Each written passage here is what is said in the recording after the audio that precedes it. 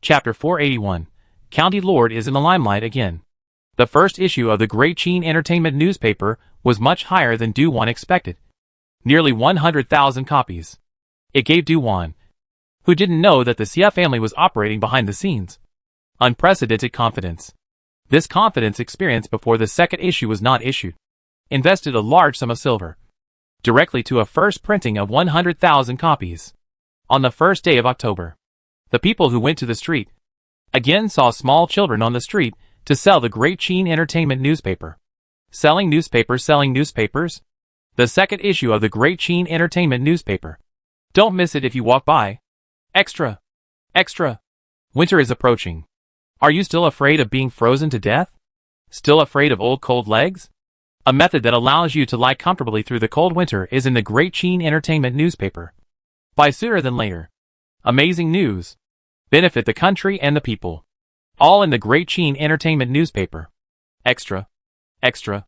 Princess Jiaoyang opens up about several ways to keep out the cold in winter. What do you mean by benefiting the country and the people without having to worry about freezing to death? The Cheen Entertainment newspaper boasted about this so much that many people didn't believe it. But disbelief is disbelief. There are still a lot of people who buy it. And it can be said that it is unprecedentedly hot. In just one morning, half of the 80,000 copies of the first printing were sold. The Emperor's dragon table was set in front of the newly released copy. The Emperor, who used to have strong restraint, was all agitated at this time. Is this Tucong map real? Sheriff won't be able to do it for nothing. Your Majesty can craftsman to make it out, the Grand Master said, following the Emperor's mind. And sure enough, the Emperor immediately ordered someone to do it as soon as he heard it. Those who had the same reaction as the Emperor. There were many others in the capital. The people who suffered from the cold winter did not distinguish between the noble and the lowly. Wealthy people have more charcoal to keep warm than the poor. It does not mean that they are not afraid of the cold. Especially the elderly.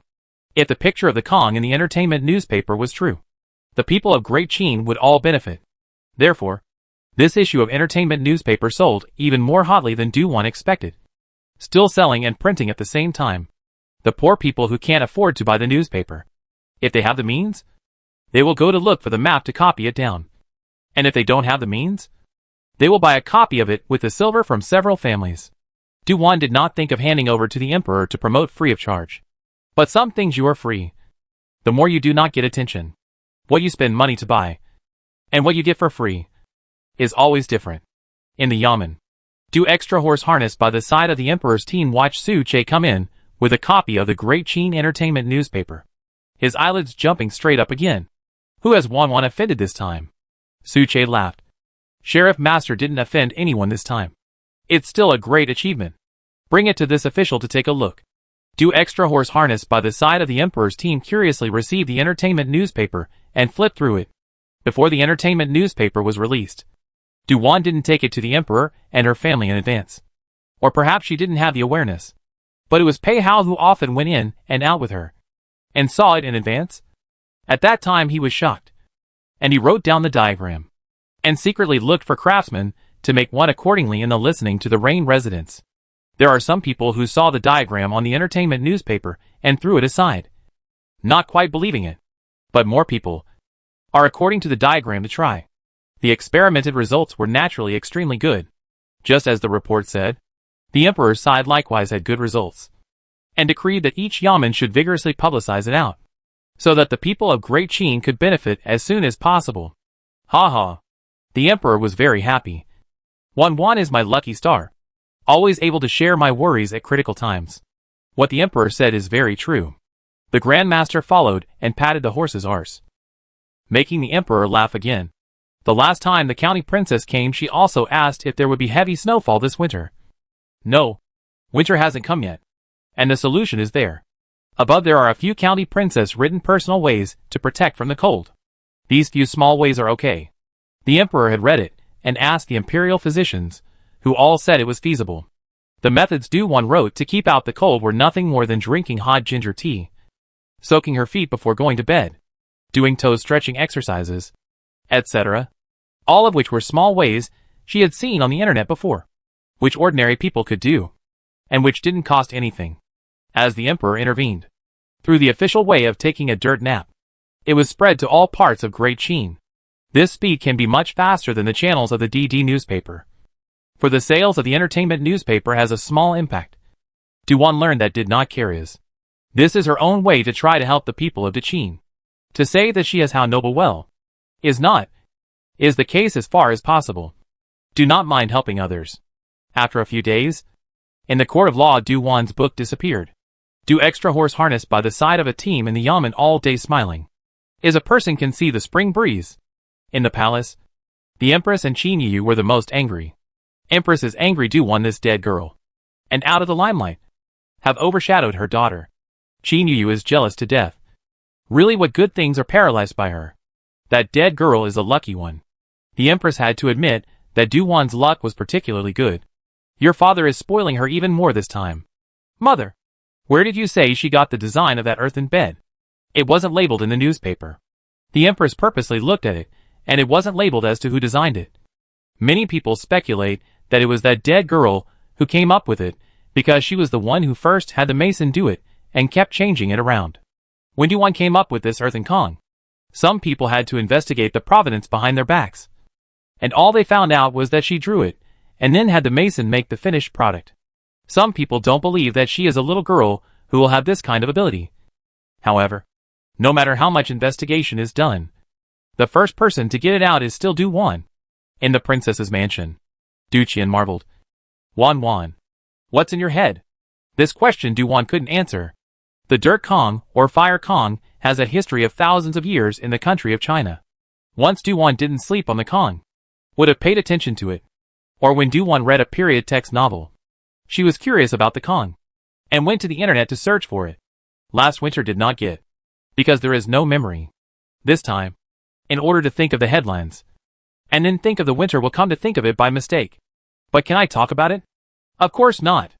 Duan changed the topic. Big brother, let the clansmen and their subordinates build a Kong. If you can't do one Kong for each person, you should at least have a large earthen Kong for each family. Last year there was a snowstorm. This year I'm afraid. Hearing this, Du Qian understood. I happen to be going back to the clan tomorrow. So I'll talk to the clan chief. And then have someone go and notify those villages in the fiefdom, as well as the people in the construction site, to change to a big dirt bed. As for the subordinates in the mansion, I'll mention it to the Grand Steward and have him make the arrangements. Duan did not need to change the Kong. At her level of cultivation, this bit of cold air was just like the wind in autumn. As the weather turned cooler in October, families were building earthen Kangs. Fortunately, it was a low skill level. If you can't learn from watching it once, you can learn from watching it a few more times. Some flexible people can organize a few people to help others repair the Kong and make a profit from it. Chapter 482, The Emperor's Reward for Beating the King's Whip. The poor people in the village. The conditions are even worse will repair a large Kong. At least do not have to worry about the cold winter will freeze to death. The people all knew about it. And the picture of this big earthen Kong initially appeared on top of the Great Qin entertainment newspaper. Thus the popularity of the entertainment newspaper spread rapidly. As the entertainment newspaper became known to more people, the reputation of prideful Sun County Lord followed. This good thing was one thing after another. At the court, the emperor praised Princess Joyful Sun in front of the civil and military officials. And afterwards, he had a headache on how to reward her. Reward some gold and silver it. The little girl before the treasury are pulled into the palace. Clearly does not care if the little girl is a princess it. Before she said, cannot exceed her mother. The emperor asked the Grand Master, what do you think? What should I reward? No matter what the reward is, it's all from your heart. The county princess will definitely be happy. The big chief steward will not foolishly suggest. Why don't you ask do extra horse harness by the side of a team? What is the county princess's shortcoming? Row. The emperor's golden mouth opened. The imperial eunuch immediately went to summon do extra horse harness by the side of a team. Do extra horse harness by the side of a team was at the government office of the Ministry of Households. And when he heard the eunuch's rumor, he followed him into the palace. A salute over. The emperor directly asked, what do you say one shortcomings? Do extra horse harness by the side of a team first froze. And then the face is not too sure back. Shortcomings of self-defense things? In addition to this, really can't come up with anything. You're right. She really doesn't lack anything. The emperor also encountered the problem of wanting to reward, and not knowing what to reward for the first time. Du extra horse harness by the side of a team pretended to be very serious and followed the thought. In his heart, he was about to turn over with joy. His daughter had made a great achievement this time. If the emperor didn't reward her, he really couldn't say so. Not long.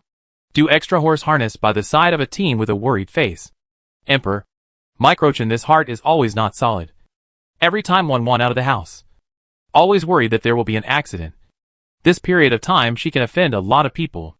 After saying this, he let out a long sigh. The emperor looked deeply at him. This old fox.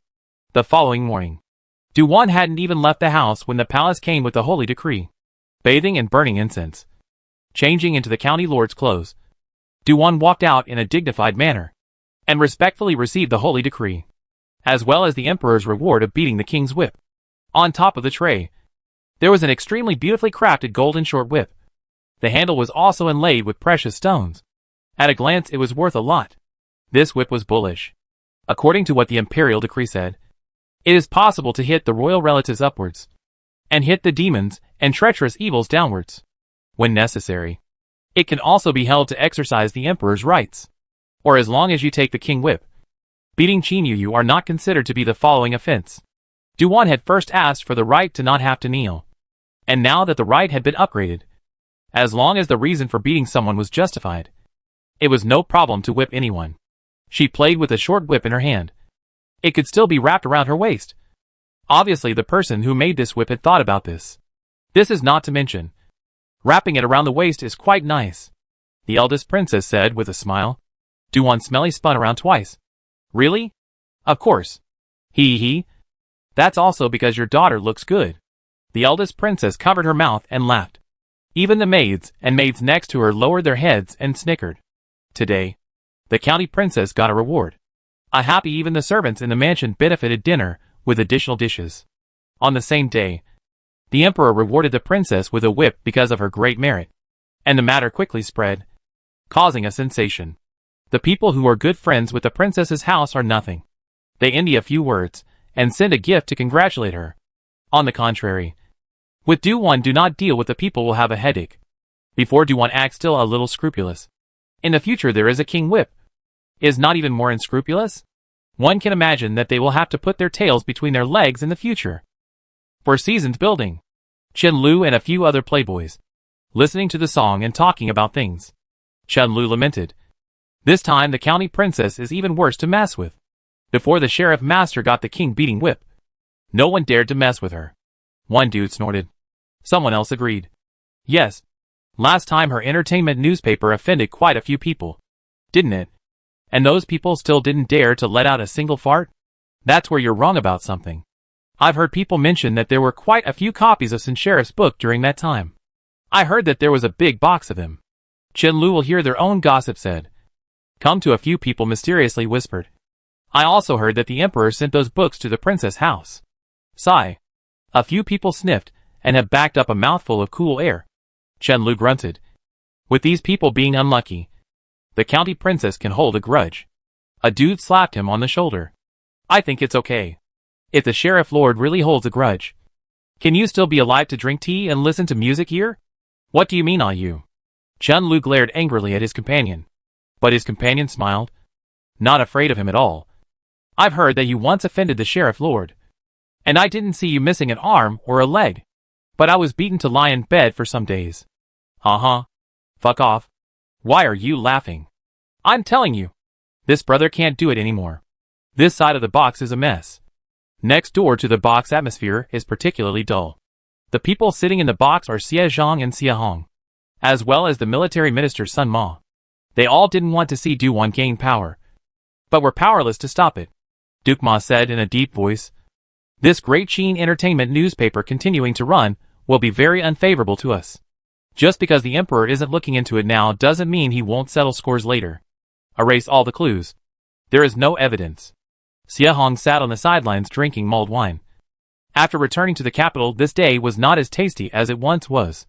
Ma Gongzi asked again. Just watch. Xie Zhang raised his eyes to him.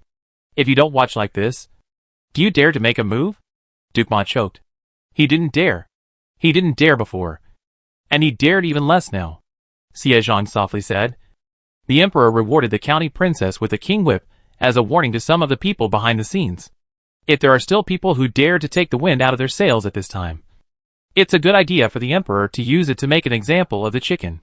The Xie family didn't want to be the chicken, and the Ma family didn't want it either. When he went back to his mansion, Lord Ma told his father about today's events. Lord Ma warned his son not to act rashly.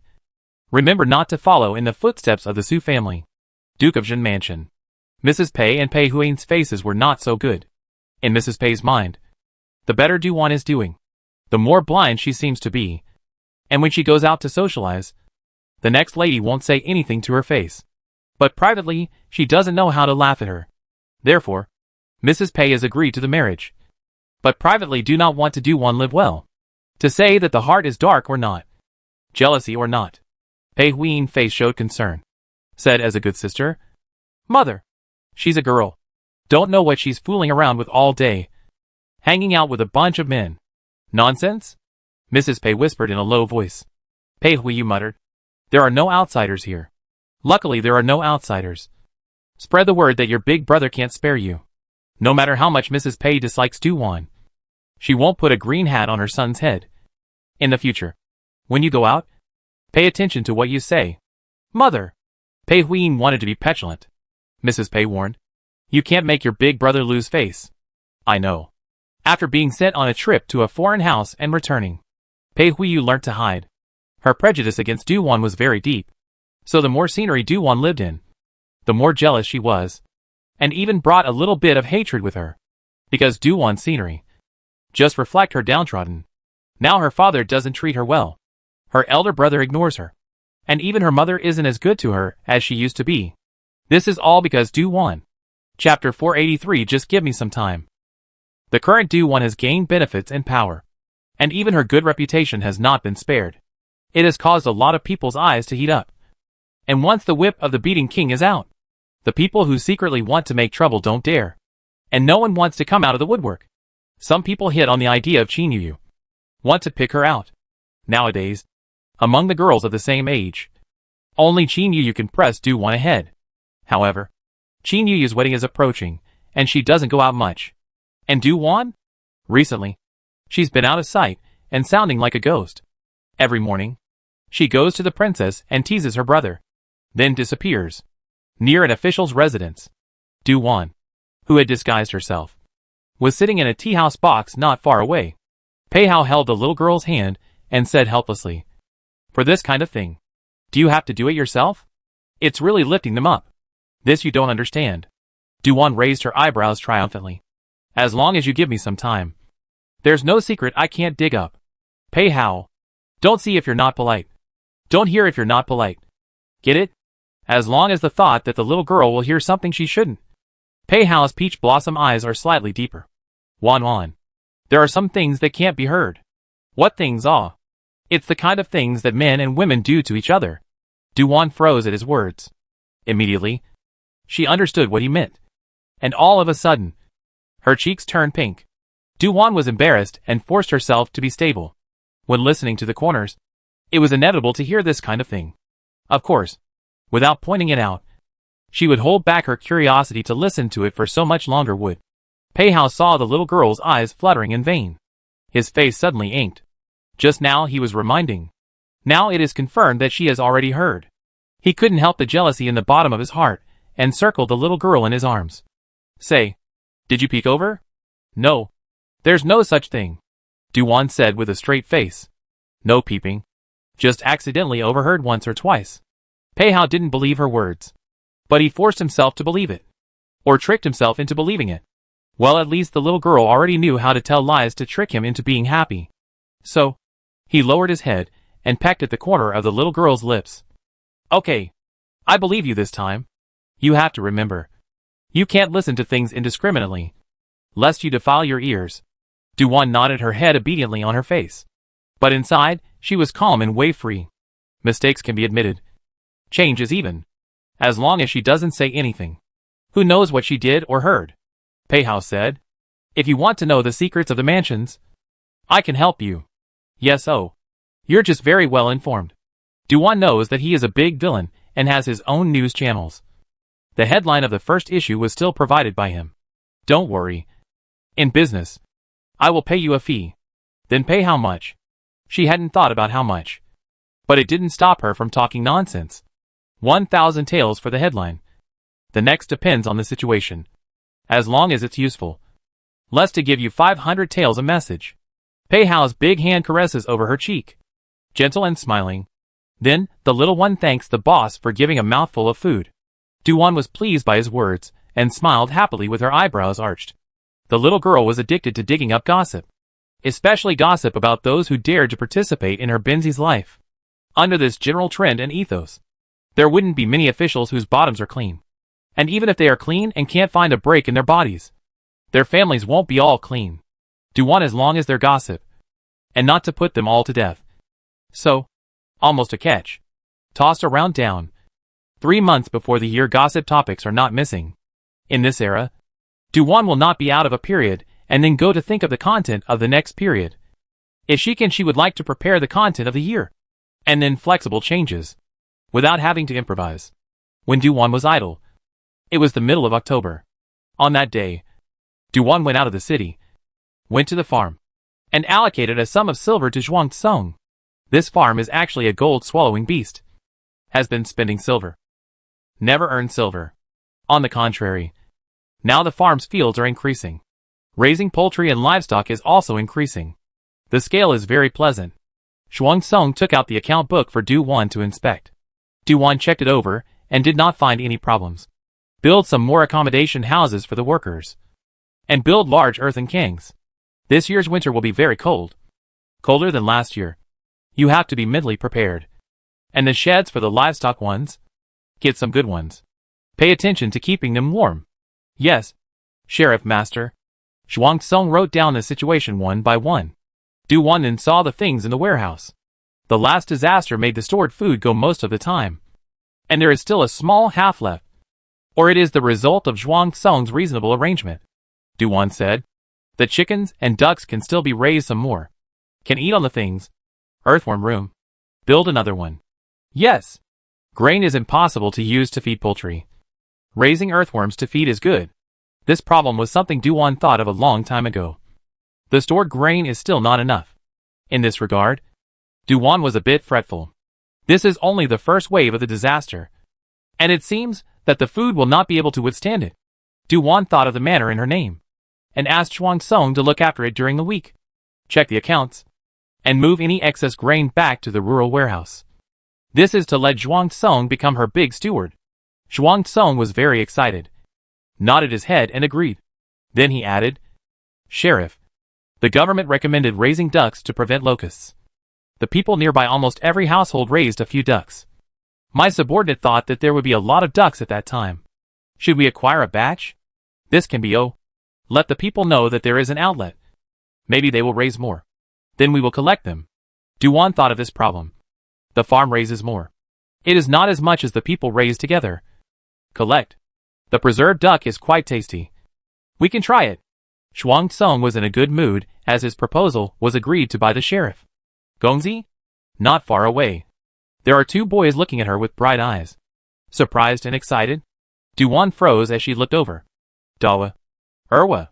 The 2 brothers both nodded. Yes. It's us. How are you doing? Duan asked with a smile. The brothers nodded their heads again. Good. They don't need to starve anymore. The smiles on the 2 children's faces were straightforward and honest. Their bodies were also clean. Their faces had gained a lot of weight. So they knew they were doing well without having to ask. Duan chatted with them for a while longer. Before the 2 brothers left in satisfaction. The next few issues of entertainment newspaper. Almost every issue sold like hot cakes, and made a lot of money. The work of the newspaper room was even more and more perfect. When the net profit was as high as 1 million. Duan was carrying a silver bill, and was excited to go to the palace. Du Jin met her at the door. Sister, where are you going again? Into the palace. To share the spoils with uncle. No. To share the money. Duan drops this sentence and leaves the palace. Du Qian. Envious. My sister is getting more and more capable. Chapter 484. A little girl's operation. Duan rode a horse. Chai Wei and other hundreds of personal guards escorted. A line of people on the road alone attracted the attention of many people. The scouts who were watching outside saw her traveling and quickly sent the news back to their respective masters. When Du-won went over to the imperial study, the emperor happened to be discussing state affairs with his ministers. So, she didn't bother for the time being, and just wandered outside the imperial study, listening to the palace gossip when she was interested, not expecting to overhear a big drama in the imperial garden. It was a play between noble consort Xia and Qin Yuyu's dragon fighting. With the original is not the same. The book of Qin Yuyu and Xie Guifei feel good, but now Qin Yuyu may be affected by the queen. The beginning of Xie Guifei as a demonic bitch. Openly robbed Xie Guifei's flower room. Move Xie Guifei's favorite flowers. Qin Yuyu said in a gentle voice. Noble consort. It's just a pot of flowers. Is it worth being so angry? Yes. The princess is really good at picking. And in one pick, she picked away this palace's favorite flower. Noble consort Xia's voice is still like a spring breeze. But when you listen carefully, you can hear the suppressed anger in it. As soon as Du-won heard that there is a big melon, quickly rushed towards the direction of the voice, only to hear, Qin Yuyu and not to go to the heart of the road. That's sorry. I did not know before. Want me to compensate you again? A plant? Previously that pot has already been given away by me. It can't come back again. LOL. No need. This palace is just a little curious. Who did the princess give it away to? Didn't you say you don't mind? It won't be behind your back. And then the two people talk back and forth. All tea and tea. Tea aroma overflowing. Du-won finally reached a flower room in the northwest corner of the imperial garden. This flower room, which is similar to a greenhouse shed, used to belong to the public. But then noble consort Xia occupied it. Noble consort Xia has a persona that adds to her temperament. That is, she likes to take care of flowers and plants. And the Xia family often sends some rare flowers and plants into the palace, saying that they are searched everywhere for her. A flower room only. Xie Guifei previously wanted. The emperor did not allow the reason. Can Qin Yuyu look past it? Can't see it. This is not. Come to Xie Guifei to add obstacles. Du-won saw Xie Guifei's forbearance, and knew that Xie Guifei would not turn against Qin Yuyu for the time being. So she could only endure this bad breath. Only to see. Qin Yuyu said again with a smile on her face. Your concubine's craft of raising flowers is really good. It's not worse than even the forests in the palace. Princess is flattered. Noble consort Xia smiled more and more gently. It was as if she did not hear Qin Yuyu's shameful intentions. Du-won looked at her with glowing eyes. But it was a pity that she was missing the melon seeds in her hand. Qin Yuyu again tt gas say like flower room some flowers. Xia noble consort politely say she like. Can then move away. Unexpectedly, Qin Yuyu really nonchalant. Recruited the palace people said this pot of flowers to move away. That pot of flowers to move away. Just right. The palace of the princess house is in short supply of flowers. Are sent over. Noble consort Xia's stunning face finally twisted for a moment. If not for Du-won keeping an eye on her, she would have missed it. Noble consort Xia was extremely angry and left. Qin Yuyu won a big victory. As for whether noble consort Xia would still give her the eye in front of the emperor afterwards, Qin Yuyu was obviously broken and no longer cared. Du-won paid attention to those palace people, and really began to move up the flowers. Thinking of Qin Yuyu's mention of the princess house, Du-won thought of another thing. After Qin Yuyu got married, is to go outside the palace to open a house. With the princess house is not strange. At this time Du-won did not know that in the imperial study, originally the emperor received the news that she came, and thought to see her. So he sent away a few ministers. But the results were delayed to see her shadow. The emperor recruited the forbidden guards to ask, where is the county princess? Your Majesty, the county princess is in the imperial garden. The guard emerged from the shadows and reported. The emperor asked again, what happened in the imperial garden? Still really understood the little girl. Without something going on, could she be kept? The emperor asked to the right point at once. The commander of the forbidden guards didn't hide it, and told what happened in the imperial garden. The county princess didn't show her face, so she hid in the shadows to look at it. Go and call her over. The emperor had a headache. These women in the palace are just unconscious. They are all being made to look at jokes by little girls, and still don't realize it. Waiting for the commander of the forbidden guards to go over and invite Du-won. Du-won has already seen the end of the show, and was about to walk back when she saw the commander of the Forbidden Guards face to face. The commander of the Forbidden Guards respectfully comes forward, first salutes and greets her, then says, "County Princess, the Emperor has an invitation. Is Uncle still in the Imperial study?" Du-Wan casually asked. The commander of the Forbidden Guards answered, "Yes." "Good. Then go." Du-Wan walked forward around him, and the Forbidden Guards turned to follow behind. One after the other, they walked out of the Imperial Garden. Of course, there were some palace people who saw it, and it didn't take long for the matter of Du-Wan's entry into the palace to reach Qin Yu's ears, and then associating it with Du-Wan's time in the Imperial Garden.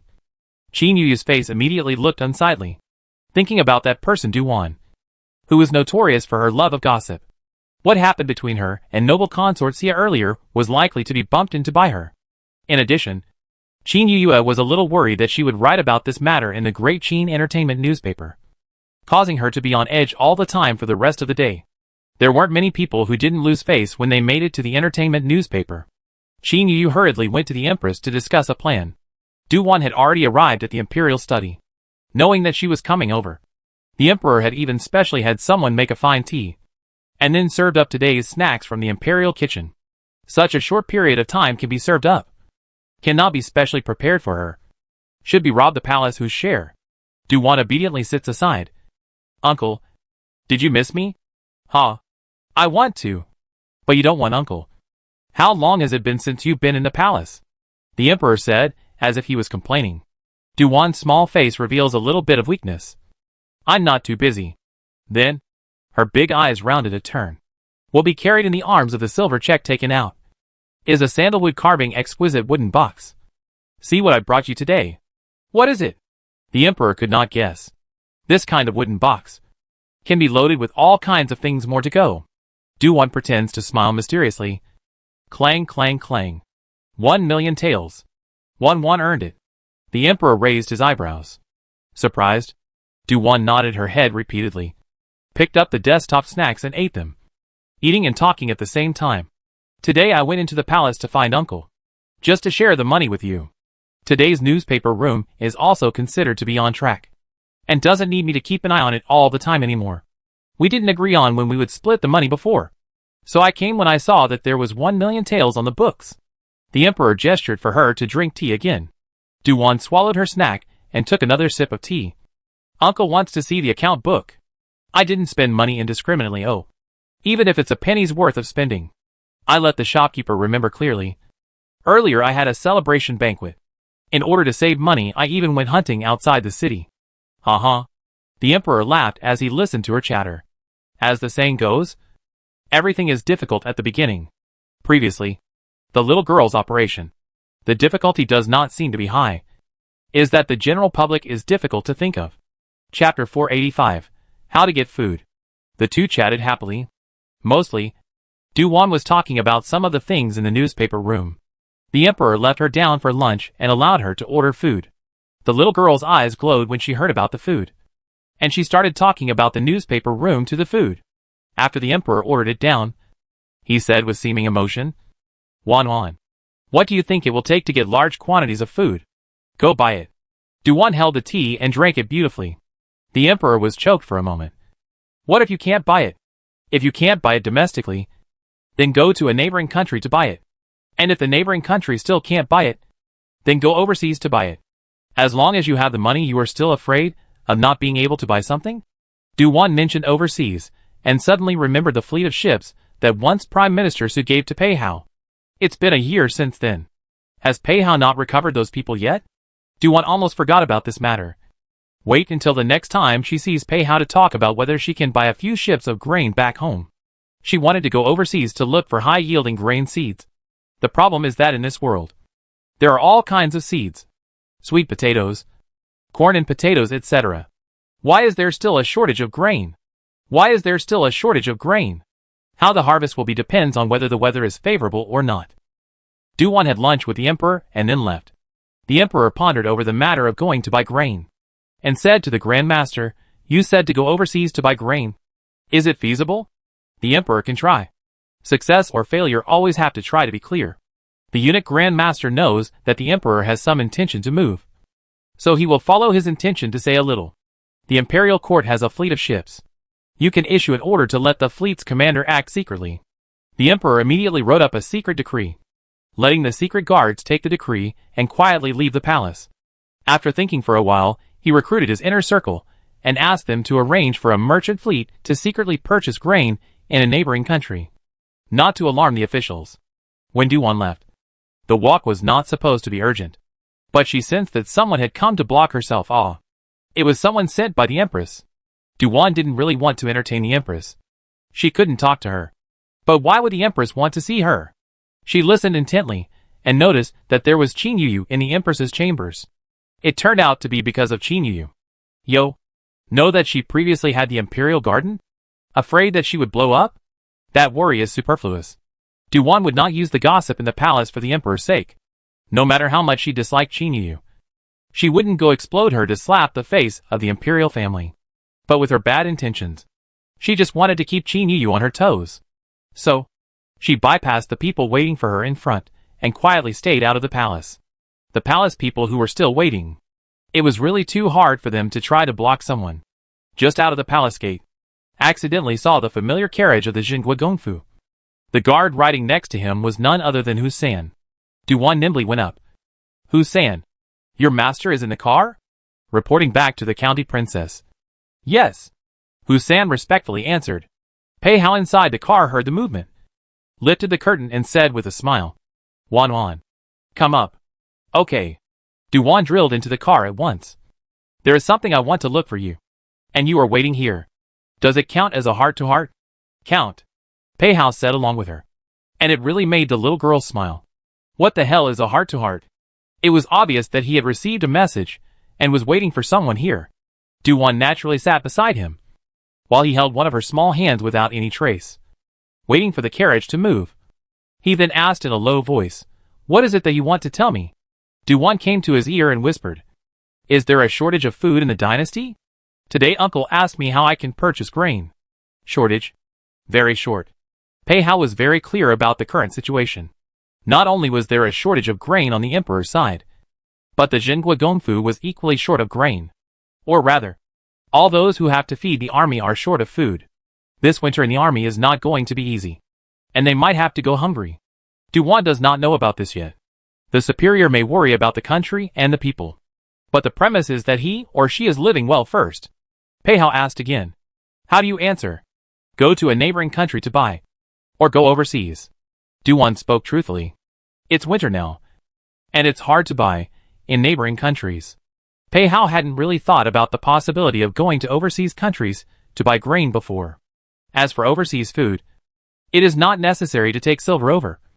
You can use what the other side does not have to exchange. Duan nodded her head and then looked at him with burning eyes. Can you go out to sea this year? Went out on a trip. The return trip ran into a group of pirates. Fortunately, not many deaths and injuries, but the goods were robbed. If she did not ask, Pei Hao really did not want to mention. Not the loss of this wave. He recently not to lack of silver. At that time to put in. Is my private money. This is the blood money no return. Duan sympathized with him. No wonder after a year. He has nothing to do. Pei Hao added. I will go there again in the spring of next year. Do you have silver? I'm putting it together. But I need some capital to make it work. Why don't I invest? Duan's eyes turned. Pei Hao laughed lightly. Do you have silver? Yes. More than you can imagine. Duan exaggerated. A big truth, paired with this exaggerated little expression of hers, successfully reduced the credibility by 90%. Pei Hao thought of her empty private money. How much did you get when you split the bill with the emperor today? Duan's smile froze. Crap. The silver bills were left in the palace. And after eating and drinking, forgetting to split the money came out. 150,000. Her money all. Little heart hurts a little. What's wrong? Pei Hao sees the little girl's face suddenly turned bad. Duan said dejectedly. I came out too quickly and left the silver ticket behind. Then should I have the carriage turn around? Let me turn back to the palace again. Don't want it. It looks like how much this princess loves money. Don't I want to lose face? Besides, if I enter the palace at this time, I might run into the empress's people, which would be troublesome. Duan hung her head, wilting, like a frosted cabbage. Pei Hao averted his face, not letting her see his smile. It's possible that the little girl will think she's been made fun of and blow up. Only, he heard the crucial. What are the Empress people looking for you for? As soon as he heard this, Du-Wan suddenly came to her senses, straightening her back, sitting straight up, her big bright eyes, her eyebrows curved with a light smile. This you don't know? Well, this is not waiting for you to tell me. Hey, I tell you. This thing happened in the Imperial Garden. The little girl chatted about the gossip. It was a flying brow, glowing. Pei Hao didn't expect that noble consort Xie would go up against Qin Yuyu. This is not at all in the interests of the Xie family. Wan, how do you think they will go up against each other? This is nothing. Qin Yuyu is going to move out of the palace after she gets married. It's a rare opportunity to be able to wool gathering. In exchange for the Qin Yuyu in the book is not short of silver. Naturally, she doesn't care about this amount of money. The problem is that the current Qin Yuyu doesn't have all. The Emperor and Empress would reward her with something. Would give her honor and glory. But the silver didn't see to give a lot. It might not be as much as her private treasury. Knowing that the Emperor was also short of money. Chapter 486. Appointment with Pei Hao to discuss in detail tomorrow. On the way back to the princess residence, Pei Hao told Du-Wan about the current situation. After the locust plague, the entire Great Qin Kingdom is in the middle of a food shortage. And in some places, the people have even started to gnaw on the bark of the trees. And people are starving to death every day. Unless the coming year is favorable in terms of wind and rain, this situation will only become more and more severe. Du-Wan listened in silence.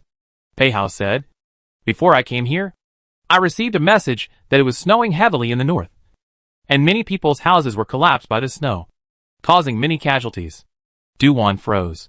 When she was in the palace just now, she did not receive this news. Pei Hao spoke again. I just received it. The channel of news came fast. Is that so? Du-Wan's face was grave. Is this the coming of chaos? No. If not for the active relief of the court this time. The locusts were in chaos after the locusts. There were quite a lot of people outside cursing the emperor. It was the last time the emperor gave the order to promote the Clay Kong, which made the reputation a bit better. Pei Hao stroked over her small face. This time, thanks to your publicizing the practice of the Earthen Kong, you indirectly saved a lot of people's lives. You shouldn't be burdened either. One person's ability is ultimately limited. Du-Wan lowered her eyes and pursed her small lips without saying anything. The mood was quite heavy. Unable to be happy. This heavy mood still did not get better until she returned to the mansion. Ning Qin is sorting out her master's clothes while looking back at her day's master from time to time. Sheriff Master, what troubles you again? There are quite a lot of things to worry about. Du-Wan couldn't say what she was fretting about. She just couldn't be happy. Ning Qin is perplexed. Then tell me, will the slave girl give you an idea? Do I still have silver in my private room? Du-Wan asks. Yes. 178 taels. Does the county want it? Forget it. It's fine. So poor. Du-Wan just wanted to lie down in the corner and draw circles. This time would have been able to share 100,000 or so. But by her momentary carelessness, missed in the palace, 10 in all likelihood is not to get back. Just think back on the heartache. Of course, at this time, she is most entangled not this money. Is that the suburbs of a large sum of money? Pei Hao had analyzed the current situation for her before. It was really very bad. If she didn't think of a solution before it was too late and continued like this, the situation would only become more and more dire. Du-Wan thought of the 10 years of chaos depicted in the book. This is exactly the second year? Thinking about it carefully, it's actually a lot better than what was depicted in the original book. You have to know that in the original book, faced with disasters, the government did not act, causing grievances all over the place. Chaos in all directions. But this year is about to pass. All over the same disaster. But did not make any noise. Du-Wan couldn't help but think of the Xie family. In the original book, the male lead participated in the chaos. With less participation from him. It's peaceful instead? Du-Wan suddenly had a thought. Can the Great Qin Kingdom still be saved? Saving the country was even if she wanted to help the people of Great Qin. But if she was left to do it alone, she was ultimately limited. However, she could branch out and get capable people to do it. Du-Wan stood up violently. Ning Qin, sharpen the ink for this county princess. Ning Qin is just about to put down her clothes. But next to her, Lucci speaks out first. Sheriff mistress. Let the slave girl do it. Ning Qin can't spare her hands right now. Maybe. Duan doesn't mind who it is. Someone grinding the ink will be fine. A quarter of an hour later. Duan wrote a letter to Pei Hao. The content is not much. Just one sentence. If you are given a huge fortune, how many people can you save? When Pei Hao received this letter from her, he burst into tears and laughed. Putting up his pen, he replied, the people of the world are the people of the emperor. Duan skimmed her little mouth. Saying it was the same as not saying it. So, she wrote another letter, asking Pei Hao to talk in detail tomorrow morning. Pei Hao did not know what the little girl wanted to do. However, from the words she asked, he surmised one or two. Just not too sure. Who let the little girl's thoughts are too jumpy. What you think like this is not necessarily what she thinks. Until the next day. Pei Hao saw the little girl in streamlined clothes riding a horse. This time, there were quite a few personal guards with her. Duan squinted at him. Let's go. Asking you to trek outside the city. Yeah. Gladly. Pei Hao abandoned the carriage and rolled onto Duan's horse in a flash. The two of them shared a ride and headed straight outside the city. Duan originally disliked the fact that he didn't ride his own horse and had to ride hers. But he didn't even say hello to her when he rolled over and got on the horse. Pei Hao lowered his head and looked at the little girl's unhappy appearance, smothered a laugh and pretended not to see it. With Duan pointing the way, he once again came to the manor in the countryside. That is, the manor that was once exchanged from the Xia family. Pei Hao is considered the second time to come over. At that time he guessed that there may be a secret here. But at that time, the little girl did not say anything, and then saw her seem to forget about this place. He once suspected that he was overthinking it. And today, he suddenly came here again. And the previous idea that was suppressed couldn't help but come up again. I remember when the little girl was eccentric. She also took the trouble to get the manor. Pei Hao knew that this manor was likely to have secrets. Sure enough, the little girl dismounted and told her personal guards not to follow. Those guards of Pei's family also don't follow for the time being. All let the little girl drive to the outside of the peach forest. The only person left who was qualified to follow was Hussein. From this, it can be seen that the little girl has a lot of trust in Hussein. Pei Hao accompanied the little girl into the peach forest. Did not ask for anything more. Just silently followed her. Watched her turn around in the forest, counting her steps like last time, and finally stopped in a position. Pei Hao looked towards Hussein and made a gesture, signaling for him to recuse himself. Hussein wordlessly saluted and walked away a bit. Duan looked back. Then to Hussein, who walked away. Her gaze finally landed on Pei Hao. His gaze was gentle and tolerant, as if he could support her in whatever she did. With the cold-blooded and ruthless villain in the original, it was the complete opposite of the two styles. Pei Hao smiled and asked, Wan, what are you looking at? Looking at you. The little girl's voice was clear and crisp. Very clean. Pei Hao stifled a laugh, clearly amused by the little girl's words. Is it nice? Good looking. People are more delicate than flowers. The first sentence is nothing. The second sentence directly makes his handsome face stiff. Duan laughed extraordinarily happily, as if she had succeeded in her mischief. The quiet forest, for a moment, resounded with the delicate laughter of the little girl. For people outside to hear it, they would think that it was two people playing around. It would hardly occur to anyone that they were on a treasure hunt. Duan pointed at her feet. Take a guess. What will be underneath this county princess's feet? Dirt. Pei Hao deliberately said. Guess again. Dead leaves? Can you guess more seriously? The little girl was a bit unhappy. Pei Hao's smile tightened. Treasure. At these words, the little girl's eyes suddenly lit up. It turns out that is that guess. Now it is confirmed? Chapter 487. What he is brainstorming again.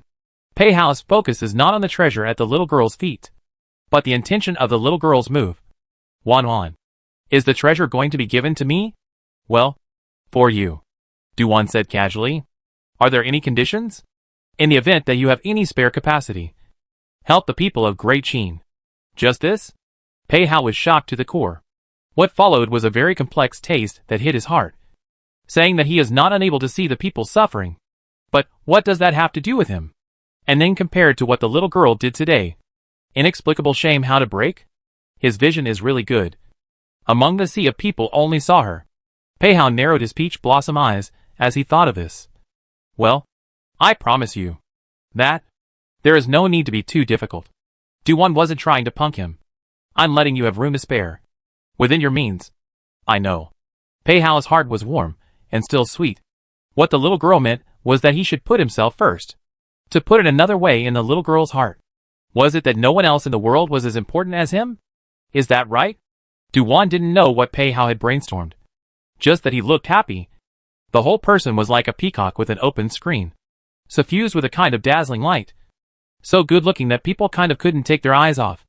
It was not easy for her to pull her mind back and focus on her feet again. The last time she came over, she was incapable of opening the entrance to the treasure vault. Now, it was a piece of cake. Besides, there was also an assistant. Pei Hao. After a little tossing and turning, Du-Won finally dug out the entrance, then pried open a thick slab of stone, revealing an entrance. The book depicts that it was discovered by Xie Zhang's people unintentionally. Du-Won thought of this stone slab buried in the ground. How accidentally learn about it? It seems that something happened before. Earthquake? Earthquake? Yes. Fuck. A tingle ran through her head. The time was written in December of this year? The exact day wasn't written. It was passed over in one stroke. Pei Hao saw the little girl dazed, and then looked at the entrance. Many questions in his mind. But he knew he couldn't ask. Earlier he knew that the little girl has a lot of secrets. Can tell him. The little girl will say. Those that couldn't be told to him. Even if asked, she wouldn't necessarily tell the truth. The two did not rush in. Du-Won knew this, and was worried about the lack of oxygen or harmful gases. Wan, won't you say something? Pei Hao took the opportunity to ask in a low voice.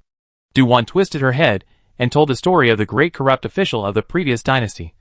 This is a treasure trove built by that person. Didn't Xie Zhang buy the mine from me in the beginning? Heh. Is my stuff that easy to take? Pei Hao's heart was clogged up when he thought of the little girl's foolish belief in Xie Zhang at that time. The little girl at that time. She really had a crush on Xie Zhang. Right? Du-Won saw his trance, and didn't know what he was thinking. Her intuition wasn't a good thing. She used to be a bit unable to read him, and didn't know how his focus was always so clear. What's wrong with your face? Have something to say directly. Blocked in the heart counts for what? Pei Hao looked at her and asked. Have you ever liked Xie Zhang? No. Du-Won did not deny it. Did the original owner ever like it? The process Du-Won saw from the jade tablet was like watching television. After all, it wasn't something she had personally experienced. So it really wasn't easy to say whether she liked or disliked it. Du-Won added, I don't have a memory. Oh. You know that too. Then do you still miss him now? She looked at him with the eyes of a retard. Pei Hao had a few moments of nervousness. When he saw this look in her eyes, his heart was blocked again. He realized that he had asked a very stupid question and then asked him to admit his mistake. Which was impossible. Absolutely impossible. It was too humiliating. So, the world prince pretended to be a clear-eyed man, looking left and right, just not looking at the little girl. Du-Won could see that he was weak-minded. So she didn't poke him. After waiting for a while, Du-Won lit a handful of withered grass and threw it towards the entrance. Seeing that the withered grass fell to the bottom and did not go out immediately, Du-Won knew that there was oxygen down there. Du-Won took a step first. Pei Hao pulled her back. I'll do it. Du-Won opened her mouth and wanted to refuse. But when she met his resolute gaze, she took another step back and stepped aside. Okay. You do it. When she said this, her heart was happy. She knew that he was worried about her. Pei Hao covered his mouth and nose with his long sleeve and took the first step down until he stepped on the ground. It's daytime now. The entrance is open. The bottom is still visible. It's a basement. Not very big. There are 10 wooden boxes neatly placed by the wall, covered with dust and gray. It looks like it has some years. At this time, Du-Won also came down. Only 10 boxes? I'll open them and take a look. Pei Hao opened a box. It was a box of paintings. Another box was opened. It was books. Lu then opened the rest of the boxes. A box of gold treasures. And 2 boxes of silver treasures. Each ingot was 10 taels. Just these 3 boxes of gold and silver is a considerable amount of money. The rest are all paintings and calligraphy. And jade. And a box of jewelry. Du-Won was wandering around the basement, going back and forth, knocking here and there for a while. Pei Hao didn't ask her what she was doing, but quietly accompanied her, letting her toss and turn. Sure enough, she really tossed out a room within a room. Inside is another batch of boxes. Not the 10 boxes of things that fooled people outside, but nearly 50 big boxes. All of them are silver treasures. Pei Hao's heart trembled as he watched. There are at least a few million here. Right? Duan searched in this room within a room again. And after a while, she looked at the 50 large boxes. Should these silver be moved?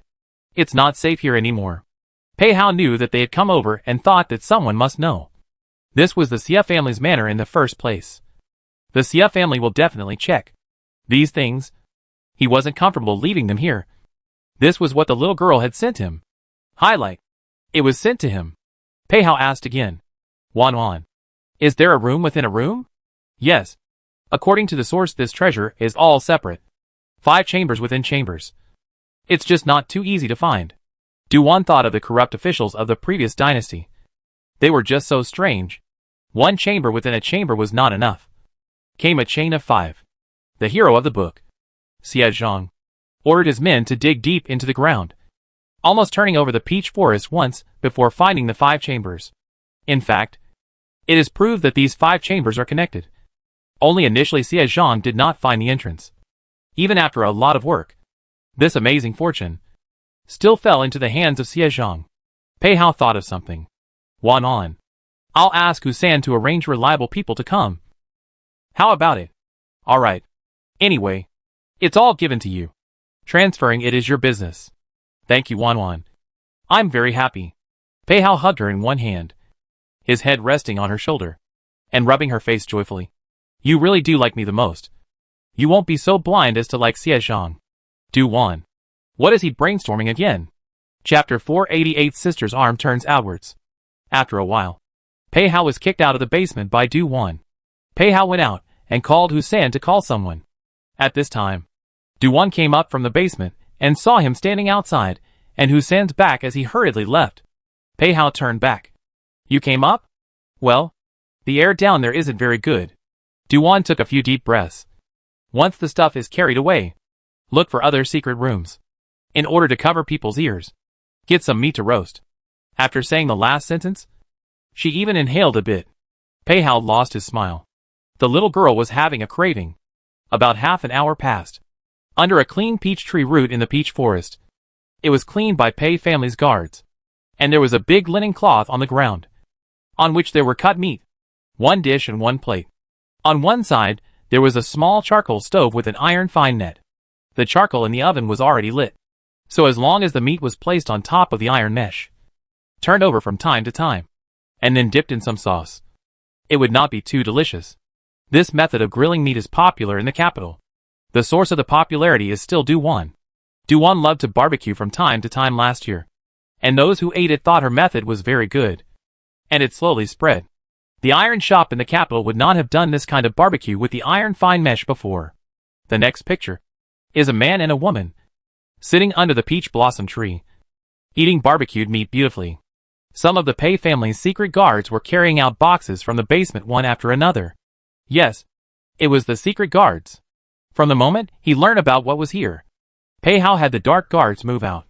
He trusted the loyalty of the dark guards more than the Pei family's guards. The previous guards, led by Husan, guarded the periphery of the peach forest, not allowing outsiders to step into the forest. The personal guards brought by Duan were likewise outside. Chai Wei and the others were not afraid of anything happening to Duan. They were just a bit strange about her hobby.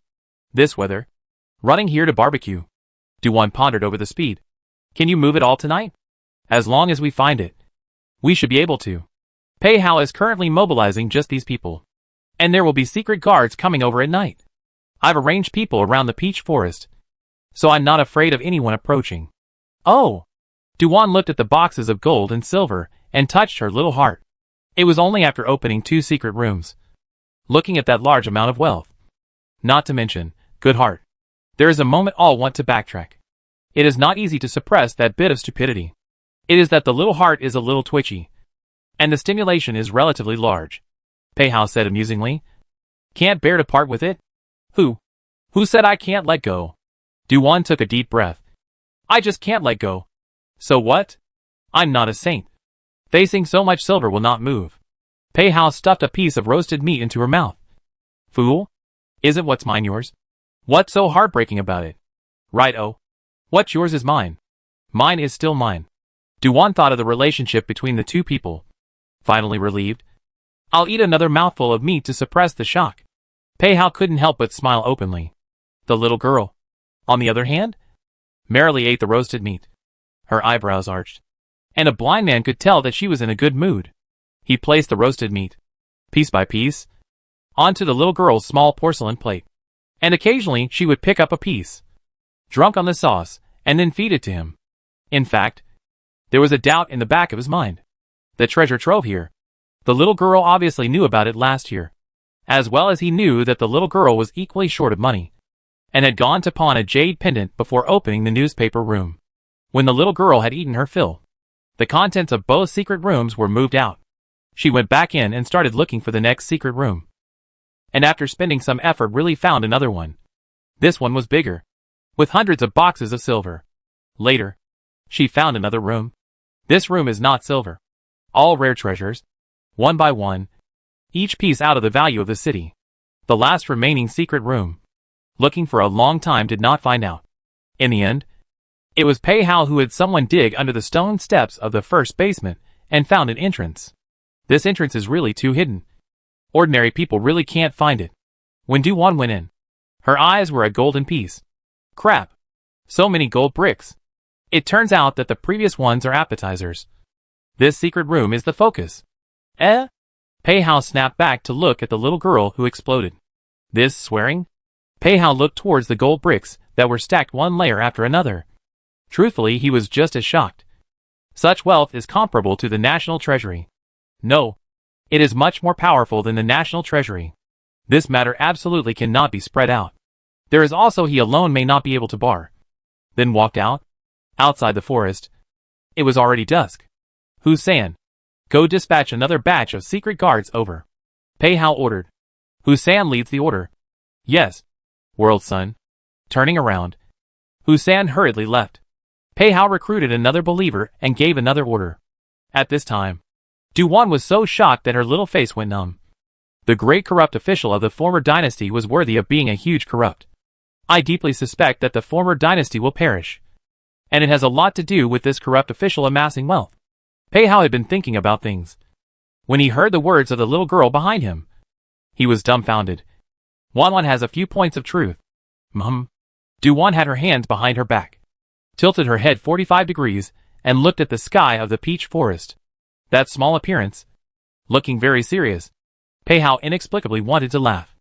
A bit like a child learning from an adult pretending to be mature. About an hour later, the sky darkened early. The night curtain opened. Several lighting fires were lit in the forest, and some of the secret guards were holding a torch. The personal guards guarding the outside were all a little worried. Did the county princess go in for so long without coming out? Chai Wei was hesitating to enter the forest. But before the sheriff master went in, he ordered them to guard the outside. And at that moment, he saw Du Qian riding in the distance. Du Qian also had a troop of personal guards behind him. County King. Chai Wei stepped forward and saluted. Du Qian asked, "You are here? Where is Wanwan?" "Sheriff King is in the forest," Chai Wei replied respectfully. Du Qian nodded and proceeded to walk towards the forest. A troop of his personal guards that were supposed to follow were also about to follow. He suddenly stopped and turned back to his personal guards. "You guys stay outside the forest for now. Just have Xiao Lu and Xiao Li follow." He only ordered 2 of his inner circle to accompany him. Duwan in the peach forest was surprised to see Du Qian. "Big brother? Why are you here? My sister hasn't even got married yet, and her arm is turning outwards." Du Qian said this in a sour manner. The tall and handsome Gongzi brother revealed a faint sadness in his eyes at this time. When Duwan heard this, she was inexplicably weak. But she quickly straightened her back and straightened her back, saying, "No, I did not. I'm not going to turn my arm outwards. There are good things can never fall, big brother." Hee. Du Qian seemed to smile.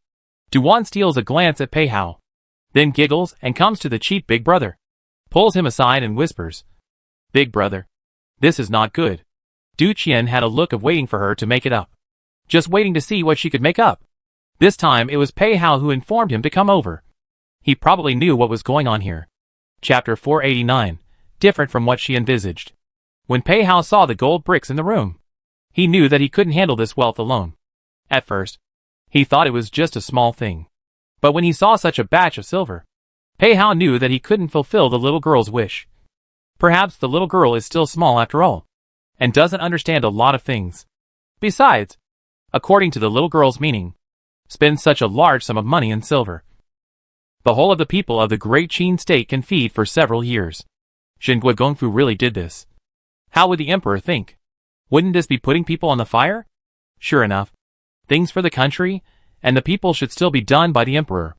Duan looked at the cheap big brother appeared, and then toured the circle of money income. Understand the situation. And then overnight into the city.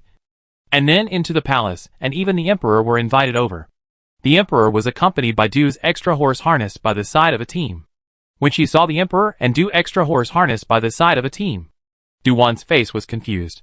How could this operation be different from what she had envisaged? Duan hung her little head, quietly squatted in the corner, and drew circles, and closed herself up. Pei Hao early saw the little girl's reaction, slightly apologized and said in a small whisper, Wan, I'm sorry. This money is too big. So big that for us. It's a curse, not a blessing. Duan was confused, not quite understanding what he meant. It was my big brother who wanted to report it. Right? It was decided after my big brother and I discussed it. This matter is indeed Du Qian's strong idea to report to the emperor. But Pei Hao can't let him take the blame alone. That's not what a great man would do. Big brother did this for my own good, and for the sake of the Xingui Gongfu. Duan wrinkled her small eyebrows. How come the more I hear, the more confused I get? The horizontal wealth that falls from the sky. Whoever has the destiny to get it. How come it is still a disaster? Duan feels that she should understand. But her head seems to be covered with a layer of smoke, and she can't understand for a while. However, she does not understand at this time is not the time to ask. Or very quietly squatting aside, watching not far from the excited emperor and Du extra horse harnessed by the side of a team to talk. Du Qian stood beside, occasionally say a sentence or two. At this time, Du Qian turned his head, just happened to see his sister's little face of confusion and bewilderment. Thought that with this little girl's intelligence, she would soon be able to figure it out. But surprisingly, it was a rare case of a bullseye? Du Qian thought for a while, said to Du extra horse harnessed by the emperor's side, then walked towards Pei Hao and Duan. Pei Shi, I want to talk to my sister alone. Is it possible? Pei Hao looked at Duan and did not say anything, but the look indicated that he was waiting for her. Duan nodded her head haughtily, a little arrogantly. It's okay. Okay. Don't be angry. When we go back to the city, I'll treat you to a delicious meal. Pei Hao patted her shoulder as if he was comforting, then stood up and walked towards the emperor's side. Du Qian bent his knees and squatted in front of the little girl, rubbing her head affectionately. What are you thinking about? My money, ah. Duan covered her little heart and was heartbroken. Upon hearing this, Du Qian was first stunned, then showed her teeth and smiled. Is it really for money? Didn't you say earlier that it was given to surname Pei? What do you know? Giving it to him is the same as putting something from the left pocket into the right pocket. Heh. Wasn't it said to be used for disaster relief? Then I can have a mouthful of soup too. Duan had a small expression of having lost a lot of money. Giving it all to the emperor's uncle? This is a meat bag hitting a dog, ah. Du Qian laughed softly. Silly sister yo. There are some things that the Xingui Gongfu can't touch. What ah? For example, you let Pei Hao do things. Duan froze. Du Qian whispered. The matter of helping the world is the most important thing to let uncle do.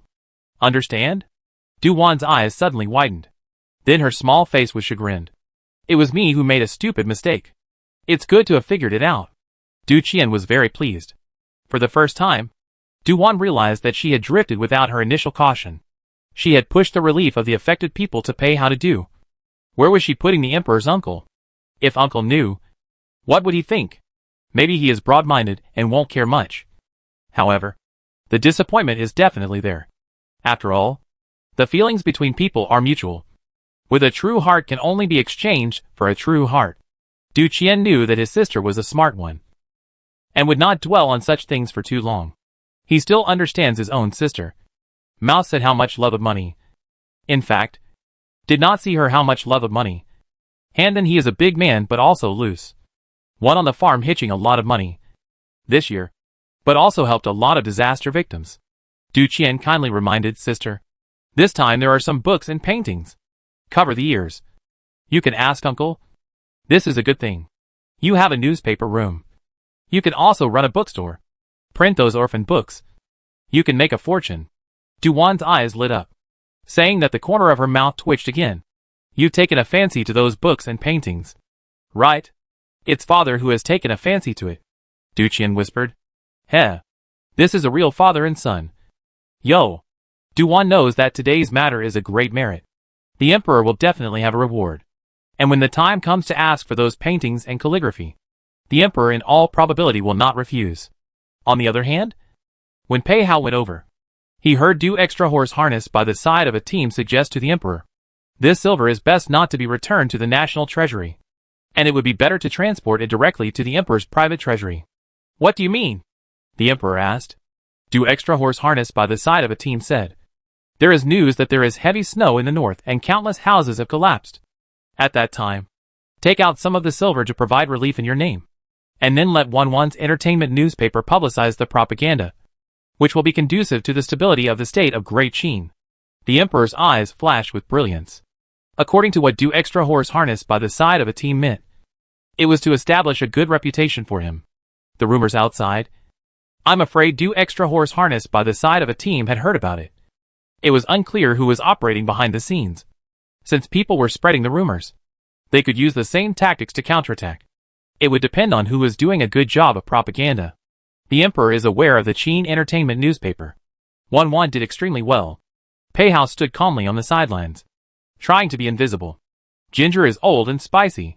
This move, deep in the heart of the emperor.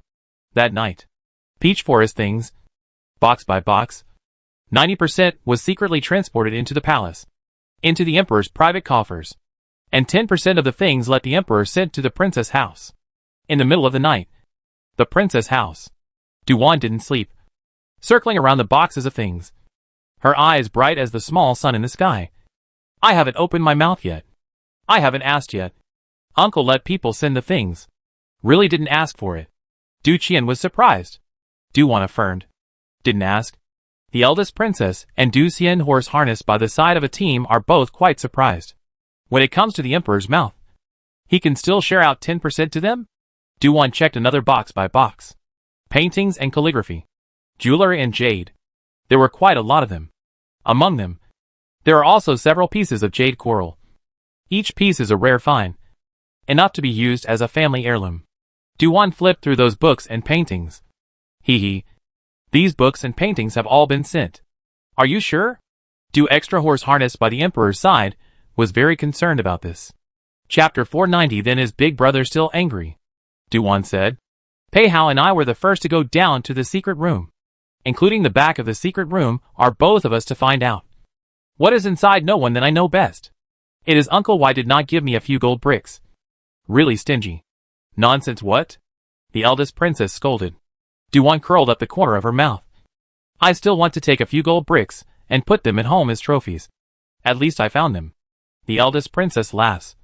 Come on. These things are most appropriate. What mother said is very true. There are these enough. Du Qian is very agreeable.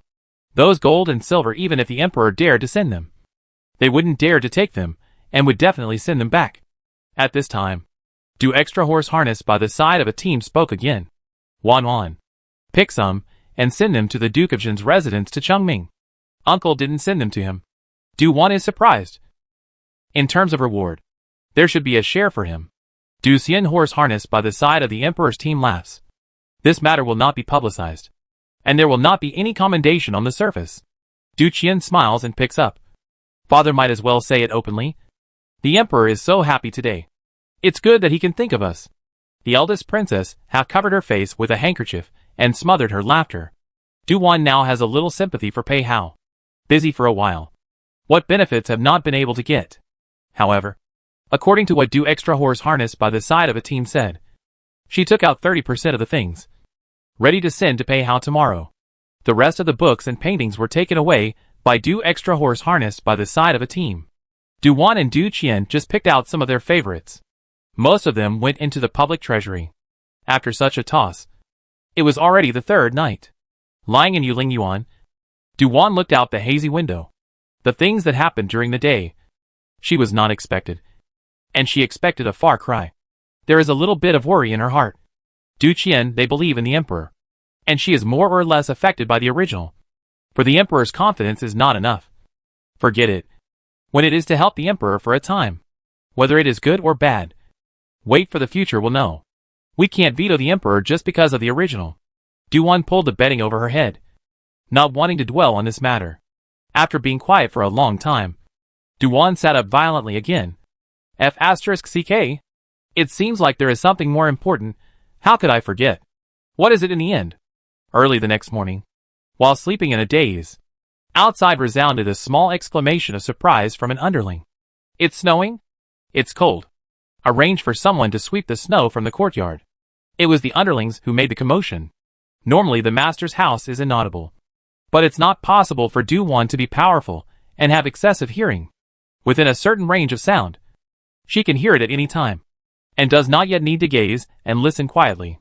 Duan rolled over and got up, dressed up, then walked towards the window.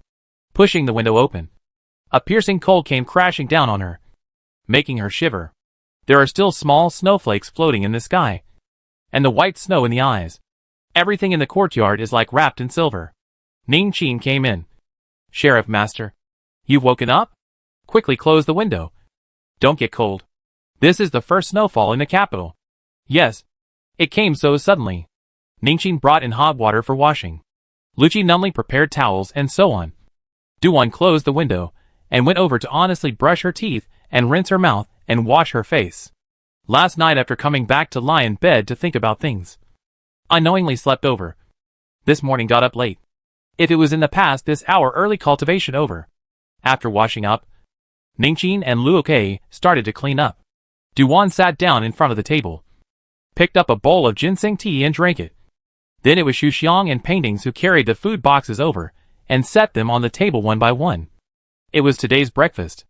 Ningqin asked, is County Princess still going over to greet the eldest princess? Not going. It's cold. Let mother rest well. When you've eaten your breakfast, go over to the main courtyard and say that this county princess will be going to the Duke of Jin's residence later. Duan remembered that she was going to give Pei Hao something today. Ning Qin responded. Don't you need a slave girl to follow? No need. The weather is so cold. It's better to forget about it. If not earlier said. Duan do not want to go out. Not slow to eat breakfast. Put on a mink cloak. Pull on the hood. Sharp out the door. Just out to the front yard. Ran into the standing Du Qian. Du Qian's appearance is obviously waiting for her. Sister is going out? Yes. Didn't I say last night that I was going to deliver something to Pei Hao? Duan took a few big steps and came to stand beside Du Qian. Big brother is also going out? Well, accompany you. No need. Duan inwardly refused. When she saw her cheap big brother's eyes, like he was looking through her, she had to nod again. In this era when a pro-sister goes out, it is only normal to have a big brother to accompany her. There are 4 carriages parked outside the courtyard. One in the front is for sitting people, and the 3 in the back hold things for Pei Hao. Duan saw that her big brother was ready early. She was even more speechless and obediently got into the carriage. Not long after Du Qian followed into the carriage. Duan blinked. Big brother doesn't ride a horse? Come in to accompany you. Happy? Du Qian shook the snowflakes on his body. The corner of Duan's mouth twitched. Happy? Well, happy is good. Du Qian sat down. Saw the snowflakes on Duan's shoulder. And also how big hand patted. Thought that my sister has a husband. So she disowned me as her big brother. How could you have this idea? Yesterday there was. Duan was choked all of a sudden and had a drop of weakness. Yesterday's matter. It turned out that it hadn't been lifted off. She thought it had been lifted over. Then Duan searched and searched on her body for a long time, and found a green jade flute. This jade flute is very delicate and chic, in the shape of a Buddhist bamboo. It was obtained yesterday in the peach forest. Duan fell in love with it at a glance. It was considered her only private collection. Big brother. For you? Do you like it? Especially for me. Du Qian was pleasantly surprised. Duan is not also would say yes. Yes. This jade flute. I took a fancy to it at the first glance. I think it's just right for my big brother. Really? The corner of Du Qian's mouth curled up. Sister has a good eye. Of course it's good. Out of so many things yesterday, Du-Wan uniquely took out this one that no one knew about. Not without reason. Because this jade flute had a lingering aura around it. Du Qian played with the jade flute and quickly noticed the difference. As expected, his sister had treated him the best. First it was Master Yuan Tong's string, and now she was giving him the precious jade flute. Humph. The surname Pei should also take a back seat, Du-Wan said curtly. Then is big brother still angry? Not angry. Du Qian smiled cheerfully. At this point, he automatically ignored the 3 carts of stuff in the back. That was his father reminding his sister to send. Not her sister purposely trying to send. Sometimes more stuff. It doesn't show the value. Du Qian finally swept away yesterday's gloom, and carefully put the jade flute into his arms. Seeing this, Du-Wan secretly wiped her cold sweat. This time is considered to be lifted over. Right? Finally, over it. Right? Chapter 491 Du Qian is going out to provide disaster relief. The Duke of Jin's mansion. The front steps are cleaned up. There is a team of guards guarding both sides of the door. The Duke of Jin went to the military camp, and Pei Hao went to the government office. Based on courtesy, the siblings sent something over. Can't even see the elders. So they went to see Mrs. Pei. Du Qian smiled the whole time he saw Mrs. Pei. Gentle and polite. Couldn't pick a fault. Every move looked comfortable. Appeared to be extremely well educated. Du-Wan was glad that her big brother came with her, so that she didn't have to deal with Mrs. Pei alone. Truth be told, in terms of socializing, she is not very good at it. Madame Pei greeted the two warmly, courteous and thoughtful, as if the previous disagreements between the two families had never happened, and also asked with concern if the eldest princess and Du Emperor's son-in-law were in good health, and so on. The siblings answered all the questions, and actually exchanged pleasantries. Princess people will be outside the carriage on the things. Carefully moved into the Jingui Gongfu. Du Qian also specially let people carry to the Rain residence. When it was done, Du Qian did not stay and politely got up to take his leave. Du-Wan followed and stood up to say goodbye. Lady Pei sent them to the door with an air of fondness, making Du-Wan admire her acting skills, actually not seeing much of the performance. Perhaps these ladies of the world face work have been learning since they were young. After drilling into the carriage, Du-Wan only breathed a sigh of relief. How tiring. Heh! Du Qian stifled a laugh. Not used to it? It's okay. Du-Wan knows that this kind of situation will only be more, and not less in the future. I thought I could see Pei Hao when I came, but he went to the government office, and I haven't seen him this active before? Snowstorm in the north. The court is discussing this today. Du Qian thought of his father's previous instructions. Father said that uncle will take out a sum of silver to provide relief at that time, so that you can publicize it well, or at least try to reverse the world's view of uncle.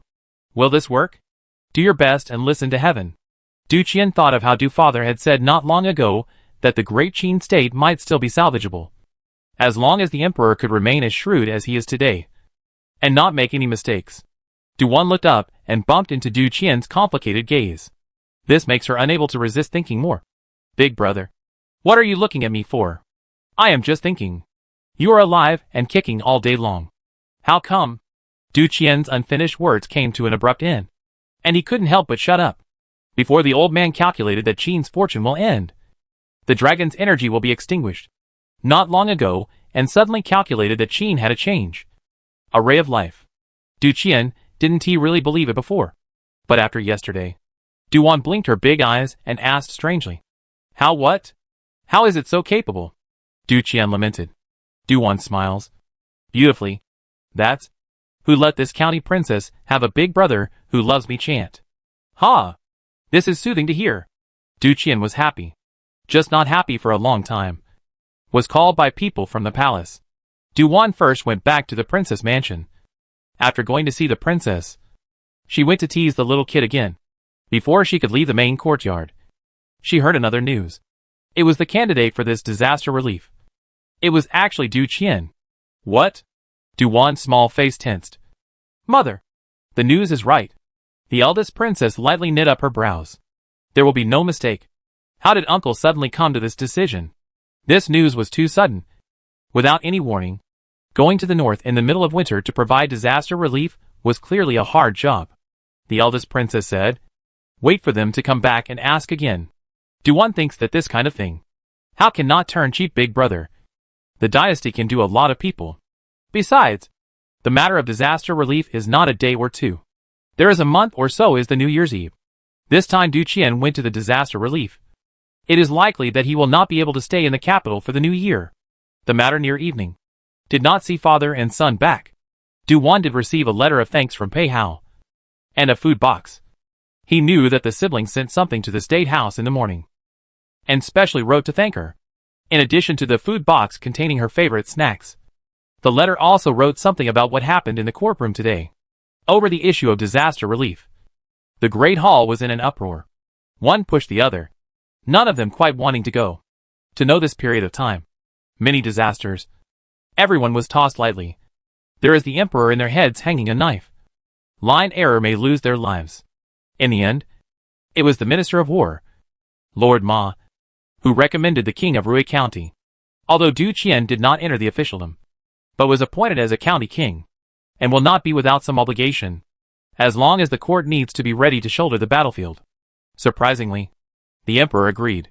So there was the matter of Du Qian being called away in the middle of the day. Duan can't help but be a bit conspiratorial to how she had offended the Minister of War not long ago. Ning Qin worriedly said, "What is the county princess worried about? Could it be that I have implicated my brother?" Duan mulls over this question. Ning Qin says, "No, it definitely has nothing to do with you. It's not like you're qualified to participate in dynastic affairs." Makes sense. Duan does not take the bull by the horns and decides to think about what to prepare for her big brother. Why don't we go to the Protectorate Temple again? Ask for a peace talisman or a pill or something. Master Yuan Tong, who was far away in the Protectorate Temple, suddenly sneezed, then pinched his fingers and said in a profound manner, "Recently, the poor monk has had some realizations, and needs to close his eyes for a period of time." It wasn't until nightfall that the sound of horses' hooves came from outside. Father and son came back together. Both the eldest princess and Duan were awake. A few members of the family sat together and talked for a while. Then each went back to rest. From this, Duan learnt that Du Qian did not refuse to go to the disaster relief, but also said that he was appointed as the county king. Always have to do something to stand up to this title. She did not quite understand the meaning of this, but just knew that he agreed to go. In addition, Du Xian, horse harnessed by the side of the emperor's side, also endorsed it. The departure was quick, and the next morning, they had to rush to the north. Du Qian went back to the courtyard to let the subordinates to pack things. The eldest princess also ordered people to prepare some clothes. Duan is a bit of a headache. The departure so hurried. She wanted to go to the protectorate of the state temple of the matter is out of the question. Went to look for Du Qian to talk about it. Learned that he still had Master Yuan Tong's medicine. And then a little bit of peace of mind. Looking at the red lanterns hanging under the eaves of the house. Duan said, "Big brother, remember to send a letter back when something happens." "Got it." Du Qian gently patted her on the head. "I'll ask my sister to look after the house." "I will." Duan's heart is a little sour.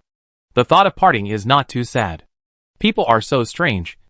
It's not like they haven't been separated before. But looking at him going out for a few months, he just can't help thinking about this and that. One night passed. Early in the morning, Du Qian led the team out of the city.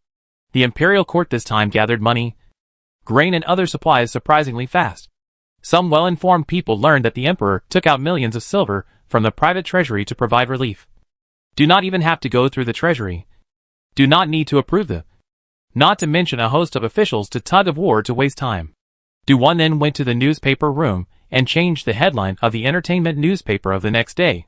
Chapter 492. Are you thinking of Pei Z? Sell the newspaper. Sell the newspaper. Heavy snow in the north, crushing countless houses. King Rui County is leading the relief efforts. Extra. The source of the money for the disaster relief turns out to be. Want to know? Sir, please buy a copy of the Great Qin Entertainment newspaper. Newspaper for sale. Newspaper for sale. The headline of this issue of the Qin Entertainment newspaper was none other than the fact that Du Qian had gone to provide disaster relief, and that the emperor had borne the relief money, which was vigorously touted by the entertainment newspaper. The person who penned it wrote it extremely well, And the content throughout was simple without making the reader feel pompous. Talent. The person who wrote this was none other than Master Su. Once when a big official. For in the Zhang Pat the emperor's arse thing. Do not do too much. So, write the most into the wood. The emperor has read the dragon heart. Almost said big reward words. Is timely thought of this as an entertainment newspaper. Ahem. This idea secretly rubbed back. Ling Yuan. Duan turned over the entertainment newspaper again and again. Ning Qin and the other maids were very quiet. Each one of them worked gently, for fear of disturbing Duan. In the past, they wanted to write articles to earn extra money. But later on, they spent a lot of brain, but did not have a successful article. And one after another, they all gave up. It is better to be a maid. As long as you are quiet and do your job well, you do not need to spend your brain. A few you push me, I push you. Finally, Ning Qin was pushed out. Sheriff. Are you worried about the Sheriff King? Not worried all. Duan thought carefully. Indeed she is not too worried. With Du Qian's force value, it is not easy for ordinary people to hurt him. Ning Qin added. Then are you worried about the disaster? Not worried. The disaster is not in front of us. Not personally experienced. To say how worried is quite hypocritical. Duan flipped through the entertainment newspaper, which was still sold out recently. Ning Qin asked carefully. Are you thinking about Pei Shitzi?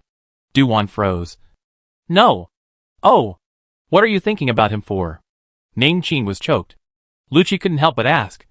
I heard that Pei Shitzi has been at the government office for the past 2 days. Isn't he just about to recuperate his body? So he'll probably be tired. Do you want to send some food over to greet him? My father is still at the court every day. Duan rolled her eyes. Pei how pretending to be sick. It's only been 2 days. What's tired about it?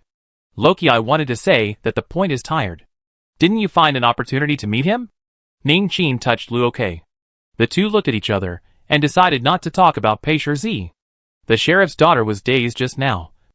Most likely it had nothing to do with Pei Shitzi.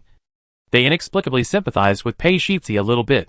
To say that the sheriff cared about Pei Shitzi and didn't see how much she cared about it.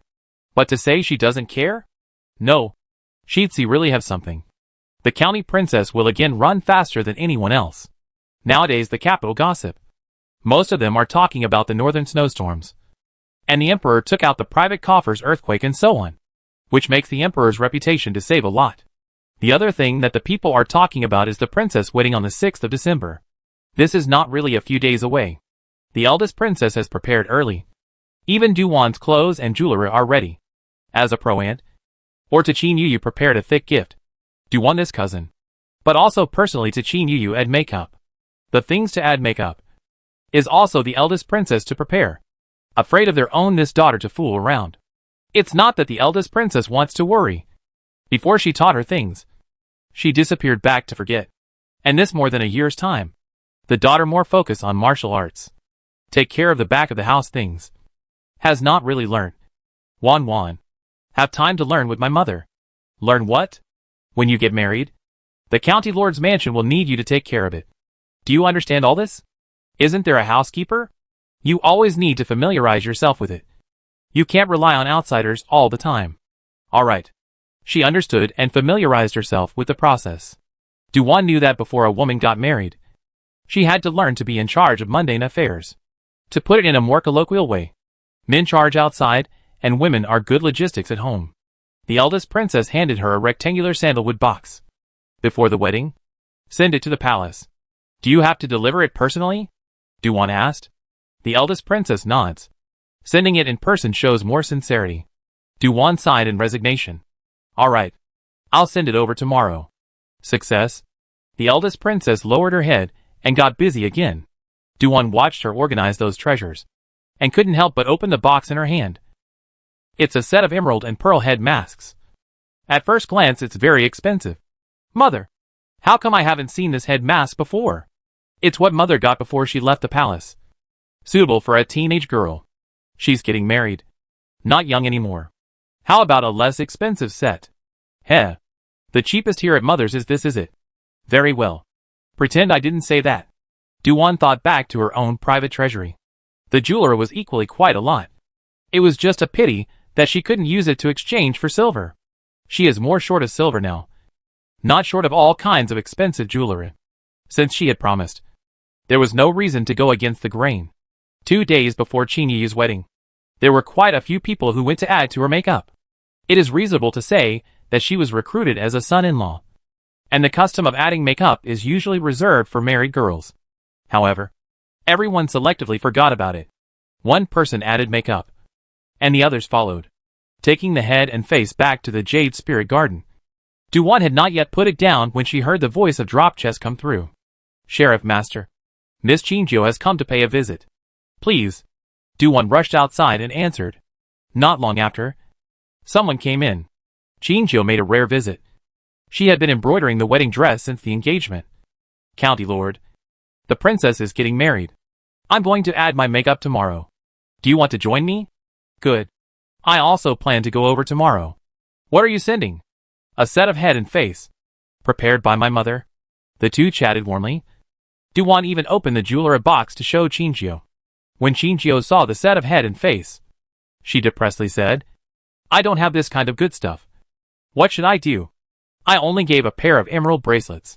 Will it look shabby enough? I still want to replace them with cheaper ones." But my mother said no. She's my own cousin, and said she can't give too lightly. That would make people look at me funny. Then I'm still. Qinjiu squirmed a little before a word came out. Du-Wan didn't have a good temper. "You and my brother haven't got married yet. It doesn't count as my family for the time being. Just send it like those noble women in the capital. Don't suffer too much." Qinjiu. So the next morning, the two met at the agreed time and then entered the palace together. Both come to the Jinqiu Palace. The gift box held by the maid is sent. There will be someone to pick it up and record it. However, the box that Du-Wan delivered did not take long to be placed in front of Qin Yuyu. According to Qin Yuyu, this was sent by cousin Wan. She was very happy and couldn't wait to find out what it was. Du-Wan just wanted to LOL, because when she went over she saw Qin Yuyu surrounded by some noble women. Xiaoying and Pei Huin were there. Du-Yunrong and other sisters from the state uncle's house. All of them were not absent. Chapter 493. This is what happened. In Qin Yuyu's mind, thinking that Du-Wan hates her and shouldn't send good things. It's just right to take advantage of the fact that there are many people now and drop her face a little bit. But on the surface, she smiles warmly and says, "What cousin sends must be good things. Of course. At least we are cousins. For the sake of uncle's face, I wouldn't dare to be perfunctory." As if she didn't see Qin Yuyu's small mind, Du-Wan plastered her face without blushing. Qin Yuyu thought that other noble women would echo her own words. As a result, the surrounding area was silent. A strange phenomenon. In the past, when these noble women gathered together, they did not do much mocking and ridiculing. When it came to Du-Wan's matter, they were all as quiet as chickens. Even if Qin Yuyu threw out a reason, no one picked up on it. Even Pei Huin and Xiaoying were quiet and didn't dare to look for Du-Wan's trouble.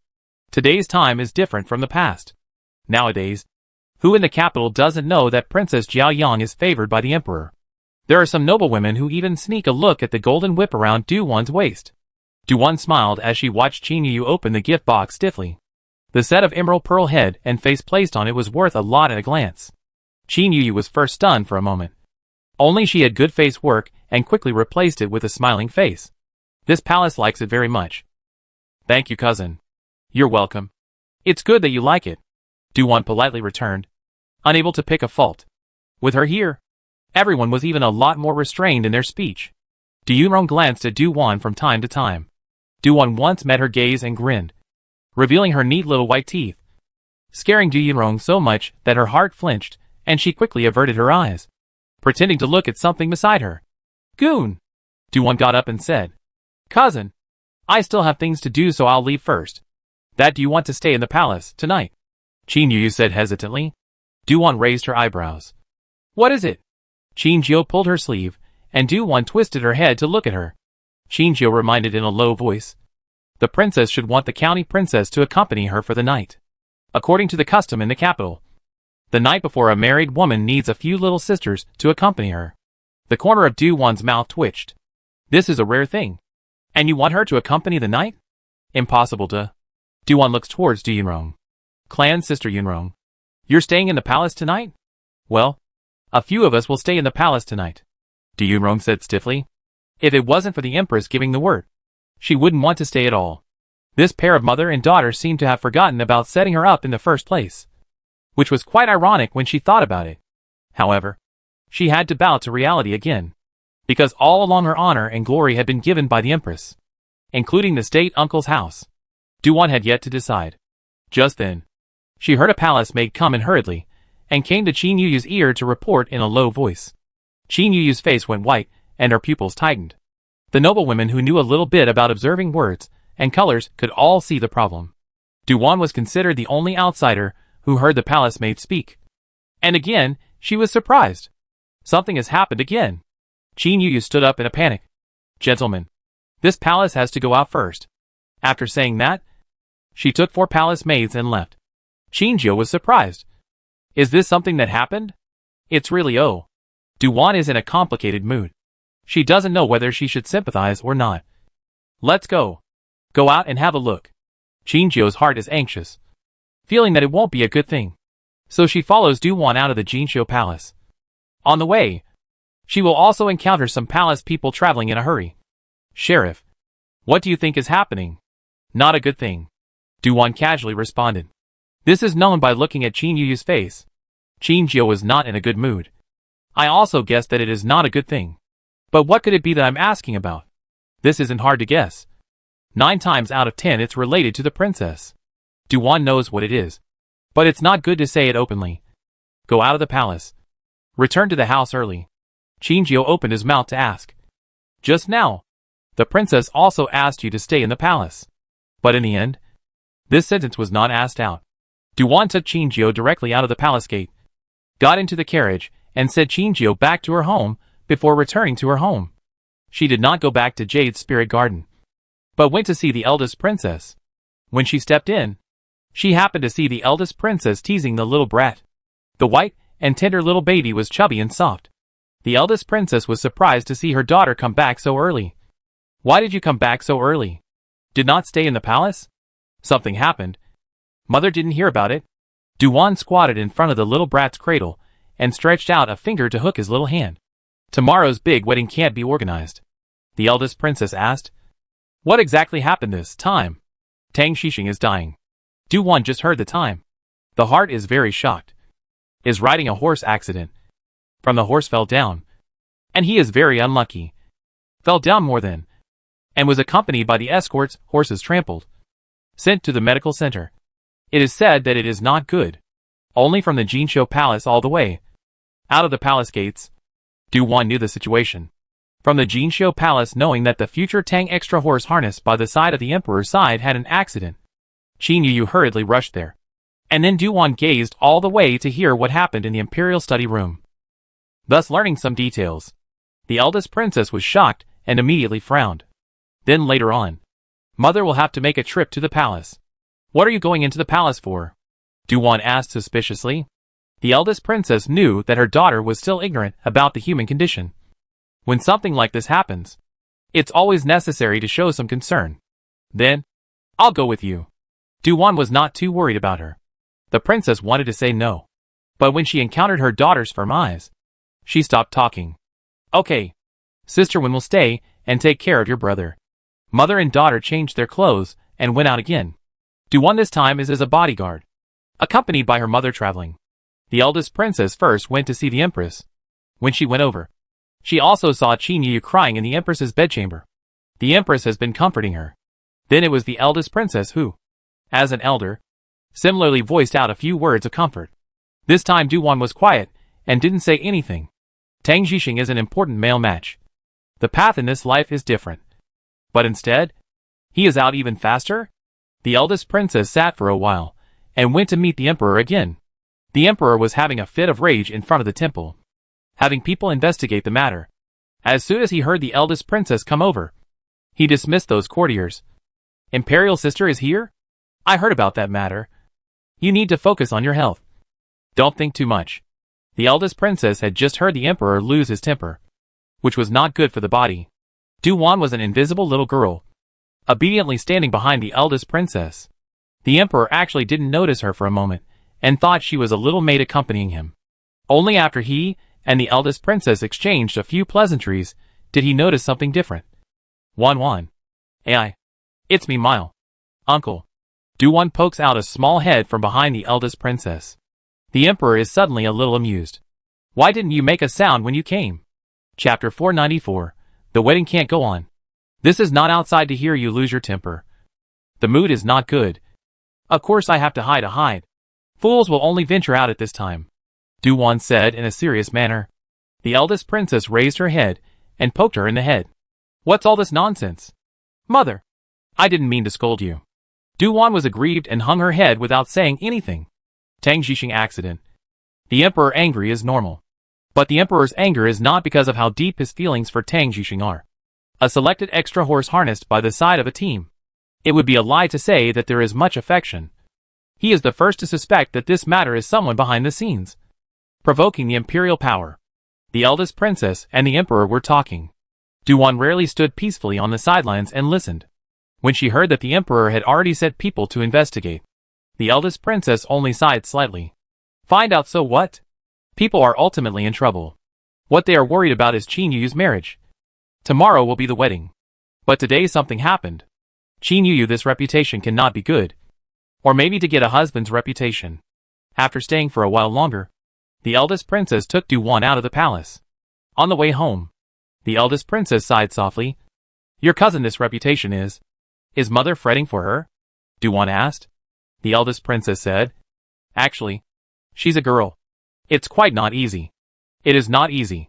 Du-Wan didn't deny that Qin Yu was unlucky. It should have been a golden branch. But she strayed into the folklore. Suffered a lot. Came back to look at someone. And was someone else's fiancé. And then recruited an extra horse harnessed by the side of the emperor's side with great fanfare. And then something happened the day before the wedding. The eldest princess' eyelids jumped. There is nothing wrong with these words. But it sounds strange. Du-Wan sat upright. Am I wrong? Wan is right. The eldest princess intuitively wants to go along with her words. It is just a pity that the son of the Tang family, at a young age, he wants to bow a future. He should know the risks involved. Du-Wan recalled the last time Tang Jixing was assassinated. The eldest princess nodded and did not mention this matter again. Going back to Du-Wan. The first time to see the next Su family grandpa. Let him write the headline.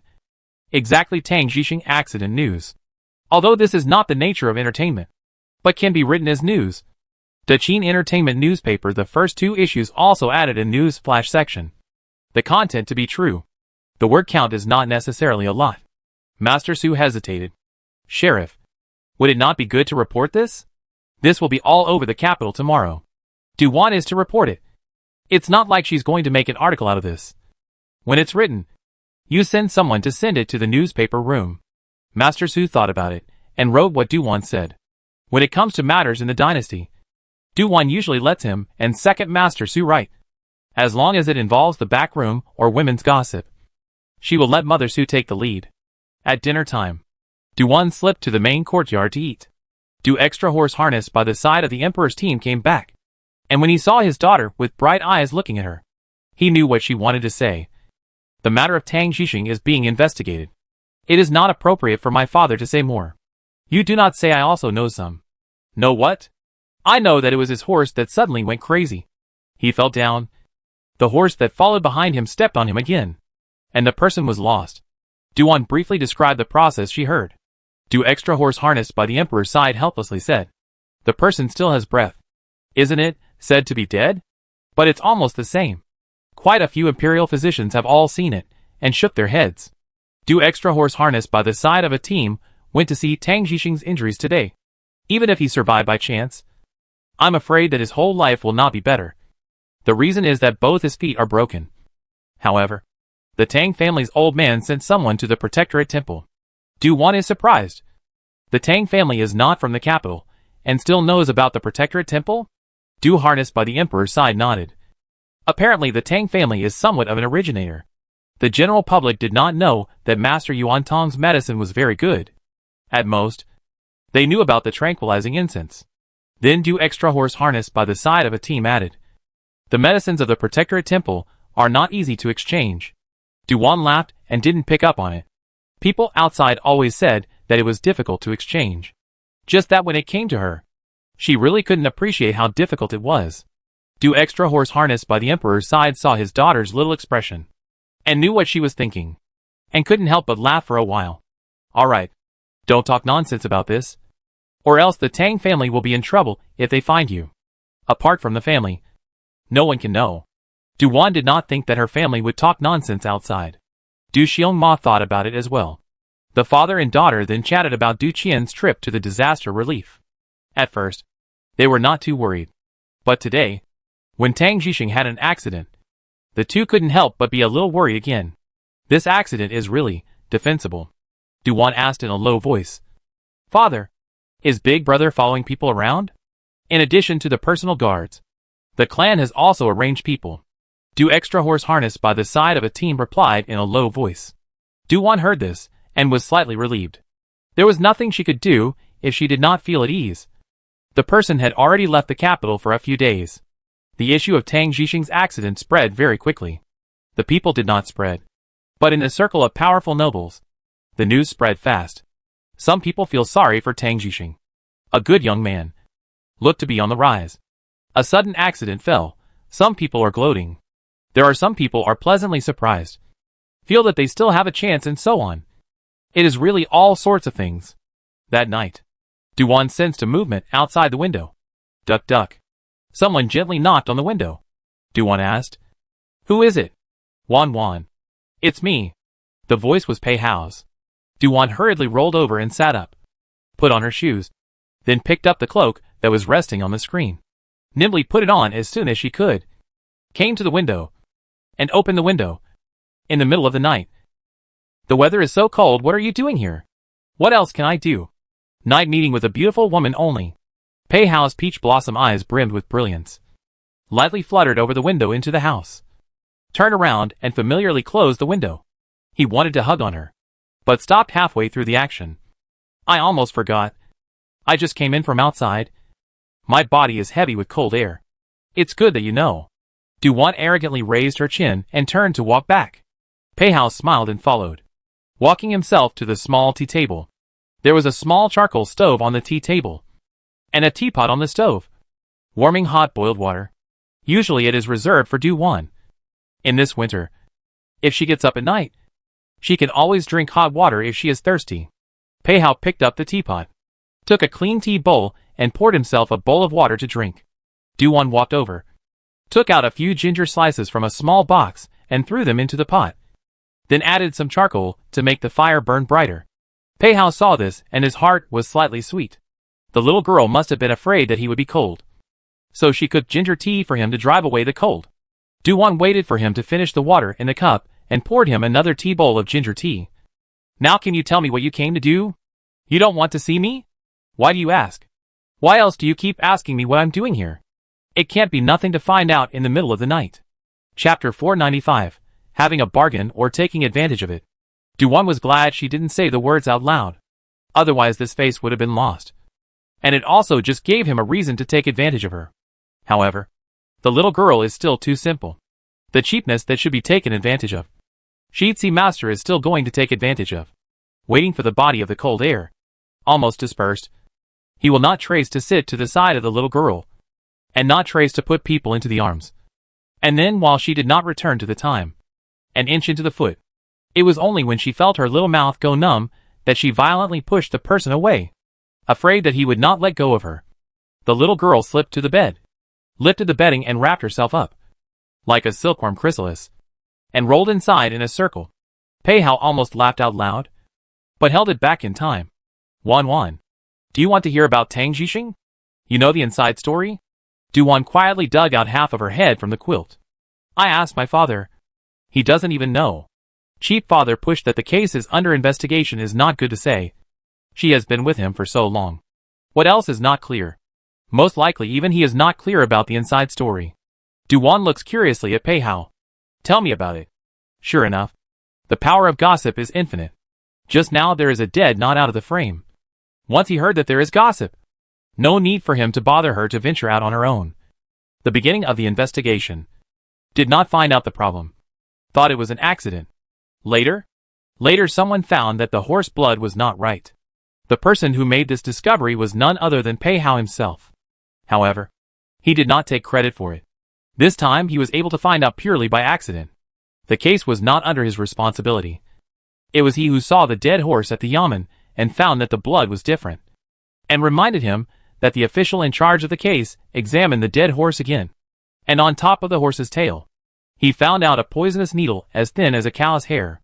Peihao said, it was someone who made a move and found the poison needle on the horse that Tang Jixing rode. Shouldn't his entourage have checked before he used to ride the horse? This is not easy to say. Either the check was fine, or he suffered a backstabbing in the middle of the journey. It mainly depends on the result of the investigation. The accompanying guards are now all detained in jail and are being examined. There is a guard who is most suspicious. The one who rode a horse and stepped on his master. It's just a pity that Duan thought of what she heard at that time. Tang Jixing's fall was crippling. Not fatal yet. It was the fact that he was later stepped on again by the horse that caused the serious and dying injuries. Duan asked, how is that guard doing? Dead? Killed himself. That guard is still an unrelated. Usually silent. Not even a few people in contact. Want to investigate are unable to find out. This was the person behind the curtain. Dry. Oh. Duan didn't know how people here investigate cases. Only to hear. Peihao sat on the edge of the bed, bent down and touched her forehead with his forehead. Come out or not? Not coming out? Then you don't blame me. Peihao took off his boots and held her, along with the bedding, in his arms. He himself was lying on his side on the bed, and also put down the bed curtains.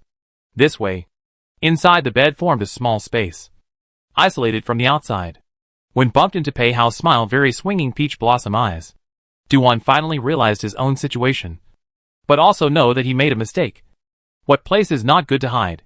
Why hide in the quilt? Peihao quietly left only when the sky was about to lighten. Said to be unknown? In fact, should know all know. Just everyone shut up. Including know the news do extra horse harness by the side of a team. Then angry even eat a bowl of breakfast is less. But this matter is not suitable for publicity. So I can only be mute. Decided that the next time I run into. Warn him. Cannot get a baby in advance. Bad reputation of the daughter. Duan got up a little late. When washing, he heard the condensed chin chattering. Sheriff. The eldest princess went to the palace. And the extra horse harness by the side of a team also went to the yamen early in the morning. They set out together? Yes. Who will look after my brother? Their sister one, and the others looking after him. Go and take a look later. Duan washed up a little faster. Luchi and Shuxiang have already set up breakfast. It is the usual shredded meat porridge and bean paste buns. There are also 2 small dishes. Exactly the portion Duan can finish. Duan sits down and eats while asking. Ning Qin. Did someone come from the palace this morning? There is. Oh. Did the county princess guess? Ning Qin said offhandedly. Guessed. Duan is aware that the eldest princess went into the palace yesterday and went over today. So it must be that someone from the palace came to invite her. Otherwise, in this cold day, people don't want to go out. Today, just after dawn, a small eunuch came to the mansion to send a message. After breakfast, Duan went to see her brother. Next in the house to meet with the book shop in charge of Dudakong. Told him about the book shop, and then let him arrange for the printing of a number of books to sell. These books are isolated. Before do extra horse harness by the side of the emperor's side to move away, but does not prevent her from letting people to copy down. And then sent to the book shop, so that the shopkeeper to arrange for the printing of the people. The book shop that was open before still had to sell books. It was considered an additional income. Duan didn't personally do this. Just hand it over. Then send people out to ask for news. Paying special attention to the Tang house. Then she herself changed into a man's clothing. Put on a cloak and pulled on the hood. A person slipped out and ran to the Four Seasons house to hear the book. The cancellation of the princess's wedding and Tang Jixing's accident had already spread outside. Tang house is dark clouds. It is said that someone passing by also heard crying. Can marry the only princess of the dynasty. The Tang family should be a happy day. But the world is unpredictable. Duan listened for a while. Except for the back and forth about the Tang family. There were no clues. So she began to wander outside again. That range are the places where the powerful and wealthy gather. And some officials live in the area. It was a pity that there was nothing useful to hear. Near midday, she returned to the mansion. The personal guards, who were sent out to inquire, returned. County Lord. What have you heard? Duwan asked. The guard said. Tang extra horse harnessed by the side of a team is still in a coma. Rumor has it that Master Tang has begged for life-saving medicines and is waiting for the imperial doctor to deliberate on the medicines to be used. Oh! Duwan signaled him to go down. Having suffered such a serious injury, it was normal that Elder Tang did not dare to give it to him casually. Half a month passed in the blink of an eye. The weather was getting colder and colder, especially after the heavy snowfall. When the snow melted, people generally nestled in their homes and didn't want to go out. This was the time when many people experienced the benefits of the Earth and Kong firsthand, and their hearts were especially grateful to prideful Sun County Lord. Duwan had been cultivating at home. County Lord. Lucci shouted from outside the house. Duwan, who was meditating, opened her eyes. What is it? Drop chest reports. The eldest princess asked you to go to the main courtyard, saying that there is a letter from the county king's family. Big brother's letter? Duwan hurriedly stood up, lifted her cloak and headed out. The door opened and a gust of wind greeted her, the cold piercing her bones. Duwan rubbed her small hands and gathered them inside her sleeves. Chapter 496. Important matters previously forgotten. When she arrived at the main courtyard, both the eldest princess and Du Xiong horse harnessed by the side of the emperor's side were there. The two were sitting on a kong, with a little kid lying inside. While teasing the child, the two were chatting about the Tang family. The matter of the cancellation of Qin Yu's wedding had gradually not been talked about by many people, and Tang Jixing had unexpectedly survived, but had been lying on the bed, unable to even get out of bed. This marriage, everyone knows it is impossible to continue. Duwan numbly went to the bed. Father! Mother! How is big brother? Read it yourself. Du extra horse harnessed by the side of a team handed her the letter. Duwan takes it and opens it. Father doesn't need to go to the Yamen? No need. You can rest. Originally, the Yamen should have taken a holiday some days earlier, but it was still busy with official duties, and coupled with the constant disasters and the emperor's watchful eye, the Yamen officials had to work overtime, and all of them were full of complaints. In the past, these Beijing officials, which is not pampered, it is the emperor did not see them as people. Hate each work. Work until the blood spit until. Duwan opened the letter and read it word by word. This is the first family letter written by Du Qian. Several pages, which describes the disaster situation, is not too optimistic. He needs a period of time to come back, but also said that he may not be able to return home for the new year. Duwan complains. Emperor uncle is really. There are so many officials in the dynasty. Why do you have to ask big brother to go to the disaster relief? There are quite a few officials, but not many that your uncle trusts. The silver he took out this time, he doesn't want to be corrupted for a single cent. Come to think of it, there's really no one in the court except your elder brother. Du extra horse harnessed by the side of a team was likewise not too happy with the emperor's decision. Since Du Xianma had become an official, his clan's affairs were rarely involved. Du Qian was the next clan leader of the inner circle, and it was impossible for him to join the dynasty as an official. Due to the eldest princess, it was sufficient for him to have a title and be an idle county king. On the contrary, looking at the emperor's current meaning, he had to pull his family to be bulls and horses. Du extra horse harnessed by the side of a team looked towards his daughter, who was still ignorant and unknown, and sighed in his heart for a while. The emperor is not a proper person. Even his daughter is not spared. He actually wants her to make money for him at a young age, and presumably wants to cultivate her into a money bag. And this girl has not realized this. He is not good to poke and prod for a moment. Duwan really didn't know her father's entanglement, and read the letter again. Wan, that entertainment newspaper of yours, has it stopped? Du extra horse harnessed by the side of a team suddenly said. Duwan looked up, puzzled, and asked, There will be a final issue a year ago. Why are you suddenly asking about it? The eldest princess suddenly laughed. It's probably because he heard of a strange thing. To provide you with gossip fodder. What strange thing? Duwan came to her senses upon hearing this.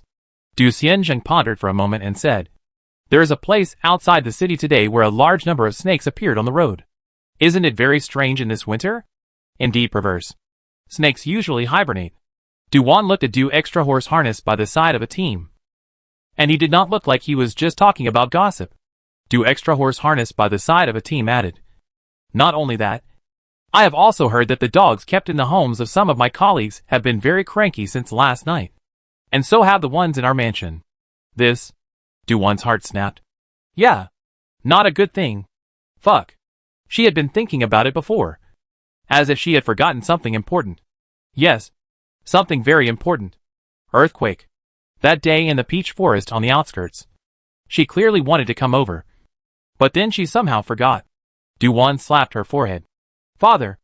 I'm afraid there's going to be an earthquake. Earthquake? Du harnessed the Emperor's side, by the side of the Emperor's team froze. Du-won urgently said. The earth is moving. The earth dragon is turning over. The eldest princess was shocked. Wan. Don't talk nonsense. I'm not talking nonsense. Du-won was momentarily at a loss as to how to convince. Didn't father feel it long ago? This phenomenon surely won't be the first time. What percentage of certainty do you have? Du, harnessed by the Emperor's side, stared at her and asked. Du-won rubbed her face. What is there to be sure of? Has the Great Qin Kingdom never had an earth dragon turn over? Is it true that every time there is an earthquake a few days before, there will be all sorts of strange images? Animals are more sensitive than humans, and can detect disasters beforehand. Both the eldest princess and Du Xianjian were silent. What was recorded in the history books was equally recorded in the Du clan's canon. Du-won added. It's just these 2 or 3 days away. Father and mother. We have to get ready. Okay. Du, extra horse harnessed by the side of the Emperor's team, immediately put on his boots. My father will make a trip to the palace. After dropping this, he grabbed a leather cloak and hurried out. While walking, he also asked Du Lu to send someone to inform the clan with a quick horse. The clan should not know about it now. Otherwise, they wouldn't have failed to tell him. As soon as Du-won thought of the earthquake to come, her scalp was numb. To know that the book This Earthquake is not light, according to the description of some places, is a landslide. Deaths and injuries. Du-won didn't stay too long. Du-won went out of the main courtyard and went directly to see Grandmaster Su. When she went, she also saw the rest of the Su family. Su-che was also present. I have met the county princess. Greetings to the county princess. Alright. No need. Du-won interrupted their salute, and immediately said to Master Su, you immediately go and write a draft. It's a natural phenomenon. An earthquake is coming. Sheriff Master. Is this true? The Su family members present were surprised. This god. Does he still let people live? Su-che's heart was similarly shaken. Father. It's better to go write quickly. I'll sharpen your ink. Good. Grandmaster Su went to look for paper and pen. The family all sat on the con. But they did not see the cold. Seeing that Du-won didn't leave, they all silently made a place for her. Mother Su came over and took over Su-che's job of sharpening ink. Su-che went to pour Du-won a cup of tea. These tea leaves, or Du, extra horse harnessed by the side of the Emperor's side, before rewarded him. Du-won thought about taking it. Su-che softly asked, Sheriff Master, are you going to wait for the manuscript to be written and then go to the newspaper room? Yes. This matter cannot be delayed. Du-won looked at him, but did not hide it. Silence ensued. Su-che wanted to say something, but in the end did not open his mouth. Du-won looked down at the tea in the back, with emerald green leaves floating on top. It was top quality good tea. My father is quite generous, sending you the tea he loves to drink. The extra horse harnessed by the side of a team is a good person. Su-che came with a million words. Du-won smiled. That's true. My family are all good people. Su-che. A quarter of an hour passed. Master Su wrote the first draft. Du-won read it over, pointed out a few things to be modified, and recopied it again. She took it and hurriedly left, leaving the Su family in silence for a moment. Su mother broke the silence. The earth dragon turned over. What should we do? The mansion should have instructions. We'll just do as we're told. Grandmaster Su spoke in a low voice. Su-che said, Father, we need to talk to second uncle's family. Also, it's best to pack up all the important things. When that time comes, the mansion might let everyone stay outside the house. How is it possible to stay outside on such a cold day?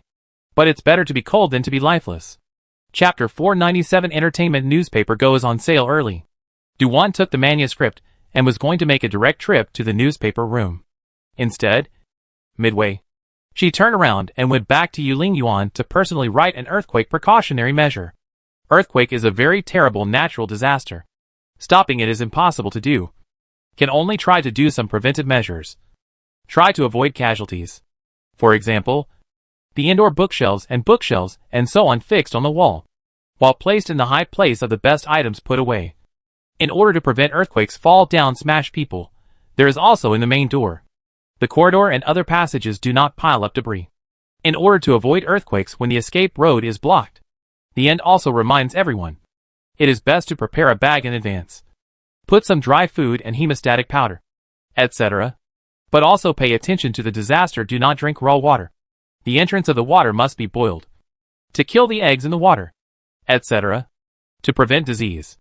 Duwan tried her best to write in a language that the people here could understand. Then, she personally went to the bookstore, informing people to go and fetch Du Dakong here. She learnt that Du Dakong was at home. So she went to the newspaper room herself first, and asked people to start printing, replacing the original headline, and putting the report of the coming earthquake to use. When she had made the arrangements, she happened to see Du Dakong hurrying over. County Lord, keep an eye on the newspaper room, and call back those who are on holiday to work overtime, and double their salary this month. One more thing. Urge the newspaper room to print with all their might. This time, the situation is special. So let the newspaper selling children wait in the book shop first, and wait for this county princess's notice. Duwan had wanted to sell the newspaper immediately, but temporarily thought of her father entering the palace, and still did not know what the emperor thought. How the official government did. Still don't know.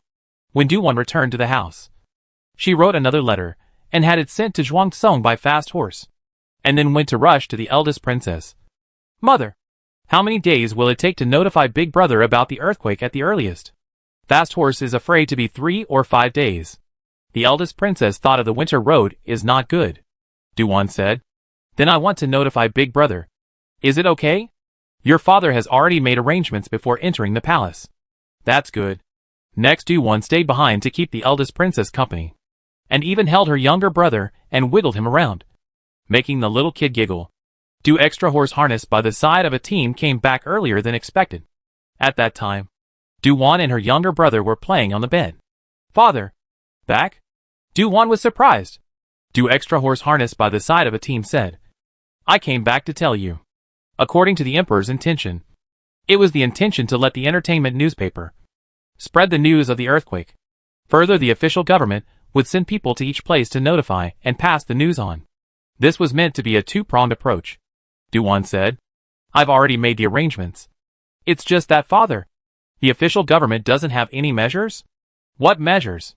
Let everyone be more alert, and flee if the ground moves. You can go outside the house and pitch a tent, grass hut or whatever. As long as you don't live in the house during an earthquake, your life will be a little more secure. Silly girl. What's the weather outside? Du extra horse harnessed by the emperor's side pointed outside. Duwan was dumbfounded. Only after a long time did she say seriously, Father, I know it's cold, but you can't live in the house. If you set up a tent or a straw hut, you can shelter yourself from the wind and rain at night. Get more quilts. And if you are in a position to do so, you can light a fire or a charcoal basin to keep warm, etc. But if you use a charcoal basin, you must use it. But if you use a charcoal pot, you must pay attention to ventilation. Not everyone will listen to advice. No way. It's their lives that are being protected, not anyone else's. Just wait and see. Someone will always get lucky. Duwan narrowed her phoenix eyes. You can send officials and soldiers to solve the problem, as long as the casualties are minimized. The court won't have to spend too much silver on disaster relief. You just mention this to the emperor's uncle, so that he pays some attention to it. And it's best to issue a holy decree. Make it official, and enforce it on the people who don't listen. Only to hear, she said, and then paused. Then lamented. It's not easy to make money. Good prevention. Did not make a big noise. Is also equivalent to reduce the burden. Is considered to have earned. Du extra horse harnessed by the emperor's side. This girl's crooked reasoning is scary. He actually wants to agree.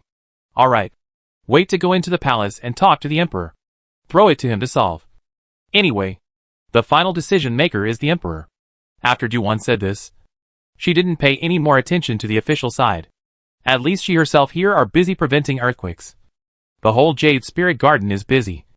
Will be some valuable things inventory into the warehouse, but also loaded with large boxes placed. Even if the warehouse collapsed, The loss will not be very big.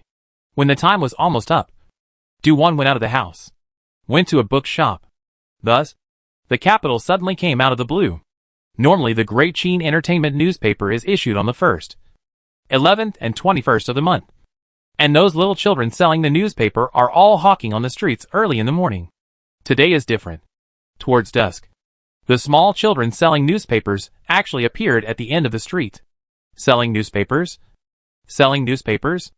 Early sales of the Great Chin Entertainment newspaper. Containing shocking news. Extra. A swarm of snakes has appeared outside the city. An earthquake is coming. For more information, please buy the Chin Entertainment News. Newspaper sales. Emergency newspaper. Some preventive tips about earthquakes. Written by the prideful Sun County Lord herself. Shocking news. A group of small children walked down the streets and alleys, dividing up the work, each responsible for a place, and quickly spread the news. And some people originally heard the sound of shouting outside, but also thought it was a mishearing. After all, it has not yet arrived at the date of the occurrence of the entertainment newspaper. Later, when they learnt that it was true, they either went out to inquire personally, or sent people out to take a look. How come? Have you heard the news? There were some people who were shocked at home. An earthquake? What does it mean? Some of the powerful and noble houses received the news the fastest. The reason for this was that the people below them, as long as they confirmed that they were really selling newspapers, would immediately report to their masters. The shouting of these children was like an exploding frying pan. In a calm winter day, it suddenly set off a shocking wave that quickly swept through the entire capital. The entertainment newspapers in the hands of the newspaper-selling children were quickly snapped up. Others sent their subordinates to the bookstore to buy them. Du-won sat in the bookstore. As many as were printed in the newsroom, she moved them out to sell.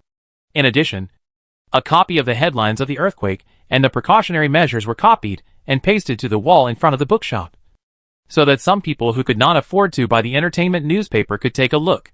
This would more or less affect business, but Du-won didn't care too much about it, and only hoped that the news of the earthquake could be spread out quickly. In order to prevent people from getting lucky, Du-won also wrote a short story about the earthquake, such as so and so. The official said the earthquake is coming, so that the people can take precautions in advance and move to an open place to spend the night. One family started to obey the arrangement and went to sleep outside their house on the first day, and the earthquake didn't come. On the second day, the family slept outside the house again, and the earthquake still did not come. Until the third day, some small children did not understand the tantrums. The parents were lucky to think that the earthquake would not come, in spite of the officials to stop them, and insisted on moving home to sleep. As a result, the earthquake came that night, so the whole family died of. The person who wrote it is still Du-won himself. It's a simple and clear writing. Just as a warning. Chapter 498. Shouting father-in-law quite slippery. After the newspaper room has been expanded again and again, the printing speed has increased a lot nowadays, and 10,000 copies can be printed in an hour. Even though the printing speed was not slow, it still could not catch up with the speed of sales. In order to reduce the number of people coming to the bookstore to buy, Du-won arranged for her personal guards to use horse-drawn carriages to deliver newspapers to the various newspaper-selling children. This saves the time for the children to go back and forth to get the newspapers and increases the sales volume. Du-won arranged almost all the available manpower today. Nowadays, the status of the Chin Entertainment newspaper is still very high in the hearts of the people. Even if the above period is written gossip, no one has gone to check, but cannot help but people are interested. The official residents of the newspaper are to be squeezed out of sales. If it is not, the court still needed the newspaper to convey some of the orders. May not be early to do not go on. Now even the person in charge of the official residence newspaper are periodical by entertainment newspaper. There are some literati as well, and even some old-fashioned people, while criticizing and attacking the entertainment newspaper, saying that this kind of vulgar and unliterary entertainment newspaper should be outlawed, fearing that it will bring down the morale of the people, and so on, while secretly sending their subordinates to buy and read it behind closed doors. This is the real fragrance all. There are some officials with entertainment newspaper have entered the palace to know that now near the end of the year, the vast majority of officials in the dynasty have been on holiday. It is said that this year's New Year's Eve banquet, the emperor is not held. The reason is still too many disasters this year. It is not appropriate to spread waste. Even the palace expenses have to be cut back. Some people see the entertainment newspaper immediately believe. Let family members have to follow the reported precautions to do. There are also people half believe. Ordered to investigate the snakes and poultry, and so on whether it is true. A few people think it is nonsense. That Jiaoyang County Lord in order to make money to start rumors. It was only when it was dark that Du-Wan returned to the mansion. The kitchenette had prepared a meal for her. When she returned to the mansion, Du-Wan felt the changes in the mansion. Lanterns were hung everywhere in the mansion, illuminating the princess mansion. In the courtyard or garden, tents were set up in the open areas, and the subordinates were busy. Du-Wan Yuan also set up tents. Some tents looked very good. Some were much rougher. When I saw the princess's side, I don't know what kind of fur sewing tent. Looked very upscale. Du-Wan slipped to the eldest princess. Mother, this is preventing earthquakes. Everyone will live outside the house tonight. The Rapunzel looked busy. Every now and then an underling had to come and ask a few questions, falling in the eyes of Du-Wan. A bumpkin. It was quite like pointing out the mountains. The eldest princess added, your uncle has decreed that before the earthquake comes, all people are not allowed to live in the house, and have to move outside the house to a wide open area to pitch their tents. This is quite good. For fear of resisting the decree, everyone will live outside. Du-Wan looked around the tents. Some were made of oilcloth, or hardened coarse cloth with oil, which could protect against rain and wind after air drying. There were some who also took out bamboo mats to set up temporary shelters. That is, to be able to live in for a short period of time. People just want a place to protect themselves from the wind and rain. And what they think is whether it is sturdy or not. And whether it is beautiful or ugly is secondary. When it comes to helping out, Du-Wan doesn't mind giving a hand. The eldest princess said, tonight you come here and join mother. Okay. The eldest princess doesn't say so. Du-Wan had planned to guard her family before the earthquake in case of an accident. Father hasn't come back yet? Not yet. It is dark. To let someone go to pick him up? The eldest princess is a little worried. Nowadays, there is chaos outside. So I am afraid that someone will take advantage of the situation to pick a fight. Du-Wan immediately patted her chest and said, I'll go to pick up father and promise to bring him home safely. But mother, you have to pay attention to safety. Take your younger brother to rest in the tent first. If there is anything, just leave it to the subordinates to do it. Good. You go and return quickly. The eldest princess said gently. Du-Wan asked sister when to take care of watching the eldest princess. So she turned around and went out of the main courtyard, instructed her personal guards for a moment, and then left the mansion. When she reached the outside of the mansion, she saw a group of personal guards pulling horses out. Among them was one of her horses. Receiving the horse's reins, Du-Wan rolled over and mounted the horse. The cloak was raised and her green silk fluttered, extraordinarily unrestrained. Giddy up. Set off. With her command, the group immediately set off. Pedestrians should be sparse on the streets at night. However, with the earthquake approaching, the situation is special, and from time to time, one can see officials and soldiers of the Imperial City Department and pedestrians, all of whom are in a hurry. The way things are now, there shouldn't be a curfew. There is also the fact that on both sides of the street, a lantern will be hung at intervals. So, there was no need to worry about not being able to see the road. Du-Wan and the others came directly to the Household Ministry Yamen. Wan, it's so late. Why are you here? Pei Hao was actually at the Ministry of Revenue. Not only Pei Hao, but also some other officials were at the Ministry of Revenue. Du-Wan lightened her steps and came to Pei Hao's side. What are they doing? Asking for things in silver. Pei Hao took a look at the direction where Du-Hao's extra horse harness by the side of the emperor's side was busy, counting something, picking up his notebooks to write something down in a while, and occasionally having to tussle with people. Du-Wan looked quite hard. The current Ministry of Household is just like a food market. Du-Wan asked. What is my father doing? Giving approval notes. The treasury wants to extract some supplies, such as tents, etc., and also needs father-in-law's stamp.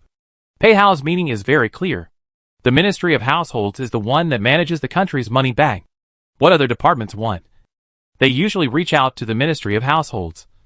Do extra horse harness by the side of a team as the Minister of Households. A lot of things have to pass through his hands. Du-Wan asked again in a low voice. Has your family's tent been set up? Pei Hao replied in a low voice. Already put the housekeeper in charge. Then you. Duty calls. I have to handle official business even when I'm sick. Ahem. Pei Hao clenched one hand into a fist and put it to his mouth to cough lightly, putting on a few weak looks, falling in the eyes of the little girl next to him. Don't be too fake. When Pei Hao saw her contemptuous little eyes, it was a bit hard to pretend. But his external statement is that he is recuperating from illness. In front of people still have to pretend. It is a pity that the emperor will still call him out to work once he encounters a disaster. And it is not easy for him to even want to see the little girl. He stood next to her, having to use the cover of long sleeves and cloak. His fingers gently hooked her small hand. The little girl looked at him with a sideways glance, and privately brushed her small hand to brush his fingers away, her big eyes full of worrying. There are many people here. Don't fool around. There is no one here who is more decent than this Shitsi. She almost wanted to roll her eyes at him. But she was a girl. She had to be reserved outside. When he wanted to forcefully grab that naughty little hand, do extra horse harness by the side of a team, who was sitting at the table in front of him, put down his pen and suddenly raised his head, just in time to see the two of them not far away.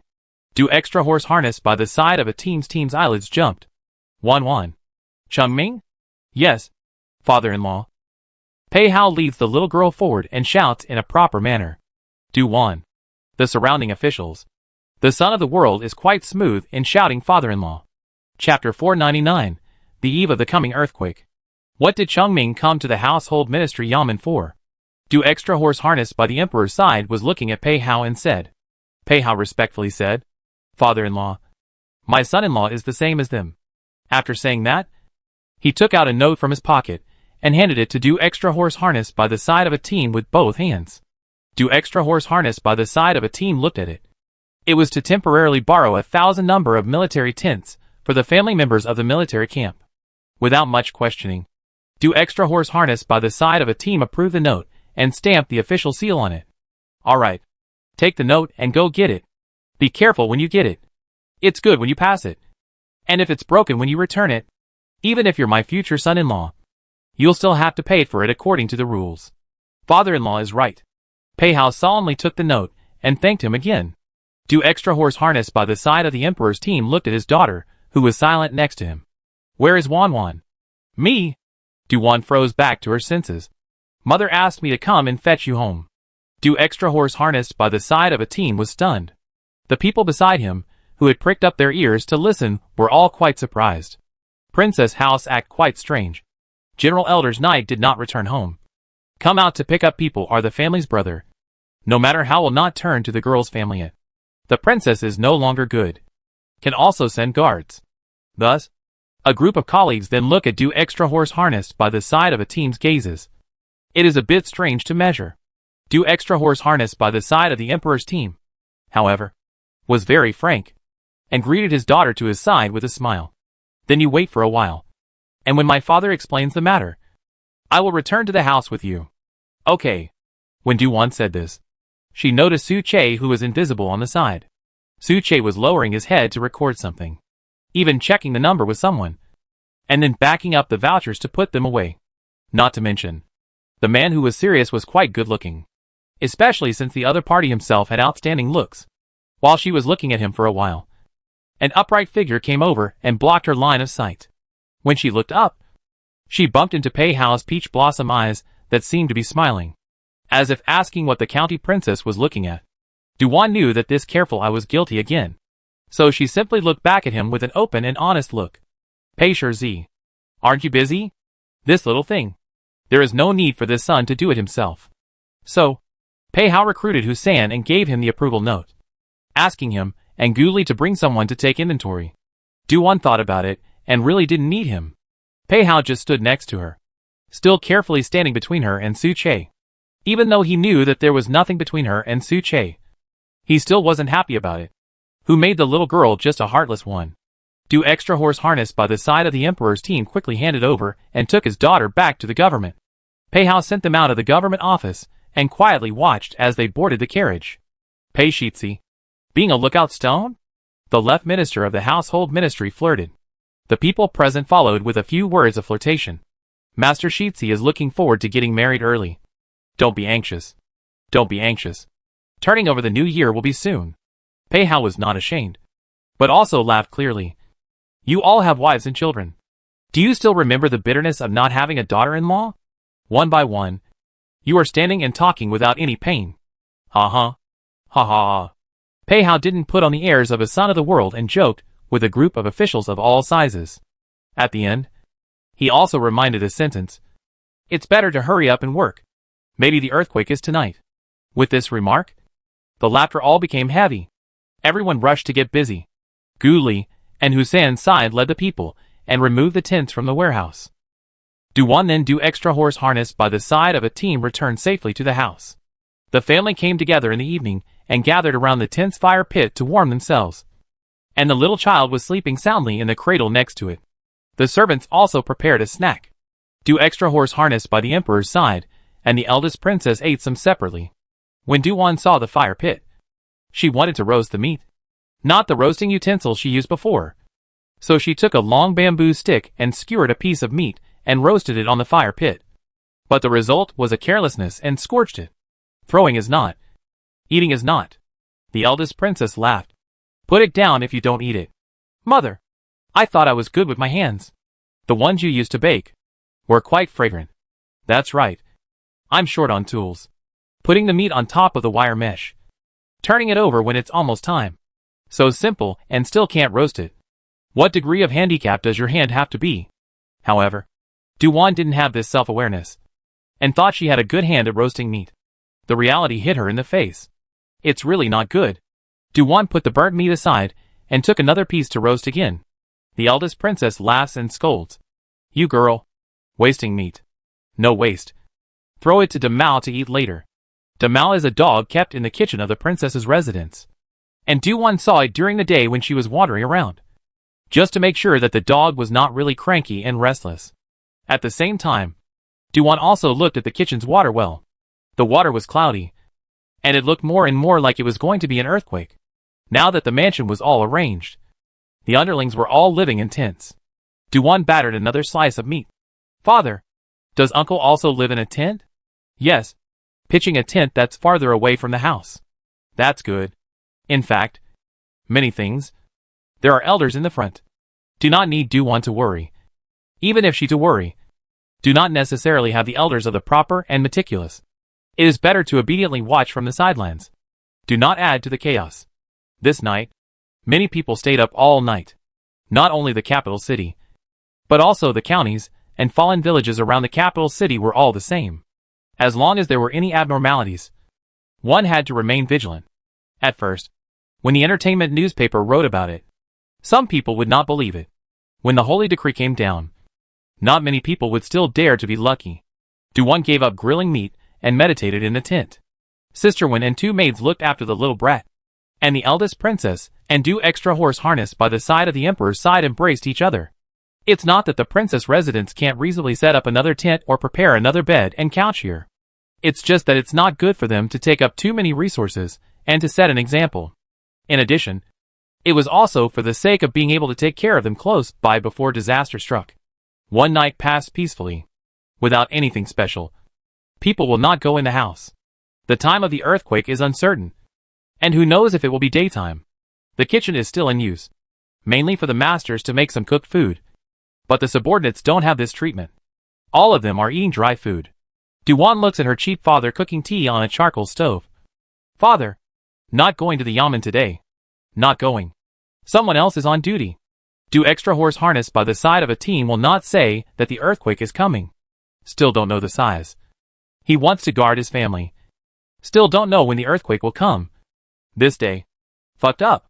Do extra horse harness by the side of a team rubbed his hands, and then put them on the charcoal grill. Then poured a cup of tea, handed it to the princess, and gave a cup to his daughter before it was his turn. If I had known this, I might as well go back to the clan. Isn't the clan the same? Not the same. Do harness the emperor's side horse half narrowed his eyes. What exactly was not the same? He did not speak again. Duwan's first thought was of the ancestral shrine. Do extra horse harness by the side of a team suddenly said, Wan Wan, play a game of chess with my father. I don't know how. It's okay. You can learn. Chapter 500. Who taught you this move? Regardless of Duwan's refusal, Do extra horse harness by the side of the emperor's side. Let someone bring the chess. You hold the black disc. Go first. Father, won't you be generous and let me play dozens of moves or tens of discs first? Do-won looked as if your setup is not working. Not generous enough. Etc. Du Xianzheng laughed. If I let you play half of the river, you will also lose. That's not necessarily true. Du-won has never played Go with anyone. But she still knows the rules. Let the sun not. Or let me play a few more moves. What do you say? Let me play 10 moves first. To say the least. Okay. Du-won smiled mysteriously when she heard him answer. So, is there a benefit to winning? What do you want? I didn't expect. Oh. Du-won blinked. Then said, I have too little private money. Okay. If you win, my father will give you 10,000 taels. Hee. The money delivery came. Du-won definitely couldn't win with normal techniques. But she could play a trick. The key was to give up 10 pawns. And then use a very rogue playing method in the Go world. That is, if the opponent plays a pawn, she plays the next pawn in the relative position, which is an exact copy of the opponent's path. Do extra horse harness by the side of the emperor's team played, and then noticed that something was wrong. The princess pursed her lips and snickered. Do extra horse harness by the side of a team put down his pieces. Wan. Who taught you this move? This? Du-won hemmed and hawed. Forgot. One can't say that they saw it on the internet. Do extra horse harness by the side of a team. But thought of Pei Hao. Must have learned it from that boy Chengming. Don't put everything on Chengming. The eldest princess spoke angrily. Do extra horse harness by the side of a team grunted. There is no one else but him. In the past our daughter was well behaved. But it is because of hanging out with that boy that she has become more and more crooked. Du-won cleverly only smiled and didn't say anything. Neither admit nor deny. In can attack and out can defend. Perfect. As for the issue of Pei Hao's innocent backstabbing, she had no intention of clarifying it at all. Anyway, it's not the first time he's backstabbed. He's familiar with it. At this exact moment, the big housekeeper hurriedly came. Do extra horse harness by the emperor's side frowned and asked, What happened? Master extra horse harness by the side of a team. The emperor has come in disguise.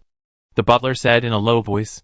Do extra horse harness by the side of a team did not show his face. Where is he? He is coming here. Got it. Have someone prepare some food and send it over. Do extra horse harness by the side of a team looked at this tent. It was still very big, accommodating more than 10 people. Du-won winked at him. What is uncle doing here? Bored in the palace? Who knows what he's doing? Do extra horse harness by the emperor's side wanted to curse his mother. He just wanted to stay with his wife and children in peace. Why couldn't he? Wan on. What do you think about my father resigning? Do extra horse harness by the side of a team seriously considered this issue? Du-won smiles mysteriously. Can father give up? Why not? Do extra horse harness by the side of a team used to muddle through as an official, and wanted to find something to do for himself to make his life a bit more regular. Ever since I became the minister of household, my hair has been falling out so much lately that sooner or later, I will be exhausted. It would be better to resign early and go home to enjoy the happiness. Du-won. Shouldn't we go to greet uncle? Being reminded by their daughter. The couple froze. Immediately, they got up and were going to walk outside. As a result, the curtain of the tent was lifted first. The emperor stepped in from the outside, as if he brought his own majestic special effects. Du-won then felt that when he, the great Buddha, came here, even this ordinary tent shone brightly. The emperor half-joked. Brother-in-law, don't even think about resigning. There's no way I'll let go. The eldest princess and Do extra horse harness by the side of a team saluted respectfully. Du-won followed moderately. Uncle, come and sit. With that, she gives up her seat and then packs away the tea bowls. The emperor looks at the chess board on top of the small tea table and is surprised. Who is playing chess here? Back to the emperor. It was Wan and I who played.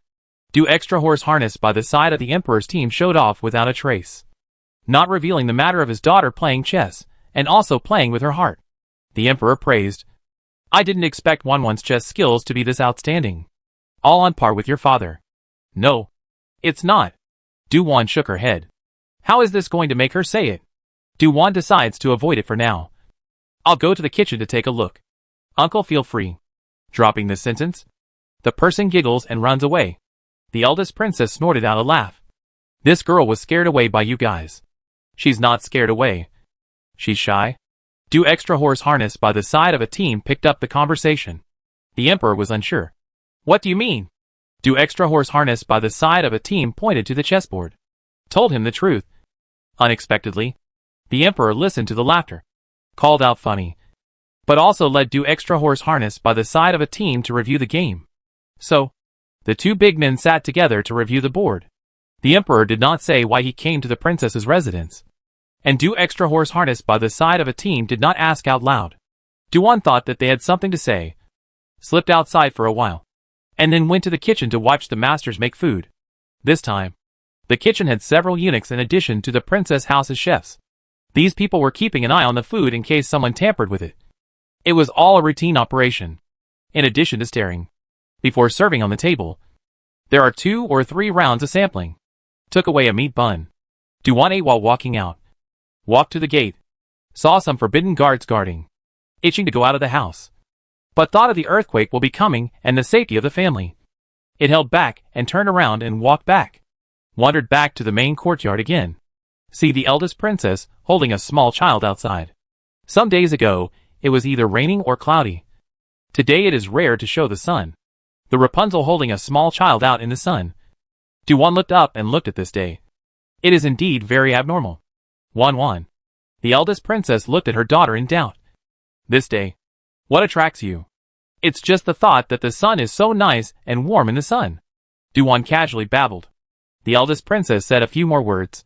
Duan responded seriously. An earthquake is coming. And there is a lot of panic outside. The masters of the princess mansion. On the contrary, were in a rare state of calm. The emperor has been in the princess residence to stay. Midday did not go. Do extra horse harness by the side of a team had also guessed that he had something. Until accompanied him to drink tea. Played 2 games of chess. And ate lunch. But also followed a little while teasing the little son. More than he this master to come to a leisurely and comfortable. He finally understood it. The emperor is simply fine. Is to come to the princess house to avoid leisure. Do extra horse harness by the side of a team did not think that he was actually such an emperor. With the impending disaster. Shouldn't the emperor be worried about the country and the people? And should he be sleeping and eating in the palace? Why did he come to the princess's house? The emperor doesn't do anything. He's so busy for him. He rarely has a few days of leisure during the festivals. But he's the emperor who's involved. How can he live comfortably? The emperor as if he did not see do extra horse harness by the side of a team's face. Still do what I do. But also chat with Duan. A moment to talk about the gossip of this family. A moment to talk about that family. Sometimes it will bring up the disaster. And all kinds of natural phenomena and so on. The emperor's finger taps the desktop. Wan. Are these phenomena really not the means of the immortals? No. This is a natural phenomenon. No one is behind it. Just as unusual as the usual wind and rain. Duan used to believe in science. Now, still have to believe in science. The people of Daqin used to attribute all natural phenomena that they could not understand to ghosts and gods. For example, so-and-so fairy is angry. Before encountering a locust plague, there are people kneeling to the ground shouting locust fairy. This time, the snake swarm. The same people kneel in fear and call the snake immortal. Chapter 501, I'm with my parents. Do extra horse harness by the side of a team thought that the emperor would return to the palace in the afternoon. The emperor was still sitting as steady as a mountain. Either exchanging pleasantries with the eldest princess, or kibitzing with Wan, or going to tease his young son again. The situation was even busier than him. Do extra horse harness by the side of a team asked. Emperor, do you want to have your evening meal here? Well, that's fine. The emperor replied cheerfully, not knowing how do extra horse harness by the side of a team thought. Duan was very surprised. Why did she have the feeling that the emperor's uncle wanted to rely on the princess's residence and not leave? After dinner, the emperor still had no intention of returning to the palace and did not urge him to go back. As a result, someone else came to the princess mansion. The eldest princess took Duan with her and went outside to greet the empress mother and daughter. The empress was smiling and exchanging pleasantries with the Rapunzel as they walked. Behind her followed Duan and Qin Yuyu. Qin Yuyu was very silent. Thinner than what Duan saw last time. Looking not so good in spirit. if not for the makeup painted on her face. I am afraid she would be even more haggard. Are you happy that I am like this? Qin Yu asked in a very small voice, as she looked ahead a bit woodenly. Du-Wan looked at her obliquely. Don't think too highly of yourself. I have a high laugh point. You can't please me with this crap. Qin Yu's heart felt like it had been stabbed.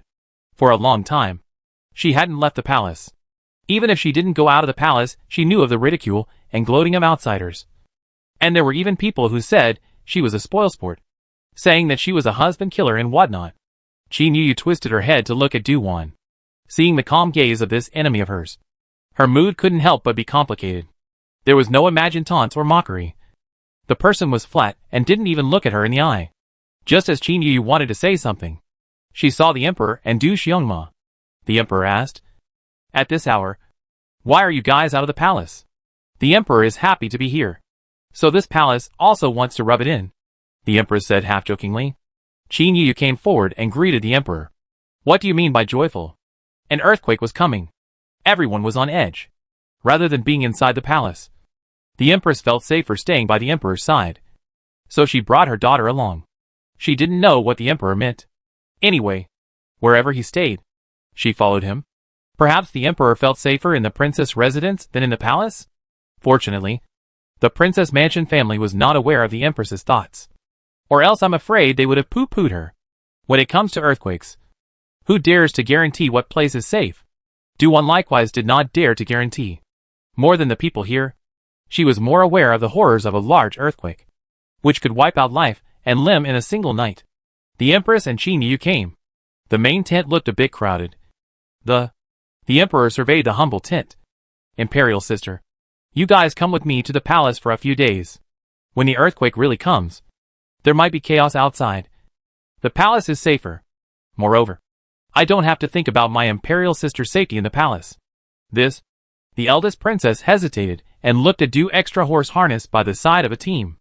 Du Extra Horse Harness by the side of a team turned to the Emperor, who was as steady as a mountain. Just wanting to pick up their family in the palace? He is not sure. Today's Emperor is a bit of an enigma. Then he looks to Du-Wan. Du-Wan blinks her eyes a bit, and looks like she is listening to them. The Emperor would not give them the chance to refuse, and directly had people pack up their things. Thus, all 4 masters of the princess house were personally received into the palace by the Emperor. The palace has a lot of open space, all of which is paved with green stone slabs. And the tent for the Emperor in the middle of it is 3 times bigger than the one in the princess house.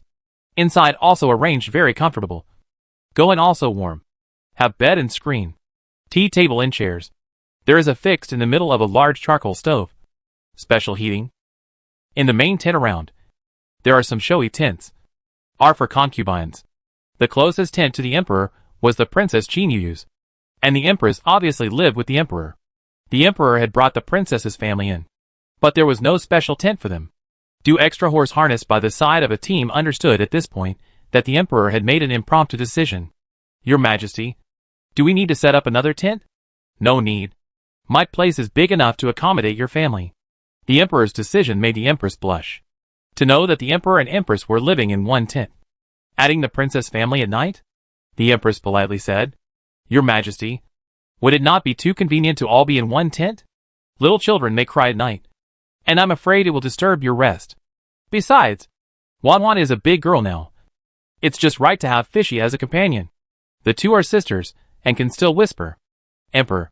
Heh. Whispers? Du-Wan raises an arm. I have something to say. I will be with my parents apiece. You this? The Empress' face froze. For Du-Wan who dared to drop her face. Her heart hated her. She wanted the Emperor to give them a new tent. Clearly for their good. Du-Wan was not going to follow the Empress's wishes.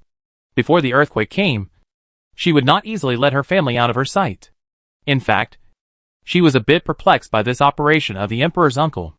However, for now, there was no bad intention at all. If the earthquake would be chaotic, the Imperial Palace would have a forbidden army, and it would indeed be safer than the Princess Mansion.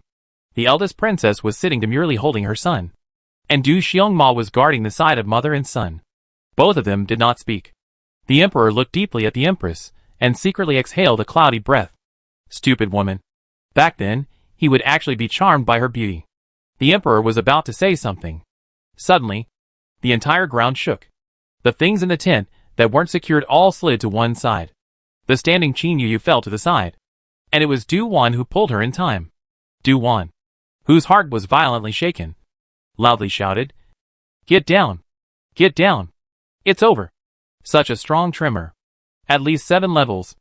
Du-Wan almost pulled Qin Yu at the first opportunity. It wasn't that she wanted to save Qin Yu. It was instinct that pulled her. And then she went straight towards the eldest princess, who was now holding her son in great danger, was sitting on a chair. The earthquake made the chair slide. And the direction it fell towards was the big charcoal stove. The 3 legs of the big charcoal stove are fixed. However, the wall of the stove is certainly not low temperature. The eldest princess holding the child bumped into it. Is the spark spattered on so little? Maybe burned. Not to mention people directly into the charcoal stove. Do one really want to curse a fuck? These people in the palace are brain dead. Fix the charcoal stove can't fix the chair too? Fortunately, Du-Wan's cultivation is not low. In time, she grabbed the arm of the princess and pulled her back. Other people don't have Du-Wan's ability. Not to mention saving people. Even they can't stand still.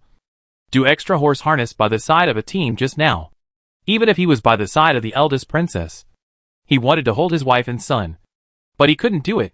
The earthquake came all of a sudden. It didn't give anyone time to mentally prepare. It was currently not even dark outside. "Your Majesty, get out of the way," the Empress exclaimed. Du-Wan looked over violently. It was a screen that was falling towards the Emperor. Chapter 502, Avoiding the Scarlet of Life. "Emperor, be careful." The big eunuch serving beside the Emperor pounced on the Emperor. This was to protect his master with his body. Du-Wan picked up a chair with one hand and smashed it over with force. I don't know how she used her dexterity. But the screen was knocked away by the chair, and the crisis was resolved. At this moment, Du-Wan wanted to curse her mother. Who is so stupid to set up a screen indoors during an earthquake? Do not know a fall? Just this earthquake shook the crowd dizzy. Outside the sound of collapse. One after another. There are screams and cries and so on. After a dozen breaths, the shaking stopped. The crowd was then stunned. And they all broke out in a cold sweat. "Wow!" The little ragamuffin let out a cry, breaking the silence. The eldest princess finally came back to her senses. "Son? Shumi?" Do extra horse harness by the side of a team hugged his wife and son. "It's good that it's okay. It's good that it's okay." When he said this, his voice was trembling. When he saw his wife and son fall towards the charcoal stove just now, he was so scared that his soul was almost gone. Fortunately, his daughter acted fast and saved the person. Otherwise, he didn't dare to imagine what the consequences would be. Du-Wan helped the Emperor up and looked round again. The Empress heard Du-Wan's voice and fell to the ground at the first opportunity. So nothing happened. Qin Yu's appearance had some woes. It was Du-Wan who pulled her and then went to save the eldest princess. And then she fell straight down and rolled twice on the ground when she encountered the shock. The pieces of tea bowl and teapot on the ground fell all over the place. Du-Wan picked up her parents again. "Father and mother. Are you hurt?" "It's fine." The eldest princess gasped slightly as she replied. Du harnessed the Emperor's son shook his head. "I'm also fine. Go out and take a look." The situation outside was not good. People were in the tent and all heard the big commotion outside. Some people were crying, and others were shouting for help. The commander of the Forbidden Army and the head of the Dark Guards, who came back to their senses outside, both rushed into the tent to save the Emperor. My subordinates and others are late to save the Emperor. Please forgive me. How is it outside now? The Emperor came back to his senses. Striding out. I'll go out and take a look. Just outside the tent. The ground suddenly shook again. Du-Wan quickly reminded. Uncle, there will still be aftershocks. Don't be careless. Got it. The Emperor turned back and responded. One, take care of your mother and brother. I will. Du-Wan nodded solemnly. Thinking of the earlier critical scene, she still had lingering palpitations in her heart. She was glad that she was not careless enough to leave her family's side. Du harnessed the side of the Emperor's team and half-carried eldest princess outside, who was holding the little brat who had been crying loudly. Du-Wan naturally followed outside. Outside the tent, Sister Wen and a few maids stood guard. Once they saw that their masters were fine, they were all very excited. Sister Wen even went forward. Your Highness, let the old slave hold the little master. Tough on sister. The eldest princess was really scared. and let sister Wen hold over the child and coax it. This coaxing posture was much more skilled than the eldest princess.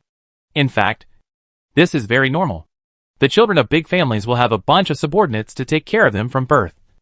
Bathing, changing clothes and feeding food, as well as changing nappies, etc. The mother will seldom do it herself. Not to mention the fact that the eldest princess had already given birth to 3 children. Even if she had a few more, her experience in bringing up children would not compare to that of the old sister. The little kid let sister Wen coax for a while. Really stopped howling. That is, the corners of the eyes are still hanging tears. Watery big eyes. See people's hearts soft to a mess. Duan took a look and was relieved to learn that the little brat was fine. Then helped the eldest princess to sit down on the stone steps not far away. Father, you stay here with mother. I'll go and check out the situation and help save the people. Go. Do attachment horse gruffly said. The situation around was not good. Many houses in the palace collapsed. Fortunately, the emperor gave a decree that everyone should not stay inside for a long period of time without any matter, which prevented a large number of casualties. Even if you live in a tent, there are still people injured. There are a few unlucky people died. Either the tent collapsed or fell to death or smashed to death, etc. Very fancy way to die. Each in its own way. There were also 2 tents that caught fire and burned. And the fire has not yet been extinguished. Fortunately, the distance between the tents is large enough not to be afraid of the fire spreading. The forbidden guards are busy rescuing people. The emperor is on the side of the command.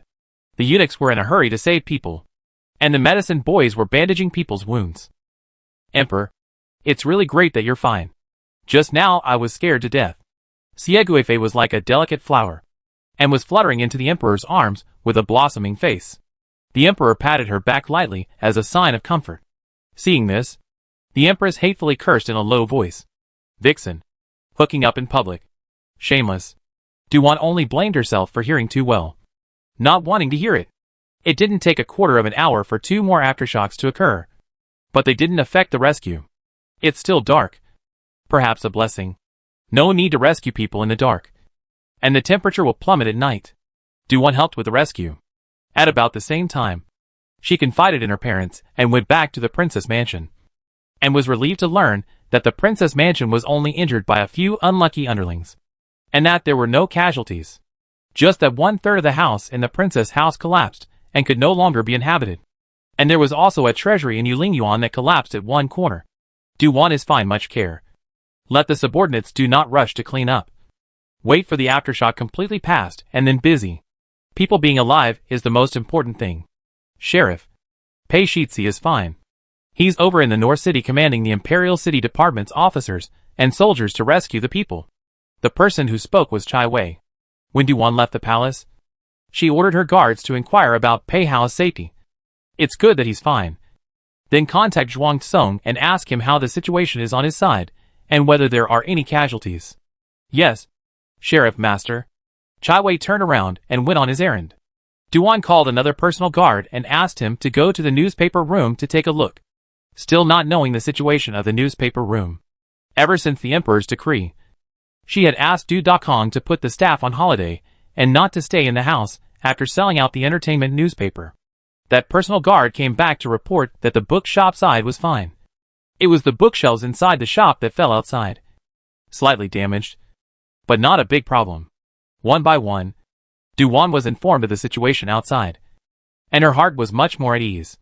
This disaster, because the emperor intervened in advance, but also strong down the holy decree. Out of fear of the imperial power of the holy decree. Not many people dared to disobey. Ordinary people magically survived a lot. On the contrary, some of the powerful and noble families, the house collapsed and crushed to death. In the past, when a natural disaster like this happened, it was really a disaster of life and death, with cries all over the place. Now it was equally bad. But it was the loss of money that was the majority. Wan, you're fine. It's really great. Qinjiu learnt that she had returned to the house and hurriedly came over. Duan smiles. What can I do? How is your family? Are there any casualties? A number of people were injured and 3 underlings died. Should not have to die. Is that they sneak into the house. The heart is lucky. This is not. An accident died. Qinjiu nattered for a while. Basically, the things of the Duke of Qin's house will be clear. Chapter 503. Who is this accident? Sending away Qinjiu, Duwan toured her family's estate, knowing that there were no major problems, and returned to the palace. It also shook a few times during this period, which made people feel bad. The eldest princess and Du Xiongma, as well as the little brat, were all in the palace. When Duwan went back, Du extra horse harnessed by the side of a team had already been called to work by the emperor. The eldest princess was with the empress, and the child was taken care of by Sister One. The injured people in the palace were all gathered together. The scene was just like after a battle, carrying down a group of wounded soldiers. Qin Yu, who was dressed in a beautifully embroidered dress, was actually traveling among them, helping the injured in a good and beautiful manner.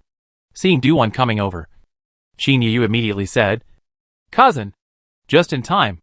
Come and help. This person needs bandaging." Brainwashed. A princess helping a courtesan bandage his wounds? Duwan knows that she wants to get a good reputation, so she might not be able to rely on it a bit. Are the people in the Imperial Hospital all dead?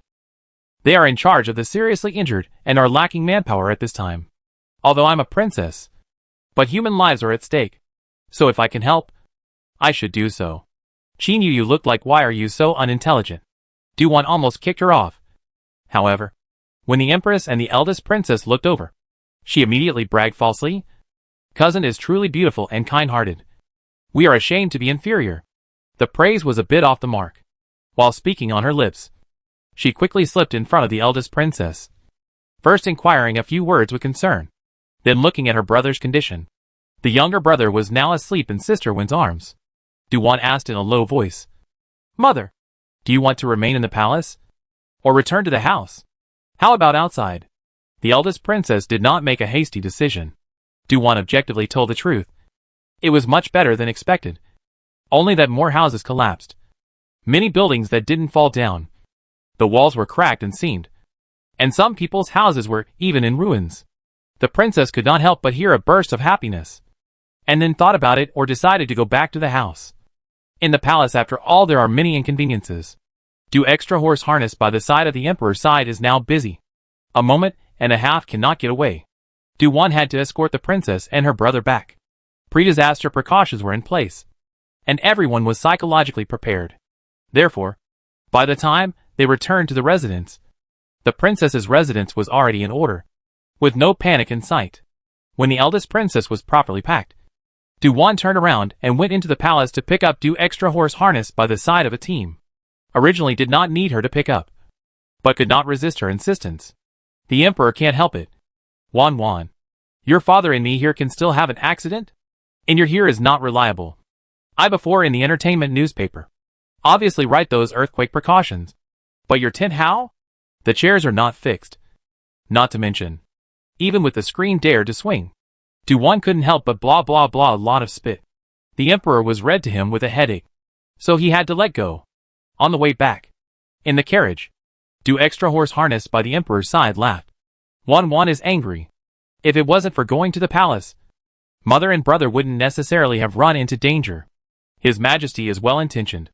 I know he means well. That's why I've curbed my temper a bit. Isn't Duwan not mentioning the previous matter in front of the emperor? It's equivalent to giving face to the emperor. Father, do you still need to go to the Yamen tomorrow? No need. Right. Thanks to the emperor's holy decree, the casualties of the disaster in the capital and the neighborhood should not be too high. Those who dare to openly defy the imperial decree are a minority after all. When Emperor Du's son-in-law said this, he also magically looked at his daughter. Without his daughter's reminder and the emperor's decisiveness, the consequences would have been unimaginable. A great shock had passed so lightly here in the capital. Du Xian horse harnessed by the side of the emperor's team's heart was a burst of celebration. The only thing that was worried was Du Qian. Du extra horse harnessed by the side of a team didn't know how he was doing there, knowing that it takes 2 or 3 days for news to be delivered. The earthquake came faster than expected, and Du Qian may not necessarily be able to get the news. It was not only Du Xiang horse harnessed by the side of a team that was happy. Many people in the capital are celebrating, grateful for the emperor's imperial decree, grateful for the entertainment newspaper's reminder, together with the officials and soldiers who stare at them every day. No matter how much they felt that their faces were repulsive before, Now looking at them again, they all look extraordinarily clear-eyed.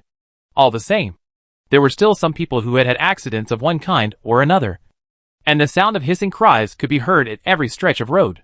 Crying so miserably. 9 times out of 10. Someone has passed away. Duan suddenly voiced out. Stop the car. The coachman outside, hearing the voice, slowly stopped the carriage. Duan turned back to do extra horse harness by the side of a team and said, Father, I have something to go out. You go home first. This place is not far from home. Good. Do extra horse harness by the side of a team did not ask his daughter what the matter was. Even so, Duan brought out her personal guards. But all of them stayed behind to protect Do extra horse harness by the side of a team. And she herself left alone. It's not that the guards don't want to follow.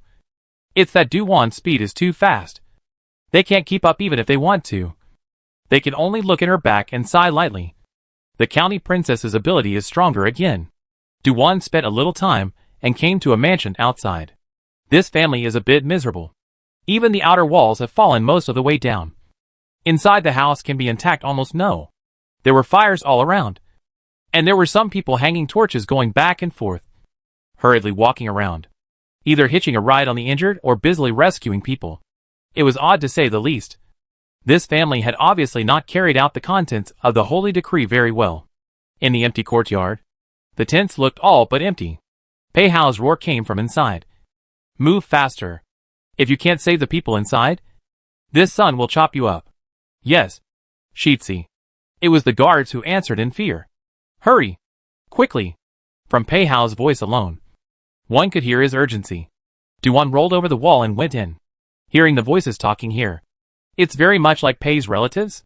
Who is the person buried in the ruins of the main courtyard? How could it make Pei Hao so panicked? Duan walked among them. No one noticed her. This main courtyard was quite badly affected. There were people holding a lot of torches to illuminate the area. And there were people hurriedly moving stones and bricks. The scene was not small. Most of them are officials and soldiers of the Imperial City Department. Not many subordinates were seen. There are also people carrying out the wounded or corpses and moving them to the open space. Pei Hao is busy in the front yard. Over in the main house. All of you, give this son a careful look. Shitsi. Husan reminded. Pei Hao's appearance is a bit lousy. What is it? Husan pointed behind him. The county princess is here. Upon hearing this, Pei Hao's movement lurched, stood up and looked back, and saw the person under the firelight, looking at him worriedly. Duan was surprised to see such a Pei Hao situation. At this time, the sweat in front of his forehead had wet his hair. The whole person was like a water wash, and it was hard to hide the anxiety and panic between his features. Needless to say, the person who was buried underneath was a very important person to him. Just now Duan was on her way back to the house, listening intently to the surrounding movements, and overheard Pei Hao's urgent rescue voice, which made her come over eagerly to take a look. Who is in this accident? Chapter 504 will never stand by and watch. Pei Hao saw that it was the little girl who came and said excitedly, Wan, come here quickly. Xian is buried underneath. You come and find his position. Mu Xian? Hearing who the person buried underneath was, Duan's heart was shocked. No wonder Pei Hao lost his temper like this. Duan flew over and quickly detected 2 cents below. However, there was still a faint smell of blood. She pointed to a location. Someone is still alive down there. Hurry. 1 cent was very weak. The situation should be very bad. Among the rescuers, there was a big difference between the situation with Duan joining in and without her. Her strength was indeed great. A beam she could easily lift and throw aside. And she also knew where people were buried. It didn't take half a quarter of an hour for Duan to rake Mu Xian out of the rubble. This is one person topping dozens of people to make. The officials and soldiers who rescued together all felt incredible. The county princess ability was too strong, going against what they had known since childhood. In their impression, girls were all delicate. Mu Xian was seriously injured. She was unconscious. One of her legs was smashed and blood was still spilling out. Pei Hao immediately asked the doctor to stop the bleeding, and at the same time stuffed one of Grandmaster Yuan Tong's injury medicine into Mu Xian's mouth. Duan hurriedly said, Quickly, stop the bleeding. If it continues to flow like this, he will bleed to death. I'll carry him. Pei Hao was nervous. It's better not to move around. He hurt his feet. It's best to get a doctor to come over. Duan saw Mu Xian's injured leg. This situation is likely to fracture. It's not good for people who don't know how to move around, causing a second fracture. Pei Hao took out the hemostatic powder and panicked to stop the bleeding of Mu Xian's wound. Not long after, Hussein brought over an old imperial doctor with him. The old imperial doctor is very good at fracture injuries. In a short while, he simply handled it, and then let people carefully carry Mu Xian out of the collapsed house. Moved to the tent outside. Pei Hao was about to follow. There's one more person. Duan was under the bed again, picking out an old man. Pei Hao turned his head for a glance. His face suddenly changed. Grandfather? Eh? Duan froze. The man is still unconscious, but he's not seriously hurt.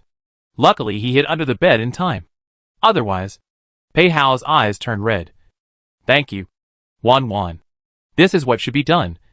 No need to be polite. Duan hurriedly replied. Pei Hao picked up his maternal grandfather and left the crumbling house. Outside in the tent, a doctor was treating Mu Xian's injured leg. On the side there was a woman wiping her tears and crying, and a middle-aged man was watching as if he was nervous.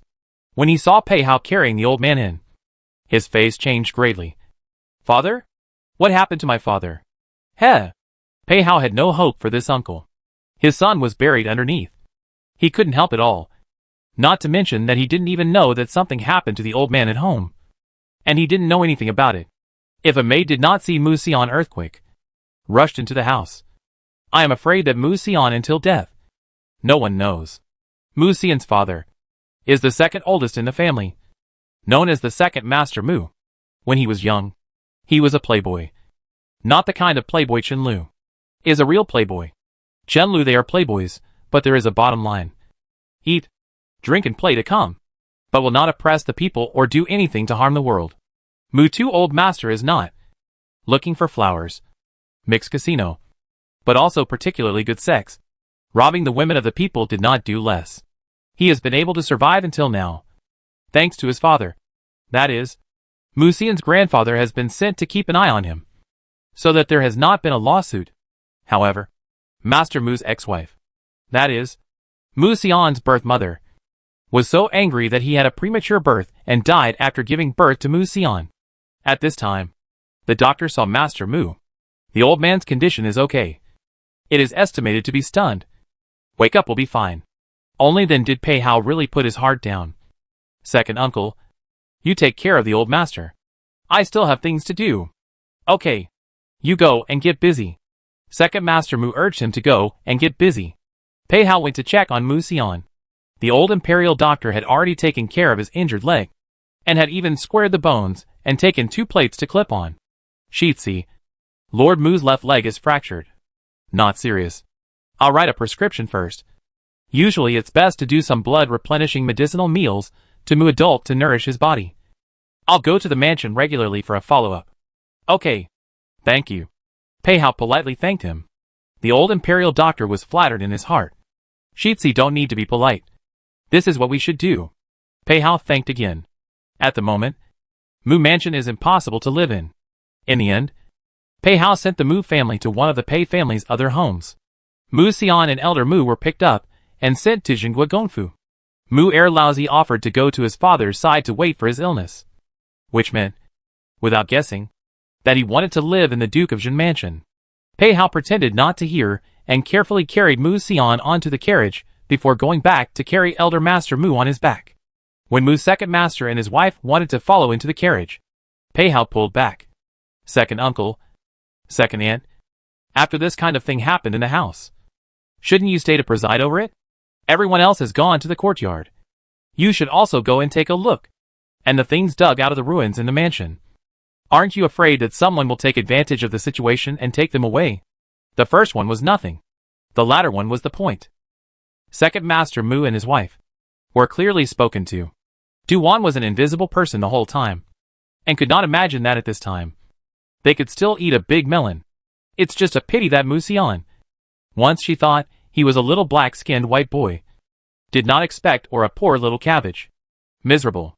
Pei Hao asked Hussein to send the Mu family's grandparents and grandchildren back to the Jingguo Gongfu to settle down.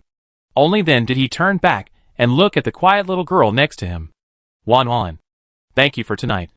Pei Hao is all tired, like holding the little girl's hand, his entire body still half leaning into her, with an appearance of not even being able to stand. Duan supported him indulgently. What silly words. Seeing this kind of thing. I will never stand by and do nothing if I can help. Pei Hao looks as if he can't even stand. Are you very tired? Tired? My heart is tired and my body is tired. Then go and rest. Duan's heart ached. Let someone call a carriage. Then stuff him in. Move Fu the next thing. Don't need Pei Hao to do. Let the Imperial City Department other people take over on it. Pei Hao let her toss and turn. Then sat behind her, almost leaning the weight of his body towards her, also resting his head on her shoulder. When I learned that something happened to Xian, I was worried and scared. He and I grew up together, studied together, and practiced martial arts together. More intimate than even blood brothers. Well, I know. Duan guessed it. She could tell from the look on his face when she saw him there at the ruins before. She had rarely seen him that out of sorts. Duan gently patted his back. He closed his eyes, his breathing gradually smooth and even. Chapter 505. The best stepmother in the world. Anyone's heart is tired when it comes to this kind of thing. Pei Hao trusted the little girl to relax in front of him and live out the real him, not the disguise in front of outsiders. Duan thought about it and sent him back to the Jingui Gongfu. The building of Hearing Rain residence was spared from the earthquake. Arriving at the gate of the State Duke's mansion, Duan wanted to wake up Pei Hao, but found that he was sleeping heavily and held back.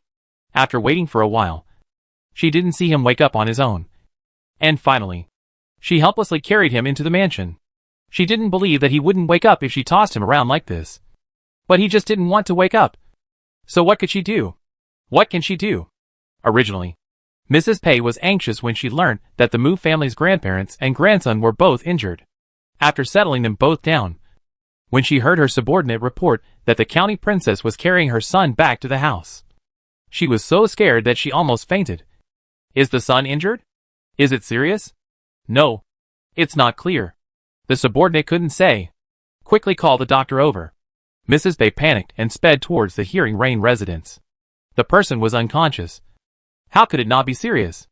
By the time Mrs. Pei went over, Duan had already placed Pei Hao on the bed, and even took off his boots and covered him with bedding. At first, Pei Hao realized what the little girl was doing. He was just too tired and wanted to squint for a while.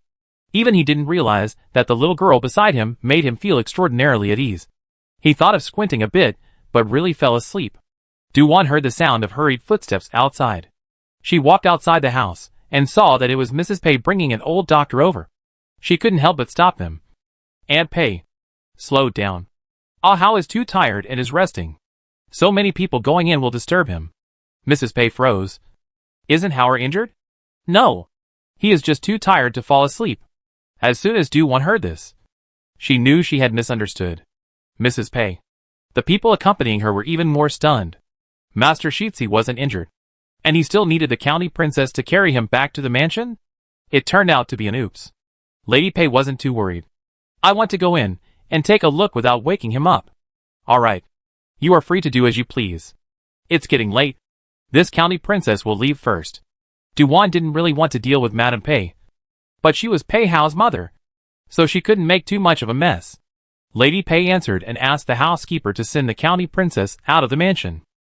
The carriage was already prepared outside the mansion, and there was also a team of escorts. Duan wanted to refuse, but thought better of it. This is a good intention. Moreover, if a girl leaves at night, the host family will not allow it, and it will have an impact on the reputation of the Duke's house. Sitting on the carriage, Duan finally relaxed. Outside the carriage heard the situation is still bad. However, the earthquake has come and gone, but there is a sense of dust settling. Do not need to be as wary as before. Back to the princess mansion. Duan looked at the sky. It was most likely already the hour of midnight at this time. One day busy down. Honestly speaking, the body is not tired, but the heart is a bit tired. When she learned that her parents had already rested, she went back to the Jade Spirit Garden. Jade Spirit Garden has already been tidied up, and there is no problem with the main house. Therefore, Duan is directly back to the dormitory to sleep. Unprecedentedly not cultivate. This sleep. Slept longer than she expected. Woke up at dawn. When Ning Qin saw her wake up, She hurriedly prepared her clothes. Duwan asked. What hour is it now? Back to County Princess. It's the middle of the 6th hour. Ning Qin replied respectfully. It was also around 10 in the morning. Duwan went to wash up. Next to her, Ning Qin added, County Master. Pei Shitzi has come. He is in the quiet room. Why is he here? Duwan was quite surprised by this. He should be very busy today. Would he still have time to come over to the princess residence? After a pause, she asked again. How long has he been here? There was about half an hour. The slave girl was still thinking of waking up the county princess. It was Shitzi who stopped it, saying that he wanted you to continue resting. He first went to the quiet room to wait for you. Ning Qin spoke of this morning's events. The world sun also brought you some pastries. The slave girl put them away. Do you want to eat them now? Put it away first. Send the breakfast to the quiet room in a moment. Okay. Ning Qin cheerfully answered and ran out to order. Duwan doesn't know what she's so happy about. Isn't it just that she's going to set the breakfast in the quiet room? Why do you have the illusion that your gossip is being watched? Knowing that Pei Hao is here. Duwan did not linger. Washed up and dressed to go to the quiet room. Outside also deliberately listening to the situation inside quietly. Quietly. If she didn't hear light breathing, she would have suspected that there was no one inside. Tiptoed to the door. And then holding the door frame quietly poked out half a head. To inside a look. Happily, she saw a young gentleman of great beauty, sitting in front of the table and writing hard. Duwan was surprised. Hey. In writing what? If it isn't his listening to the rain. It is not strange that he is writing something. But inside the Yuling Yuan where she is. He is like this. Pei Hao's movement gave a start. Lifted his pen and looked up. Wan. Woke up? Cough. Yes. I didn't expect you to come over so early. Duwan stood upright. Straightened her back. Stepped into the threshold with her hands behind her back. Really stepped out of the ace's air. Also, yesterday there was a disaster. You should be busy. Or did the emperor's uncle find his conscience not to oppress you? Someone too busy on it. Pei Hao smiled without elaborating. Duwan narrowed her eyes. Who is it? There are quite a few officials in the dynasty. More than one of me is not much. Less than one of me is really nothing. Shouldn't be awe. The officials and soldiers of the Imperial City Department are at your disposal. Oh. Xie Zhang is in charge for the time being. I'm not well. I can only recuperate for a few days first. Duwan is surprised. He wants to take over your Imperial City Division? The Imperial City Division is not mine. Pei Hao was helpless. He doesn't think that Xie Zhang looks at the Imperial City Division. The biggest official is himself, which is just the 5th rank. Not as high as Xian's position. Only Xie Zhang's current real power is really not as good as the Imperial City Department. After several times of disaster relief, he was promoted. But the position is not good. A little strange. Duwan didn't know what was in his mind, and was wondering if Xie Zhang was going to fight with Pei Hao. Pei Hao added, he is the one who is responsible for this disaster, and is temporarily deployed. I've asked Guli to cooperate with him, and there's no need for me to go out and sit on the town again. That's fine. Let him do it if there's work to be done. Duwan didn't dwell on it. The two chatted and talked about the matter of Mu Xian. Pei Hao was helpless. It's not easy to say about the elders. My second uncle, that person's character. A bit hard to say. Tell me about it. I've heard a mouthful before. Duwan raised her eyebrows. Mu Xian's father is unreliable. The stepmother is still a sweet-faced bitter. Is an old white lotus. Moving is crying. Fixing up the childhood Mu Xian. While fixing him while crying. Making it so that in the end the people who know about it, they all wonder if they misunderstood her. It's a talent for house fighting. The only thing is that everyone knows what kind of good she is. But she is also self-touched to the point that she feels that she is the world's first good stepmother. Chapter 506, Another New Year's Eve. Duwan thought of last night. When Mu Xian was rescued, the woman next to her was crying. Unexpected awe. At that time she really didn't expect it. She thought it was a gentle and soft one, but never thought it was a black-hearted one. Pei Hao also put Mu Xian yesterday accident hidden reason said. Maternal grandfather some days ago infected with wind cold. Has been bedridden. These 2 days should have been moved to the tent to live. But my second uncle ignored the mundane matters. The back of the house things are handed over to the second aunt. I do not know what she thinks. Has not been put up the tent. It can't be that the earthquake came, and it's still not set up? Duwan was powerless to spit. Pei Hao helplessly said. Yes. This time the Mu house has become a joke. The master's family is fine. But the casualties among the subordinates in the mansion are quite serious. Mu old man got to lose is that time Mu Xian went back. Just to visit the sick old man. Feel the earthquake coming. Mu Xian first time is rushed into the house. The bed on the couch Mu old man stuffed into the bottom of the bed.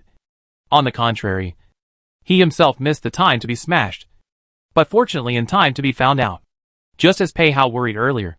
If not for an underling who saw it, and waited another hour or two, it would have been difficult for Mu Xian to survive. Duan did not know what to say about this. After all, this is someone's family matter. It is not good for outsiders to intervene. No wonder Pei Hao was so angry last night. He only took Mu Xian and the old man back to the house. And sent the second uncle and his wife, along with their children and so on, to a different house. At this moment, there are footsteps outside. It was Ning Qin and Lucci who came in with food boxes and put them on the tea table next to them, adding Pei Hao's dishes at the same time. Duan smiled. Come here. Eat breakfast with me. I ate in the morning. What's wrong with another meal? It's almost noon now. Huh? How dare you say that? You slept in today. Heh. Laughing at me? Did you forget? Last night or I carried you back to the mansion. Your parents thought you were injured. And specially brought a doctor to see listening to the Rain residents. Can you not reveal the shortcomings? The corner of Pei Hao's mouth was twitching. And he put on a light-hearted demeanor. As if the person the little girl was talking about just now wasn't him. He did not expect the little girl to send her back. But also at his home to see a joke. Duan ate a chive dumpling and found it good. So she clamped one into his bowl. Quickly eat. Fresh green dumplings. Except for the princess residence. You can't eat it anywhere else. Huh? Pei Hao thought her words were fresh. Took a bite of the dumpling. Saw the leak filling inside. There are still greens in this winter. Is it from your manor? Yes. Next time there are extra. I'll send some to the State Duke's mansion. Good. Thank you, Wanwan. You are really not polite. Duan laughed lightly. Pei Hao smiled cheekily. What's the point of being polite with your own family? Duan. You cow. The greenhouse in the manor planted some green vegetables. Just a limited number. Temporarily only for the princess house masters to eat. This is still because Duan knows that food is tight. Greenhouses planted less vegetables. Shuangsong almost all take the land to plant sweet potatoes. In this world, the aristocrats get some food is not difficult. Rare is to be able to follow their own people to eat. Cannot master eat well? The following people eat grass. This is very easy to instability, resulting in chaos. Duan is aware of the fact that the princess's residence has a lot of people. In addition to the hundreds of subordinates. Just a few masters around the guards. The surface are 1,600 or 700 people. Plus the secret guards. More than 2,000. Of course, to feed these people does not need her to be a little girl to worry about. The problem is that she is a part of the princess house. There must be a precautionary approach. Yes, the farmhouse was a retreat she had left for the princess house. She hoped that the princess house would not be able to use this retreat. Furthermore, not being able to use it can also be considered as the icing on the cake. In other words, it can make the burden on father and big brother's shoulders easier. After breakfast, Pei Hao left, and Duan received news from her personal guards. The farm is in good condition. The loss is not serious. It is heard that the previous manor, that is, the peach grove collapsed some peach blossoms. The ground also cracked a ditch, revealing a stone room. But there is nothing inside. Duan, kind of glad that things have been moved. Otherwise, this earthquake would have been exposed. Several days passed. At the time of the earthquake, after the initial trepidation and confusion, it gradually returned to calm. This calm was still the emperor taking out another amount of silver to rebuild homes for the affected people. The emperor brushed off a wave of prestige and became the biggest winner. When Xiezhan arranged the disaster relief properly, he was praised by the emperor. Let him continue to work hard. Continue to contribute to the court. Do practical things for the people. All are official brainwashing words. Pei Hao has not shown up for a few more days since his last visit. Today is New Year's Eve. There is no snow, but it is extra cold. Princess house early in the morning. The family sat around eating hot pot, talking and laughing. The only regret was that Du Qian was not at home. But with Duan present, the couple was still happy. Du Xian horse harnessed by the side of the emperor laughed. When we are done eating, we will go back to the clan. Mum. Du Wan stuffed a piece of meat in her mouth. I know. We have to make an ancestor sacrifice tomorrow morning. I'm familiar with this process. Ha.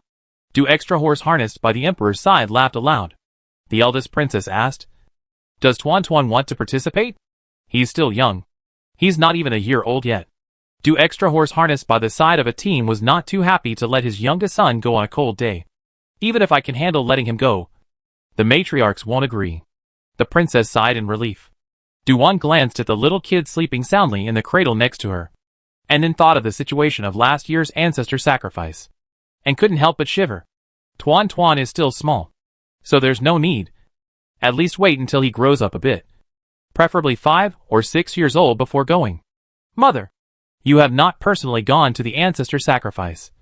You may not know the process. It is very tiring. Say what? The children of the clan have to go to the ancestor sacrifice at the earliest age of 1. At the latest at the age of 3. Can't argue. No point. Little kid doesn't have to go this year anyway. A hot pot wouldn't take long. A dozen carriages were parked in front of the main gate of the princess's mansion.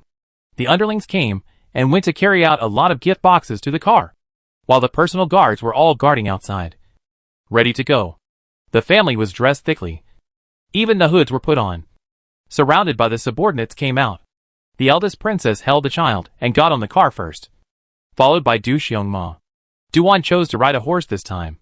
And what was eye-catching was that the county princess was wearing a long sword around her waist today, in addition to the king-beating whip wrapped around her waist. It was precisely the ring-headed sword that she used to go out and often hang. The sword that had almost become her symbol. The caravan of the princess house traveling was a vast one, all with great specifications. When ordinary people saw it from afar, the first thing they did was to avoid it. Therefore, the journey out of the city was smooth. Chapter 507 Sudden Bad News. The group arrived at the clan's old residence. Du Wan had just settled down, and before she had a chance to have a cup of tea, she heard that the old matriarch had come over to look for Du extra horse harnessed by the side of a team. The old matriarch came over and chatted with Du extra horse harnessed by the side of a team alone in the house for half an hour. And not long after, a subordinate came to report to Du Wan, saying that Du extra horse harnessed by the side of a team had asked her to go to the study. Du Wan went over with doubts in her heart. She saw Du extra horse harnessed by the side of the emperor's team sitting in front of the bookcase with a heavy face. He was the only one in the study. Without waiting for him to make a sound, Du Wan stepped in first. Father, you called me over. Is there something wrong? Du extra horse harnessed by the side of the emperor's team hid the color of pain under his eyes, and slowly opened his mouth. Wan, your elder brother has disappeared. What does missing mean? Du Wan is not too optimistic when she sees Du extra horse harnessed by the side of a team's side. When did he go missing? How did he go missing? It was in the middle of the earthquake. It was the clan that received the news the fastest. 4 or 5 days have passed since then. His side of the same earthquake, more serious than the capital side to see. There is a county subsidence. Instantly all into ruins. When your elder brother was in that county, Du extra horse harnessed by the side of the emperor's side said. His eyes reddened. Du Wan listened and felt her head buzzing and going blank. How could it be? How could something have happened? In the original story, Du Qian was the one who had a death sentence, and she thought he could avoid it. Could it be that it was really unavoidable? What should happen? Will happen in a different environment? Du Wan's brain is extremely confused, thinking about this and that. Her hands are cold, and at some point her eyes have been covered with water mist. Just now, the matriarch came over. Is that to talk to you about this matter? Yes. For the father still cannot believe. Du extra horse harnessed by the side of a team, the whole person disheveled down. The sadness in the eyes did not cover up again. This matter is temporarily hidden from your mother. Father, I want to go to the north. Can? For father and you together. No need. It's faster for me to go alone. You stay with mother. Even though it's temporarily hidden from her, it won't be hidden for long. The news from the clan is just a day or 2 ahead of others. Du Xianju's lips trembled, and what he wanted to say did not come out in the end. The situation in the north. The county king missing. The news from the court lagged even further. But not for long. When the emperor received the news, there were even more eyes in the palace. And the eldest princess herself had some people What Duan needed most at the moment was a map to set off. Of course, she needed to do so as quickly as possible. However, she was worried that she would get lost or go off course. Only by determining the route and location, so that she could arrive in the fastest time possible. It was only the day after Du Qian's accident that she learned about it in the nearby clan. The news itself lagged by a day. The people who were with Du Qian at that time had all disappeared together. Duan's heart sank. It was hard to bear. Father, prepare a map for me, and one with the route marked. In addition, prepare 2 more days of dry food and water. The faster the better. Do you really want to go there alone? Du harnessed the Emperor's team to confirm. Duan firmly said. Du extra horse harnessed by the side of a team beckoned the secret guards to prepare. To talk about maps. The Du clan had a very complete map of Great Qin. More detailed than the palaces. And it would be updated every 3 years. This time, a small matter. It didn't take a quarter of an hour to prepare. Duan got a small map of the north made of leather. And a detailed route way. Also marked the characteristics of the road sections. To avoid the newcomers to take the wrong way. There were 3 routes in total. With both long and short routes. After asking clearly, Duan put the map into her arms. Then carried the cloth bag with dry food on her back. And set off without lingering. Father, take care of your health. Wan should also take care of herself.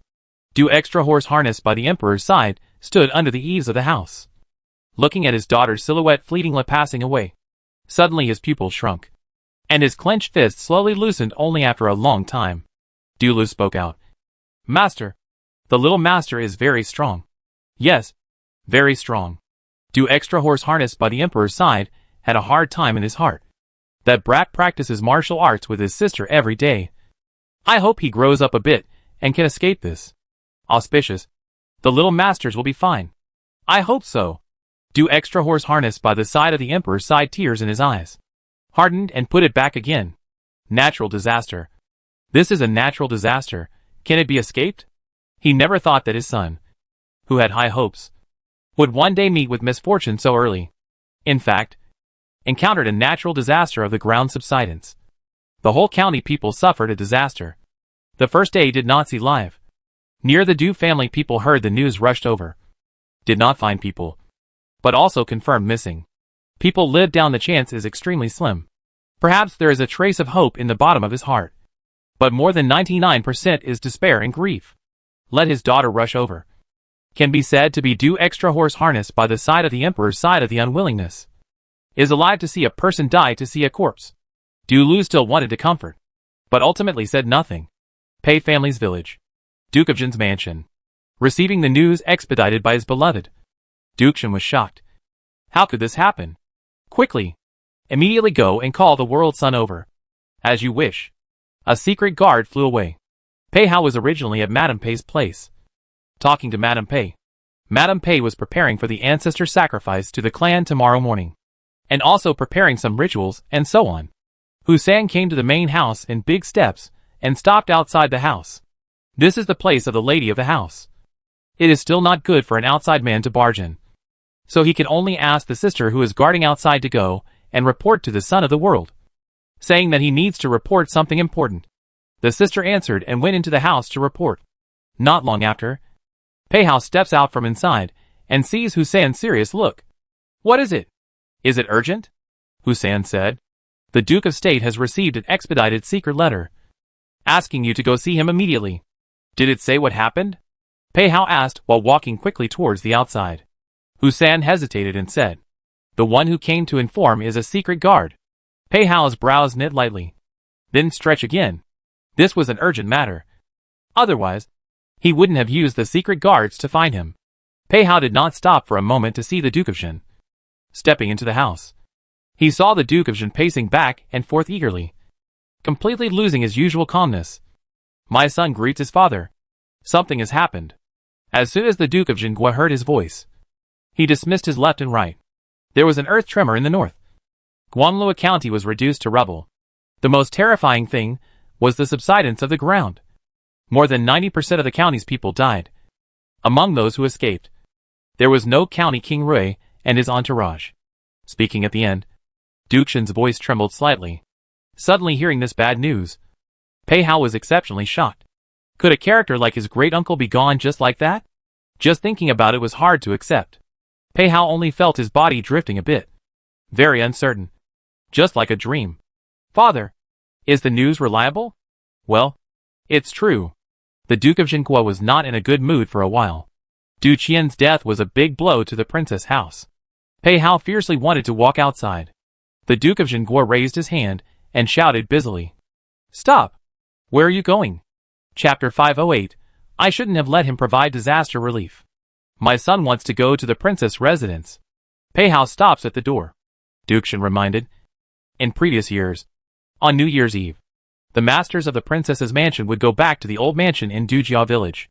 You won't be able to see anyone if you go to the princess house at this time. Besides, I was able to get the news. Du would only be ahead of me. Pei Hao stopped and turned back. Then, I'll go out of the city? Forget it. You take a trip. The Duke of Jinhua still loosened his tongue. When it comes to this matter, there is always a need to go and say something. He does know that if his son doesn't go on this trip, he can't feel at ease staying in the mansion. Pei Hao received his father's approval and turned to leave with large strides. Hu-san, order people to prepare horses and head out of the city to Dujia village. As you wish. Hu-san took the lead and ran out. Pei Hao went back to listening to the rain, took a cloak and sword, and hurriedly left the house. The Duke of Jin's family, a group of people, still venturing out into the cold to go out of the city on New Year's Day, still attracted a lot of attention. The news flew to the capital like snowflakes. The person Pei Hao was thinking about on the way was his little girl. She and Du Qian had a deep bond, and she dared not imagine what a heavy blow it would be for her if Du Qian suddenly passed away. As long as he thought of his little girl crying sadly, his heart felt like it was grabbed by something extremely uncomfortable. However, he didn't yet know that the little girl he had longed for was already on her way to the north. The same news, in the evening, appeared one after another in the Emperor's imperial case and the Marquis of Dingbei's residence, as well as the study of the major powers in the capital. The news of Du Qian's death was like an earthquake, causing a huge tremor in the capital. The Emperor stood up violently with a look of disbelief. How could? For a long time, he fell helplessly into the dragon chair, murmuring, "It was me who caused him harm. I shouldn't have let him go to the disaster relief. I shouldn't have let him go. Your Majesty, save your grief. This is a natural disaster. An accident." The Grand Chief Executive hastened to console him, hoping that the Emperor would take care of his body and not grieve too much. Regardless of how the capital side is doing, Duan exerted her lightness to the extreme, coming faster than even the best horse in the Great Qin Kingdom. To the eyes of a normal person, one would only feel a shadow passing by, and then disappearing in the twinkling of an eye, just like a shooting star in the sky, so fast that one would only think it was an illusion or a blurred vision. Ever since separating from Du Xianjian, Duan had been in a hurry, even when it got dark. She didn't stop. The occasional stop was also to confirm that the route was correct. Duan chose to take the shortest route, over the mountains. It wasn't until the next day, when it was dawn, that they reached the borders of Guanglua County, a journey that would normally take a person 4 or 5 days. Duan did not need 12 hours to arrive. When she arrived at Guanglua County, there were ruins as far as the eye could see. There were still some people walking around in the ruins, looking for something in the ruins. Duan can't describe the tragedy that she saw, but only looked at the bottom of her eyes sour. The earthquake and then the ground collapsed, causing an exponential increase in the disaster. It is said that more than 100,000 people in Guanglua County, the ones who survived, are not even a fraction of the population. Sheriff? A man in his early 20s came forward. Duan looked at him. Who are you? Subordinate Dusiki. In order to prove his identity, Dusiki took out an identity badge. Duan took it and flipped through it. She had seen this kind of card before, so it was certain that he was a member of the Du family. Duan asked, "What are you doing here? Can you have news about my big brother?" Dusiki respectfully said, "My subordinate is here to wait for someone from the clan, and has already sent people to look for the whereabouts of the county king. And there is no news yet." "What about the location? Is it confirmed?" Duan asked as she suppressed the eagerness in her heart. Dusiki said, "At that time, the courtyard where the county king landed. We have arranged for people to excavate it, and only found the corpses of some of the personal guards, and did not find the county king. The search is being expanded. Take me there. Yes. Dusiki leads the way in front. Du-won followed closely behind. The two of them traveled through the ruins. And in a short while, they came to a place in the middle. This place was obviously a large mansion, the residence of some rich and noble family. When Du-won came over, there was also a large group of people digging in the middle of the houses that were plunged deep into the ground. Du-won's consciousness swept over this area. There were hundreds of people here, Dusiki said. These people are all arranged by the clan. Or rather, these people are the people who were arranged by the nearby Du clan forces to come to the rescue at the first opportunity when they learn of Du Qian's accident on this side of the county. It's just a pity that the people were rescued a few times, but not Du Qian. And none of them were clear about Du Qian's whereabouts yet. They were transferred from outside the county, and were not clear about Du Qian's whereabouts. There are too many dead people in the county, and it's hard to find even a single clue. One could only hope on this mansion. Du-won's eyes reddened. In this area of Guanglua County, before the holy decree was conveyed, there was an earthquake. For the people here, this natural disaster came out of nowhere, and there was not even a chance to escape. In fact, the people who were digging had it in their hearts. In the past 2 days, they dug out basically corpses. Not a single living person. Even if the next ones are found, I am afraid that they are also corpses. Under Dusichi's gaze, Du-won turned around here, and tears fell from her eyes. There was no living breath underground. There was none. Du-won stares at Dusichi with red eyes, and asks in a hoarse voice, "Are you sure that my elder brother was in this mansion at the time of the earthquake? If County Princess wants to know the details, she can ask Du-11. Dusichi was arranged to wait outside for someone from the clan. The news behind is not too clear," Du-won said. "Take me to see him." "Yes. People have come here. It is not difficult to meet the person in charge of searching from the clan, without the need for a cup of tea." A man in his 30s with an ordinary appearance strides over until he stops in front of Du-won's followers, bending down and saluting. My subordinate pays his respects to the county princess. "You are Du-11? Du-won sized up the visitor. Du-11 respectfully said, "My subordinate is exactly that. Give this sheriff master the situation. All of it." Du-won suppressed the grief in her heart. Du-11 lowered his head and began to report. "The news of Du Jin's presence in Guanglua County is certain. His whereabouts are not a secret. This snowstorm Guanglua County, this area is the most severe. Du Qian came over to immediately carry out disaster relief. At first outside. Has not yet entered the city. Is the day before the earthquake. He only entered Guanglua County. This time he was accompanied by a lot of people. Were arranged in the mansion just now. The time of the disaster. It was already nearly dark. And the north is particularly cold. Usually at that time people rarely go out. Will hide at the home to keep warm. It was for this reason that at the moment of the disaster, very few people escaped. Du-11 ordered people to dig here. In fact, also looked in other places. The longer this dragged on, the slimmer the hope of being alive became. Du-won could not accept this reality. Her face was white. There are no living people underground in this mansion.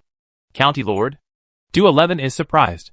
Du-won wipes her tears and looks around again, chokingly asking, "Are you really sure that my elder brother disappeared in Guanglua County?" "Yes." Chapter 509, Finding Hope in the Ruins. Next, the people who rescued the Du clan saw Du-won alone traveling through the ruins of Guanglua County, as if she was searching for something. But not quite.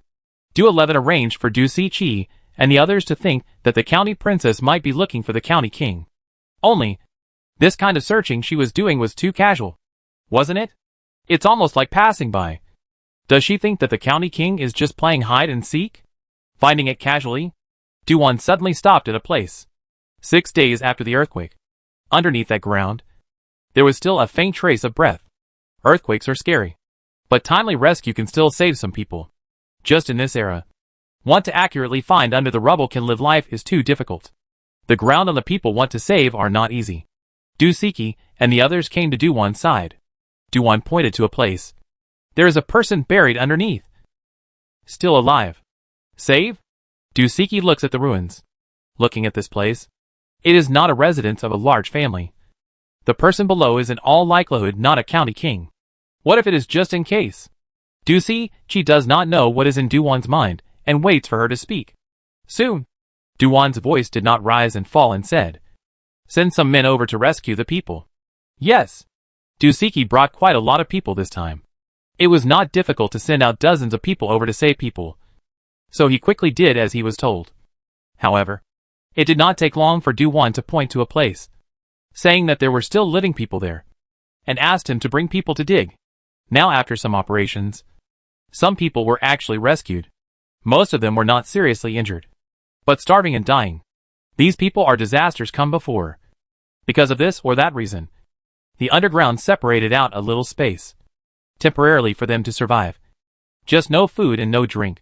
If no one comes to save, the end is only a death. Luckily these people ran into Du-won and the Du family's rescue team. Du-won followed the small radar-like walk through the place. As long as there are still people alive underground, can be found out by her. It was just that every person she rescued was not someone she was familiar with, making her mood sink further and further down. When these people woke up, Dusiki would routinely ask if anyone knew the whereabouts of Du-chien. Only unfortunately, nothing was found. Before nightfall, Du-won had already quickly searched through the ruins of the city. The Du family's rescue team was still rescuing people. There were also officials sent over. And as long as Du-won marked that there was still a breath, there would be people digging and rescuing people. Du-won did not make a move. It was that she could detect if that breath was her own big brother or not. Having spent so much time with Du-chien, and having cultivated together, Du-won could not be more familiar. It was just that the delay in finding someone, the slimmer the chances of that survival would be. Du-won repeatedly asked Dusiki to confirm if the person was in Gwanluo County or not. Dusiki's answer is still the same. In fact, the clan also hopes that people are not in the county. The problem is that, after investigating again and again, people are sure that they are in the city. It is just that after searching for so many days, it has not been found. And there is not even a corpse. On the contrary, in the mansion where Du-chien landed, digging out the corpses of the people in his entourage is more and more. Even if they didn't find Du-chien's body, but indirectly, it also confirmed that Du-chien was the one who disappeared in the county.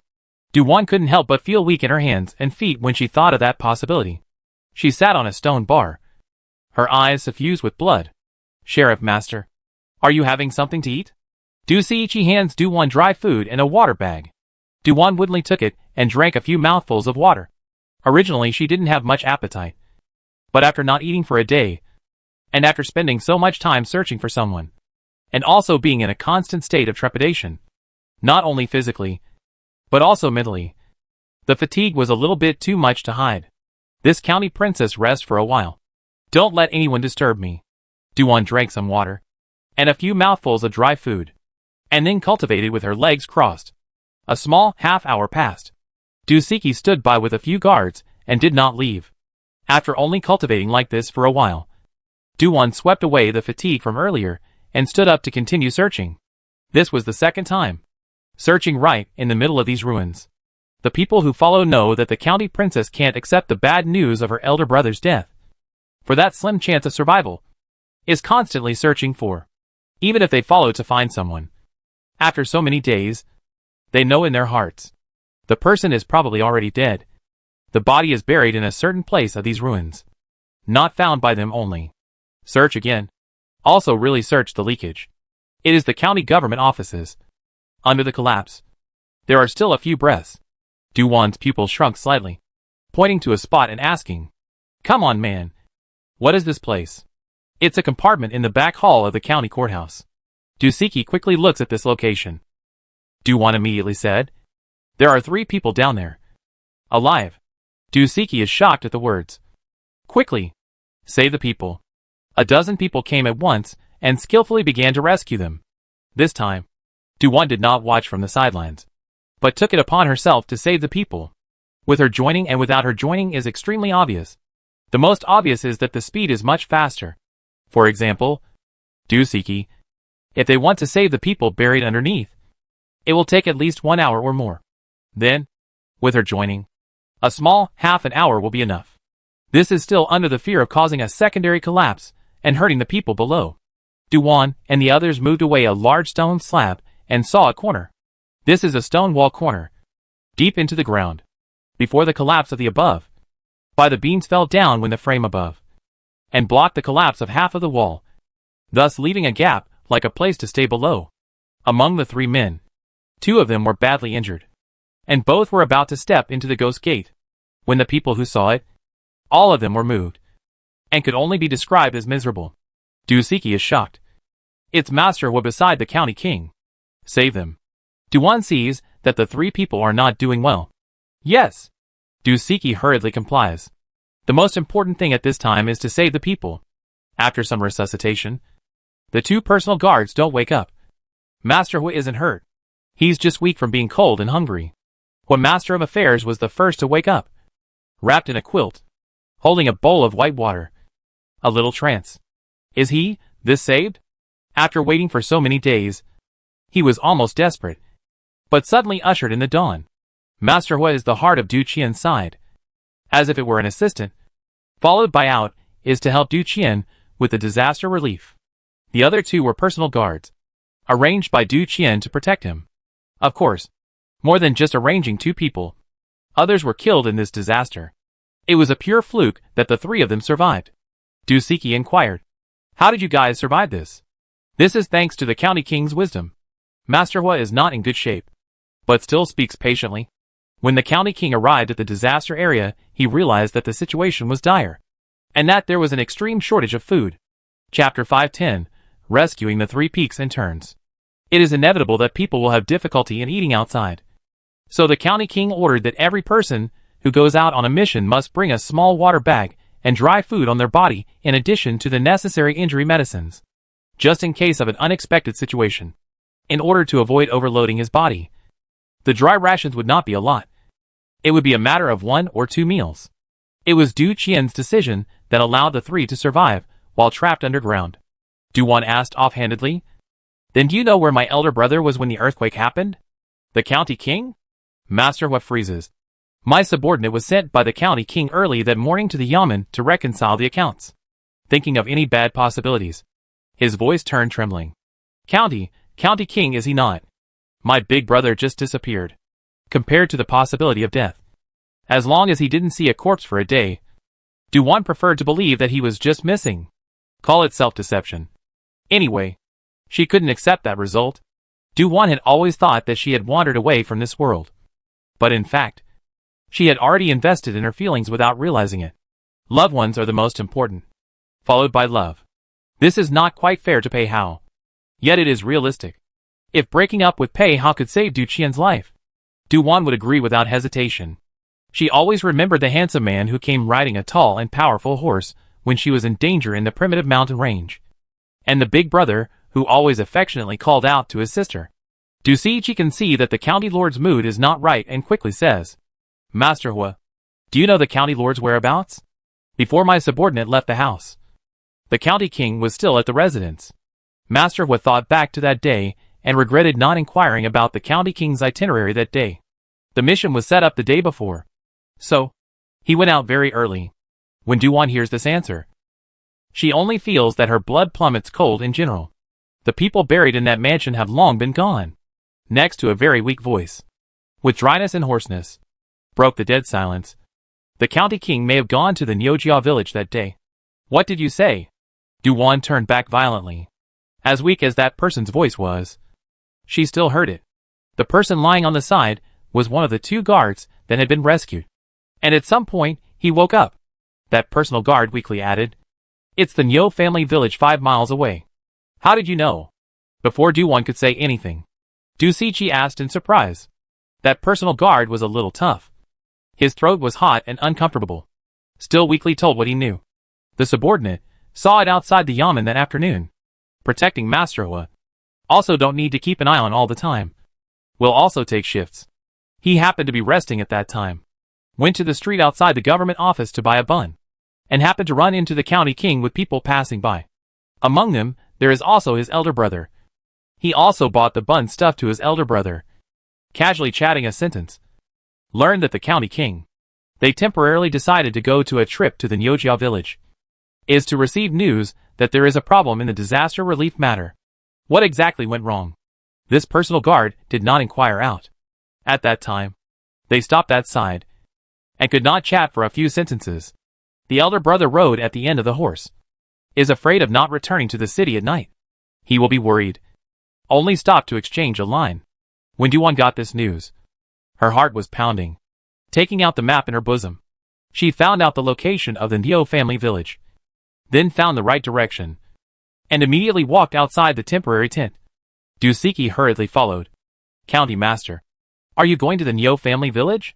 Do you want your subordinates to prepare horses? I will go first. You guys will follow. Du-won dropped these words. Her person had already disappeared like a wisp of smoke. Du-siqi's heart was slightly shocked. Is the county princess' strength already this strong? Thinking of how easily she was able to find the living people under the ruins earlier, she suddenly understands somewhat. But the matter at hand is still to hurriedly report back to Du-11 and arrange for the rescuers to hurry over to Nyeojia village. After hearing this, Du-11 frowns. Siqi, you should let the county princess come with us. Why? Du-siqi is puzzled. According to the county lord's speed, she will arrive at the Ox family village faster than us. The geographical location of this Nyeojia village is a bit special. It's in the mountains. It's easy for unfamiliar people to get lost when they enter the mountains. Du-11 has learned from someone. It's best to have an acquaintance to take them there. Du-siqi asks, why would the county king suddenly go there? Du-11 can't answer. Next, the problems of the three Master Hua people are quickly taken over by a doctor with excellent medical skills. Du-11 deployed the elite of the Du clan and 2 local people, a team of nearly 300 people, riding hurriedly towards Nyeojia village. There is not much snow in the county. It was cleared by someone every day before the earthquake. Outside the city it is different. Snow-capped. Even the mountains looking into the distance are all white. In the past, there will be snow on the road. Du Qian came over to relieve time. Every day ordered people to clean up the snow on the road. After the earthquake, there was no more snow, and the road was clearly visible. On the other side, Du-won followed the map to the foot of a mountain. At this point in time, she ran into a big problem. It was the path on the map that was covered with snow. Almost everyone who lives in the north knows that going into the mountains in winter is very dangerous. Not only the problem of encountering wild beasts, but also because it is easy to find the road or take a crooked path and fall into a ditch, etc. Anyway, if a person goes into the mountains rashly, there are too many accidents that can easily happen. Du-won is not afraid of running into wild beasts or anything, is worried about getting lost. To know into the mountains, the vast white snow, how to find the right direction. She did not have the experience. Du-won took out the map and studied it again, ignoring the route description on the side. That description was written by someone familiar with it, as Du Xian's son-in-law was worried that she would get lost and not be able to find Guanglua County. Among the final destination was the county town of Guanglua County, and the question of how to get to Nyeojia village was not marked at all. Du-won chagrin. Before coming over, should have found someone to lead the way. After mulling over the map for a while, she chose to go into the mountains, based on the shape of the mountains on the map. With some time, it was still possible to find out the Neo family village. As she walked, she paid attention to her surroundings, hoping to find tracks of human travel. As long as there are people coming in and out, it is not difficult to find the traces. But after walking for a while, some animal footprints were found, but no human footprints could be seen. Every time Du-won took a step, the traces left by the snow surface were shallow. Unlike ordinary people whose feet were sunk into the snow, if she wanted to, she could do it even if she floated on the snow surface. But before she found the Nyo village, she would try to save her strength. Having climbed to the top of the mountain, she pulled out a map to take a look. After thinking about it, she felt that it wasn't high enough, and used her light power to fly up to the top of a large tree. The snowballs on the branches of the tree fell. As the saying goes, when you stand high, you can see far. And she really did spot the smoke of a cooker halfway up the mountain in the distance. This makes her heart happy. There is smoke means someone living. Is the best Ox family village. Not also can find a local people to inquire. Chapter 511, Can't Find Us. When Du-won went over there, it took some time. When people stand on top of a mountain and look out, they think it is very close. But only when they really go there do they realize that it is an illusion. After walking for almost an hour, Du-won reached her destination. It was a small village in the middle of the mountains. Just a dozen or so families. Du-won went over without attracting the attention of the villagers, and caused the dogs to bark first. Every household of the villagers here raised wolf dogs and hunted for a living. Some villagers came out of their houses and quickly saw Du-Wan. When they saw that it was just her alone, they were all surprised. However, Du-Wan's clothes were not of ordinary origin at first sight, and she was wearing a long sword on her waist. At this time, an old uncle stood out. "Girl, what are you?" "Uncle Good. I am lost. I had wanted to go to Nyojia village to find someone." Du-Wan opened her mouth with a good attitude. The villagers were originally wary of strangers, but were unlikely to give birth to much to a girl's family, especially since this girl was good-looking and had a good attitude. As Du-Wan climbed into conversation with the people, she also asked about the court relief efforts, and whether a teen could be seen entering the mountains on the day of the earthquake and so on. However, as for the snowstorm, the officials had come twice, but there was no relief whatsoever. It is their small village. The situation is okay. Whether anyone went into the mountains in the middle of the earthquake, no one has really seen. The reason is that the mountain road is not the same. In the official road into the mountain, there is a section of the same road. However, at the foot of the mountain, there will be a three-fork road. In this winter, everyone hates to stay at home, so it's not surprising that no one has seen it. After the earthquake, no one went into the mountains these days either. Du-Wan asked. "In this mountain, is the earthquake serious?" "Serious," the old uncle replied with palpitations. "It was like a landslide on that day." A woman interjected. "More than a landslide. Thought the sky stepped down." "Hee hee." A loud boom.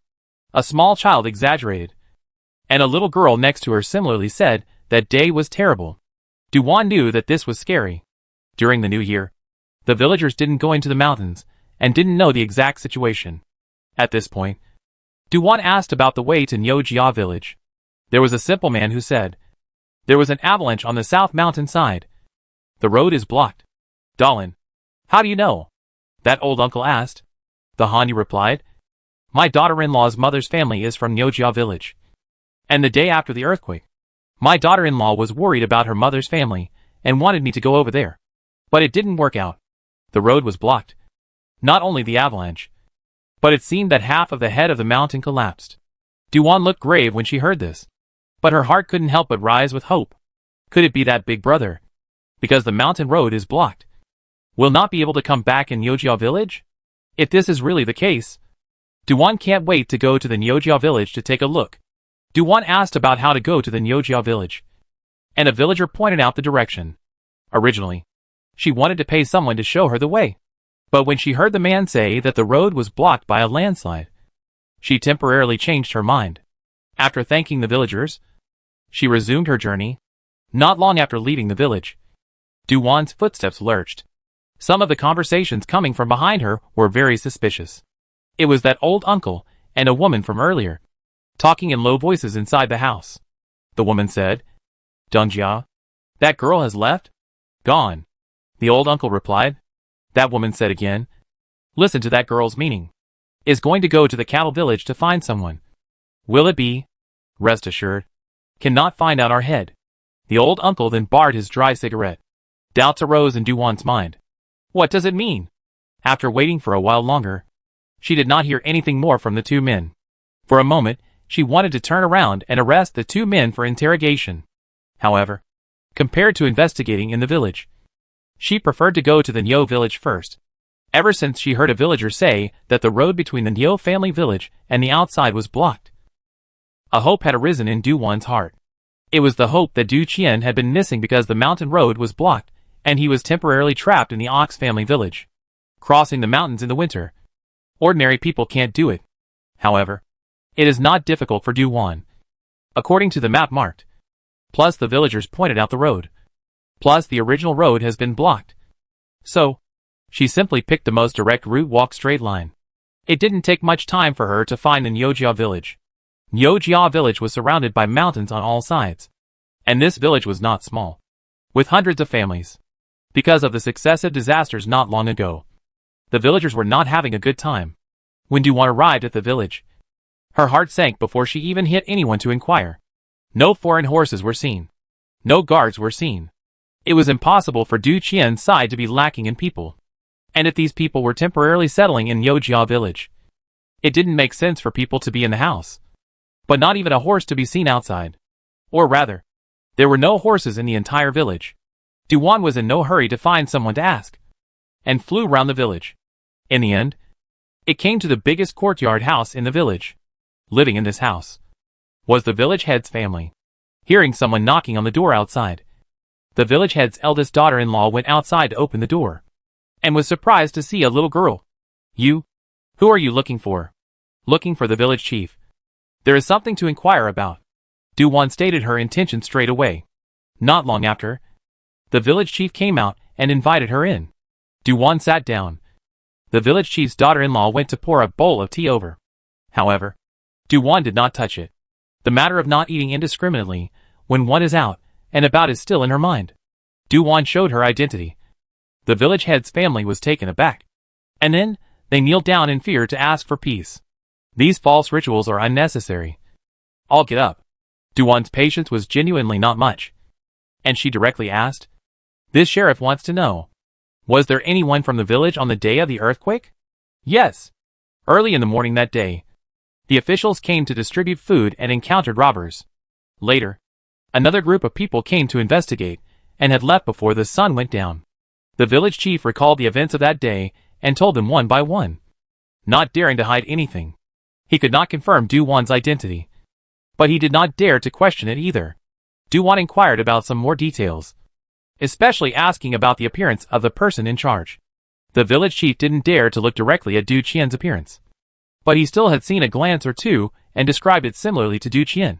But before the earthquake, they had already left Niujia village. Outside out of the mountain road was blocked. The village people went out again, and that's how the village head did not know the situation outside. It was that many people in the village were now short of food. Almost every 3 to 5 days, someone will starve to death. Either an old man or a girl. Du-Wan asked about the situation, left a few taels of silver, and then asked a few more families. And what she found out was probably the same as the village chief's. Then she left the village. However, she had been gazing at the movements in the village and learnt that most of what they were chatting about was related to her. Let's just say that a pretty girl came to the village and inquired about the day of the earthquake. A few of the village punks even wanted to go together to rob her. Chapter 512. But there was a landslide that day. Du-Wan listened for a while longer, and found that these people said that they robbed money, but also shouted that they wanted to rob a sex. And some people even wanted to catch someone back as a young daughter-in-law. So angry that Du-Wan almost went back to hack them to death. She also thought about whether to go back, give them a chance to rob, and then get them killed. Thinking about it, she should forget about it. Which village doesn't have a few people like that? What Du-Wan is most entangled with right now is that Du Qian was sure that he had come to Niujia village, but left the village before the earthquake. Where are the people? Du-Wan headed towards those paths out of the mountains, after those villagers said that the direction they left was this road. She walked on the road. This time she did not walk fast, paying special attention to the surroundings at the time of each step. Du Qian had left Niujia village for several days, but the people did not go back to the county town. So, it was likely that they had disappeared in the mountains. For some reason, Du-Wan had an inexplicable bad feeling. Missing in the mountains? On the day of the earthquake, there was a landslide. Once this thought rose, Du-Wan's footsteps became faster and faster, gradually performing lightweight skills to run towards the location of the landslide. Go to the place. Cannot be said to be a landslide collapse. Is a large mountain cracked a small half. In addition to the snow on the mountain, once avalanche, there was a section of the mountain road that was completely impassable. Du-Wan wandered around the area, looking back and forth. Other people can't go over it. She is performing light power to go up directly. Even steeper places can't be difficult for her. She didn't find anyone, but she ran into a tiger first. When the tiger saw the people, it stood up and looked at Du-Wan warily. Du-Wan pressed one hand on the hilt of her sword and narrowed her eyes slightly, then looked at the animal corpse next to the tiger, almost down to its skeleton and a head, which was none other than a horse. This made her grip on the hilt of her sword tighten. Horses? That died in this area? And let the tiger eat it? Perhaps taking in the aura on Du-Wan's body. The tiger slowly fell back, and when it had retreated almost as far as it could, it turned its head and fled. This human is too scary. It can't stand up to one tiger head. Duwan followed the tiger silently until the tiger hid in a cave. Inside the cave, there were no suspicious things to be seen, as well as a big tiger and 2 tiger cubs. Duwan didn't move the family. After wandering around, it returned to the foot of the mountain. Just as she wanted to move, a cold arrow came at her. Duwan dodged with a sideways movement, followed by another cold arrow. There was more than one person in the dark. She dodged while striking down with her sword. At the same time, there is someone in the dark throwing smoke at her. The smoke was much more powerful than what she had encountered before. However, when it comes to Duwan, there is no threat. She held her breath at the first time, and used her light power to the extreme. Like a stream of smoke, she went towards the ambushers. Therefore, the smoke was thrown in vain. Duwan saw the people in different parts of the ambush. This time she didn't kill anyone. She stunned them all and caught them alive. Or rather, these killers, who were well trained for ordinary people, were good. After encountering her, they were a bit unbeatable, as they couldn't keep up with her speed. It was too fast. So fast that it didn't even give them a chance to react. There were some that were far away that wanted to escape as soon as they saw the situation was wrong. However, even after escaping hundreds of meters away, she was still able to arrive in an instant and put her longsword up to the neck of the escapee. If you want to die, escape. Can you live if you don't flee? The man was masked, dressed in a strong suit, and had a height of 1.78 meters. Duwan raised her hand and struck him into a serious injury, then broke his arms and legs, and dragged him like a dead dog to the previous attack site, throwing him together with the other person she caught. This drag, the person's masked cloth dragged off. Duwan looked at the man's face. A very unusual face. Strange. Not recognizable. Never seen before. Duwan then pulled the other people's masked scarf away. Again, not recognizing a single person. And then searched these people. Apart from searching out some silver, there was not a single thing that represented their identity. However, the bows and arrows and swords used by these people are very unusual. The bows were good, the arrows were good, and the swords were better built. The imperial court had control over weapons, and it was hard for folk to get them, let alone a batch of them. A few people woke up one after another and found that their feet and hands were in severe pain. They thought Duwan would interrogate them, but it turned out that she was just rummaging through things without saying a word. Finally, after rummaging through it, she then squatted down in front of a person, pinched the person's chin and forced him to open his mouth. Duwan asked, "Do you have poison hidden in your teeth? Shouldn't you be biting poison to kill yourself if you fail a mission? Is this really the sheriff? Where did she get the clue from?" She didn't get an answer from these people, and pinched a few more people's jaws, and didn't find any poison hidden in their teeth. That's also right. Teeth hiding poison or something. Not good to operate. Not only do you have to pull out a real tooth, but you also have to be constantly on your toes for fear of accidentally biting through the poison sac. That's really the longevity male hanging himself. And he's tired of living too long. There were a total of 23 people, both male and female, who ambushed Duwan. The only strange thing was that these people were on the thin side, with yellow faces, a little bit of malnutrition, but not very serious kind. Not like a big family raised secret guards. One must know that the training of the secret guards is very strict, but they don't lose out on food. Not only Duwan was sizing up these people were likewise looking at Duwan. Originally thought that just a teenage girl, traveling alone, even if a bit of boxing and kicking can be powerful to wear, even from the mother's birth to practice up cannot become a threat. Moreover, as far as they know, Joyful Sun County Lord is missing after being retrieved, and only began to practice martial arts. In full count, it was just over a year, with 24 people coming over. It was enough to be able to take her down. And the result? Planted? All of them were planted. Prideful Sun County Lord is not a human being. This thought was constantly revolving in the group's mind. Awe and despair. That kind of speed was simply not something a normal person could do. Right? Obviously tens of feet away. She was just able to reach them in an instant. This is too terrifying. The most terrifying thing was that she caught them and was still able to act as if nothing had happened. Her face calm. Duwan asked again, "Are you rebels?" Upon hearing this, the pupils of a few people's eyes shrank. Then they lowered their heads again, and no one answered. Du1 did not miss their expressions. Oh, not answering? In fact, it can be guessed without answering. It's impossible to have such a bow and sword with no one behind it. If you want to kill or cut, make it painful. A woman glared indignantly at Du1 and yelled at the top of her voice. We're not afraid of you. It's all you blood-sucking devils that are constantly squeezing us and forcing us to live. What's wrong with the rebels?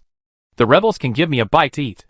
Sooner or later, I will overthrow Great Sheen. Kill that dog emperor. Well brainwashed.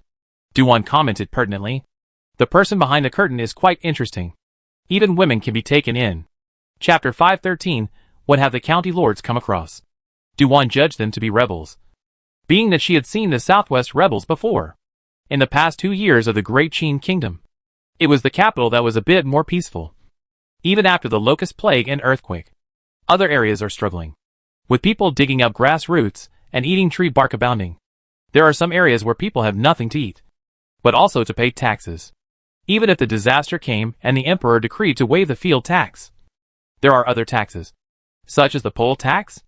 Anyway, taxes could not be paid less. And if they were less, the officials would come to arrest people. Some of the people were forced to live beyond their means. And after being guided and brainwashed by people with good intentions, it was not surprising that they joined the rebel army. Only this time the rebels, hiding very secretive, have not revealed the news outside?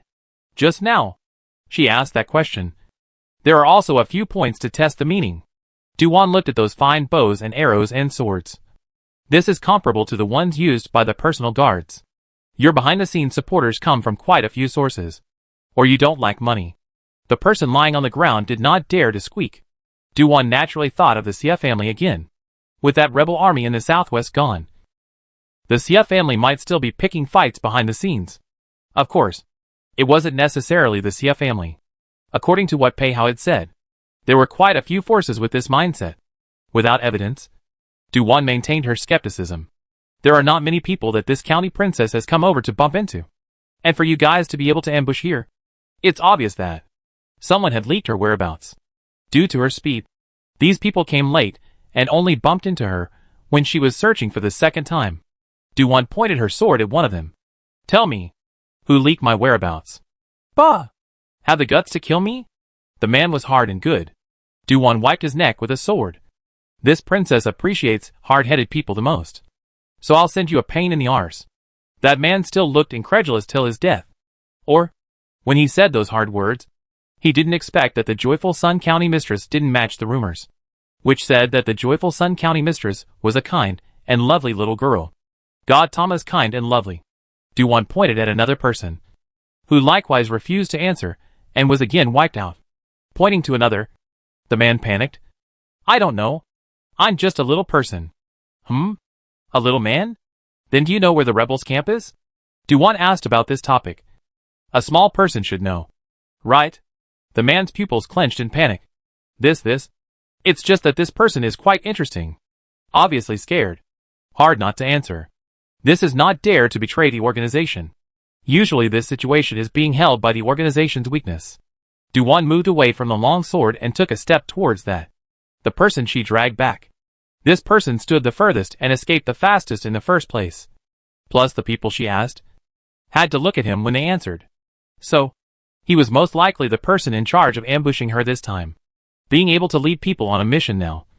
One would think that his position amongst the rebels would not be bad. Du1 stood in front of him. You are the person in charge of them? The man pursed his lips tightly, not answering. Du1 slowly lifted her sword, and a drop of crimson blood dripped from the tip. It dripped on the tip of a person's heart in general. This drop of blood represented a human life. Du1 indifferently said, This county lord's patience is not good. What does the county princess want to know? The man suddenly opened his mouth. He did not dare to bet. The little girl in front of him was a furious god who could cut off a person's life with a single word. Du1 asked, Are you here to kill this county princess? No. It's to catch you. The order from above is to catch them alive if you can, and kill them directly if you can't. Such words he concealed. Now that all his limbs were broken, it was unknown whether he could be cured or not. This person's heart is desperate. Only a thought difference. The upper head received the news that the county princess came to the cattle village alone, thinking that it was a good opportunity to get credit. and then sent people over to catch people. It was he who thought that it was a simple task and grabbed it. Who knew that the gutter turned over? He regretted.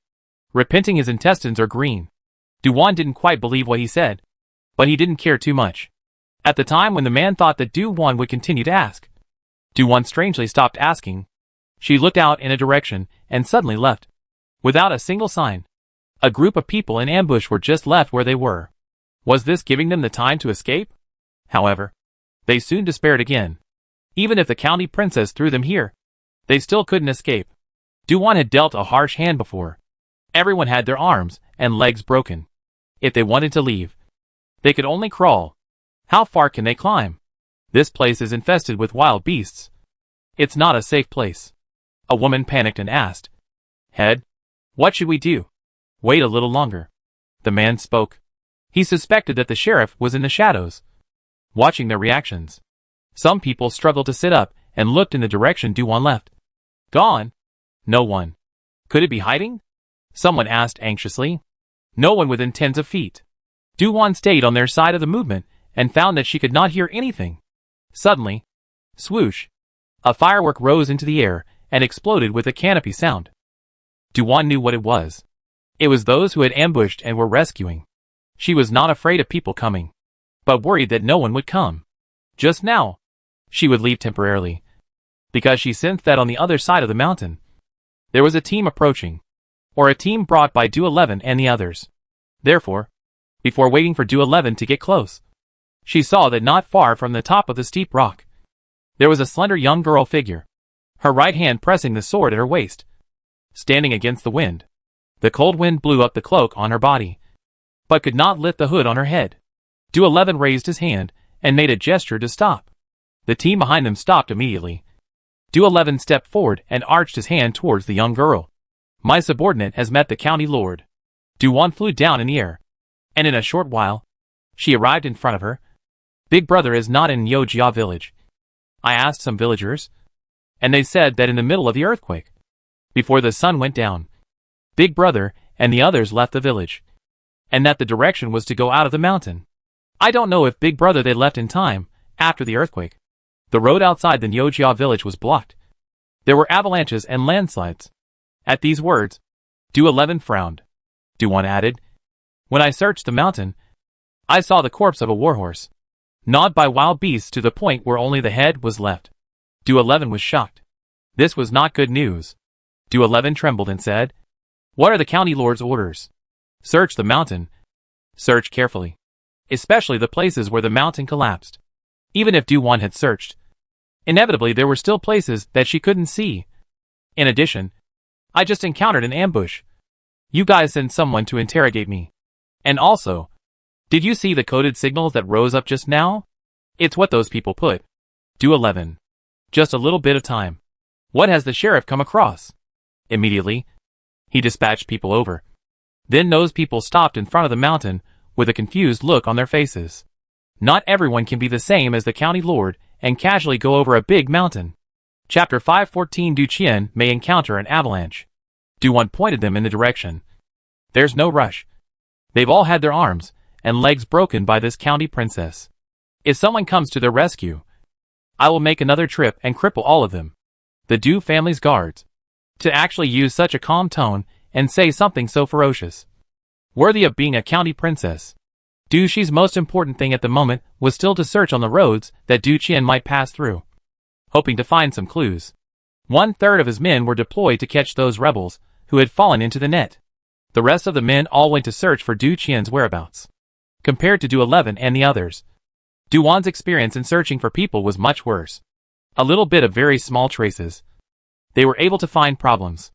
In the middle of the Du family's search, Du-Wan left again for a while to come to the rescue of a group of rebels, and then disabled and thrown in place to wait for the Du family guards, who came over the mountains, just waiting for her to leave. There was another flare for help. "Come a batch. Cut another batch. The mountain is big. Very big." Du-Wan searched it once, focusing on a concentrated search, in order to just hopefully find out Du-Qian and the others. However, nothing was found. The only thing that was not a good sign was the dead horse skeleton. This represented that the Du-Qian at the time probably had an accident in this area. You have to know that that horse is not an ordinary horse outside, but a war horse. War horses were military and rarely circulated in the civilian world. But the horses that Du Qian and his personal guards rode were all war horses. At the location where the Du family guards were able to get to with great difficulty, hundreds of rebels lay on the ground, all with broken legs, leaving people dumbfounded. A guard exclaimed, "Whoa shit! The county lord is so ferocious." "Nonsense!" The guard beside him kicked over. "Is the sheriff lord something you can make up?" "No. I'm wrong. It's the county lord who is so mighty, so powerful." That guard had a face of adoration. Words of praise kept popping out of that mouth. Just about to praise due one to the heavens and the earth. "My county lord is truly divine, invincible and unrivaled in the world." There was a moment of silence from his close friends around him. It didn't take much effort to catch all these people. On the other side, the searching party found a problem. A few people ran into a pack of snow wolves. Du could hear the wolves howling from afar, as well as the signal sent into the air by the Du family guards. As soon as she heard the signal, Du hurried over. Seeing a group of wolves, they were confronting a group of guards from the Du family who were searching the mountain. There were quite a few wolves in the group, more than 30 of them, looking at the humans as if they were staring at their prey. This group of guards was only 5 people. If it was normal, they should have avoided the wolves. On the contrary, when they sent the signal just now, they were discovered by the wolves. And the wolves gathered here itself is very problematic. Here not only on the snowy ground there are 2 horse bones. There are also suspected human corpses. All have been gnawed to the bones. Only the human skull is clearly visible. Du is like a falling leaf, lightly floating to the wolves and guards between. That is, she stood in front of the guards. When her feet hit the snow, there was no trace. The Wolf King, who was staring intently from afar, inexplicably took 2 steps back. This human was terrifying and dangerous. Du did not look towards those wolves. Her gaze fell to the skeletons on the snow, and her heart fluttered. Then she saw some pieces of clothes scattered into the snow, very much like those configured by the princess house's personal guards. And in an instant, a wave of anger rose up in her heart, as well as a strong sense of mourning. Suddenly, the ring-head sword was sheathed. Several flashes of sword light, as fast as streams of light. The guards behind them only felt that the light in front of them was particularly blinding, and they could not help but close their eyes for a split second. And when they opened their eyes again, they saw the long sword that the county princess had sheathed into its sheath. The 30-odd wolves that confronted them almost simultaneously splattered blood on the spot and collapsed. All of them were dead. In just an instant of killing, all of the wolves were split up, including the Wolf King. All of them were killed with a single sword, and a large amount of blood dyed the white snow red. Just now, was that sword she? The guards were shocked. They thought there was going to be a vicious battle. As a result, just this?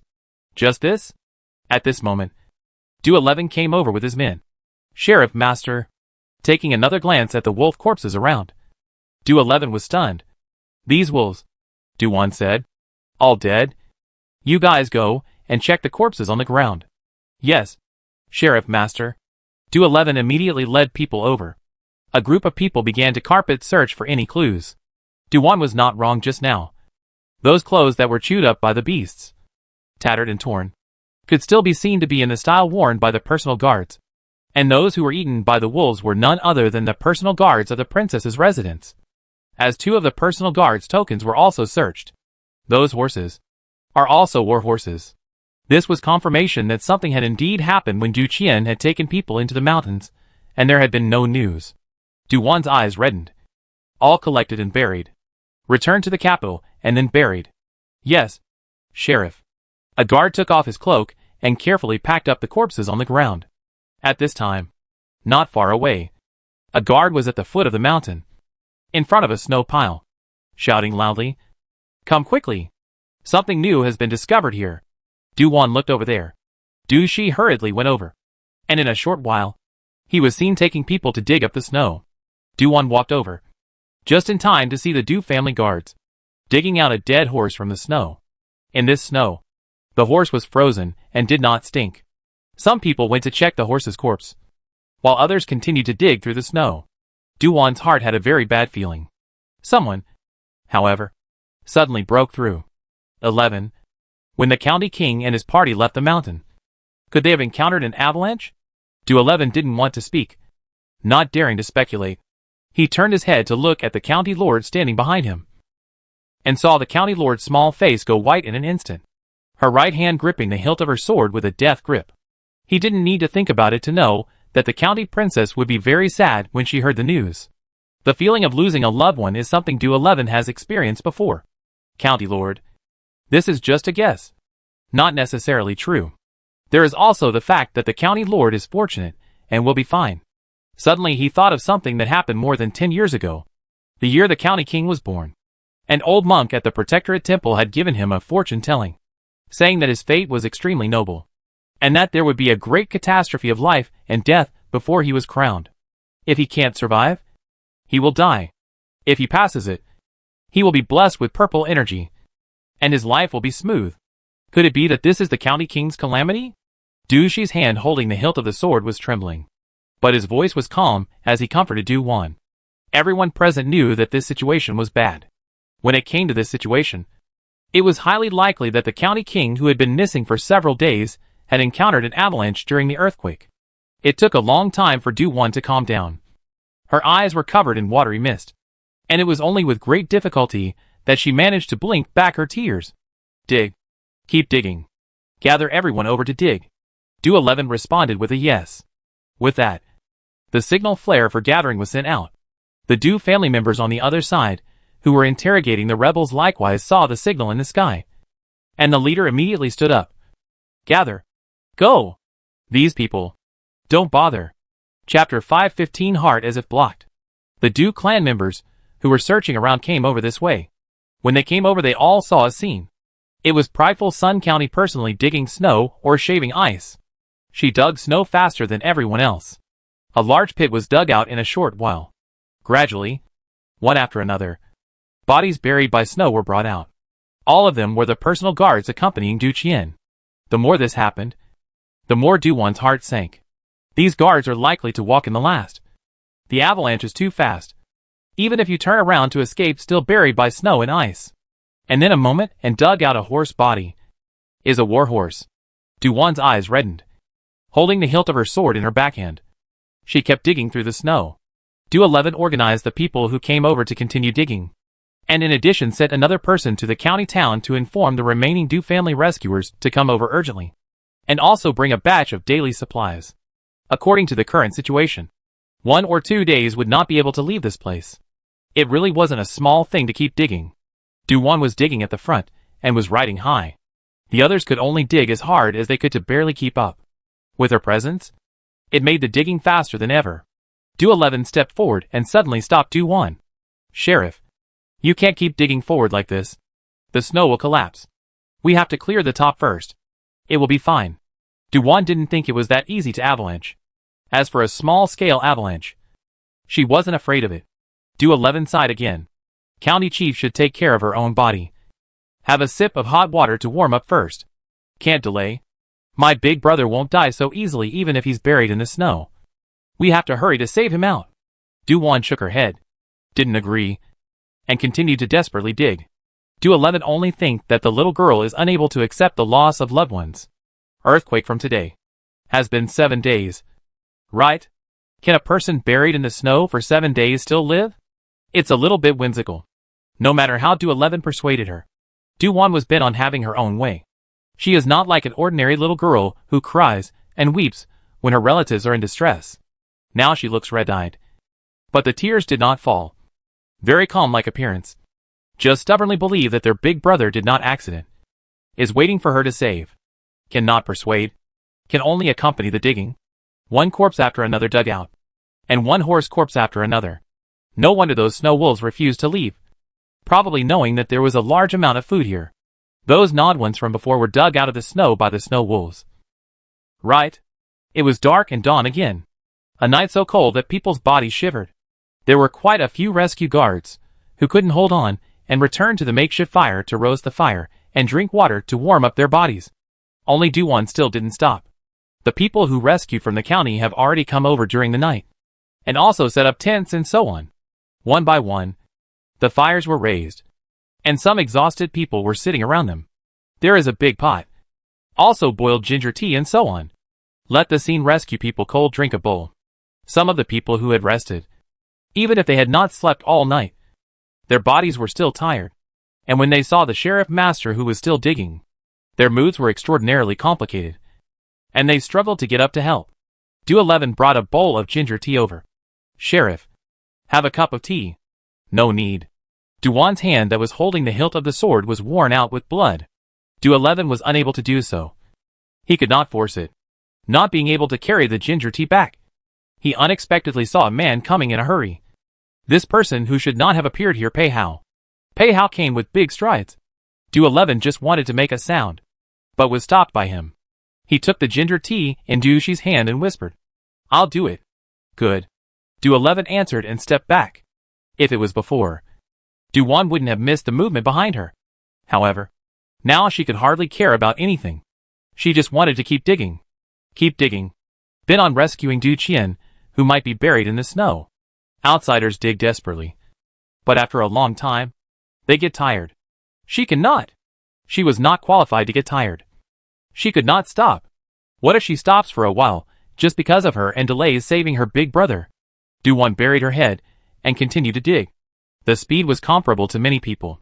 Suddenly, a big hand reached out and held her wrist. Wan. Du Wan turned back woodenly. Pei Hao. Yes, it's me. Pei Hao's heart ached when he saw the little girl at this time. The dry and cracked lips, the messy hair, and the clothes that had been soiled quite a bit. The image really couldn't be said to be good. The little girl, who used to be clean and dry, is now dirty. Especially the pair of red eyes. A look is to have cried. Pei Hao handed her the still steaming ginger tea in his hand. Drink a sip first. Let go of me. Du Wan wanted to continue digging again. Don't delay things for me, Pei Hao said. You drink it. I will help you dig together. Two people are always faster than one. Du Wan moved. Seemed to be convinced. Took the bowl in his hand and drank all the ginger tea in one gulp. A bowl of hot tea went down. The warmth rose in her stomach, comforting her a lot, and also made her 2 points more sensible.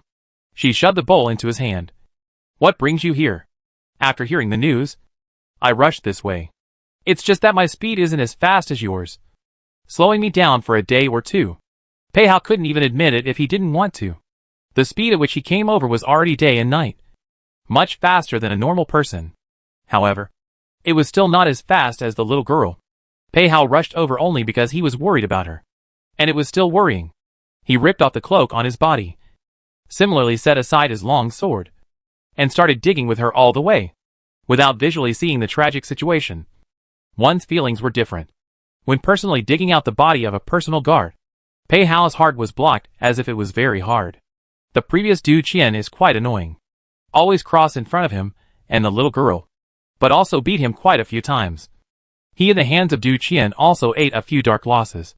Before the most angry time, hate when the teeth. He did not think of letting the other party to die. But now, Husan and others who followed Pei Hao along, after seeing the Shitsi master's actions, they all silently followed along and dug up the people. And when they saw that the Shitsi master dug up a body, they went over to help collect the coffin. 1 hour passed. 2 hours passed. Another hour. Pei Hao eventually threw down the long sword in his hand and pulled the little girl, who was digging up the snow, up from the snow pit. Wan. It's time to eat something. Not hungry. You're hungry. Be good. Be obedient. I'm not. Before Duan's words were finished, Pei Hao grabbed her by the waist and led her on a wild run forward.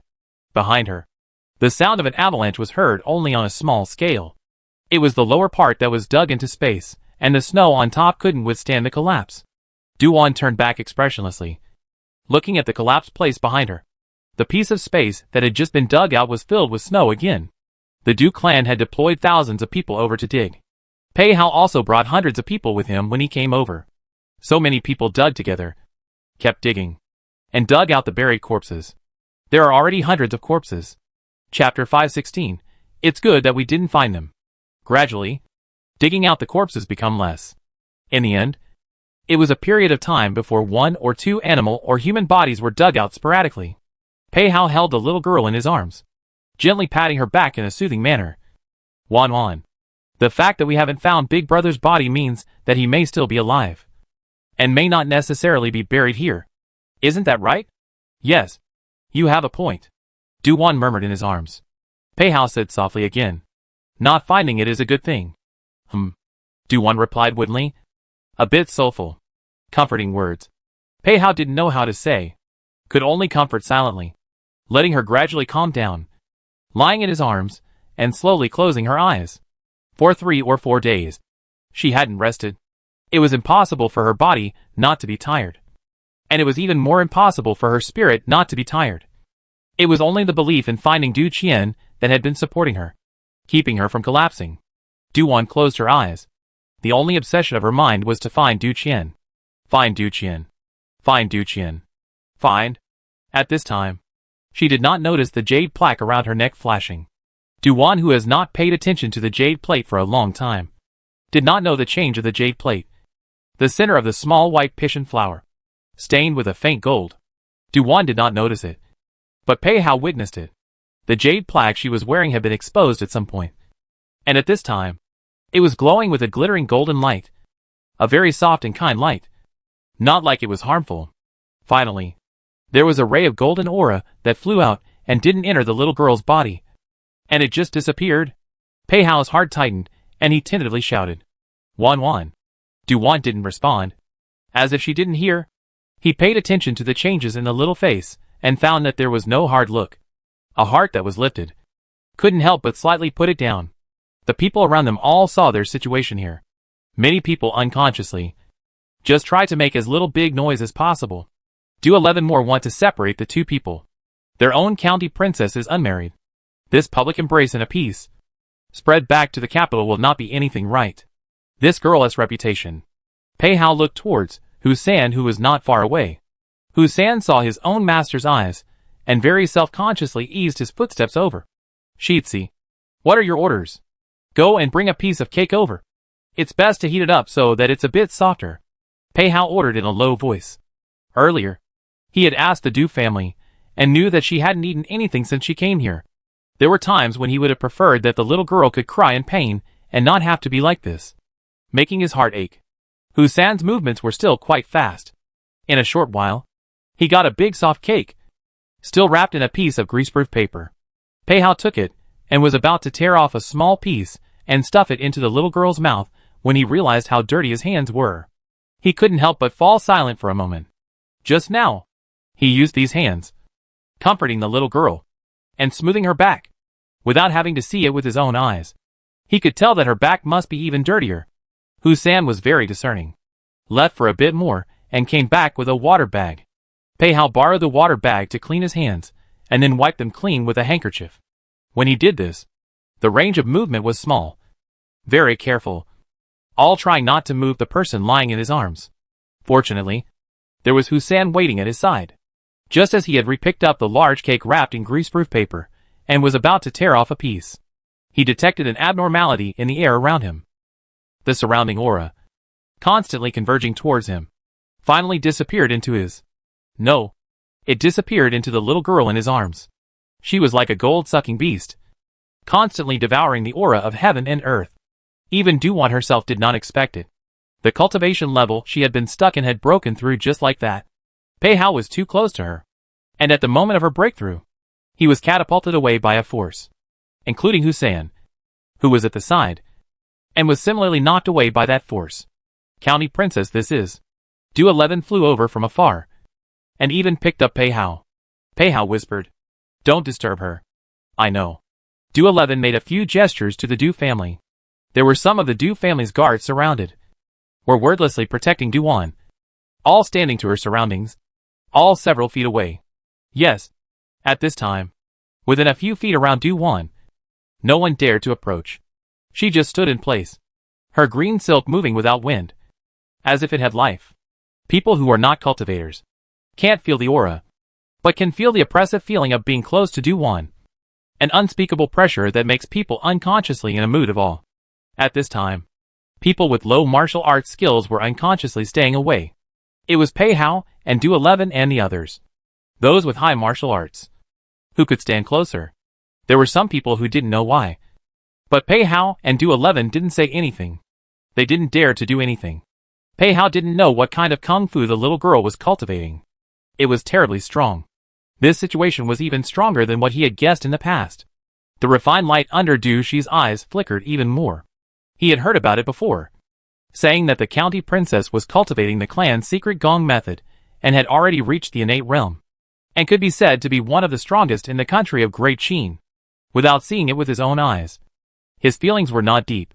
After today, Du 11 was completely convinced that even the county lord's cultivation was stronger than what the clan knew. As long as the Du clan has the county lord's shelter, the Du clan will be worry-free for at least 100 years. Just now, what was the county lord's breakthrough opportunity? Obviously tired. Suddenly, Du 11 looked at Pei Hao. Pei Hao's attention had been on Du Wan. After a long time, it finally subsided, and the aura in a 10-mile radius was almost absorbed. Pei Hao noticed that when Du Wan stopped absorbing the spiritual qi, the surrounding area was still filled with rich spiritual qi. And in the end, those spiritual qi were absorbed by the jade plaque she was wearing. This, Du 11 also noticed. The moment he realized it, Du Shi's eyes widened violently. That's inheritance jade plaque? A living one? One that can also automatically absorb aura? No.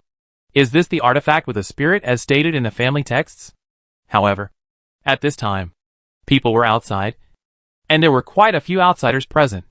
Du 11 could only suppress his curiosity to death, and could not bring this matter to light.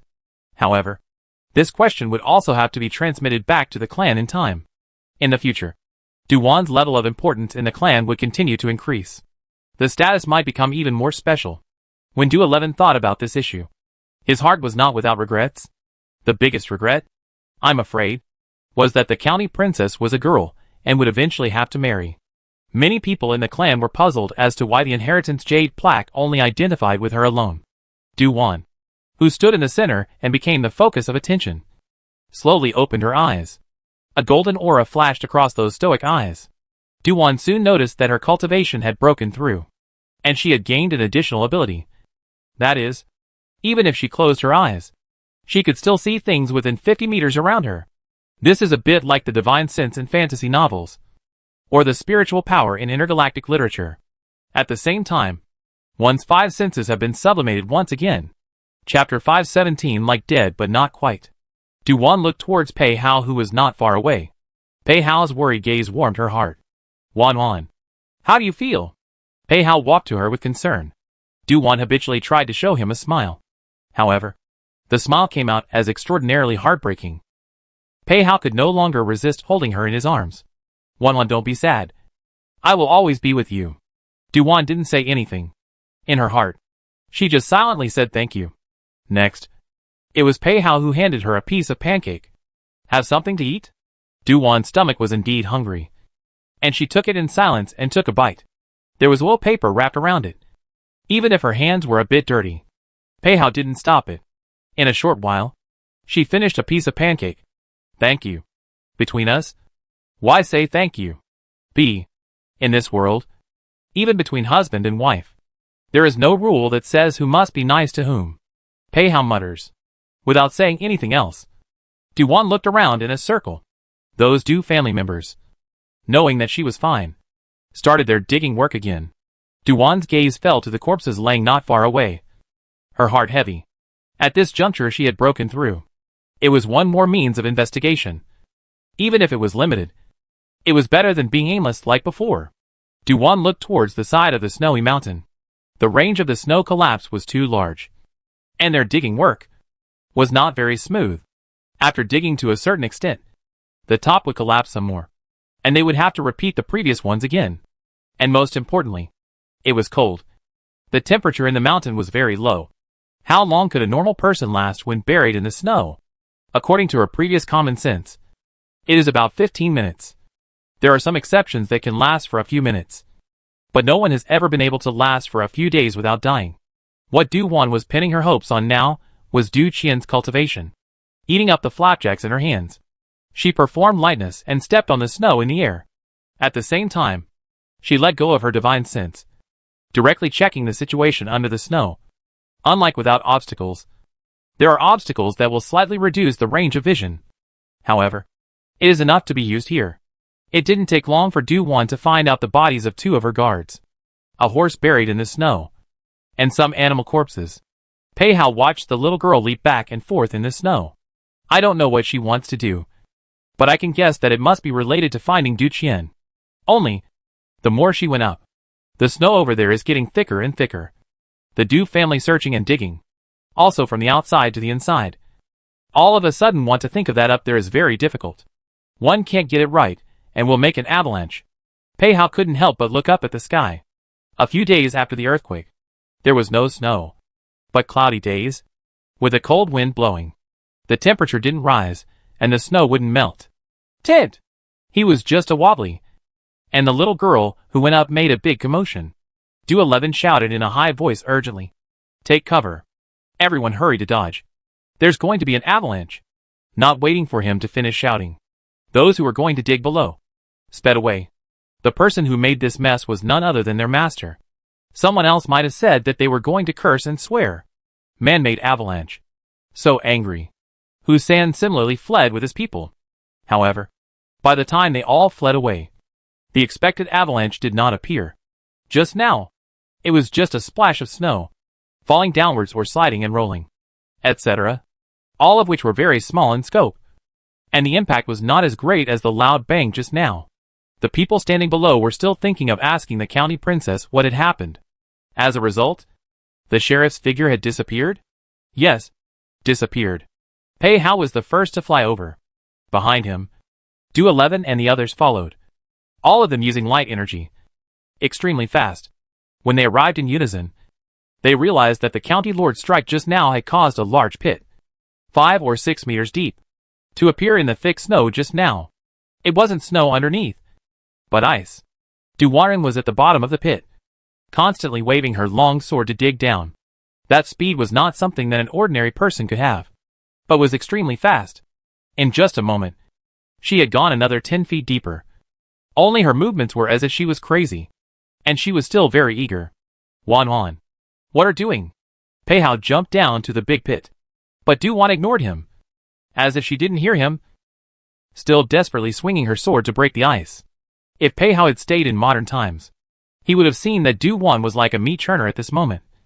And it was only a dozen breaths before this pit got another layer deeper. Do-11 immediately ordered people to dig out the ice from the pit and move it away. The county princess is so eager and desperate. Is it that she has finally found the county king? He only hoped that this was true. So he rushed to bring people to do the logistics. Did not say to go up to help open the road. Is that he is clear that even if we all add up together, will not be as fast as the county lord alone. Or maybe even get in the way, delaying the time for the county lord to save people. Pei-hao watched for a while, and could also see the little girl's situation is to open a path to the underground. Then, he threw all the ice that she dug out or chipped off towards the top. And someone else took over at the top to move the ice away, in order to open a way as quickly as possible. She only dug as much as one person could get in. He didn't ask any more questions, and quietly followed behind her to help, digging to a depth of nearly 30 meters or so. Finally digging into the dirt, Du-won swung her long sword and slashed at the ice in front of her. And with a click, the ice in front of her cracked open before falling to the ground, revealing a dark hole. Then, she rushed in without the slightest hesitation. That look as if she knew what was inside. Pei-hao did not adapt to the light for a moment. Du-won on the contrary was not affected. Du-won was digging a passage directly from above. Then, there are other people on top of it constantly after. Expand, as long as adapt to a little, through the light falling from above. Slowly, this so-called hole inside the situation, or can see clearly. Inside lying 5 or 6 unconscious people. A few people are next to each other for warmth. And one of them is the missing Du Qian. Du-won nervously went up to help Du Qian up. Anyone could see her panic and fear. Or at this moment, she was worried that what she had found was just a corpse. Then, when Du-won picked him up, his body was cold, and she couldn't find a pulse. So scared that her tears fell down. And she couldn't even cry. She just kept dropping her tears. She kind of hated herself for not breaking through earlier. Early breakthrough. Maybe can find Big Brother earlier. Pei-hao hurriedly walked up when his feet stepped on something. He bent down and picked it up. Is a Bodhi bead? Look more carefully. The ground scattered a number of linden beads. And a little familiar. It is Du Qian hands before wearing the linden string? The string is broken? Pei Hao touched Du Qian's pulse and listened to his heart. Then, he took Du Qian's cold hand. But it was soft. Similar to an ordinary person sleeping. But he couldn't feel the pulse. This situation is very strange. Like dead? But not quite like it. This is a very strange situation. Like death. But not quite like it. Now he is a little regret. Came too quickly. Did not bring life-saving medicine. Chapter 518. Du Wan is a big killer. Du 11 was bringing 2 people down at this time. When he saw Du Qian, Du 11 hurriedly came over to check. And after a moment, he excitedly said, County Lord. County King is still alive. He is running the clan's turtle breath technique. What? Du Wan cried and hit the air. Pei Hao, however, heard and understood. Wan. He means that big brother is not dead. Du Wan stared at once. Du 11 explained. Talking about the turtle breath technique. This was a kind of side doors mind technique. As long as the internal breath was run according to a particular route, it could allow the person to enter a kind of fake death state. Not having to breathe, but being able to maintain vitality for a long period of time without stopping. For example, when encountering the current crisis, it is the best technique to save one's life. The 5 people next to him were in a similar situation as Du Qian. These 5 people were all members of the Du clan. The secret guards that the clan had arranged for Du Qian. Du Wan picked up Du Qian, as if she wanted to personally carry Du Qian out. Pei Hao stopped it. Wan, let me do it. Your body. Du Wan intuited that his body would not work. Pei Hao had a black line on his face. He was pretending before. The injuries he received before had recovered long ago after recuperation. But the little girl seemed to be used to covering up for him. Just now is this the time to talk about this? Pei Hao bent down and carried Du Qian on his back, walking towards the outside without a word. The exit at this time. Only one person can enter and exit.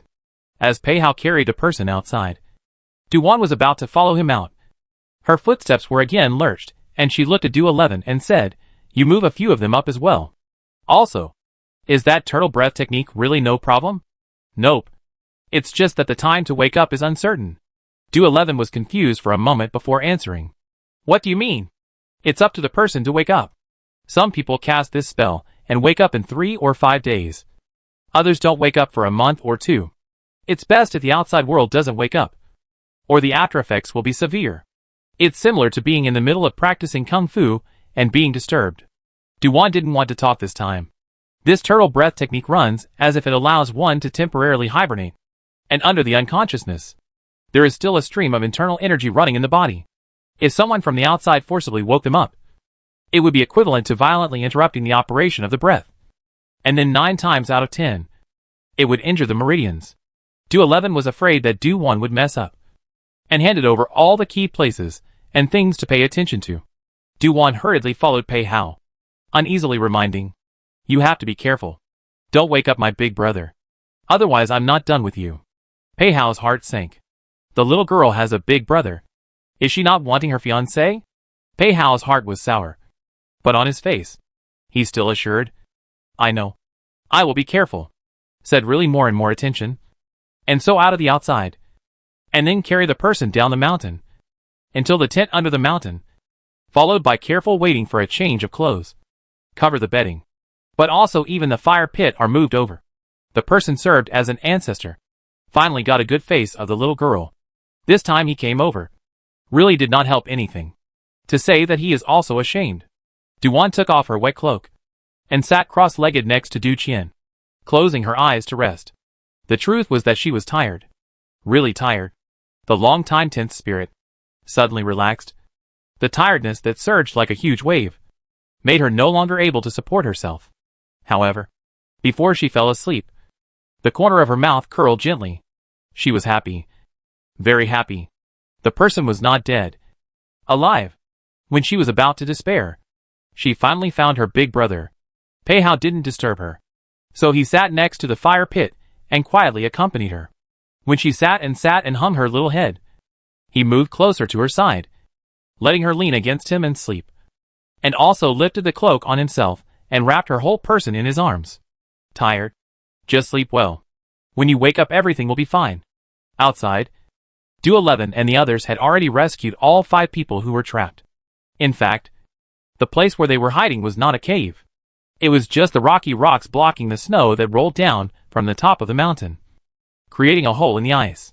Do 11 had inspected the place, and there was a suspicious spot. It was likely that Du Qian and the others were initially buried by the snow, and they saved themselves by digging a path forward. They were unable to discern the direction and dug into the ice hole. What else happened afterwards is unknown.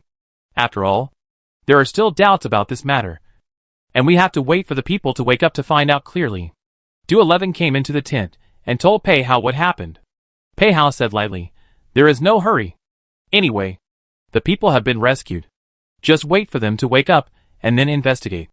What Shitzi said is very true. Du 11 would not make any unauthorized decisions for the time being. He looked again at the county princess, who was sleeping soundly in Pei Hao's arms. His heart was grateful and complicated.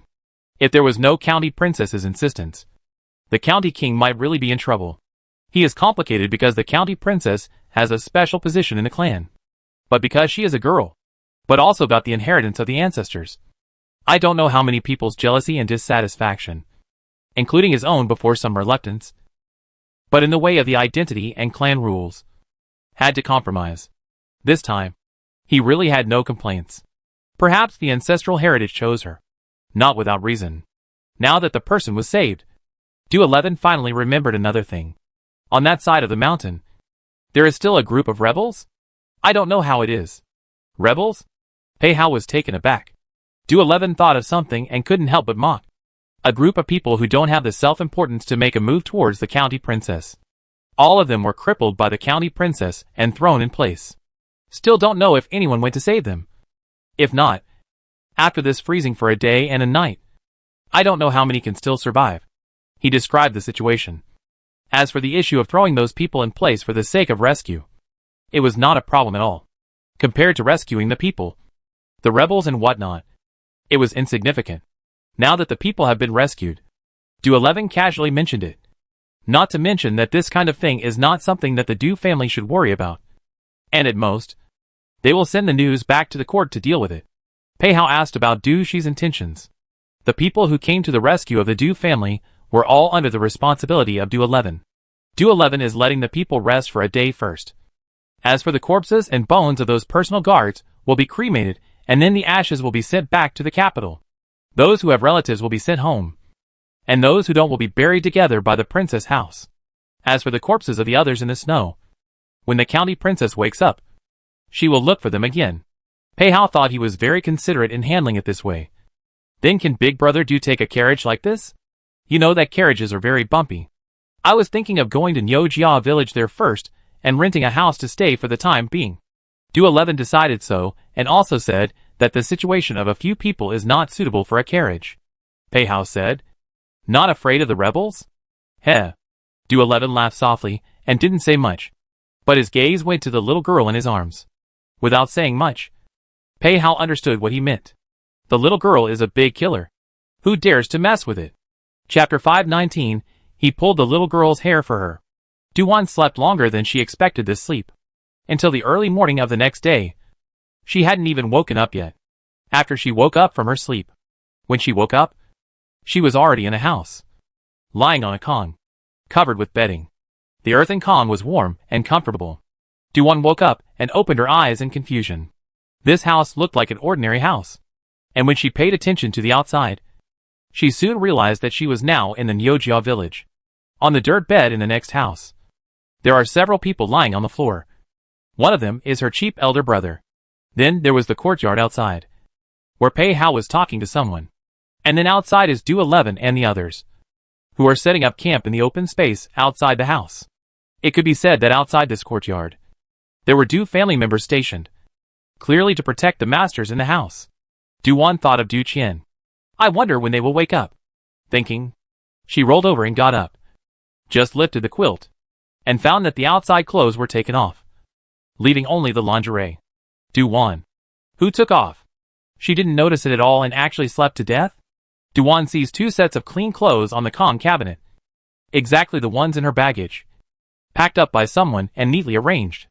Wan woke up, Pei Hao asked mildly outside the door. Du-Wan squinted. I just woke up. How did you know? Pei Hao replied with a light smile. Breathing is different. Can I go in? Can't. Du-Wan looked down at her lingerie. Then looked at her hands. Her hands were scrubbed. And those small wounds. All medicated. And wrapped up with bandages. It can be seen that the person who wrapped them up was very attentive. I want to take a bath. Good. I'll have someone go and boil hot water. Pei Hao beckoned someone and ordered them to go down. Du-Wan in the house naturally heard it. Her heart was happy. Wait to burn well, remember to shout me oh. I know. That hungry? Hungry. But wait for me to say after bathing. Du-Wan is now really disgusted that she is dirty. Even if her stomach is hungry, she can't resist the sense of urgency of bathing. The kitchen side of the water has long been boiled. As soon as he heard Du-Wan want to bathe, immediately prepared. Not long after, someone came to report. Pei Hao is still outside the house. As soon as he heard that it is ready, he mentioned it to Du-Wan. And he also spontaneously asked all the men in the yard to roll to the outside of the yard. Of course. Except for the men lying next door, who are not awake. Du-Wan naturally knows Pei Hao's small action. But she pretends not to know. But this courtyard is temporarily rented from the villagers. The whole family only has a very small bathroom in the courtyard. Not in the house. Du-Wan grabbed her previous cloak that was so dirty that it was out of shape and put it on. Then held a set of clean clothes and slipped towards the bathing room. Pei Hao, who was guarding the outside, was the only one left. He stood in the courtyard, smiling gently and lightly. Wan, do you need help? What kind of tiger and wolf words are these? Du-Wan's face was hot. Roll away. Can't roll away. I still have to guard the door for you. Pei Hao, when he saw the little girl, quickly slipped into the bathroom. But also exasperated. Snap a door. Automatically consciously guard outside. Just kidding. This is outside. Who knows if there will be any fool running over. Pei Hao stood outside. Not long to hear the sound of water inside. This feeling. No feeling is not a man. Not to mention the person inside the bath. Or their future daughter-in-law. At first in the capital. Her Du-Qian accident. The little girl single-handedly go to Guanglua County. Pei Hao's heart is lifted high. He knew that if Du-Qian really had an accident this time, then the original wedding date would definitely be cancelled. Coupled with the little girl's temperament, it is questionable whether they can still get married. Du-Qian was successfully rescued. And Pei Hao was no less than seeing a savior. Du-Wan knew that someone was guarding outside and moved much more numbly. After bathing, the girl's face was pink and tender, delicate like a blooming flower. Pei Hao looked dumbfounded for a moment, then saw her hair that was dripping with water, and finally came back to his senses. Quickly go into the house. It's cold outside. Du-Wan flew around him to slip away. As soon as she entered the house, she was about to close the door. But Pei Hao held it down with a big hand. Wait. I'll wipe your hair for you. No. Don't bother. Du-Wan's eyes flashed. Pei Hao coughed. What are you thinking? I'm simply helping you wipe your hair. Your little face is red. You must not be thinking good thoughts. Du-Wan. The bit of shyness in her heart was gone in a flash. Pei Hao flashed into the room, searched the room, and found a clean towel. Then let her sit on the bed, and patiently wiped her hair. The only trouble with bathing in winter is the cold. If Du-Wan can get by, she doesn't want to wash her hair. It's too dirty. She can't stand it for a moment. My dirty clothes are still in the bathroom. Ask a granny to help you wash it then. There is food in the kitchen. Let them bring it to you later. Okay. Du-Wan was satisfied. When Pei Hao saw the satisfied smile on the little girl's face, his heart couldn't help but heat up. So, the movement of his hand became more and more gentle. Wan, do you think we are now considered to be living a married life in advance? The corner of Du-Wan's mouth twitched. Husband and wife life? How is this? So easy to think wrong. No. People's big villain is very simple.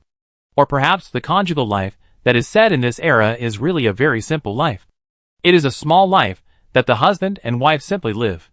Only Du-Wan, a person living in the era of the internet explosion, would instantly think crookedly. Pei Hao had wanted to tease the little girl, but he found that the look on her face was a bit odd. I don't know what she was thinking about in her mind. Anyway, it was not the same as the shyness he had imagined. I wonder what strange thing she is thinking about again. Du-Wan, like an afterthought, pretended not to hear or understand.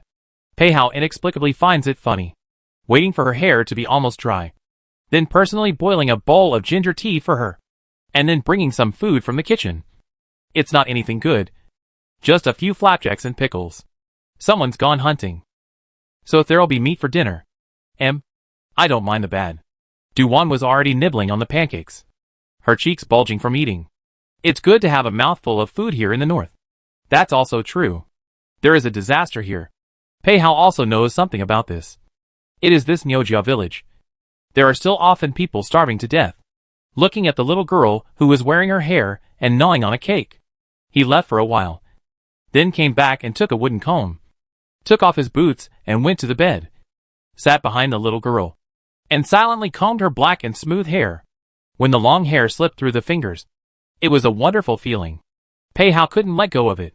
However, there was still the matter of pulling her hair into a bun and inserting a jade hairpin. This jade hairpin was something he carried with him, and it was also hers. Chapter 520, Fighting for a Sliver of Life. Duwan took the small mirror on the comb cabinet and looked at it. I can't imagine that you still have this ability to comb your hair better than me. Like it? Pei Hao asked in an uncertain manner. Duwan did not doubt it, and nodded honestly. Like it? Then I will often help you comb in the future? This chore has Ning Qin. She will always marry. Do you want them to not marry? Can't say no to him. Oh. Duwan is not a stupid white sweet. Would she not understand his strings? Stuffing the remaining bite of cake in her left hand into her mouth until she slowly swallowed it. Only then did she touch her stomach, slightly squinting her eyes, contentedly hitting a full. Just like a cat that starts to be lazy when it's full. Very cute. Pei Hao's hand itched to pinch her cheeks, but reluctantly held back for fear that she would blow up. After a long time, the lazy little girl climbed up, put on her boots and headed out. I'll go see my brother. When she went out, she saw the small daughter-in-law of the village head's family, who was washing clothes in the courtyard. Those clothes were exactly what she had changed before. Seeing Duwan walk out of the house, the small daughter-in-law wanted to salute in fear and trepidation. Duwan stopped. No need to be so polite. You get busy first. Thank you, Sheriff. The little daughter-in-law replied in fear. Duwan walked to the next house and pushed open the door. It was a big dirt bed with 6 big men lying on it. One of them was Du Qian. Duwan didn't know whether Pei Hao was intentional or unintentional, but actually didn't arrange a separate room for her elder brother. That is, he was given a separate quilt to cover him. She tiptoed over and saw that her cheap big brother looked better than before, and couldn't help but let out a long sigh of relief.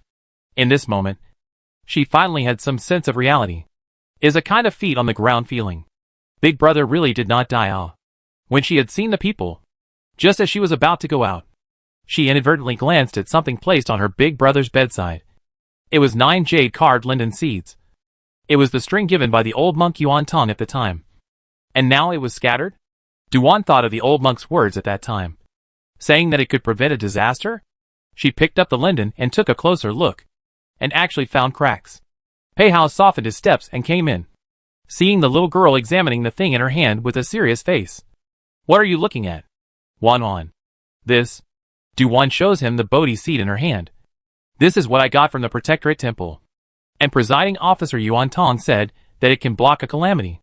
Is that so? Pei Hao believed it. Yuan Tong that old monk's things. There were some that ordinary people really couldn't understand. Duwan carefully studied the broken string. That old monk talked about God. At first I didn't believe it. And I don't believe it now. This string should be a magic weapon. There were some things in the inheritances that Duwan's cultivation level was still low, and she wasn't able to study. Common sense was still known. This magic weapon should have a protective function, and would automatically protect its owner once in danger. To say how powerful it is not, but in the eyes of ordinary people, and indeed rare. Furthermore, this thing saved Du Qian's life. Duwan studied it for a while. Didn't study anything. Reluctantly put the Bodhi seed down. This time I owe the Yuan Tong host a big favor. What did the old monk ask her for last time? Waiting for the next meeting to ask again. Looking at the old monk's calm appearance. Should not be in a hurry. Duwan went out to meet Du 11 again. Then followed Du 11 to go out for a trip. It was to go to the place where the accident happened. To continue searching for the remains of the Pro-Guard. And then after cremation, arrange for people to send them back to the capital first. In addition, The news that Du Qian is alive will be sent back. Do not want parents to continue to worry about it. Pei Hao followed the little girl and watched her arrange things in an orderly manner. That road out of the mountain was blocked, but could not block Du's group of people. This is not. Earlier all turned over. Now it didn't go over, but sorted out a road. Niujia village villagers excited beyond measure. Finally can go out of the mountain. Just when heard the county has collapsed into ruins. And a moment of boasting. Currently these days in the ruins of Guanglua County, there are still some people who have traveled far and wide, actively digging in the ruins. Just like a treasure hunt, seeking to make a fortune. It was important to know that what was buried in the ruins was not only people, but also a considerable amount of wealth. And even some food. If you can't survive, who cares if you're making a fortune from the dead? Besides, Du Wan. As long as Du Qian has not woken up for a day, she has to keep watch for a day. Not necessarily let her personally guard. But she cares It is impossible to leave Big Brother first back to the capital. Pei Hao. I have to say. He is very busy. But busy so what? The little girl does not go back. He can only stay. And even took over the relief work that belongs to Du Qian. In the next few days, Pei Hao can't stay in Niujia village for a long time. He goes out for a few days, and comes every now and then. Du Wan lived quite a life. There are mountains all around here. And if there are mountains, there is prey. From time to time, the upper head to get a wild boar and so on. Even with Du 11 and other guards are staying light. Until about half a month had passed. One of the Du family's secret guards was the first to wake up. Du Wan was grilling meat outside. County Master. Someone has woken up. Du Siki said excitedly. Du Wan froze. Who is it? It's Du 18. Oh! Not Big Brother Du Wan had a little tiny regret. Stood up and walked towards the house. When going inside the house, he really saw a person waking up. Drinking millet porridge. Seeing Du Wan come in, Du 18 was about to stand up and salute. Du Wan stopped. Keep eating. Thank you, County Princess. Du 18 was not too comfortable to sit down and ate a lot faster. Putting down the chopsticks a few moments later. Only then did Du Wan ask about what had happened to them.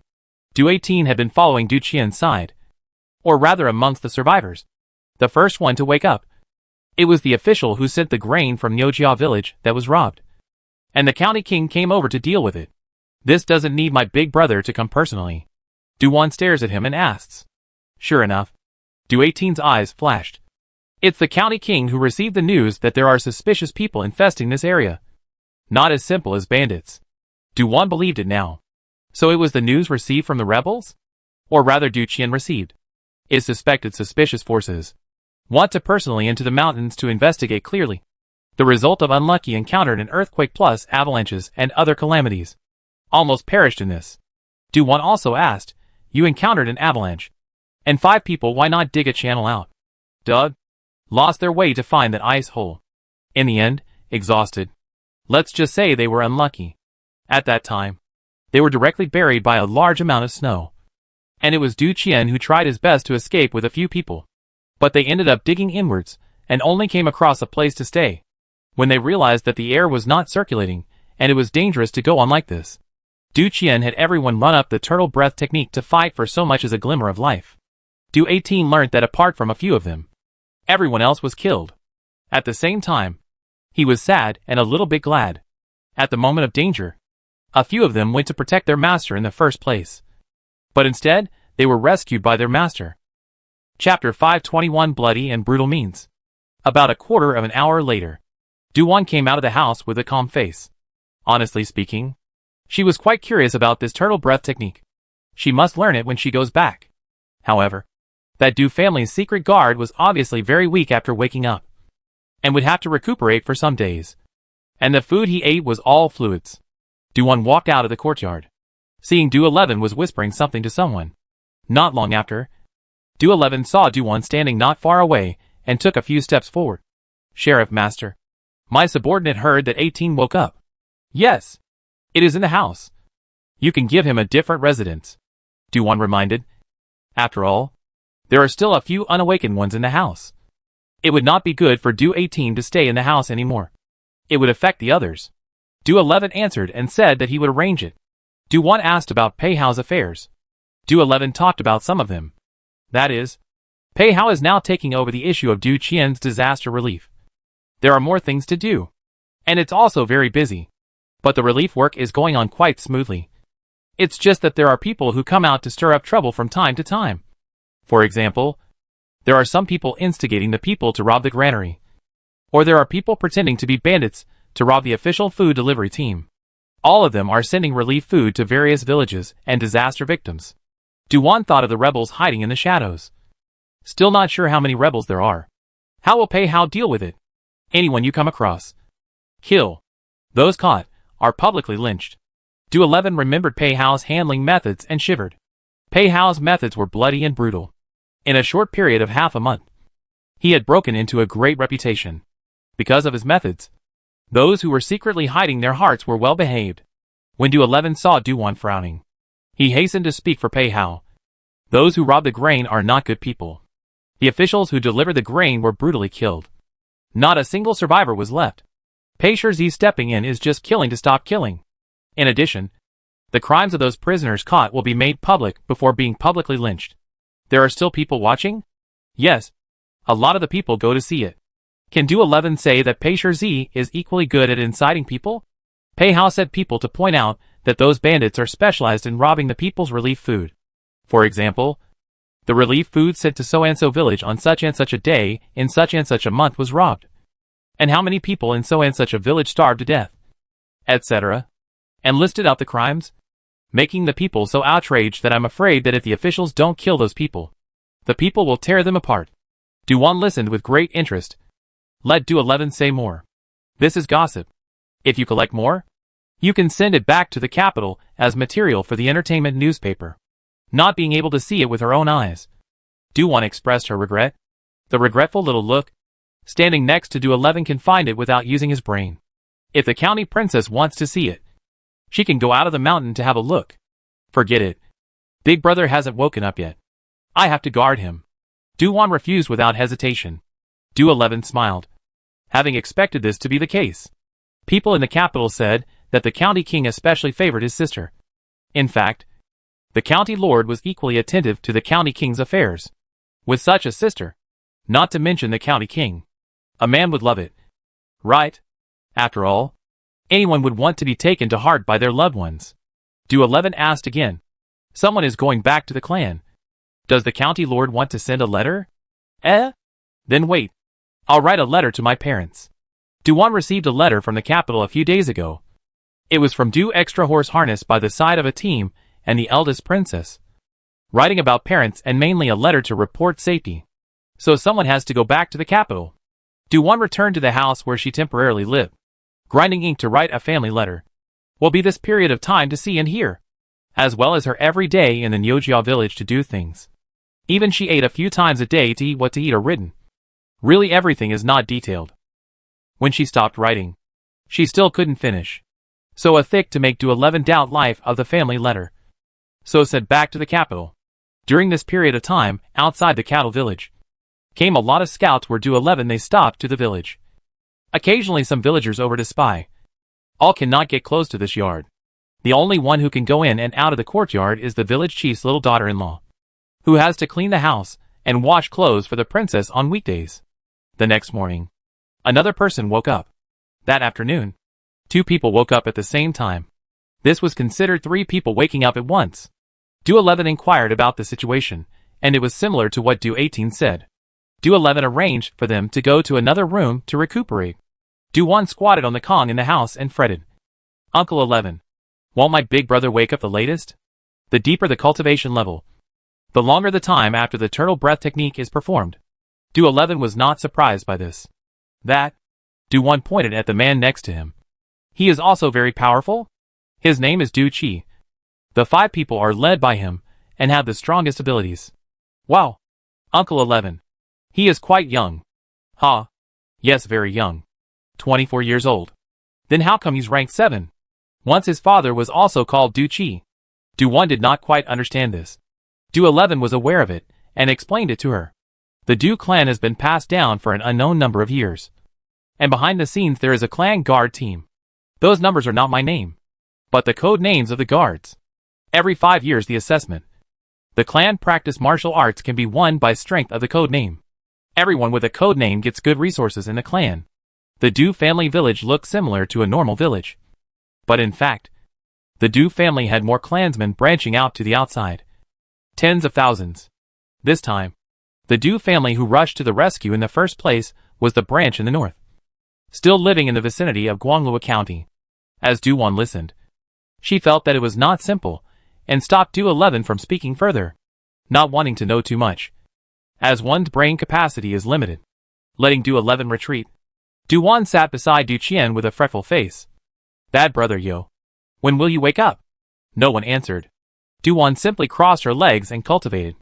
Since Du-Chien's accident, she hadn't even cultivated properly. It was as if in the blink of an eye.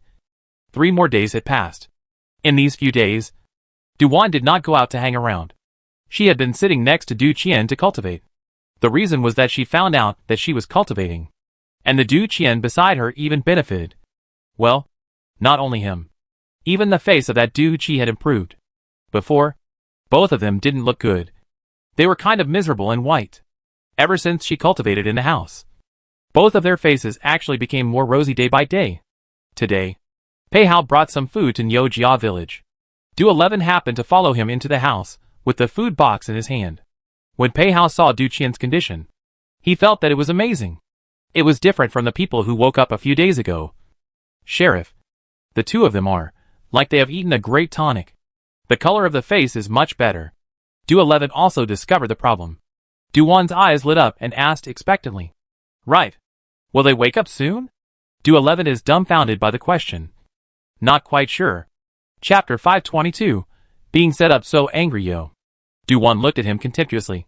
How come you're not clear about anything? It's a means to save your life. It's usually rarely used without danger. Du-11 didn't speak too kindly. I personally haven't studied it much. Fine. As long as they are not in danger. Du-Wan is quite curious about how long a person can maintain their body functions without food or drink. Uncle 11. Do you think we should feed them some water or food? This adds up to almost a month. Du-Chi's eyelids jumped. No need. Is it really possible for a person to go without food for such a long time? Du-Wan's tone was not quite sure. Pei Hao didn't interrupt the two of them, and looked at the little girl with amusement. He did know what she was thinking in her mind.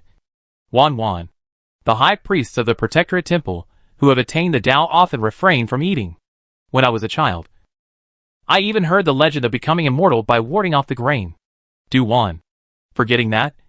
This wouldn't be a normal world. One can't exactly think in the same way she used to. Next, Du-Wan's idea of feeding fails. Neither Du-11 nor Pei Hao support it. At this exact moment, a subtle light hum made the 3 people's speech stop in a flash. The 3 people looked at the Kong in unison. It was Du-Chi who woke up. The moment he opened his eyes, he was still confused. But he quickly revealed a look of vigilance and sternness. Looking around, when he saw Du-Wan and the others, that look of vigilance dispersed at once. It's the sheriff. No rush. No rush. You first smooth your chi. Du-Wan hurriedly reminded. People who just woke up. The after effects are not small. For a while is unable to move. Du-11 went on the bed, out to help Du-Chi pinch his hands and feet, soothing the tendons and activating the muscles. Du-Wan also went outside to remind the kitchen to send a bowl of rice soup over. Pei Hao went to pour a bowl of warm water and set it aside, so that when Du-Chi can move, he can have a few sips of water. Du-Chi felt that it was worth dying at this moment, to be able to drink water from Pei Shizi's own hands, and also to be able to drink the rice soup that the county princess personally ordered to be sent. Egu. What kind of honor is this? Du-Chi also saw Du-11 pinching his shoulders and legs for himself. His heart turned over beautifully. This pinching and pinching. Du-11 saw this guy floating. Angry. Okay. Get up and drink some water. And then drink a bowl of rice soup. This just woke up should not eat too much. Thank you, Uncle 11. Du-Chi returns to his senses and says gratefully. By this time, he already knows that Du-Chien is also fine. The other 4 woke up earlier than him. After drinking more rice soup, Du-Chi transferred to the other rooms to recuperate. Here, there is only one person left who has not woken up. Du-Chien. Du-Wan started to fret again, and couldn't help but let out a long sigh. It was so amusing that Pei Hao managed to suppress a laugh. Du-11 glanced at the 2. thought better of it and retreated, turning to Du Qi for a chat. Pei Hao sat down next to Du Wan. Was sitting right next to her. Stretched out a finger. Hooked her little finger. And asked as if in a condescending manner. Wan doesn't ask if I'm good these days. Master Sheets' great achievements have been spread to the Nyojia village. I can know even if you don't tell me. Du Wan looked at him obliquely, and rolled her eyes at him again. Pei Hao's heart was happy. And he asked again in a low voice. How did people outside spread the word? Tell me. It says that you are the king of living hell. Bad people don't have a good ending when they run into you. Du Wan shook her pink fist at him. He raised his big hand and rapped her fist with his palm. Then sent it to his own mouth and popped a mouthful of hot air. Which was seemingly meant to warm her little hand for her. Du Wan blinked. Feeling a little strange. However, it's not annoying is what it is. Taking advantage of her momentary daze. He suddenly came to her cheek and flew a kiss. Du Wan was startled violently. Not first shy. But sheepishly looked to the side. Is lying in awake cheat big brother Du Qian. To know that there is someone else here. Ah, hello. What do you want to do? Cannot be a little more reserved? Du Wan was so angry that she glared at him. Pei Hao smiled lightly. What's the hurry? Let big brother know that I kissed you secretly. Maybe he will be so angry that he woke up immediately. Wheel who is the most bullish? It's you? Du Wan instinctively moved away some. Deciding to pull away from him. Pei Hao narrowed his peach blossom eyes. Why did Wan move so far away? Me. Du Wan was thinking that he was too strong and willingly bowed down. Pei Hao lowered his eyes and straightened his sleeves. But his voice was indebted. Big brother is not awake yet. I think a kiss won't work. And I need another kiss. How about it? Du Wan shook her head repeatedly. No how. How? You don't agree? Yes. The cheek was too thick. She couldn't keep up with him. Making out around big brother. Du Wan's cheeks were even too thick to dare. No. Or rather her brain is normal and clear. If he hadn't engaged in a sneak attack just now, she would have definitely refused. So she moved to throw away again, sticking to her attitude of keeping a distance from him. Pei Hao regretfully gaze fell to Du Qian's face. That eyelashes just now seemed to flutter. This is really going to wake up the rhythm. How come the little girl does not believe him? According to normal circumstances, Du Qian and Du Qi will not wake up so quickly. It is Du Wan these days.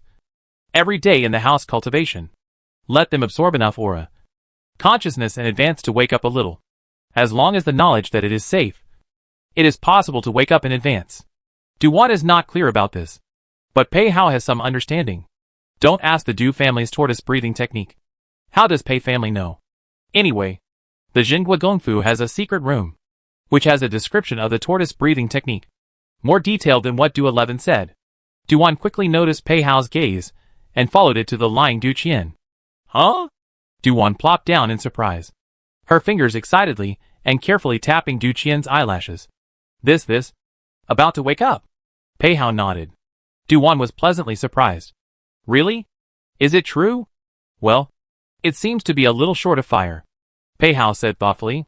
Du Wan looked at him sideways, and asked anxiously. What is it? He'll wake up if you give me a kiss. Pei Hao flirted in a serious manner.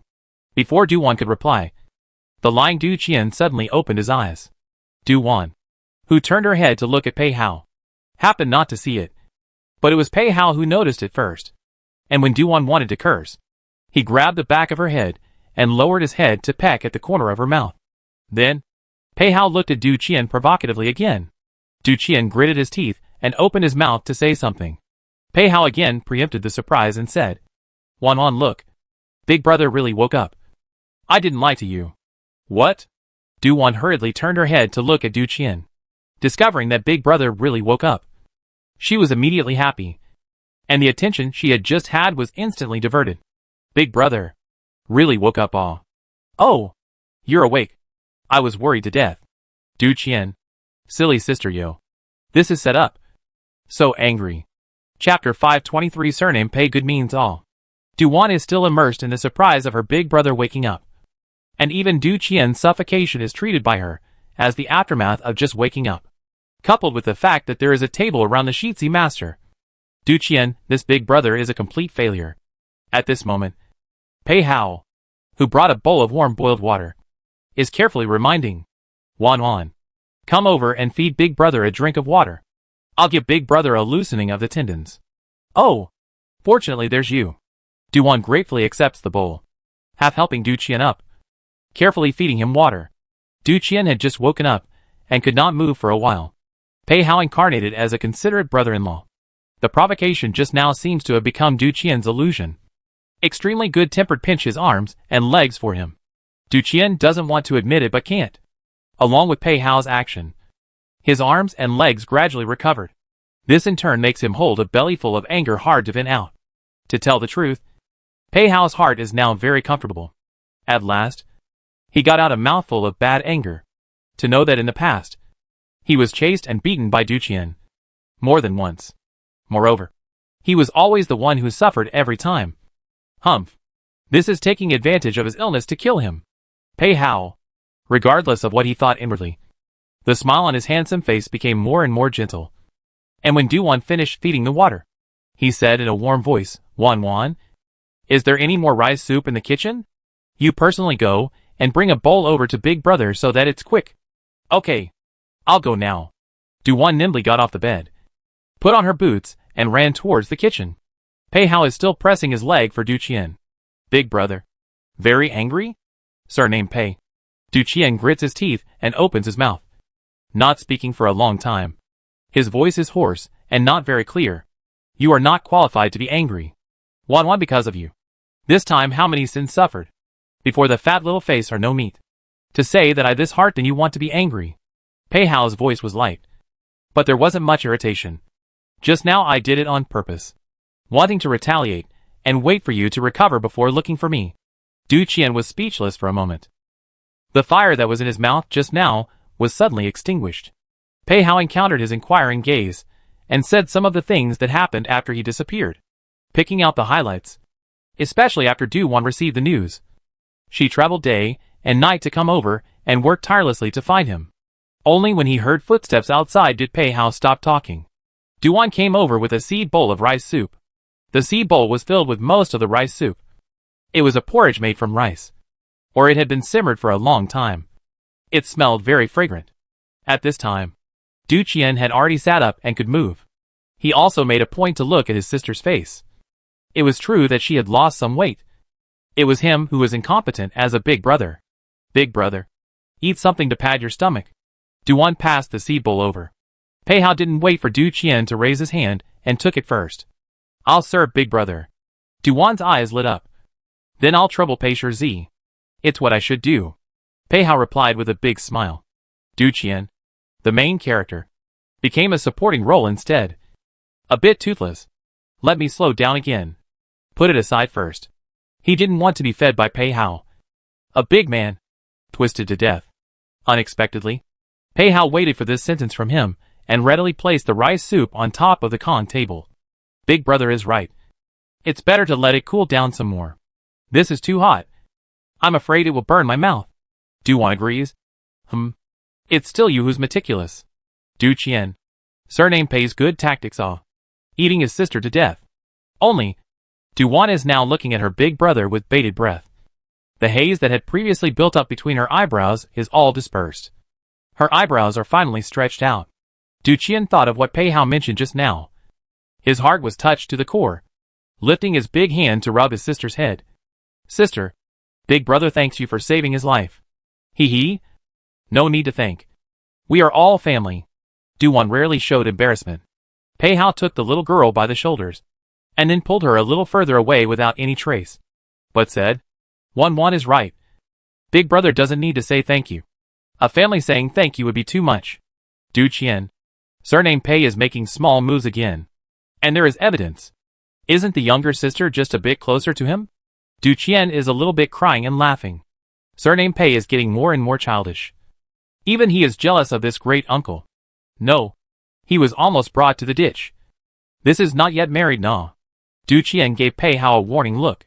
His eyes then fell to his hand on his sister's shoulder. Pei Hao silently let go of his hand, and tried the rice soup again, as if it was still hot. "Big brother. It's not so hot anymore. This weather is cold. It will get cold if you leave it for a while longer." "Okay. Bring it here." Du Qian raised his hand. Pei Hao sent the rice soup to his great-uncle's hand with a good attitude. The atmosphere in the room was clearly cordial. But Do-won vaguely felt that there was something strange between the two men.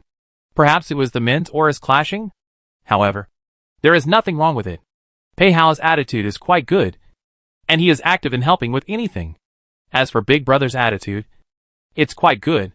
Do-won looked to the left and right, but she didn't see any problems. Next, Du-chien woke up, but still need a few days to recuperate. With Do-won present, Du-chien recovered the fastest. The other several people still look weak. Du-chien is alive and well. Can already go to the courtyard to practice sword. On the matter of disaster relief, learnt that Pei Hao has taken over. Du-chien is even more at peace with the quiet recuperation. This is not all. Du-chien also bad will be every day with his sister to do what? Bake meat or go out riding snow, etc. are written out in detail. Tell Pei Hao in the outside work, between the lines with a strong show-off, and occasionally come on 1 or 2 sentences of Versailles words. Every time Pei Hao saw the letter, he was always angry and itchy. The present-day retribution come quite fast. Do-won could see that Du-chien was a bit secretive these days. Big Brother, are you busy? Always writing letters? Dealing with some things.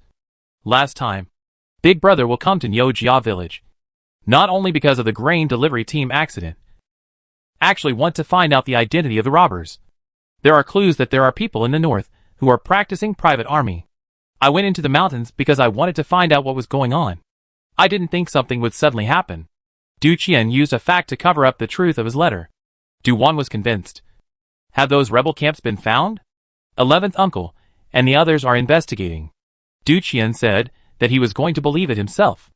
In the past few days since he woke up, there were rebels attacking Do-won. He had already heard about it. Do-won was silent for a moment. Big Brother, do you need my help? No need. Sister, you should not get involved in this matter. When Du-chien said this, his face was serious and solemn. He knew about the last time his sister came to his rescue and crippled many people. And he didn't want his sister's hands to be stained with too much blood. The rebels are not all bad people. Many of them are people who have gone to countless places. If you really want to blame, you can only blame this world. Good people and bad people are difficult to distinguish. Chapter 524. The family is finally reunited. Du-chien added, Sister, promise your brother not to get involved. Why? Wouldn't it be quicker to solve it with my help? Do-won could not quite understand. This is a matter for the court. Du's descendants are not involved. But father married mother, and has been involved for a long time. Du-chien was dumbfounded. Do-won sighed slightly in her heart. Having been in the game long ago, do you still want to deceive yourself and others? Back then, the royal family might have had this kind of consideration before marrying the eldest princess into the first branch of the Du clan. And the emperor also established the Du clan's daughter as the queen. Before, the Du clan had almost no involvement with the royal family. It was the last 20 years. Not only did a woman from the side branch become the empress, the first branch even married the princess. It is married. The princess married. It is not the same as when Qin Yu recruited an extra horse harness by the side of a team. Du-won thought of the original. Du's direct line died out. The great Qin Jianshan changed the master. It was she who crossed over and changed her fate. Big Brother, could the Taishang Emperor have pulled some underhand trick to entangle the great Qin's qi with the Du clan's first line? Otherwise, how do you explain that in the book? Both families ended badly? Even if Qin Yu became the empress, the children she gave birth to were all surnamed Xie. In this dynasty, if a child was not surnamed Qin, it would be considered a break in the Qin family's lineage. This idea of Du-won did not go through much scrutiny. It was something in her mind that she couldn't help but say. Du-chien couldn't help but fall into deep thought upon hearing this. Sister, do not mention this issue to anyone again. Du-won opened her mouth and did not speak again. Originally it was a nonsense saying. Looking at his reaction, could it be true? She used to believe in science and was an atheist. Ever since crossing over, she hadn't quite dared to say anything about atheism. The great Qin state is very superstitious, and there are many legends of gods and ghosts. The theory of Qi luck was even more mysterious, and it could not be said that it did not exist. But there was no way to prove its existence. At least the people of Qin are convinced of this. Du-chien saw the ignorant sister. Sometimes she is too smart. Sometimes she is stupid. Only, he did not expect his sister to think of this layer and guess the truth. Du-chien sincerely admonished, Big Brother did not let you mention it to outsiders because if this matter spreads, how will mother and uncle live with themselves? Moreover, the emperor used a clear plan. Father is so shrewd, has long been aware of it, just for the sake of mother willingly into the game. Besides, when it comes to the empress and emperor pair, everyone in the capital knows that people are in free love. Who is to blame? Duan doesn't want to talk now. What is all this awe? However, if her father did not enter the game, there was no arrival of her. Right? As the Buddha said, a drink and a cut. Nothing is predetermined, orchids and flotsam. There must be a cause. Duan quickly left this matter behind, and would not bring it up again. With Du Jin next to her, Duan did not participate in the investigation of the rebels. More than a month had passed since she left. Du Qian's body is almost recovered. Pei Hao's disaster relief matters are also over, so he can return to the capital to resume his duties. The most important thing is that the marriage of the two families is approaching. Pei Hao doesn't want any more accidents to happen in the middle. Of course, Pei Hao said to Duan. Xian's wedding date is the 8th of February. Ah, I almost forgot. Let's go back just in time. Duan had really forgotten the time. Pei Hao hooked his lips and smiled. Yes. At this time, Du Qian sat in the carriage and waved at Duan. Wan, get in the carriage. It's time to set off. I can ride a horse? Duan looked at the horse next to her. Get in the car. Come and accompany Big Brother. Okay. Duan left Pei Hao behind in a flash, and nimbly got into the carriage. Before the carriage curtain was lowered, Du Qian gave Pei Hao a provocative look. Pei Hao. The procession along the way was quite large. In addition to the people Pei Hao brought with him, the Du clan and the princess house had arranged for people to receive them. And there were also some accompanying relief officials, who had been spared because they had gone elsewhere to provide relief on the day of the earthquake, and stay in Guanlua County. Very few survivors. On the way to some of the sights and sounds. But they are not good.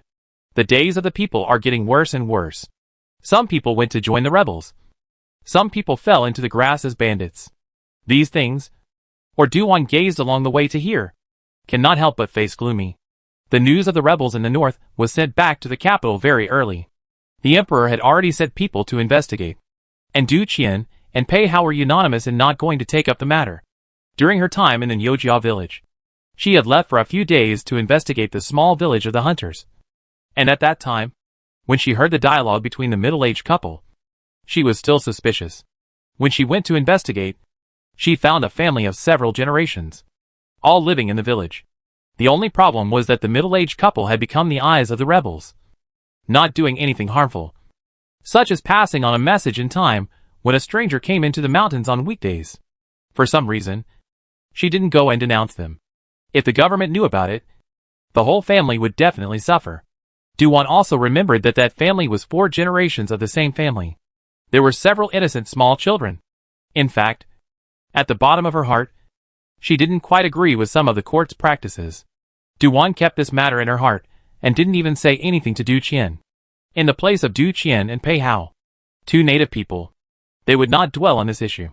They were taught from a young age that the family is the most important thing, and that the change of dynasty is not important, but how to keep the family alive. Therefore, the matter of the rebels was a big trouble for the Du and Pei families, and they would not touch it if they could. The boundaries between good and bad, black and white, were not so easy to set. Take the example of Du extra horse harnessed by the emperor's side, in front of Duan. He was a loving father. However, in places she couldn't see, he would likewise collect the filial piety of others. The matter of the Huang family in Pingnan City was an example. Along the way, it seemed calm. In Hussein's eyes, it was a bit of a cock-up, especially the county king and the world prince. That unmarked exchange of words and competition for favor. The county lord seems to know nothing. But Hussein feels that she is wilting and wilting, always with an innocent little face, a look of nothing. The benefits almost all go to her, but also manage to stay out of the way. It is the most nourishing of the 3 masters, who are living the most nourishing. At the beginning of February, a group of people finally reached the capital. In front of the city gates, the eldest princess and Du extra horse harnessed by the side of a team personally came to receive them. The eldest princess hugged the brother and sister who returned safely, and cried with pear blossoms and rain. Even if a beauty has aged, she is still a beauty. And when she cries, she also looks beautiful. Du-Wan was originally moved in her heart and followed to drop a few tears. As a result, seeing the princess mother crying, she forgot for a moment. Or her elder brother tugged on her sleeve to bring her back to her senses, and then falsely wiped her tears. Mother, don't cry. I heard that those who cry a lot will cry away their blessings. Upon hearing this, the eldest princess broke into tears and smiled. The family went back to the house happily. While Du-Wan was away from the capital for a while, several big events happened in the capital. At first glance, she couldn't believe it. Chapter 525, Great Events in the Capital. The male and female masters were finally unable to defeat the fate of heaven and got together. And, according to what the eldest princess revealed, Qin Yuyu was pregnant. Only the news was muffled to death and didn't spread outside. Du-Wan thought of the fact that she had only been away from the capital for a month and a few days. And these two were together and pregnant again. It can't be that something unexpected happened. Right? A lot of novels are written like this. The first time of the hero and heroine is usually an accident. There was another big thing that Du-Wan did not expect. It was that the palace suddenly closed its doors 3 days ago. No one could enter, and no one came out. Even the eldest princess and Du's son-in-law and some ministers, who had gone outside the palace to seek an audience with the emperor, were met with rejection from the forbidden guards across the palace gates, saying that the emperor had ordered the gates to be closed and entry and exit were forbidden. What is happening here? Du-Wan could not help but worry about the emperor's uncle. Du Qian picks up. It won't be a small matter. The siblings look at their parents in unison, with a look of begging for an explanation. The eldest princess was so amused that she almost laughed. Once the two siblings saw the eldest princess like this, the worry in their hearts was a few points less. The palace door was closed, but they believed that with their parents' ability, they could more or less receive news from inside. Du extra horse harnessed by the side of the emperor's team, and the princess did receive 2 or 3 times of news from the palace's hidden lines, using their own unique methods to send out the news. Just based on these messages, combined together to surmise what happened. Exactly how they are not too clear. Du's son-in-law dismissed his left and right, and when only their family was left in the room, he whispered, "It's noble consort Xie who died." What? Du-Wan was shocked. Du Qian was equally shocked by the news. Du-Wan said in dismay, "Did I hear right? It's not an illusion?" "No. 1,000 times true." The eldest princess stretches out her finger and pokes her daughter's head. "Does it hurt? If it hurts, it's real. It doesn't hurt." Du-Wan blinked and replied. The eldest princess let out a soft laugh and poked her in the head again. Du-Wan shamelessly moved closer to her and sniffed the scent of her body. In the past, Du-Wan had felt that the eldest princess's side always had a very special scent that smelled especially good. However, when she went to ask Sister Yin, she said that there was no special scent, and that it was what the eldest princess was accustomed to. Mother and daughter were crooked for quite a while. The father and son watched with sour teeth, but still tacitly did not say anything. In fact, Du-Wan wondered if she was hallucinating.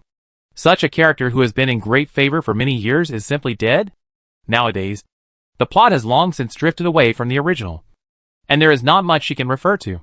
According to the original plot, Xie Guifei this time period should be alive and well. But she really died. Du Qian came up to his father and poured him a cup of hot tea. "Father, there is something strange about noble consort Xie's death?" "Well, it was poisoned to death." Du Xian, horse harnessed by the side of the emperor's team, picked up the tea bowl. Du Qian's eyes slightly converged. "Who poisoned her?" "The clues point to the big palace made beside the empress. It's just that when the commander of the forbidden guards went to catch the person, that grand palace maid had already killed herself." "This is great. The clues are broken, and the empress is grounded. What does the emperor think?" Du Qian was thoughtful. Du Xian, horse harnessed by the side of a team, raised his eyes to look at him. "It's not easy to say. It was reasonable to say that the clues were found out, pointing to the empress, and the emperor was able to convict on the basis of that. On the contrary, the emperor just ordered a ban. The key clue was broken, even if no one testified against the empress. Yet the empress was equally unable to clear her name. At this time, the family was not quite convinced that the empress would be so stupid as to poison her, suspecting that someone had secretly planted the evidence to frame her, including Du-Wan, who also had this thought. However, this time, Du-Wan did not suspect that it was the Xie family's plotting and scheming. knowing that the person who was counted dead this time was noble consort Sia. With who can see, the living Sieguefe can be more valuable than the dead. Unfortunately, there is not much information passed on from the palace, so it is not possible to rely on personal speculation. Duwan's big eyes flashed. Asked in a low voice, this matter is afraid that there is still inside information. Right? We are outside the palace. Our knowledge is limited. Du extra horse harness by the side of the Emperor's team said truthfully. Since you guys are back, you should have gone to pay your respects to the Emperor earlier. Duwan is puzzled. Didn't you say that the palace gates are blocked? Ask for an audience outside. The Emperor might see you siblings. Duwan is not too optimistic. This is a case where even her mother can't enter the palace. Duqian muses. My sister and I will go there this afternoon. Duwan is surprised and looks at the light outside the house. It's close to noon. Doesn't Big Brother rest? Is sister tired? Duqian asked in return. Duwan shook her head. I'm alright.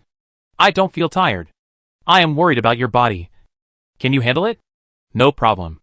On the way back to the capital this time. It was not a fast walk. Duqian's body was no longer in any serious trouble. Now that he heard about the situation in the palace, he always felt that it was not that simple. How the situation inside the palace was. Countless people outside the palace were watching. The eldest princess went outside the palace to ask for an audience and was all blocked outside the palace, thus showing the seriousness of the situation. Many people knew that the Emperor had always respected this eldest sister. However, as long as one did not want to rebel, everyone could only wait. This family of the princess house got together and chatted about this, and that for more than an hour. The eldest princess and Du extra horse harness by the side of a team gave the siblings a talk about the situation in the capital. At the beginning of this year, the situation in the capital was extraordinarily tense, and it reached its peak when the palace was suddenly blocked. Du Qian and Du Wan talked about what had happened in the north, and what they had seen on the way back. The situation outside is equally bad. Worse than 2 or 3 years earlier. Father, many places are still heavily taxed. The people in the government offices go to collect taxes. Most of them don't care about the people's lives. If this goes on, I'm afraid that the government will force the people to rebel. The last sentence was already very subtle. After the southwestern rebels had been quelled, there was now a rebel army in the north. And this rebel army was well equipped. Most likely a private army raised by a great family. The father and son knew this well. And after learning that the Emperor had already sent his inner circle to investigate, it was not their place to intervene.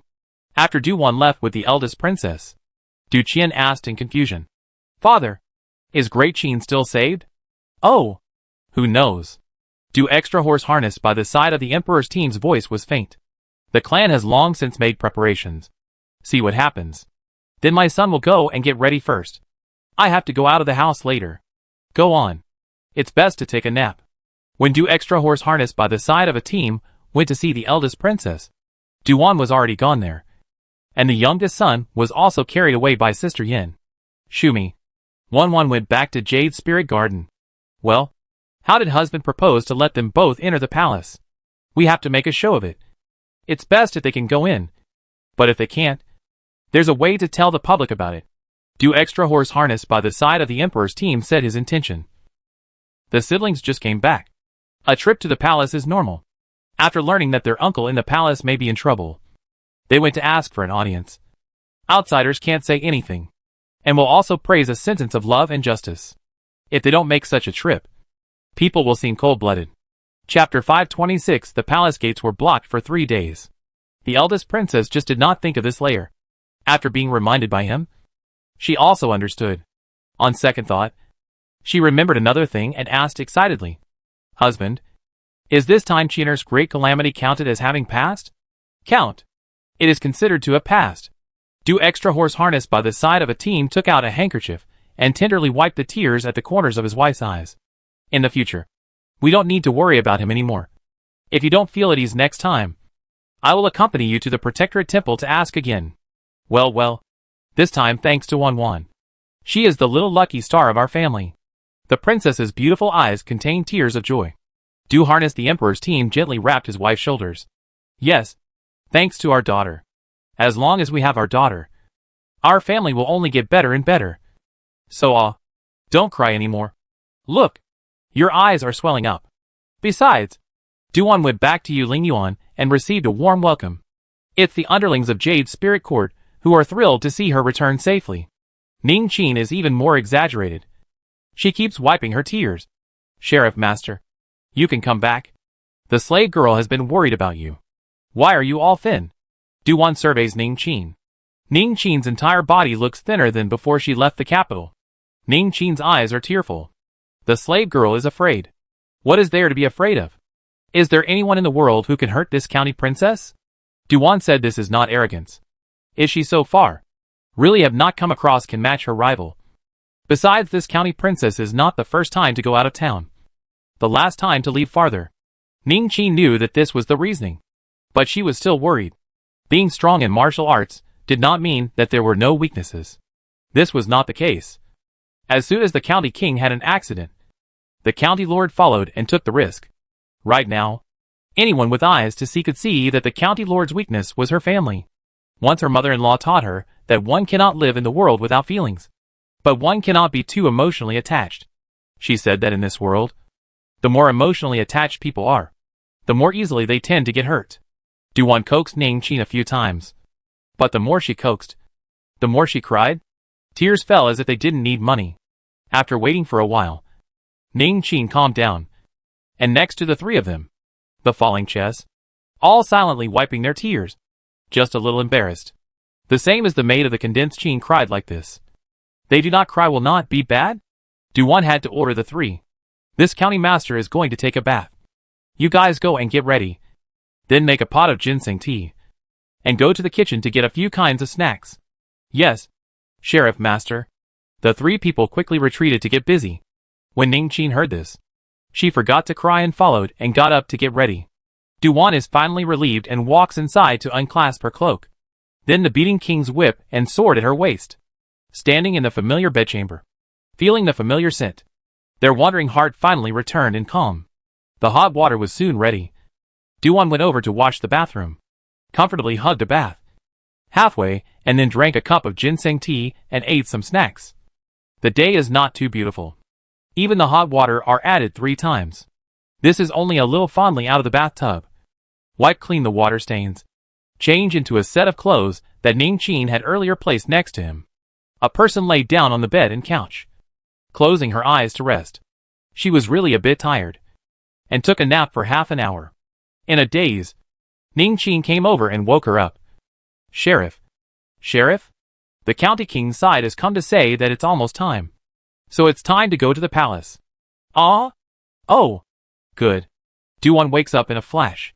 Falling Chess and the others happen to bring hot water to wash her face. Duan nimbly wrung up the warm towel and wiped a handful of it on her face. Noble women usually need to dress up when they go out of the house.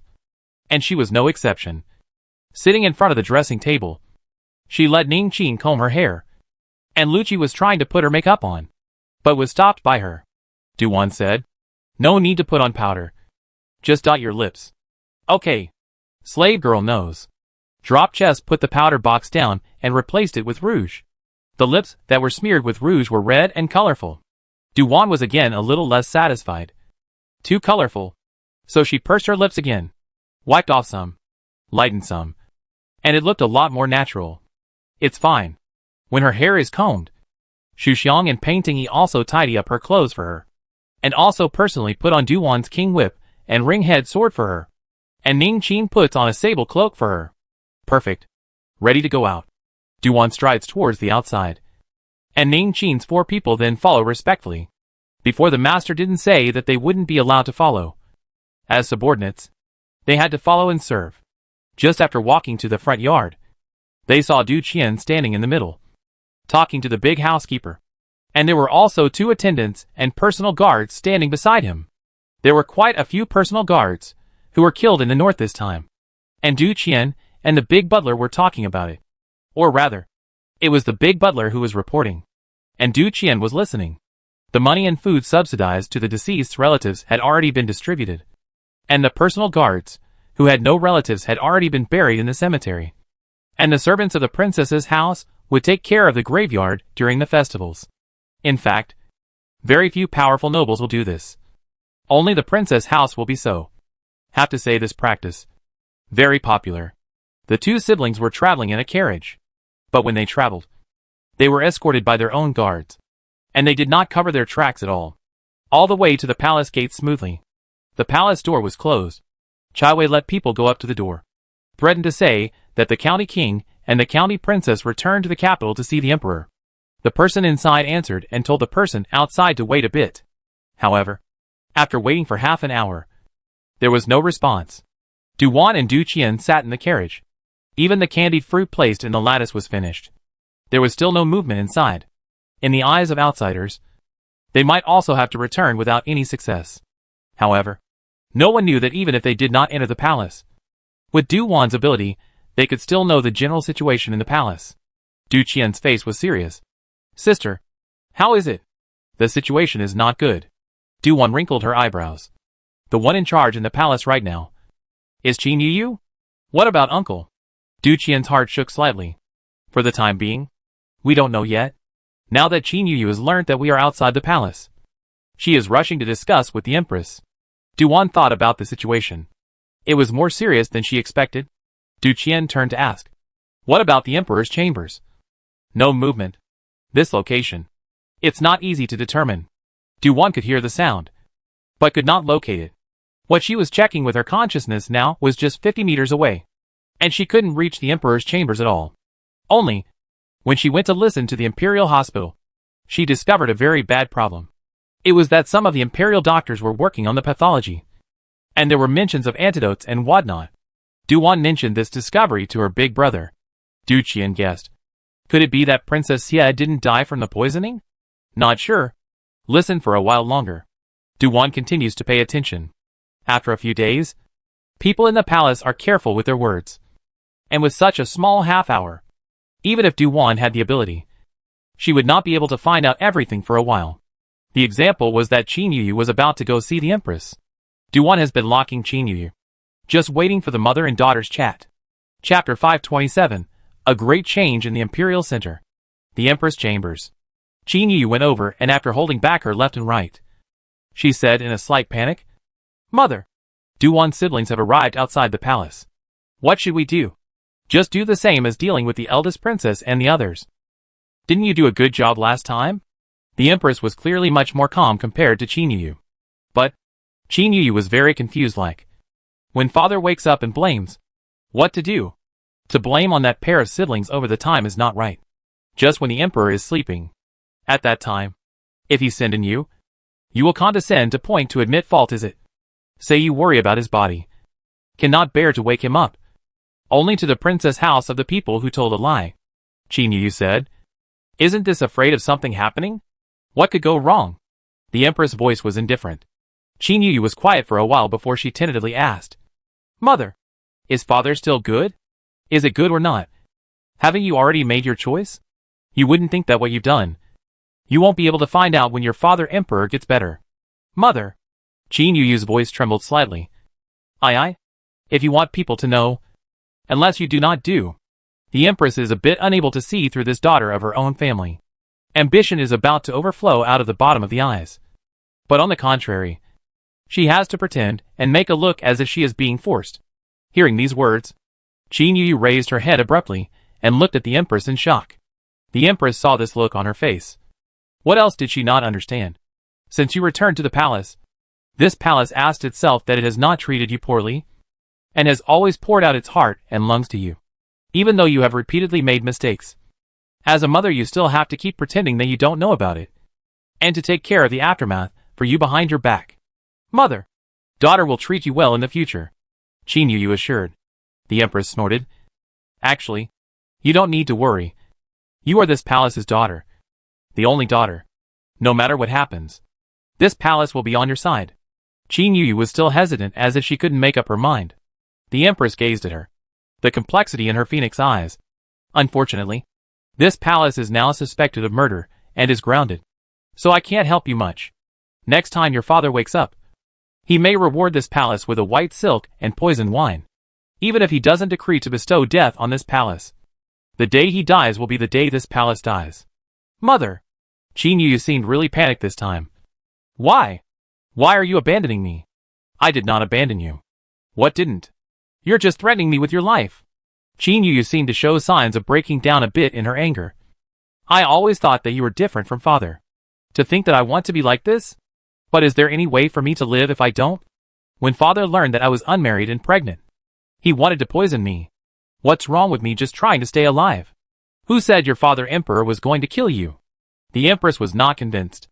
It was me who bumped into it. Heard it with my own ears. And then, without seeking proof at all, you used this palace's people to kill your father first? I had no choice. Qin Yu cried, crying with the utmost grief and indignation, as if everyone in the world had wronged her. No matter what she did, she felt that she wasn't at fault. It was all forced on her by others, forcing her to go to great lengths to protect herself and climb up the ladder, only by standing in the highest position, so high that she could trample the princess house under her feet, and could take revenge on all those who had dared to bully her. Qin Yu roared in a low voice. It's all father's fault. It's all his fault. I'm a princess. Why am I not living as well as that bitch Du-Wan? He knows that I have a grudge against Du-Wan, yet he still lifts her up and suppresses me at every turn, making me lose face in front of people and being ridiculed. What's wrong with me? I'm not at fault. If he didn't push me, he wouldn't have come this far. What followed were all Qin Yu's vent-like words. The empress grew more and more silent and didn't say anything, until Qin Yu stopped, covering her stomach and saying she was uncomfortable. Empress to this daughter is ultimately a few points of sincerity. Let her to the side to rest. Men cannot be relied on. This palace, this life is a failure. Hopefully, you won't take my old path. Qin Yu whimpered and sobbed. It was very depressing. After staying for a while longer, she left the empress chambers. Upon stepping out of the empress's chambers, Qin Yu's sobs disappeared and she turned to calmly command. Someone come. Send someone to the palace gates to pass on the message. Tell the county kings and county lords outside the palace to go back to their homes. It's inconvenient for the emperor to see them. Yes, your highness. There was a small eunuch who led the order and went. Du-Wan, who is outside the palace, is stunned. The heroine is blackening? The empress said she killed her father-in-law. She even poisoned the emperor? She even used the emperor's hand to imprison the empress? The heroine even used her IQ to force the palace to rebel? It's a move to heaven. Du Qiansai got the guards to reply. Turned to look at his sister. Noticed that her complexion was not right. His heart could not help but raise. Sister, what did you find out? Go back to the mansion and talk about it. Du-Wan drifted back to her senses. Du Qian still wanted to inquire. When he saw her gloomy face, he turned to order his entourage. Go back to the mansion. The group of people turned around and left. The eyewitnesses who were secretly watching immediately reported back to their respective masters. The matter of the county king and county princess not being able to enter the palace even when they came back. I believe that it wouldn't be long before it would spread throughout the entire upper-class circle. To know that the siblings came over. Not the slightest intention to cover up. On the way, Du Qian wanted to ask several times but stopped. He rarely saw his sister this gloomy look. Du-Wan knew he was anxious, so he could only whisper. It's not appropriate to confer outside. Du Qian nodded. Although the people were in the carriage, there were quite a few people outside the carriage. Some people with strong martial arts had strong five senses. What they said inside the carriage would most likely be heard. Du-Wan was a strong example. The siblings had just returned to the princess's mansion. At the entrance, they ran into Qin Jiu, who wanted to visit. Qin Jiu's eyes were red when she saw Du Qian, who had returned safely. Du Qian had to comfort her a few times when he saw her like this. Du-Wan did not want to be the shining light. Smiled and greeted Qin Jiu, and went into the mansion first. Du-Wan found Du Extra Horse harnessed by the side of a team in the study, in the front yard. Du Extra Horse harnessed by the side of the emperor's side was dealing with some official business, and stopped writing when he saw his daughter coming over. Du-Wan, who had just sat down, was very quiet, and waited for the subordinate to bring a bowl of hot tea. Du Extra Horse harnessed by the side of a team asked, Did you go to the palace? No. Didn't go in and took so long? Well, wait for Big Brother to come back. Du-Wan then told the story of how they ran into Qin Jiu at the entrance to look for him. Du Extra Horse harnessed by the side of the emperor's team said with a smile. That girl from the Qin family thought that something had happened to Qian'er, and cried for some days, and got very sick, and then got well when she learned that the person had been saved. This thing, she really didn't know. Du-Wan drank half a bowl of tea. When Du Qian stepped in, Du-Wan looked behind him. Where is future sister-in-law? I sent her back to the house, Du Qian said frankly before sitting on top of the chair next to Du Wan. Chapter 528. This matter is a bit too stimulating. The subordinate quickly brings Du Qian another bowl of hot tea. Then Du Qian screened off his left and right. There were only 3 people left in the room, and did not bother to inform the eldest princess. Du Qian reminded, Sister, are we going to have a family meeting? Should we call mother over? Not for now. Du Wan was a little hesitant. This matter is a bit too stimulating. She is worried that the eldest princess will not be able to withstand it for a while, knowing that the emperor's uncle is now in the palace, being uncertain of his life and death. Even if the eldest princess is told, it will just be one more person to worry about. After all, right now, they can't even get into the palace. Du Extra Horse harnessed by the side of the emperor's team finally looked at his daughter squarely. Didn't you guys go to the palace gate and then turn back? Why does it seem like you know some great secret?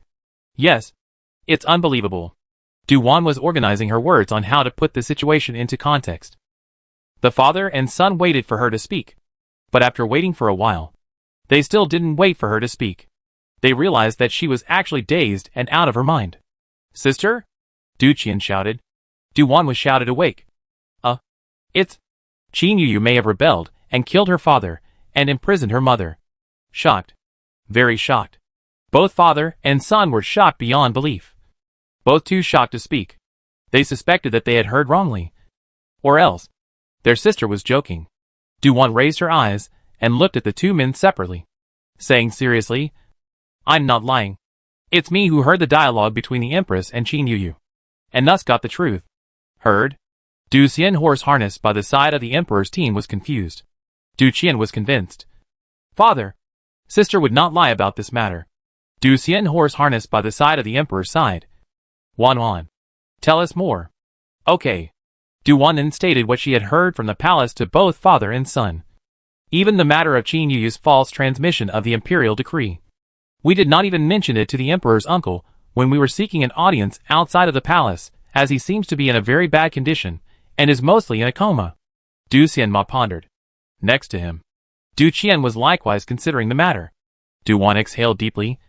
Father, big brother, what do you guys think we should do now? First and foremost, go to the palace to meet uncle. Du Qian was worried about the emperor's safety. Du Extra Horse harnessed by the side of a team said. The problem is that we can't enter the palace. It was impossible to forcefully break through the palace gates. And the princess mansion now had people watching every move. Most importantly, Qin Yu and the emperor were fighting for the throne.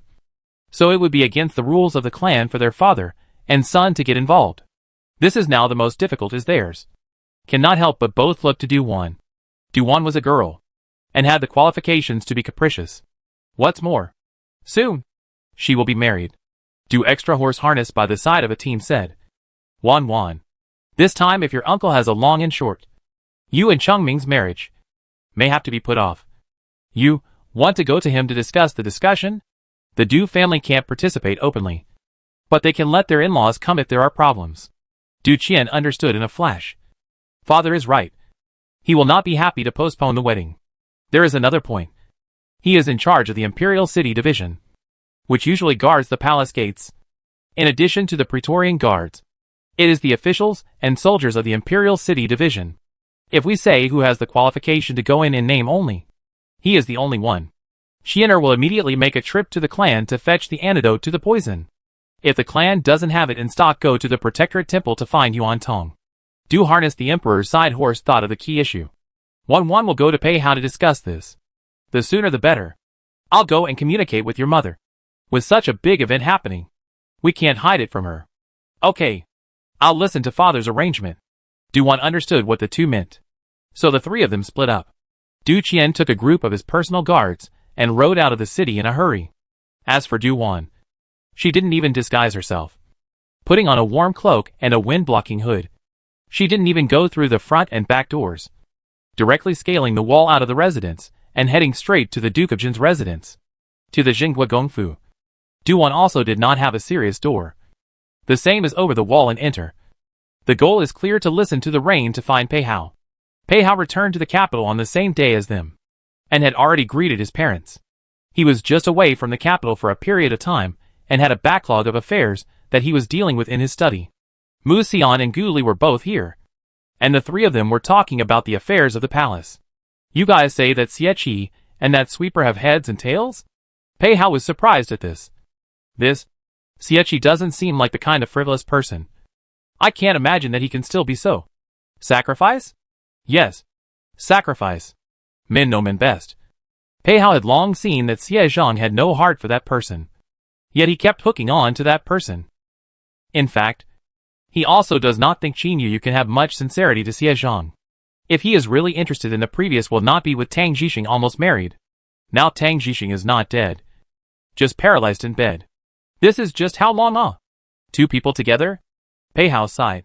I always thought that Xie Zhang is the kind of person who focuses on reputation. He really went out on a limb this time. You don't know some of the inner workings if you're not in the capital. There's a matter that hasn't been spread outside. But there are still some people who know about it. It was this matter that made that person's reputation completely ruined. And Xie Zhang got some sympathy from some people instead. Mu Xian smiled with a sneaky smile. The day of his marriage was getting closer and closer. There were quite a few things he should have been busy with. But when his good brother came back, he always had to make a trip. So it was just the right time to share some of the interesting stories. Gu Li was listening from the side. The one in the palace is considered to be self-inflicted. Who knows about this? Mu Xian pulled his chair to Pei Hao's side, and spoke with a fluttering brow about the fragrant rumor. It happened on the 8th day of the new year. The Qi House set up a banquet, inviting a number of girls who had not yet left the pavilion. And that banquet was actually a bit of a blind date. And I didn't think that day that Qin Yu went to where Qin Yu went. How could it be calm and quiet? At that time, she did not know which person she wanted to design. But the result was instead designed to be hit by the kind of drug in the Qinlu. When the Qi family reacted and went looking for her, they found that she had put Xie Zhang to sleep. As for why no one suspected Xie Zhang, because the Qi family's son testified that Xie Zhang had been drinking with him before, and that he was drunk and was resting in the compartment, and that he was already resting on the bed. So it was Qin Yu who came later. Moreover, the compartment where the 2 people had sex was in the front yard. Usually the front courtyard was where men lived. It could be said that Qin Yu had lost her face and body that day. The worst part was that it didn't take long before she was found to be pregnant with a cub. Mu Xian said to the rise. This matter was later sealed by the Empress. There is also the Emperor has this meaning. The Qi family people are afraid of offending the death of the Empress. Is also the first time to seal. Is this thing true? A brittle girl's voice rang out. Several men looked at the source of the voice in unison the window. Just in time to see the window door being opened a crack, revealing half of Du Wan's small head. Chapter 529. Say it for my pleasure.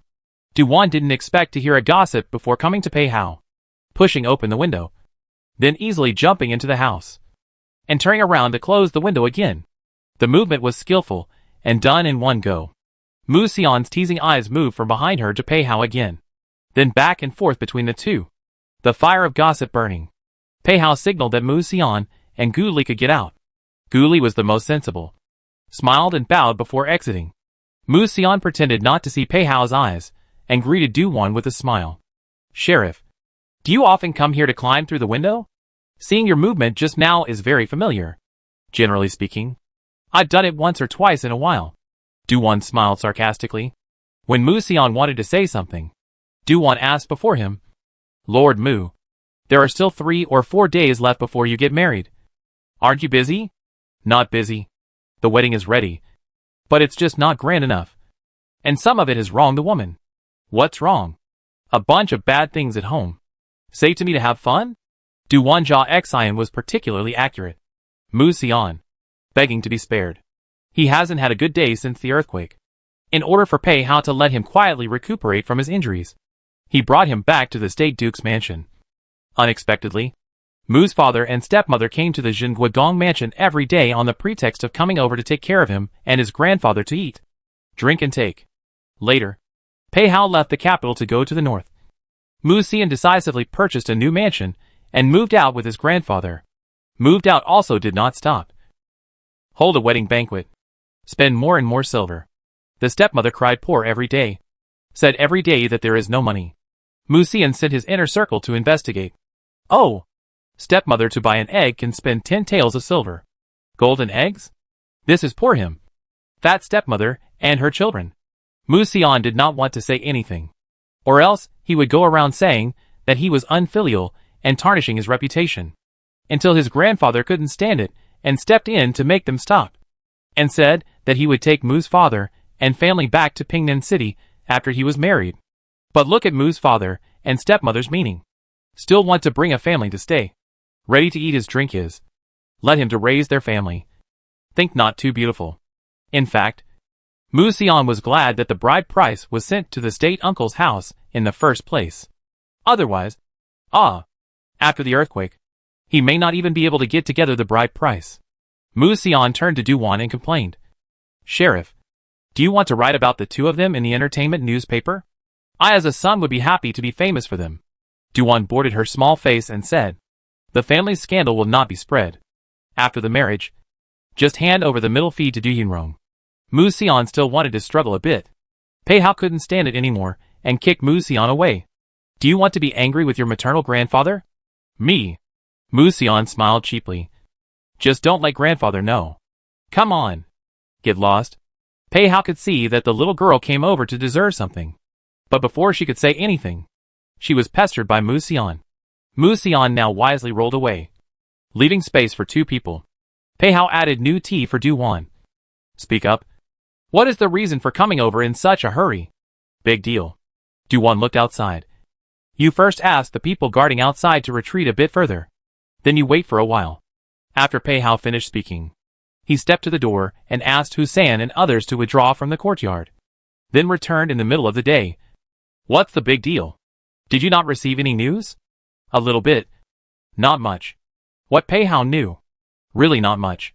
Previously, even what the princess residents knew was limited. Let alone the people outside. Duwan's eyes swept outside, feeling that there is no one around the house. Which will Qin Yu may rebel. Also the emperor may be poisoned and comatose. Is living or dying. Etc. I want to go into the palace. Borrow your Imperial City Department's way in. The palace wall should not be difficult to defeat you. No. The people standing guard on the palace wall. 3 times inside and 3 times outside. To exaggerate a bit. Even the landing place is not left. Not to mention that someone wants to go over the wall silently. Duwan had already paid attention in front of the palace gates before. Probably someone knew her force value, and used the sea of men tactic to guard the palace walls. As long as Duwan did not think of breaking in by force, it would be difficult to get in. However, a bad case of breaking into the Forbidden Palace would be labeled as a rebel, which would definitely involve the princess house. Pei Hao did not know about this situation, so it was not a good idea to suggest it. Duwan added, you have no way to enter the palace? Pei Hao was about to say that he wants to think long and hard. Duwan interrupted him. My father and big brother said that if something happens to the emperor's uncle this time, our wedding date will definitely be postponed. These words were like a thunderbolt striking down. Pei Hao's entire spirit shook, and he said with a stern expression, there is a way. There is no way to come up with a way. The emperor can't die. Absolutely can't die anymore. Even if he were to die, it would have to be after his wedding date. With this thought in mind, Pei Hao put on his official uniform, put on his official hat, and carried his saber around his waist. With Pei Hao's identity, it was possible to carry a sword in the imperial court. Duwan changed into the robes of an official soldier of the Imperial City Department. Disguised, but also slightly disguised. At a glance, as long as it is not familiar with the people, cannot be recognized as her. So, until the time of nightfall, Du Qian sent someone to send an antidote pill to the two. Pei Hao then took Duwan and quietly went to the southern palace gate. The young generals guarding this palace gate right now were none other than Pei family's close friends. In addition, the soldiers of the Imperial City Department are also under the command of Pei Hao. Pei Hao went up to the gate, reported his name, and someone ventured to open a crack. The two of them dodged in. It was so smooth that Duwan found it unbelievable. The people inside, as if they could not see the two people, still let them leave quickly. When Duwan walked away, she also looked back and said a little sourly, your Pei family is quite capable. Even the palace gate can go in so easily. It's not your Pei family. It's our Pei family. Pei Hao reminded in a small voice.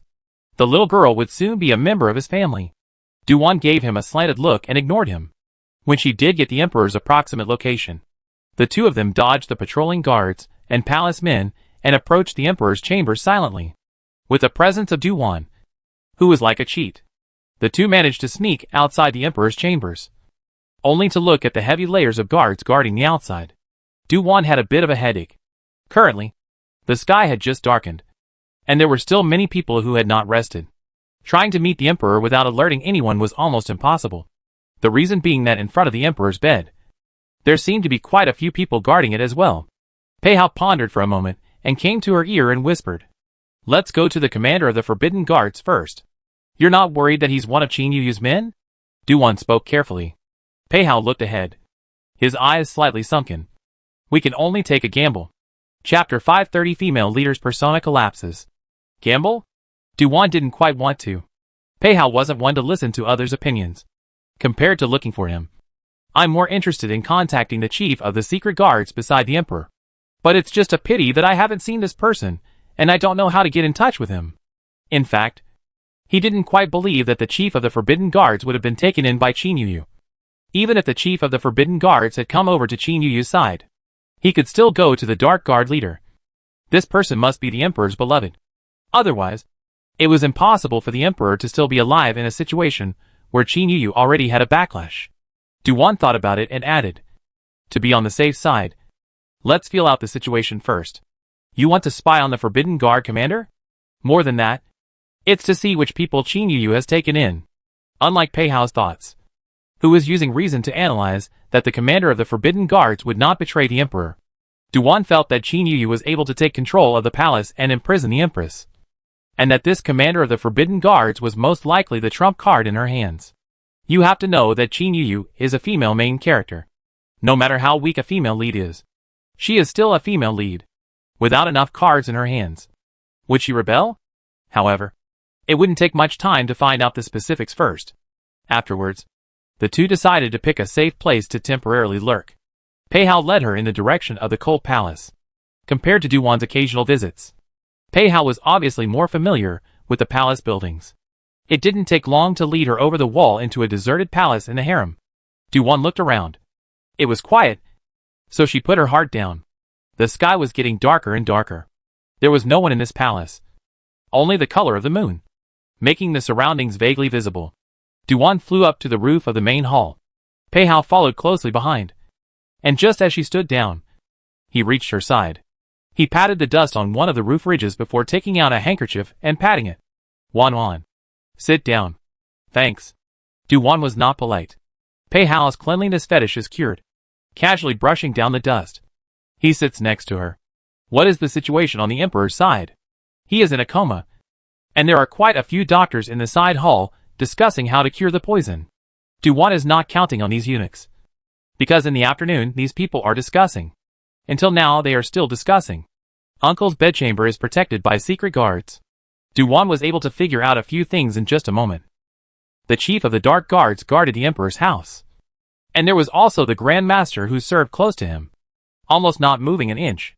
The commander of the Forbidden Guards dutifully guarded the outside of the bedchamber, and had no contact with anyone for the time being. As for Qin Yu's position, Du-Wan had yet to find it after so long. She had deliberately listened to the situation in the Jinsho Palace, and according to what the little palace maids had secretly said, it was Qin Yu who had gone out earlier and had not returned to the bedchamber yet. This point was suspicious. Du-Wan gazed and continued to pay attention. Pei Hao has been guarding her at the side and did not disturb her. Pei Hao, who had always kept an eye on her complexion, saw that she suddenly narrowed her eyes, like a little fox, and her complexion was still a little odd. So fast. Found something? Pei Hao inquired softly. Du-Wan pointed in a direction, or to the palace next door, and came to his ear to whisper, "There's a situation there. Want to go over?" "What situation?" Pei Hao's peach blossom eyes flickered. "Just go over and see." Du-Wan took the lead and stood up, exercising her light power to head in that direction. Pei Hao raised his eyebrows wordlessly, and followed with uncertain meaning, knowing that in a deep palace, where it's dark and no one is around, anything dirty can happen. The little girl thought he didn't understand. Then he pretended not to know. Two people carefully approached, and then gently rolled over into the next palace. With the two people's ability, Not a single movement was made. Inside, the subtle sound is in a house. The house doors and windows are closed, only vaguely through a little faint light, if not close to be found. Pei Hao only thought that the little girl brought him here to purely catch a pair of wild lovebirds. What surprised Pei Hao was that one of the people inside was actually Qin Yuyu's real self. How can that be? How is it possible? Duan opened her mouth wordlessly at him, as if asking, an accident, right? Accidental. No. Shocked. Destroyed his long-held three views. A princess with 1,000 pieces of gold. But she was stealing from someone in the palace?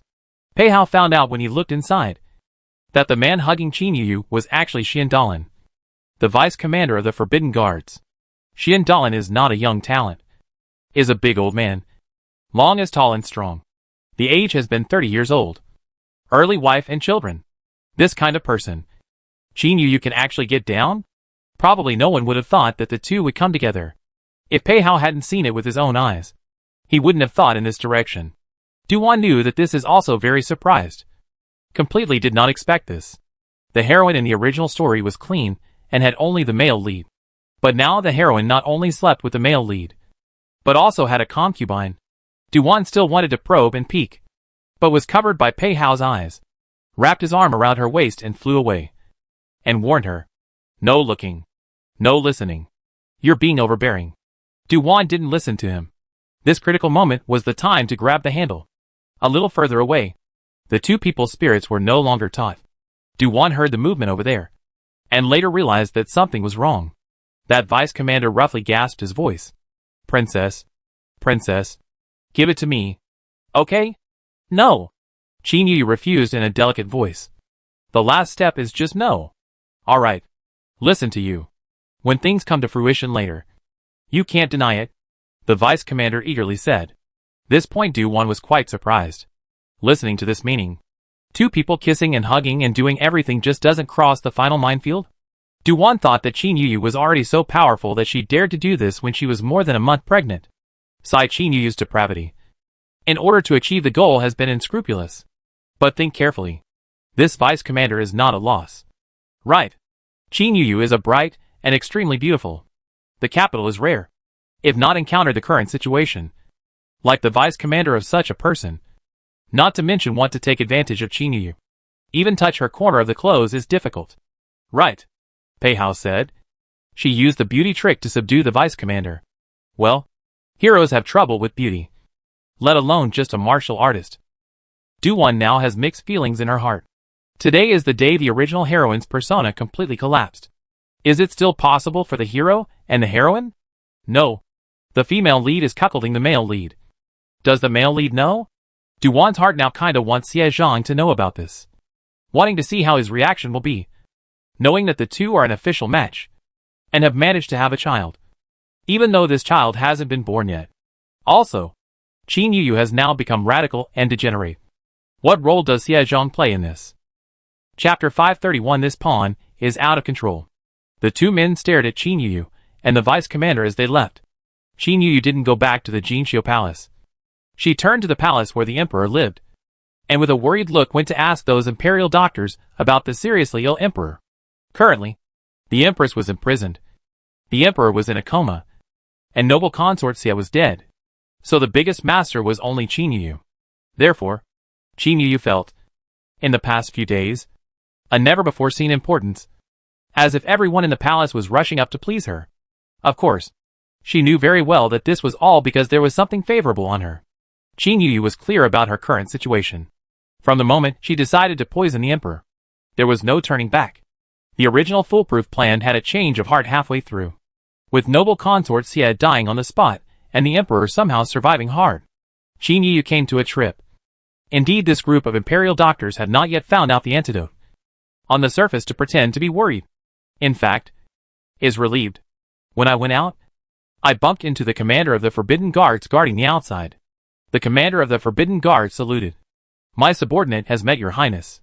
You and I don't need to be so polite. How is my father's situation? Qin Yuyu asked in a worried tone. The commander of the Forbidden Guards respectfully said. Your highness. Half an hour ago, His Majesty once woke up for a while, drank a small, half bowl of rice porridge and rested again. Qin Yuyu secretly gritted her teeth. Can people even wake up? Qin Yuyu asked again with concern. Is father getting better? The commander of the Forbidden Guards did not speak. Duwani listened to the dialogue of the two people concerned. But it was a pity that he was not watching from the sidelines, and did not know their complexion. But pondering carefully, the tone of the commander of the Forbidden Guards was normal. However, Qin Yuyu's was not normal. The voice was particularly delicate. And also vaguely intimate. Doesn't seem like nothing. Sure enough, Qin Yuyu saw that the commander of the Forbidden Guards did not answer. His tone was slightly sad. I'm just worried about my father's body. Not wanting you to fail in your duties. Since I can't mention it, then I won't. Saying that, Qin Yuyu feigned to leave. After walking a few steps, it looked like the commander of the Forbidden Guards suddenly spoke out. Your Highness. Qin Yuyu's footsteps stopped. The commander of the Forbidden Guards suddenly flew into a low voice. His Majesty has vomited blood. The courtyard chief said that he's afraid he won't make it through the night. Your Highness should be mentally prepared. Qin Yuyu looks like she is scared to death. Even if Duwan didn't see the person.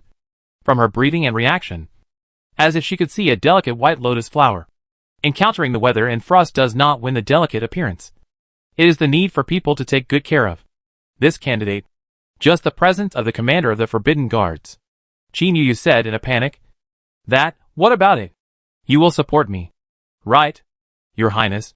Your fiancé is Lord Xie. Even you can't understand me? I was framed for that. I'm innocent with him. This child is yours. Qin Yuyu's voice came to an abrupt end. As if she suddenly realized something was wrong. She stopped again. Duwan was shocked at this development. She only felt that a large pot of dog's blood rolled in, and just caught her off guard. Qin Yufu did not know when, but actually had an affair with the commander of the Forbidden Guards. No. She also shrewdly put the father of the child to the two men. In the end, whose is it? Whose is this child? The commander of the Forbidden Guards at the moment seemed to be struggling. He didn't want to betray the emperor, but he had repeatedly compromised with Qin Yuyu, especially knowing that Qin Yuyu was pregnant with his child, coupled with the fact that Qin Yuyu was a rare beauty. It was hard for a man to top that. Perhaps the struggle within him today would not be less than anyone else's. Duwan's eyes lit up amazingly brightly as she came to Pei Hao's ear and asked in an excited whisper. Has the Forbidden Guard commander become married? That's not true. Pei Hao didn't know why she suddenly asked about this. However, there is a fiancé. This is engaged? Well, it's the first daughter of a 5th grade official. Then this status isn't considered high. There's no way to snatch someone from Qin Yuyu. Pei Hao felt that he had heard something extraordinary. Duwan came into contact with Pei Hao's inquiring gaze, and he laughed. It's just what you think. Even just now I heard a big secret. Qin Yuyu said that the child in her belly is the Forbidden Guard commander's. Pei Hao. This scandal is really not small. Earlier, he had suspected that Qin Yuyu was making it up when she said that the emperor was going to bestow death on her. But now, he wasn't so sure. In his place, if he had such a disgraced daughter, he was afraid that he would beat her to death with a messy stick. But think about it is also understandable. Qin Yuyu grew up in a complex environment. Come back to the capital has grown up. The character is also stereotyped. It is difficult to change back. People have been frustrated again and again. This is not. Went off the beaten track. In the end, Pei Hao thought of something else. Xie is not that good at cheating. Huh? Duwan blinked.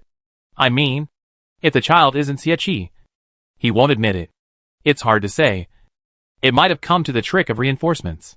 Duwan never underestimates the male lead's intelligence. That's a schemer. Taking 1 step to see 10 steps. Qin Yuyu would become like this today. Would he be innocent? She couldn't say what the outside thought. But she didn't believe it anyway. She does not know. On this matter, Xie Zhang really didn't put in much effort.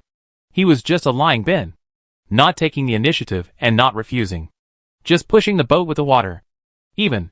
He was well aware of what Qin Yuyu wanted to do and what he planned. Including the poison that Qin Yuyu got from Qin Miao. Or he had someone provided behind his back. Secretly making a fortune in silver.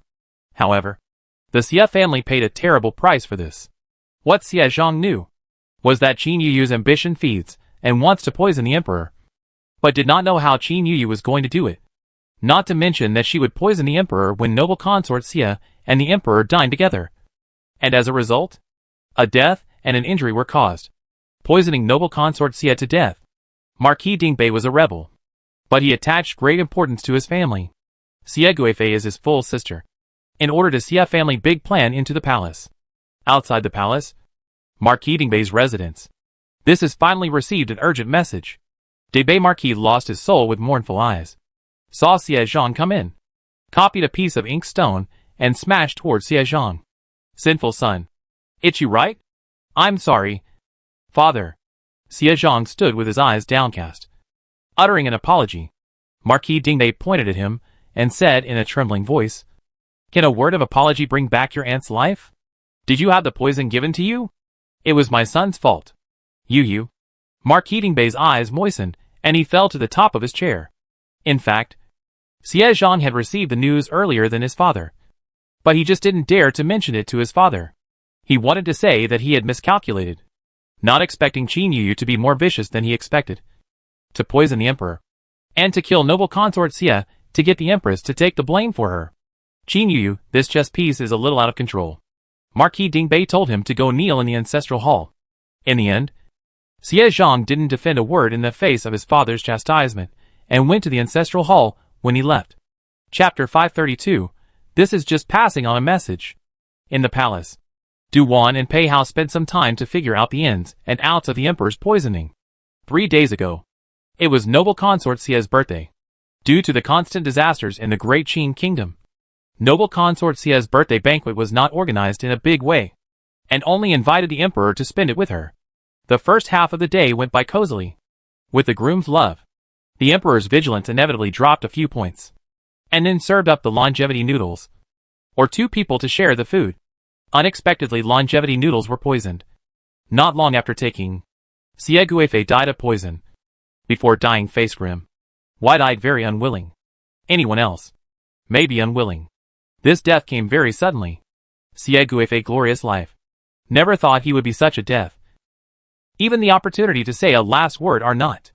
On the contrary, the emperor, who had not eaten much, did not die on the spot.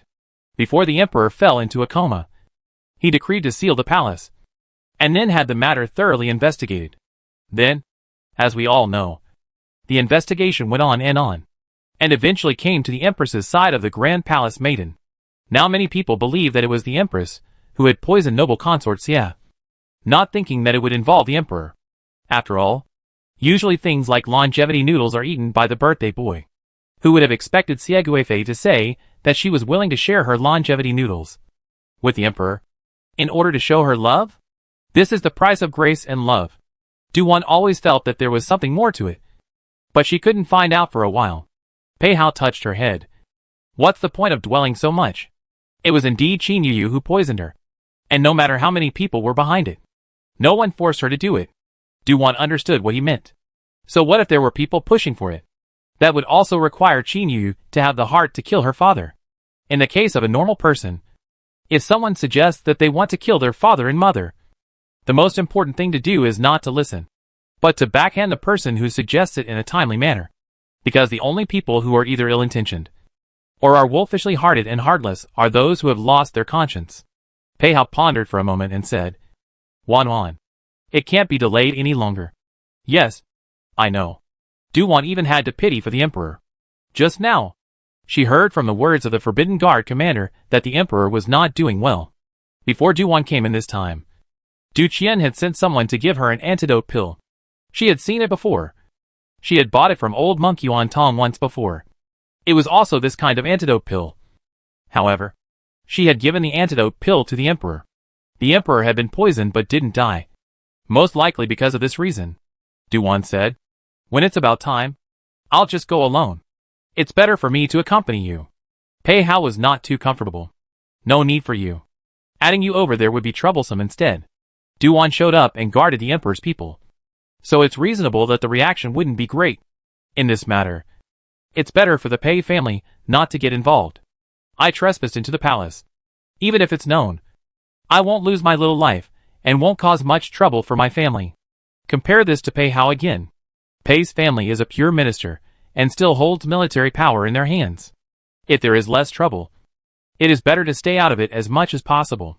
Pei Hao knew that he was doing it for his own good, I'll keep an eye on the shadows, so I can still give a helping hand if anything changes.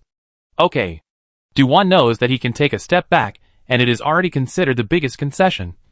However, if the situation is not right, you immediately leave through the southern palace gate. Is Wan worried about me? Pei Hao's peach blossom eyes brimmed with a strange light. Du-Wan made a ghostly face at him. You're overthinking it. Who's worried about you? Pei Hao smothered a laugh. The way the little girl said the opposite was so cute. However, he still said, Wan has no confidence in herself. Thinking that you can't get out in one piece? How could it be? Du-Wan confidently straightened her back. I haven't met anyone in this world who can beat me. Pei Hao gently wrapped her in his arms before she left. Very fondly. Du-Wan was not mostly in the mood to be mushy with him at this time. After all, the Emperor's situation was still on her mind. And after checking the things on her body, she headed directly towards the Emperor's palace, borrowing the cover of the moon. Coupled with Du-Wan will speed to the extreme. Like a phantom flashed. No one noticed for a moment. It was not without reason that Du-Wan wanted to wait for late night to sneak into the palace. People at this hour are most likely to be tired or slack. When she sneaked in, someone could occasionally see something. As a result, they only felt a wind blowing by. And when they looked more closely, they saw nothing again. One did so. And so did two. However, as long as no one mentioned it, and no silhouette was seen exactly, it was almost always more of the same, and automatically attributed to my own blurred vision. If you want to blame it on Du-Wan's speed being too fast, it was also a big night. Surprisingly, just like this, Du-Wan broke through the outer and inner 3 layers and successfully came to the courtyard outside the Emperor's bedchamber. At this time, it would be difficult not to be discovered. The people guarding inside are the elite secret guards. Every one of them is a master in a million. Besides, if they weren't good, they wouldn't come into the palace to protect the Emperor's safety. Du-Wan stared ahead, pondering how to approach. How about just showing up? Only that would alert the forbidden guards outside. If Du-Wan didn't know that Qin Yuyu was having an affair with both the commander of the forbidden guards and the vice commander, maybe she would really waltz in. The problem was that at this time, she didn't really want to startle Qin Yuyu. Qin Yuyu was the Emperor's daughter no matter what. Without concrete evidence, would he believe that Qin Yuyu wanted to kill him? Du-Wan is still doing her part, not overstepping her bounds. Afterwards, how to solve are the father and daughter of the problem. Outsiders are not very good at deciding what to do for the Emperor. Du-Wan waited for a while. Finally let her wait for an opportunity. It is the hospital. From the side of the hall went out. That look seems to be to go to the toilet? Du-Wan waited inside. And when Yard Zheng was about to go back in, he took advantage of the fact that no one was paying attention, and pulled him into a corner. Courtyard Zheng was taken aback, and tried to speak, but his mouth was covered. Du-Wan warned. Don't shout. It's this county princess. Sheriff. Sheriff Lord? Courtyard Zheng could see her face clearly. What's the matter with the county lord? I want to go see my uncle, but I don't want to disturb the forbidden guards outside. Du-Wan directly stated her intention. The courtyard judge freezes. You are the county princess. You can go to visit him openly? Nonsense. This county princess can go in openly. Still need to find you. This, and not let you do anything. But this thing. Believe it or not, this county princess will beat you up? Du-Wan touched out the beating king whip and raised it in her hand. The courtyard chief's old eyes were not dim. Naturally, he knew exactly what it was. Forced by Du-Wan's threat, he could only pretend to compromise. But the old minister alone is equally unable to get close to His Majesty's chambers, let alone go in.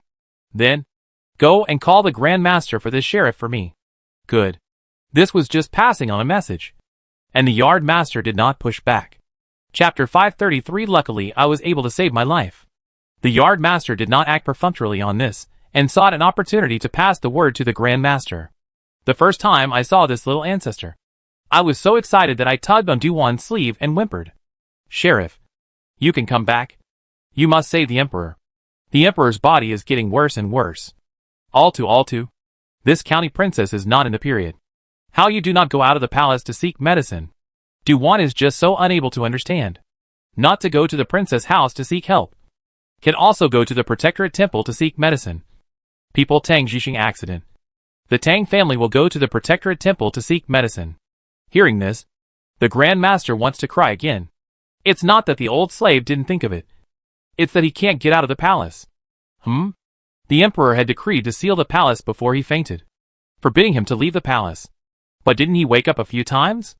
Waking up is waking up. But the person is confused. It can't be. Didn't he say that uncle once woke up and ordered the imprisonment of the empress? This, which is the emperor under, is the princess's idea.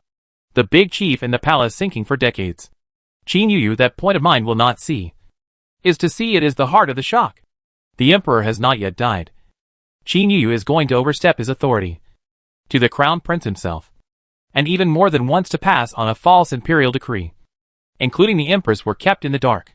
The Grand Master had secretly sent someone to ask the princess house for help, but the result was blocked by the forbidden guards, and people still found a particularly good reason. That is, the emperor has a decree. No one can go out of the palace privately. This matter naturally reached Qin Yuyu's ears. And then, he couldn't even get out of this one palace these days, fearing that Qin Yuyu was close to the emperor or was tampering with it. He and the head of the dark guards were on guard these days. It's just that these things, the Grand Master is not good to say directly, and can only mention it obscurely. County Lord Gong, Her Highness is now in charge of the palace instead of the emperor and empress. I know. That's why I want to meet uncle in private to avoid Qin Yuyu's ears. Duan looks expectantly at the Grand Master. It's up to you how to avoid her ears and eyes. The Grand Chief Executive had lived here for decades. Not for nothing. It did not take long for Duan to transform into a small eunuch, carrying a small food box.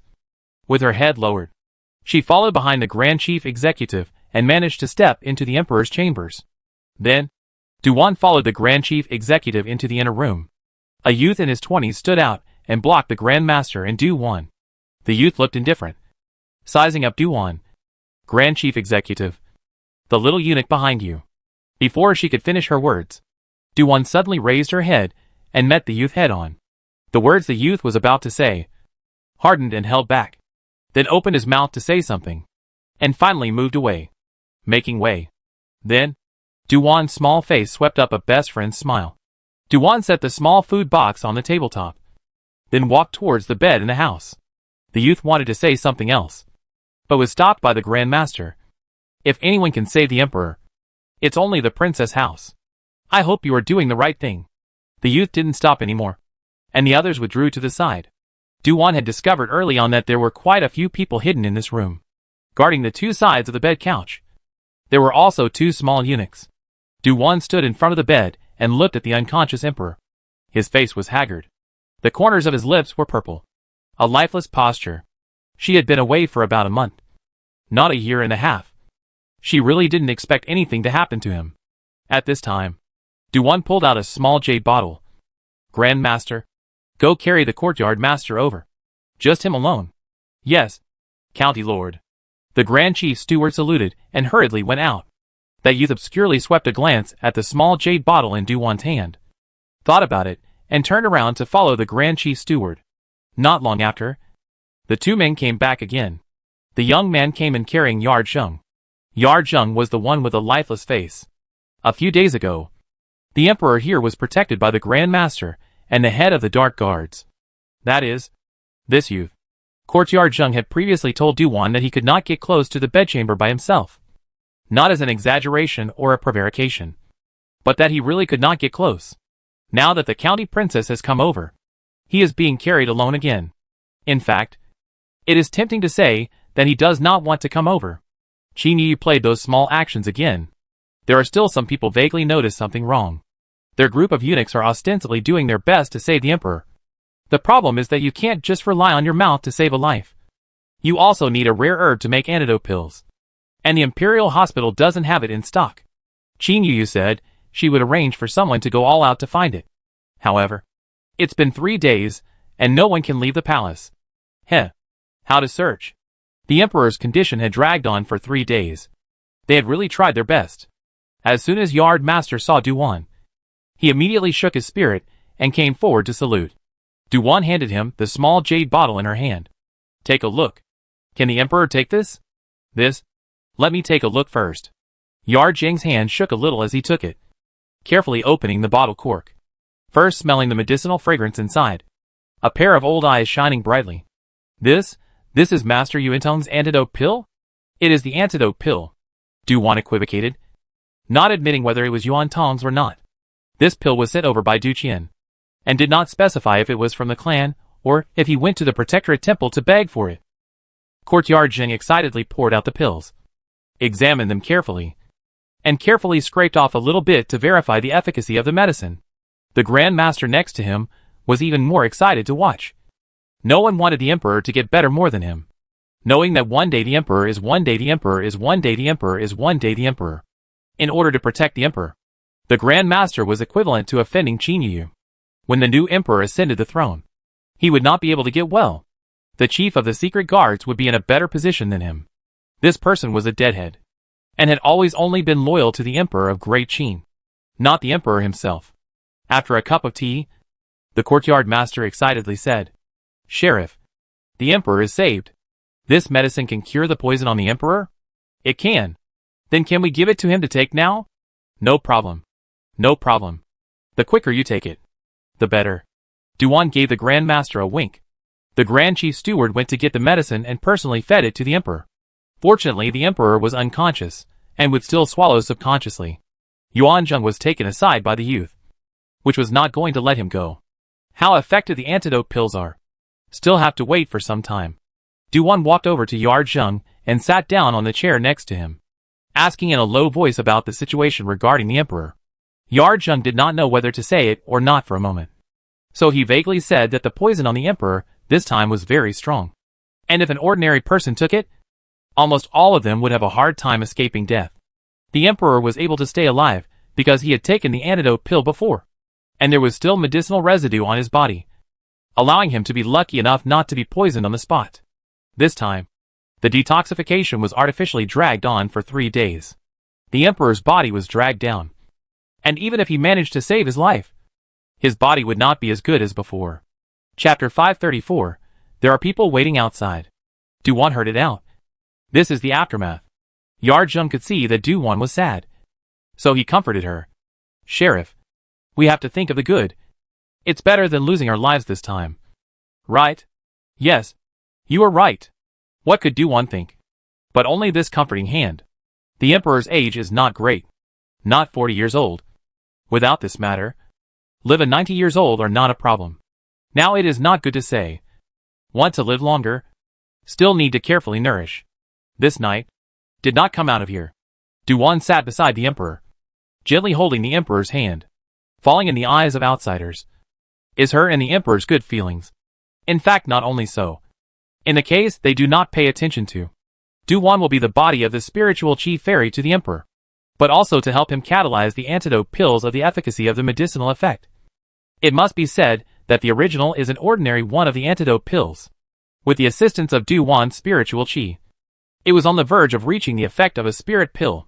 The Emperor opened his eyes an hour later, and looked at Du-Wan dumbfounded, as if he hadn't come back to his senses. Du-Wan was pleasantly surprised, and was about to open his mouth. Vomit. Vomit. The Emperor half propped up his body, and violently spat out a large mouthful of black blood towards the outside of the bed. Du-Wan hastily held him up. "Uncle. Uncle." While shouting for someone, she smoothed his back. The Grand Master General is so shocked that he shrilly calls out to the Courtyard Zheng, who is dozing off in his chair. "Quickly. The Emperor is vomiting blood. Quickly go and see what's going on." "What?" "The Emperor has woken up." "So soon?" Courtyard Zheng looked towards the bedside in surprise, then at the blood on the floor. According to what the Yard Master expected, it would take at least until dawn for the medicine to take effect. And that's how long it's been. But the Emperor vomited blood. He had to do something. So he went up in fear, took the Emperor's pulse, then looked at the black blood. This is a good thing. The Emperor is vomiting out the poisonous blood. Once Du-Wan heard this, she was finally relieved. Hospital Zheng continued to take his pulse again. The Emperor's condition is better than expected. More than that, he doesn't say anymore. The Emperor's condition is indeed better than he expected. According to previous expectations, even if the Emperor recovered his life this time, he would need to drink medicine frequently in the future, and he was afraid that he would be bedridden for at least half a month. Now it seems that there is no need. The body will still be very weak, as long as it is properly adjusted. after a year and a half can still live a normal life. The Grand Master led the people, and started to wait for the Emperor to freshen up. After all, the Emperor had just vomited blood. His appearance was not too good to look at for sure. Idle people need to exit the inner room and wait in the outer room. Duan was a girl, so she naturally had to avoid suspicion. Courtyard Jing followed him out of the outer room. Only he looked at Duan with eyes that were as eager as they could be. Duan shivered. "What are you doing?" "Sheriff, is there any medicine left? Are you sick?" "I'm not sick. I just want to." "No medicine." Duan sort of understood. This dead old man was eyeing her pills. Yarjung rubbed his hands together. "I want one. I want one for research. No more." Duan smiled and refused. Over there. The Grand Master has already waited for the Emperor to lie down again. There is also a small eunuch who brought hot water and started to clean the Emperor's face. In addition to the black blood on the ground, there are eunuchs who are carefully cleaning up the blood. Carelessness is not an option. The hospital has said that this is poisonous blood. A little bit of it may be poisoned to death. The hospital Zheng again how to ask for medicine. Duan said no. Duan looked at him. The Emperor woke up. "You still don't go to write a prescription. Then I'm going to the side hall here." "No need to go. Just prescribe it here. It's always necessary to go to the others to discuss it." "Discuss my Rs? You can just open it alone." Duan understands these people's mind very well. The so-called discussing the prescription is to have a few more people to take the responsibility. I heard that the doctor's teachers are different, and the means of treating people are not the same. Just discussing. Can you really discuss a better prescription? The hospital. Seeing through and not saying anything. Okay. Under Duwan's insistence, the yard master had no choice but to sit aside and prescribe alone. To be able to be the head of the court in the Imperial Court of Medicine. Of course there are 2 brushes. Duwan looked at the prescription and asked, "What is the use of this prescription?" The hospital head respectfully said, "It's to clean up the remaining poison. And there are also 2 points to fix the root and cultivate the energy. Success. Then you personally go and dispense the medicine." Duwan then asked the head of the Dark Guards to arrange for 2 people to accompany Yard Zheng to the pharmacy to dispense the medicine, so as to avoid anyone from tampering with the herbs. When the medicine packets were brought back, Duwan again asked Yard Zheng to decoct the medicine on the spot. Yes, right on the spot, using a charcoal stove to boil the medicine. It never left Duwan's sight. No one dared to object to her cautious approach. Duwan warned quietly, "Lord Yardmaster, you need to be more careful with the decoction. Keep your spirits up. This prescription has not been discussed with anyone. If you can't cure the Emperor, you will be held responsible." Yes, what the county elder said. The courtyard master's body trembled at the words, and he hurriedly answered to show his loyalty. In the bottom of his heart, however, he began to ponder whether he should resign from his post when the Emperor got better. He was too old to withstand any more torture. At this time, the Grand Master came out from the inner room and cried with joy. "Sheriff." The Emperor finally recognized the old slave. This is good.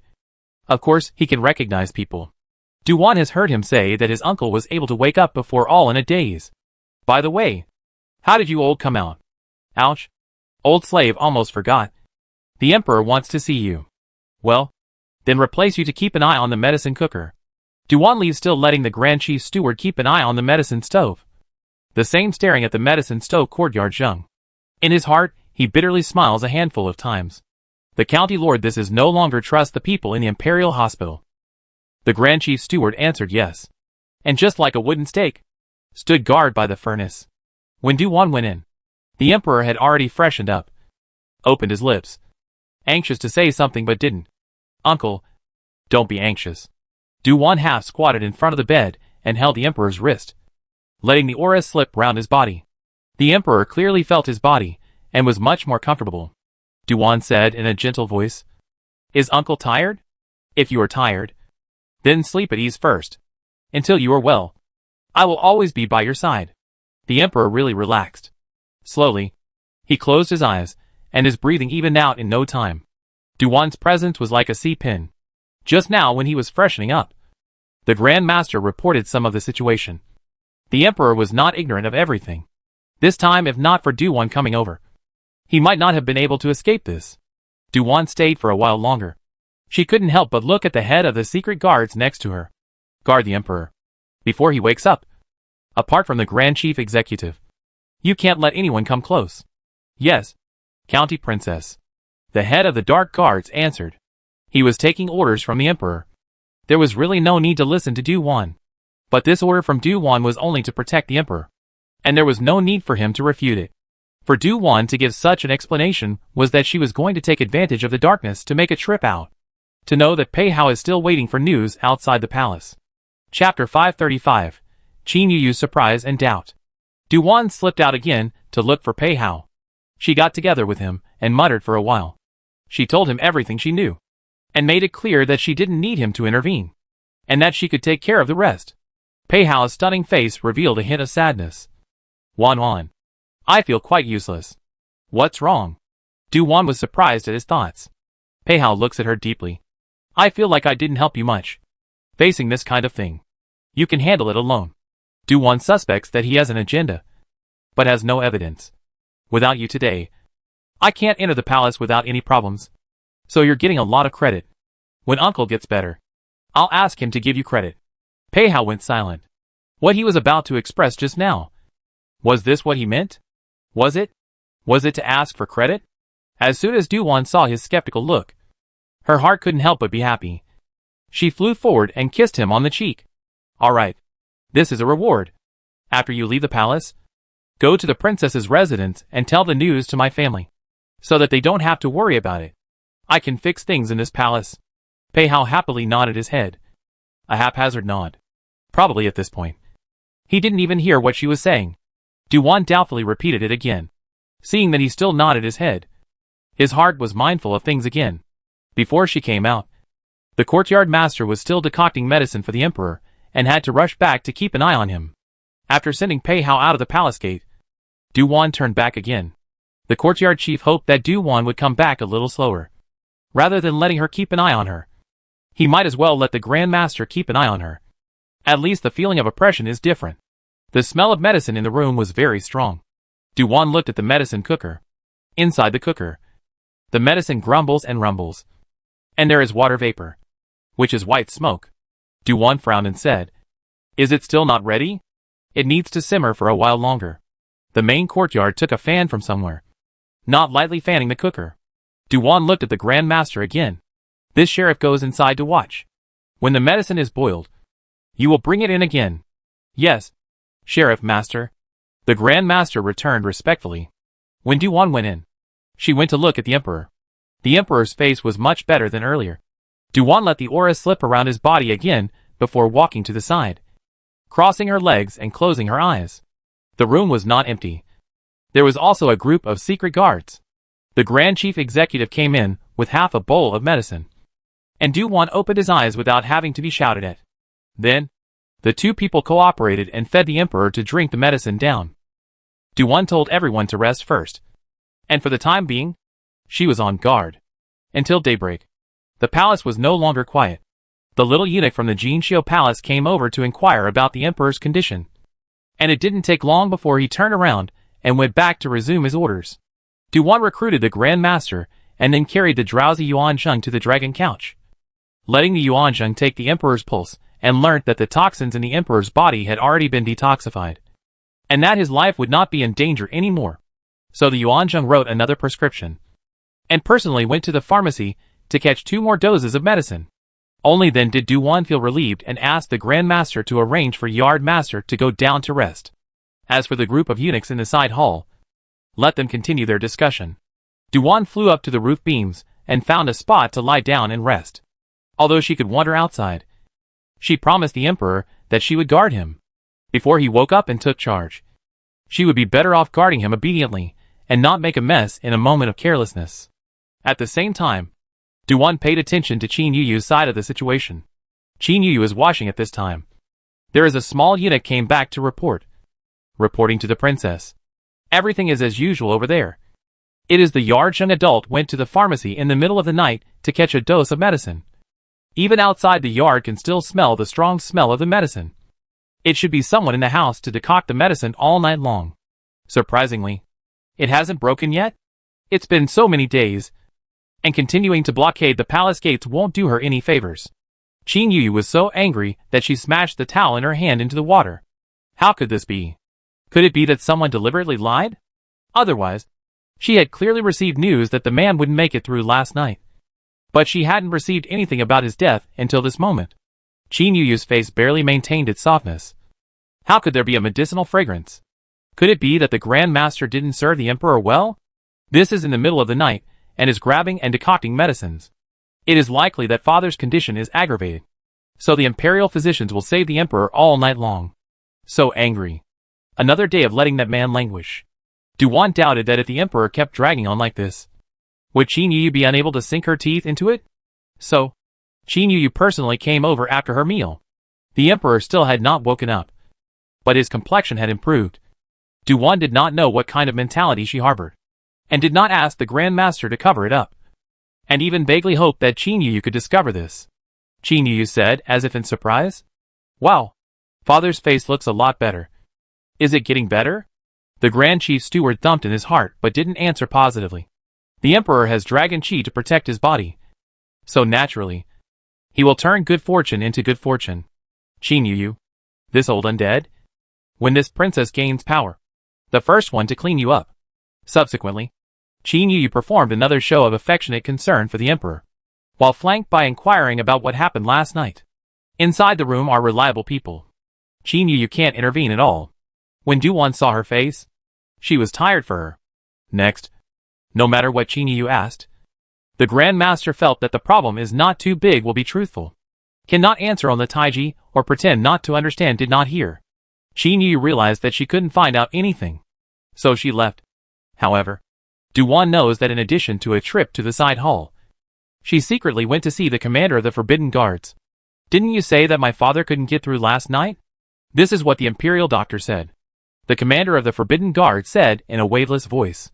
Qin Yu added, "Then what was abnormal last night?" "I'm sorry, Your Highness. The second half of the night was too tiring. My subordinates went to rest." This sounded a bit perfunctory. Exasperated, Qin Yu brushed her sleeve away.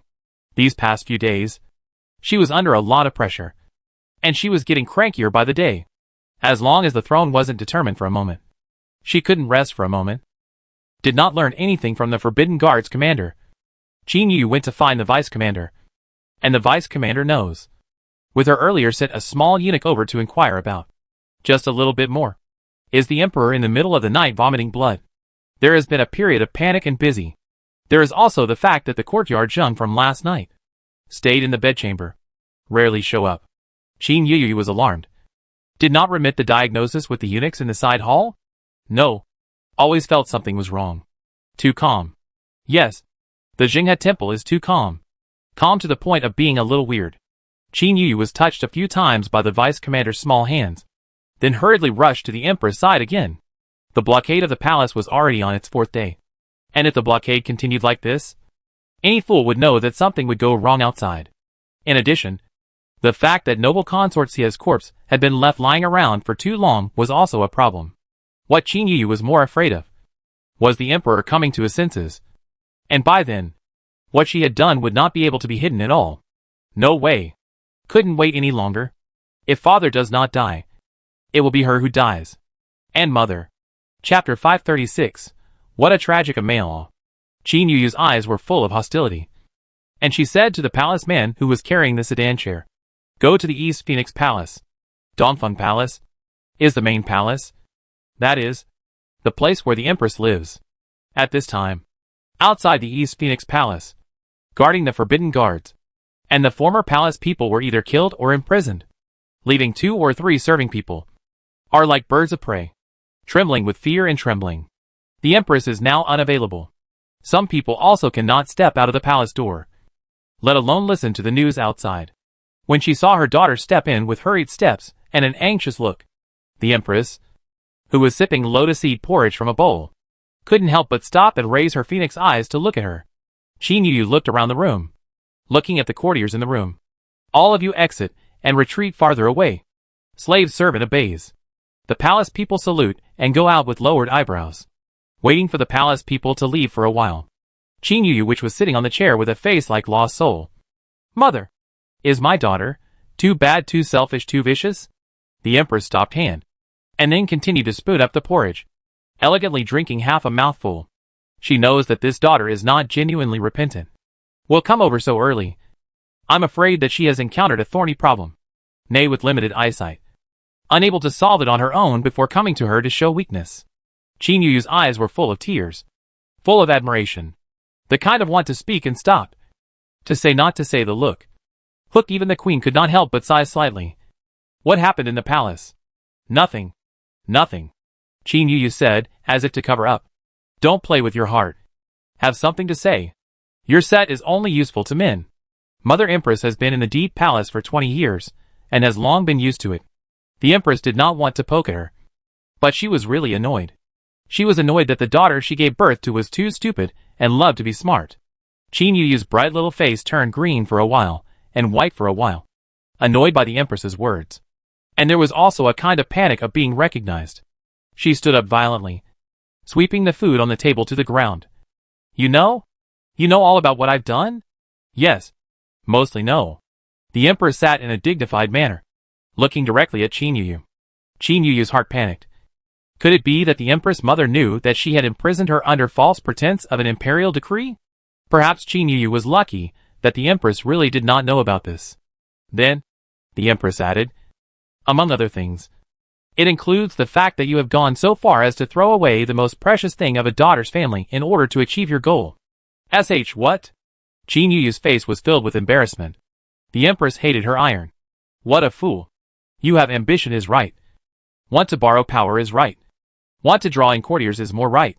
Intentionally contact with the Forbidden Guard commander and Xian de Lin, and they are also right. But you even really lost your innocence. But also make an unmarried first pregnancy. What do you know? For those who want to achieve great things, sacrifices are inevitable. Who taught you these crooked theories? The Empress was furious now. It was the beloved servant beside Qin Yuyu who said this. Not wanting her mother to be angry with her beloved, Qin Yuyu chose to hide it. Besides, she had been crawling around outside for more than 10 years. She was more aware of the cruelty of this world than the Empress. As long as she could achieve her goal. What's wrong with doing whatever it takes? History is written by the winners. To become an empress. And besides, now that she was pregnant with Xie Zhang's son, the Xie family would stand by her side no matter what. Which was a big help. Moreover, she used a trick to make the commander of the Forbidden Guards misunderstand that the child was his. One main outside. One main inside. As long as she enlisted these men and got them on her side, she was confident that she would be able to sit on the throne. Therefore, Qin Yuyu scoffed at the Empress, questioning, Mother, what does the most valuable thing for a daughter mean? What you find valuable is not necessarily so for me. Speaking at this point, Qin Yuyu added with a cold snort. Love only makes people weak and incompetent. It's only wise to give it up earlier. Mother's life is dependent on men and live. All life is trapped in the deep palace. Really happy? Happy? Not really. I will definitely take a different path from Empress Mother.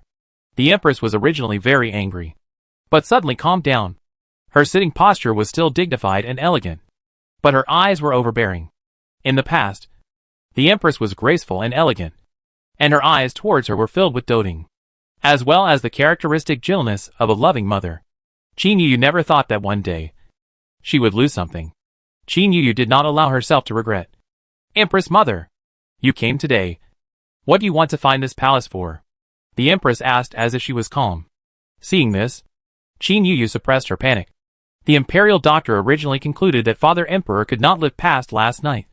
But I visited this morning, and Father Emperor's face has instead improved quite a bit. You don't dare to make another move? It is that there is no chance.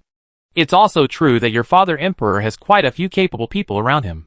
According to the plan envisioned by Qin Yuyu, the Emperor deserved to be poisoned to death on the spot. That poison had somehow gone wrong, saying that the blood would seal the throat. As a result, there was a change of heart, and the Emperor was slow to die, causing the stalemate today. Now, as long as the Emperor died, she can break the situation. If the Emperor survived the sadness, what awaited her would be death. Qin Yuyu knew that rebellion was a capital offense, and there was no turning back from the vow. The Empress knew this as well. She didn't want her only daughter to die before she knew the truth, and still chose to be on her side.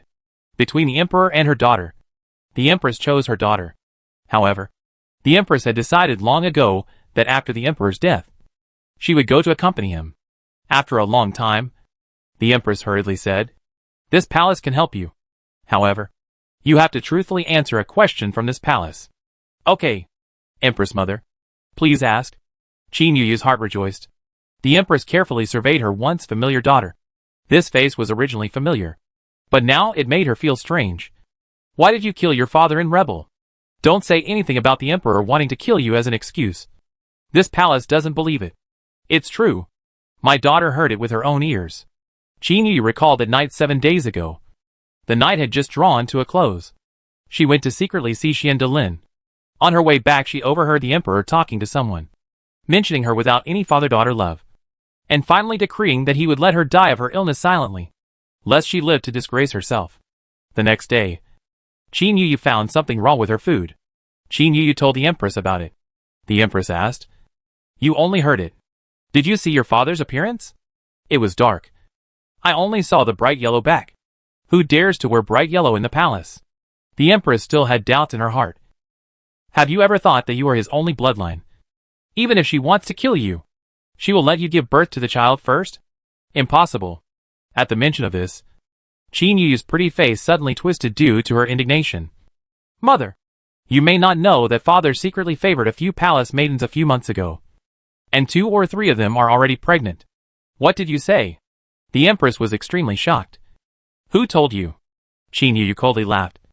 "It was the eyes I arranged beside noble consort Xie who got it, and went to seek confirmation that it was indeed true. Only you were kept in the dark. There's also that bitch, noble consort Xie, who wanted to use me as a gun. So I simply did what she wanted and let her accompany father to her death." The Empress was so struck by this that she couldn't even maintain her dignified sitting posture. Du Wan, who was secretly eavesdropping, was so shocked that she almost fell off the beam. One secret after another, scaring her little heart. "Yo. Huh? That's not right. Didn't the Grand Master say last night that Qin Yuyu had imprisoned the Empress under false pretense of an imperial decree? Doesn't the Empress know?" "No." The chief steward thought the Empress didn't know about Qin Yuyu's rebellion. In fact, it's only outsiders who think the Empress doesn't know. The Empress still knows a lot of things even if she's imprisoned. It's just that, between the Emperor and her daughter, the Empress chose to stand by her daughter. All these conspiracies, true and false, made her head 2 big heads. Cannot think about it. Decided not to think about it. Anyway, the Emperor Uncle detoxification. Wait for him to wake up, and then go to solve forget. One is his wife. One is her daughter. Is this counted as a mass rebellion? Uncle Yo. So miserable a male awe. Chapter 537, the Emperor finally wakes up. There were no outsiders in the house. Du Wan from the beams quietly floated down to the ground. Footsteps light to in front of the dragon couch. Looking at the Emperor has not yet woken up. Eyes written full of sympathy. Right now, the Empress and Qin Yuyu are still in Dongfeng Palace discussing how to get him killed, so that Qin Yuyu can take the throne. However, Du Wan thought of what Qin Yuyu said, saying that he secretly favored a few palace maidens, and someone was pregnant. She still needed to check. This matter was still serious when it was said to be serious. If what Qin Yuyu said was true, at the time she grasped the situation in the palace. The first thing she should do would be to remove those few pregnant palace maids first. After all, the children in these people's arms were definitely a threat to Qin Yuyu. Du Wan beckoned towards the Grand Master. The Grand Chief Steward respectfully came over. "County Lord, what are your orders?" "Come here." "Come closer." Du Wan beckons him closer, then lowers her voice to inquire. "There are still people in the palace who are pregnant. Is this true?" The Grand Master looks aghast. Someone dares to steal someone? This is cuckolding the Emperor. Du Wan sees his look and says in doubt, "There isn't? HM?" The Grand Master froze. "It's not that the county princess has found something?" "What discovery?" "This sheriff master is asking if you have?" "The old slave has been accompanying the Emperor for the past few days, and couldn't get out." "No." "Is it that before the accident someone in the palace was pregnant?" "No." The Grand Master denied it. Du Wan will be convinced. Measuring the look of the Grand Chief Steward, feeling that he doesn't look like he's lying. Then he whispered the news that Qin Yuyu received that a palace maid was pregnant. That's what happened. Is it true? Unexpectedly, the Grand Master's look was a bit strange. This is a private matter involving the emperor. It's going to kill the... In the end, the Grand Master said vaguely under Du-Wan's urgent gaze. This emperor just has this intention. Those few palace maids are toning up their bodies. They have not yet been blessed by the emperor. Where is the pregnancy? What? That? Du-Wan is shocked. This is being prepared for pregnancy. Qin Yuyu is treating pregnancy preparation as pregnancy? Could it be that it was misled by noble consort Xia's people? Either way, this matter was not simple. There were pushers behind the scenes, manipulating Qin Yuyu's rebellion. The Grand Chief Executive comes back to Du-Wan and whispers. Sheriff Master, this matter is a secret. The Emperor did not say anything to the public. Or the old slave manipulated it. How did you learn about it? This matter is complicated. Du-Wan avoided answering but didn't hide the truth. Someone misled the princess, saying that the Emperor got 2 or 3 palace maids pregnant. The Grand Master's expression stiffened. He had prepared a total of 3 palace maids with better looks and bodies. And the Emperor hadn't even touched them yet. He hadn't thought that this matter had leaked out. And that someone would catch the loophole and cause trouble. The big chief is very angry, but also very stifled. From this, it can be seen that there is a mole on his side. And the one who betrayed him is still someone he used to trust. Du-Wan was about to continue saying something when, unexpectedly, she saw the complex gaze of the Emperor on the bed. The Emperor said, "Is what one said true? True or false is not clear. However, I can tell Uncle that this was said by your daughter herself." And the information passed on to her by the eyes she placed beside noble consort Xia, saying that you secretly impregnated the palace maid, and that the sense of crisis that arose in her was sort of a catalyst. When Du-Wan finished saying this, she suddenly saw the confusion in the Emperor's eyes. He couldn't help but think of the fact that the Emperor was unconscious the entire time. And I'm afraid that he wasn't clear about the situation in the past few days. Du-Wan cleared her throat. Uncle, after your accident, something happened in the palace. You woke up and washed up first. After eating, I will tell you in detail. You can say it now. The Emperor did not want to wait a moment. Du-Wan was unexpectedly insistent on this. No. You need to eat first so that you have the strength to listen to the whole thing. And other people may not dare to go against the Emperor's words. But Du-Wan is not worried. More than what to go against or not. She is more worried that the Emperor's body is now weak. And when he learned about what Qin Yuyu did, he is afraid that he will be angry. Or maybe he will be angry out of his wits. The Grand Master bowed his head, acquiescing to Du-Wan's approach. The Emperor gave him a wink. He bowed his head, as if he didn't see. Du-Wan gives a small kick towards the Grand Master. Quickly go and call for hot water. Wait for the Emperor to wash up.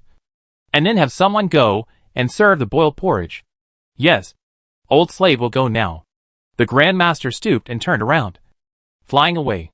The Emperor looked lonely. Even this old thing is not obedient anymore? Du-Wan squatted in front of the bed and grabbed the Emperor's wrist, seemingly taking his pulse. In fact, letting the aura turn round in the Emperor's body through the wrist contact. The Emperor felt his body relaxed a little bit. This is still Du-Wan did not dare to use too much aura. Are using a throw. Is worried that his body cannot withstand. Du-Wan also said towards a small eunuch next to him. Go and ask Lord Yard Master to come over. Yes. County eunuch. That little eunuch immediately went to do as he was told. On the contrary, it was the imperial doctors in the side halls that noticed something was wrong. In the past, at this time, the side of the main hall would have summoned them to take the Emperor's pulse.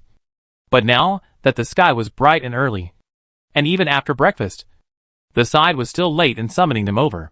One more thing. Since last night, they haven't seen the head of the courtyard.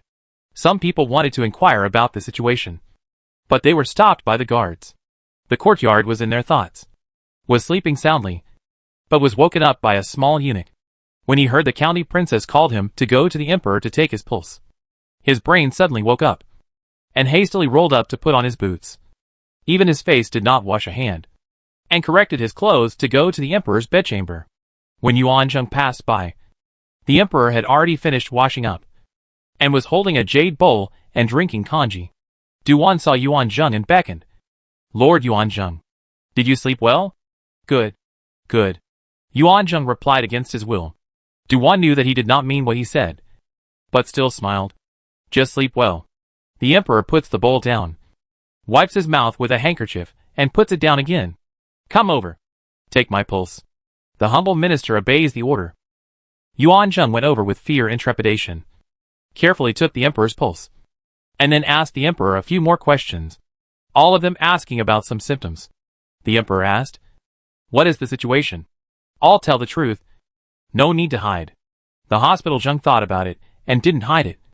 But the general meaning was similar to what he had said to Du Wan before. That is, it was a little better than the previous situation, and that it would need to be carefully recuperated in the future. The emperor himself also felt the weakness of the body. "Well, you retire. Same as last night. Just prescribe medicine in the outer room. And the matter that the emperor has been detoxified. I hope that all of you will keep it a secret for the time being. And whoever dares to leak it out in advance. Don't blame this county princess for being impolite." Du Wan suddenly added. It can be said that these words are very stern. Besides the emperor, everyone in the room feels a strong pressure, including the hidden guards, who are hidden in the shadows. Chapter 538. The hard part is yet to come. The emperor was staggered for a moment. He could not help but look at the crowd and realize that they were not surprised. So he did not stop it.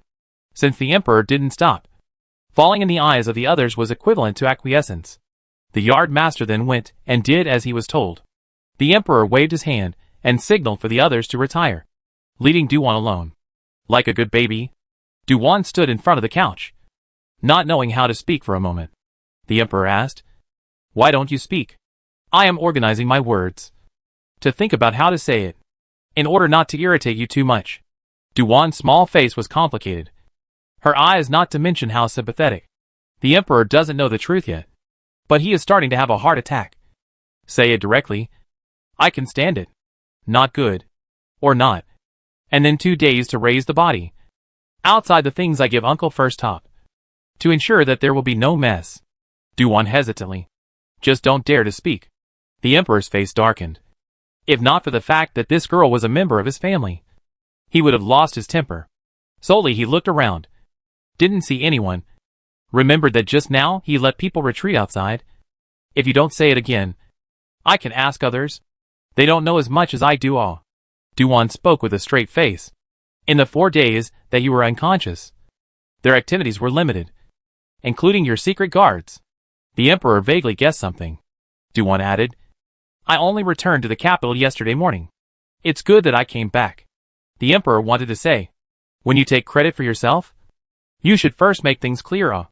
However, seeing her like this, he inexplicably couldn't get angry.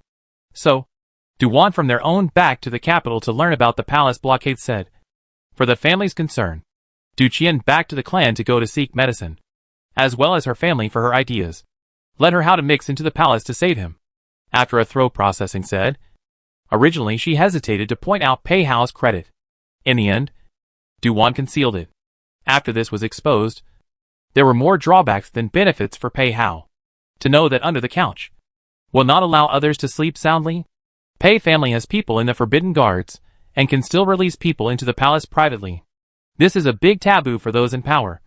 Exposing it is equivalent to putting the Pei family on the fire. Du Wan will be this into the palace. Changed to be her own one person over the palace wall to come in. Anyway, she has this strength. The rest of the palace, she will no longer hide. Including bumped into the Qin Yu and vice commander of the scandal, are one by one set out, along with Qin Yu pregnant with Xie Zheng's child. Not only to push the child to the Xie family, but also the child's father's name. Secretly deducted to the commander of the Forbidden Guards also said. Until it came to Qin Yu poisoning. Before Du Wan said it, she looked at the emperor's expression and found that his emotions were still quite stable. Also, it was you who was poisoned. In fact, it was the cousin who placed the poison, using the empress's connections, and then borrowing your coma to falsely pass on the imperial decree, imprisoned the empress, and successfully dumped the pot on her. The emperor's eyes suddenly erupted with hostile colors. Is this statement true? It is true. Du Wan nodded her head. Don't get angry first. Make sure to control your temper. What makes you hard is still behind. Emperor. This? Suddenly not angry. Is it overly angry? There are more difficult? The emperor thought of a question. What did the empress do? How can I put it? Du Wan scratched her head. Compared to her cousin, she hasn't done anything that is actually bad for you. Is it not made yet? The emperor was very good at grasping the point. From Du Wan's reaction, he more or less guessed the truth. The empress hadn't made anything, but had actually betrayed him and stood on her daughter's side. Right? At this point the question that was most difficult for the emperor was said. Seeing that he was struck but did not lose his temper, Du Wan next continued to say what she knew one by one. There was really nothing to hide, including the dialogue between Qin Yuyu and the empress. Du Wan retold it all. Yes, it was a recapitulation. It was unbiased and didn't fall on its face, including Qin Yuyu's dialogue with the commander of the Forbidden Guards, the dialogue with the vice commander, and so on. Du Wan touched the tip of her nose and said, "Uncle, I'm not very good at these plots and tricks, so I can only repeat the dialogue between them. To you?" Wan heard it with her own ears. Yes. Du Wan thought of Qin Yuyu. The people around cousin. You can check them first. It always feels like she is being used as a gun. Heh. The emperor snorted. If the sinful daughter does not have that heart, the others cannot make use of it. Du Wan smiled dryly, and did not comment on this. The emperor did not speak for a long time. Very silent and quiet. Du Wan obediently stood aside, did not make a sound to disturb him, until he lay down, closed his eyes to rest. She then secretly retreated, went outside to watch the courtyard as frying medicine. After Du Wan went outside, the emperor opened his eyes again, and the chief of the Dark Guards appeared. The head of the Dark Guards will be as unconscious after the things, one by one, said, not as detailed as Du Wan described. But none of them are not confirming Du Wan's words. The emperor angry face green. Du Wan spoke one layer after another, throwing out questions, so that the emperor's emotional ups and downs have a level. Will not be shocked into a coma at once.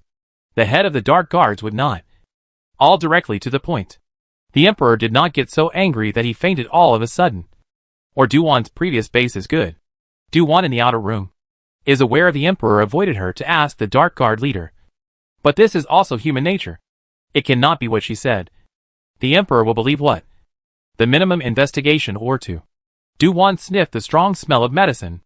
It is correct that people in general do not boil medicine in their rooms. This smell is too punchy. It is not unpleasant nor is it considered good. At this moment, footsteps came from outside. Someone is approaching here. Du Wan looks towards the door, and her footsteps are also towards the outside. Just in time to see a eunuch hurriedly coming over and stops at the door when he sees Du Wan. Slave pays his respects to the county princess. Walking so fast. What's the matter? Du Wan inquired. The eunuch lowers his head and says, reporting back to the county princess. It's the empress who has come over, begging to see the emperor. Is the empress coming alone? Du Wan was clear on what the empress wanted to do by coming over. The eunuch said, yes. At this time, the Grand Chief Eunuch came out from inside. Only that he didn't give his word because of Du Wan's hindrance. As a result, Du Wan made the eunuch stand outside as she retreated towards the house. And when she retreated inside, she immediately closed the two doors. And then, she walked towards the inside to see the emperor. The Grand Eunuch followed closely behind and went in as well. Du Wan said to the emperor, Uncle, the empress is here. Didn't you say you're grounded? What is she doing over here? The emperor said mockingly. Du Wan was all embarrassed for Qin Yuyu, since she had falsely transmitted the imperial decree. She had stuck to it. Now, in order to get the empress to step in and clean up the mess, the empress was released again. The previous holy decree of confinement was just like child's play. Chapter 539 Du Wan blocking the empress. The emperor was silent for a long time and sat up. His eyes are deep. Just want to say something but his throat is itchy. Cannot help but cough up. Du Wan quickly reached out and gently patted his back, so that he is comfortable for a drop. Wan. Let her come in. I want to see what she will do. Uncle. Du Wan looked at him worriedly. The empress's choice. She was well aware of it. The emperor said softly. Does Wan want to stop, uncle? Yes. I want to stop it. Because nothing is as important as your health. Du Wan knew that he had just woken up and had limited energy. Learning about what Qin Yuyu had done. His blow was already not small. Picking up on what the empress was going to do. Could he really stand it? The emperor said. This is something that I will have to go through sooner or later. What you said is extremely true. Sooner or later, you will have to go through betrayal again. So why don't you get your body better before facing those bad things? Even if you want to fight with someone, you need to regain some strength first. Right? Du-Wan wrinkled her small eyebrows, worry written all over her small face. This made the Emperor feel better after experiencing the betrayal of his wife and daughter in a rare moment. He was not without people to worry about. In this world, there were still people who cared about him. The Emperor ultimately did not reject Du-Wan's good intentions because he really had no energy. His body was all supported by a surge of chi then. Wan let her return to Dongfeng Palace. Since it is a grounding, let's continue to be grounded. Du-Wan's heart was happy. Okay. I'll go and pass the message. Rest if you're tired. Good. The Emperor lay down. Du-Wan pulled on the bedding for the Emperor to cover him, and also let the Grand Chief Executive move another charcoal basin near the front, just for fear that it would be cold to the Emperor. The things done were small, but very thoughtful. Even the Grand Master had a look of emotion, compared to the princess who is eager to usurp the throne. The princess really should not be too filial. Du-Wan strides outside and opens the door again, closing it again before walking out on her own. This made the people inside speechless for a while. The county princess is still a child, acting with childishness. You think closing the door will help? If something really happened, it would be useless to close the door as much as possible. Du-Wan met the Empress, who was stopped outside the Hall of Harmony. Behind the Empress, there are also 2 palace maids. The person who stopped the Empress was none other than the commander of the Forbidden Guards. Du-Wan looked at the commander of the Forbidden Guards. In fact, this man had to say that betrayal didn't count, and to say that there was no betrayal. He would have told Qin Yuyu about the Emperor's situation. Or rather, he was walking on the borderline of betrayal, playing on the edge, advancing and retreating, leaving no evidence of betrayal at all. On the surface, he had been doing his duty. The Forbidden Guards had strictly carried out the Emperor's order to blockade the palace gates, and there was simply no mistake on that point. In addition, it was Qin Yuyu's false transmission of the imperial decree that caused him to deploy a Forbidden Guard to Dongfeng Palace. Now that the Empress was able to come out, it was also the princess's intention. He had even blocked the Empress out, even if what Qin Yuyu had done was exposed, and the Ministry of Justice rigorously tracked it down. The commander of the Forbidden Guards would at most be guilty of dereliction of duty. If he knew that he really rebelled with Qin Yuyu, he could have led the Forbidden Guards to kill the Palace of Massive Harmony. Even if the Emperor's secret guards were more powerful, they would still be small in number, and would not be able to compete with the tens of thousands of Forbidden Guards on duty. Du-Wan could see Qin Yuyu's stupidity from this point. She had been complacent, thinking that she had recovered one man after another. In fact, none of the men were genuinely looking out for her. Du-Wan suddenly appeared. Those present were quite surprised, knowing that the palace door was closed. How did she get in? The Empress is surprised and asks, Wan, why are you here? This palace door has been closed for too long. I was uneasy about Uncle, so I came in to take a look. No. A glance revealed the problem. Uncle has actually been poisoned for several days, and no one has gone to the princess' residence to notify. The tone of Du-Wan's speech was calm, but it made the hearts of those who listened to it even more chilled. The commander of the Forbidden Guards couldn't even stop his hand holding the hilt of the sword at his waist from trembling slightly. It could be said that he was the most shocked person present. How strong does the county princess have to be to enter the palace silently, and even go into the Hall of Peace, and even see the Emperor? They were guarding the outside, but they hadn't even realized it. This was too terrifying. The Empress' complexion quickly regained her composure. Is the Emperor's body well? This palace wants to go in and take a look at him. Uncle is resting and does not want to see you. Du-Wan doesn't wait for the Empress to continue saying anything, and dryly says what the Emperor has explained. Uncle also said that since you're on a grounding, you should continue to be grounded, and don't run out again. The next time, the offense will be compounded. Empress. A belly full of words hadn't had time to be said yet, and they all made this dead girl block them. Can she say she doesn't believe it? Just now, didn't her daughter say that the Emperor was deeply poisoned? People are in a coma. The Empress Phoenix's eyes were stern, and she pressed Du-Wan. Wan, as a county princess, do you know how big a crime it is to falsely pass on an imperial decree? I know. Du-Wan's words were so light and flippant that the Empress was at her wit's end. As the Empress, did she have to go through with it? The Empress said, this palace does not believe unless she sees the Emperor with her own eyes. No one cares if you believe it or not. Anyway, with your ability, you won't be able to break in. When Du-Wan said this, her eyes swept over the surrounding forbidden guards. The forbidden guards inexplicably felt a chill down their spines, and could not help but straighten their backs. Very good. The aura came out. Du-Wan smiled again and looked at the Empress. You see? No one dares to let you in. After all, you are still carrying the charge of poisoning noble consort Xie. The Empress opened her mouth to retort, but ultimately held her tongue. It wasn't her who did it, but it was her daughter who did it. Only, the Empress did not want to leave so easily. This palace and His Majesty have been husband and wife for many years. Can't we even see him once? Wan, go inform for this palace again. Okay. Uncle has already rested, and should not be disturbed. I hope you better not be as disruptive as a marketplace woman. Please maintain the dignity and decency of being the Empress. Du-Wan's patience was limited, and unconsciously showed a few moments of impatience. What was the purpose of letting the Empress in? To give the Emperor a hard time? Du-Wan was just clear about the Empress's intentions, which was why she was chilled. The beginning will give the Empress a little face, because she thought that the Empress is ultimately involved by the daughter, but has not yet committed the actual big mistake. Smart people will take this opportunity to reject Qin Yu's proposal. But look at the Empress. This appearance is to want to a road to the black. Du-Wan's heart was upset, and the aura on her body was no longer restrained. Those who were closest to her clearly felt the pressure. The guards who were a bit weak in martial arts couldn't help but take several steps back. The Empress was just a weak woman, who had never cultivated, and was even more overwhelmed by the invisible aura. Or was the result of Du-Wan realizing that something was wrong and converging in time? The two court ladies behind the queen can't help but kneel down. Chapter 542. People rolled together.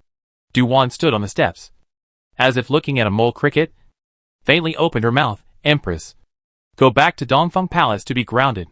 Remembering the same clan, I'll give you a word of advice. Most of the people who live long in the world are the ones who are at peace with themselves. How it sounded. It was like a double entendre. This made the people with ghosts in their hearts more and more uneasy, such as the Empress. For example, the commander of the Forbidden Guards, who stood on the side, all silent. The Empress, no matter how unwilling she was in her heart, still left with the palace maid. Du-Wan looked at the back of the Empress leaving, and shook her head slightly. Pity the heart of the world's parents. But it's really not worth it for something with a wolf's heart. The commander of the Forbidden Guards thought that he was going to be in bad luck. But Du-Wan stood still, and did not move. She looked at the direction the Empress had left, not knowing what she was thinking. Du-Wan was not thinking of anything right now. She was the one who noticed that not far from that direction, Qin Yu was standing there waiting for the Empress. Seeing the Empress come over, she hurriedly came forward. Mother, how is it? Your father does not see this palace. The Empress returned coldly, walking forward around Qin Yu. Qin Yu's gaze looked towards a palace maid next to her. That palace maid encountered her gaze, and wanted to speak, but did not say anything due to the Empress' presence. It was only when the Empress went back to Dongfeng Palace that Qin Yu summoned that palace maid. The palace maid told the matter of the Empress being stopped outside the Jinghe Palace, and Du-Wan showing up.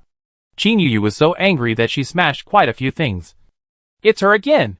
Always spoiling the good things of this palace. The spirit is still alive. At this time, an older palace man next to her said, Princess, how did the county princess enter the palace? Yes, how did she enter the palace? Aren't the palace gates still unblocked? Only then did Qin Yu remember the biggest problem. Palace sister, do you think she could have faked an imperial decree to keep my mother out? There is this possibility.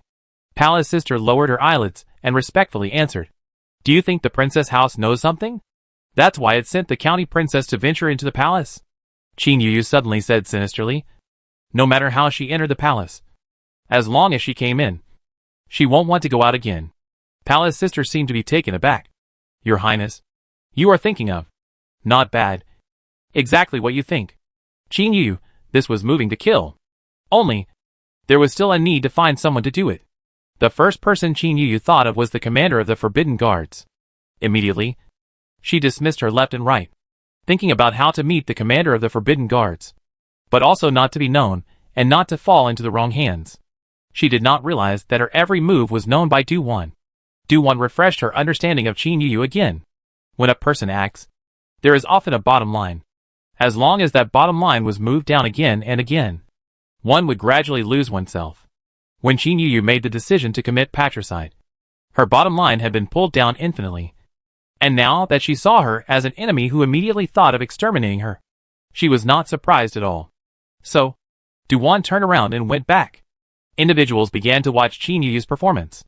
But soon, she discovered something interesting. It was that Qin Yuyu wanted to contact the commander of the Forbidden Guards. But as a result, the commander of the Forbidden Guards was slow to respond. If he didn't respond, in order to avoid suspicion, Qin Yuyu couldn't go looking for someone in public. In the end, she found the Vice Commander Xian De Lin. The two of them secretly went to meet in that unoccupied palace in the harem. Duan had wanted to go and spectate, but thinking of the emperor who was sleeping on his bed, she still didn't leave. This time, with Qin Yuyu's ability to make things happen, Duan does not believe that there are many people behind the scenes. Behind the scenes? Forget it. It's better to keep watch first. It's just a bit of effort to find out what they want to do.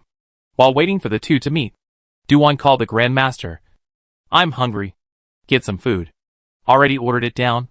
The Grand Chief Executive had ordered people to prepare food earlier. And at this exact time, several eunuchs came over carrying 2 food boxes each. These food were prepared for the imperial physicians. And there were also food for the palace staff. The food for the secret guards are all prepared by them. Duan ate with the courtyard master. The courtyard master was still sitting next to the medicine cooker. The food was very simple. It was all buns and small dishes. Duan didn't mind it, and picked up a big bun and nibbled on it. The Grand Master saw it, and wanted to say something. What is there to say directly? Duan said bluntly. The big chief executive smiled dryly. Nothing. Just haven't tried it yet. Oh, then you try it first. Duan said so on her lips, and nibbled on another bite of bun. Thin skin with lots of filling. Delicious. Is this from the imperial cuisine? No. The Grand Master said that it was made by the small kitchen of the Jinghe Palace. Duan finished one in 3 or 2 bites and picked up another. All right. You eat too. Thank you, Sheriff. The Grand Master cheerfully said. Courtyard Zheng couldn't look past it and muttered in a low voice. Horses arse. The big chief did not hear. Duan heard. Turned his head to look at the Courtyard Zheng a glance. Smiling meaningfully, scared the Courtyard Zheng a mouthful of buns almost choked. County Lord. Cough cough. Yard Master. Why do you look like you have done something wrong? Duan deliberately asked. The courtyard chief coughed even more, suffocating his old face and turning red. The Grand Master went over, smoothed his breath, and nagged him for a few sentences. You're old enough to choke on a bun. You're not even as good as a 3-year-old child. You old man should take it easy. The Emperor is still waiting for you to look after him. Pfft. Duan laughed out loud. Yes, Yard Master. My uncle's body still needs you to temper it. Yuan Zheng. Resignation. Must resign. As soon as this passes, he will do it. The Emperor slept this sleep until the afternoon, nearly dinner time, or woke up hungry. In the morning, he drank a bowl of porridge, and he was indeed hungry. The first person he woke up and saw was Duan sitting cross-legged under the bed. The little girl had her eyes closed and her face was calm and soft. I don't know if it was his illusion. As long as every time she touched him, he would feel his body relax a little bit. The Grand Chief Executive was the first to notice that the Emperor had woken up, and immediately came up respectfully, humbly asking, Your Majesty, you've woken up. Would you like to have a meal? Well, bring some food up. You wait a moment. The old slave will go in order. The sound of the two people talking was not loud. Duan still came back to her senses. He. Just now she had heard interesting things. It was none other than Qin Yuyu's appointment with the vice commander. When the two met, Qin Yuyu was always sad like. Some tea talk, implying that she had a grudge against her. That subtext was that she hoped that the vice commander would make a move. Vice commander I do not know is too straight or what. Hard did not hear her meaning. Later, Qin Yuyu really have no patience will directly mention. The vice commander did not agree at first. No. Assassinating the princess is not a small matter. No. Duan must die. Qin Yuyu's obsession to kill her was very deep.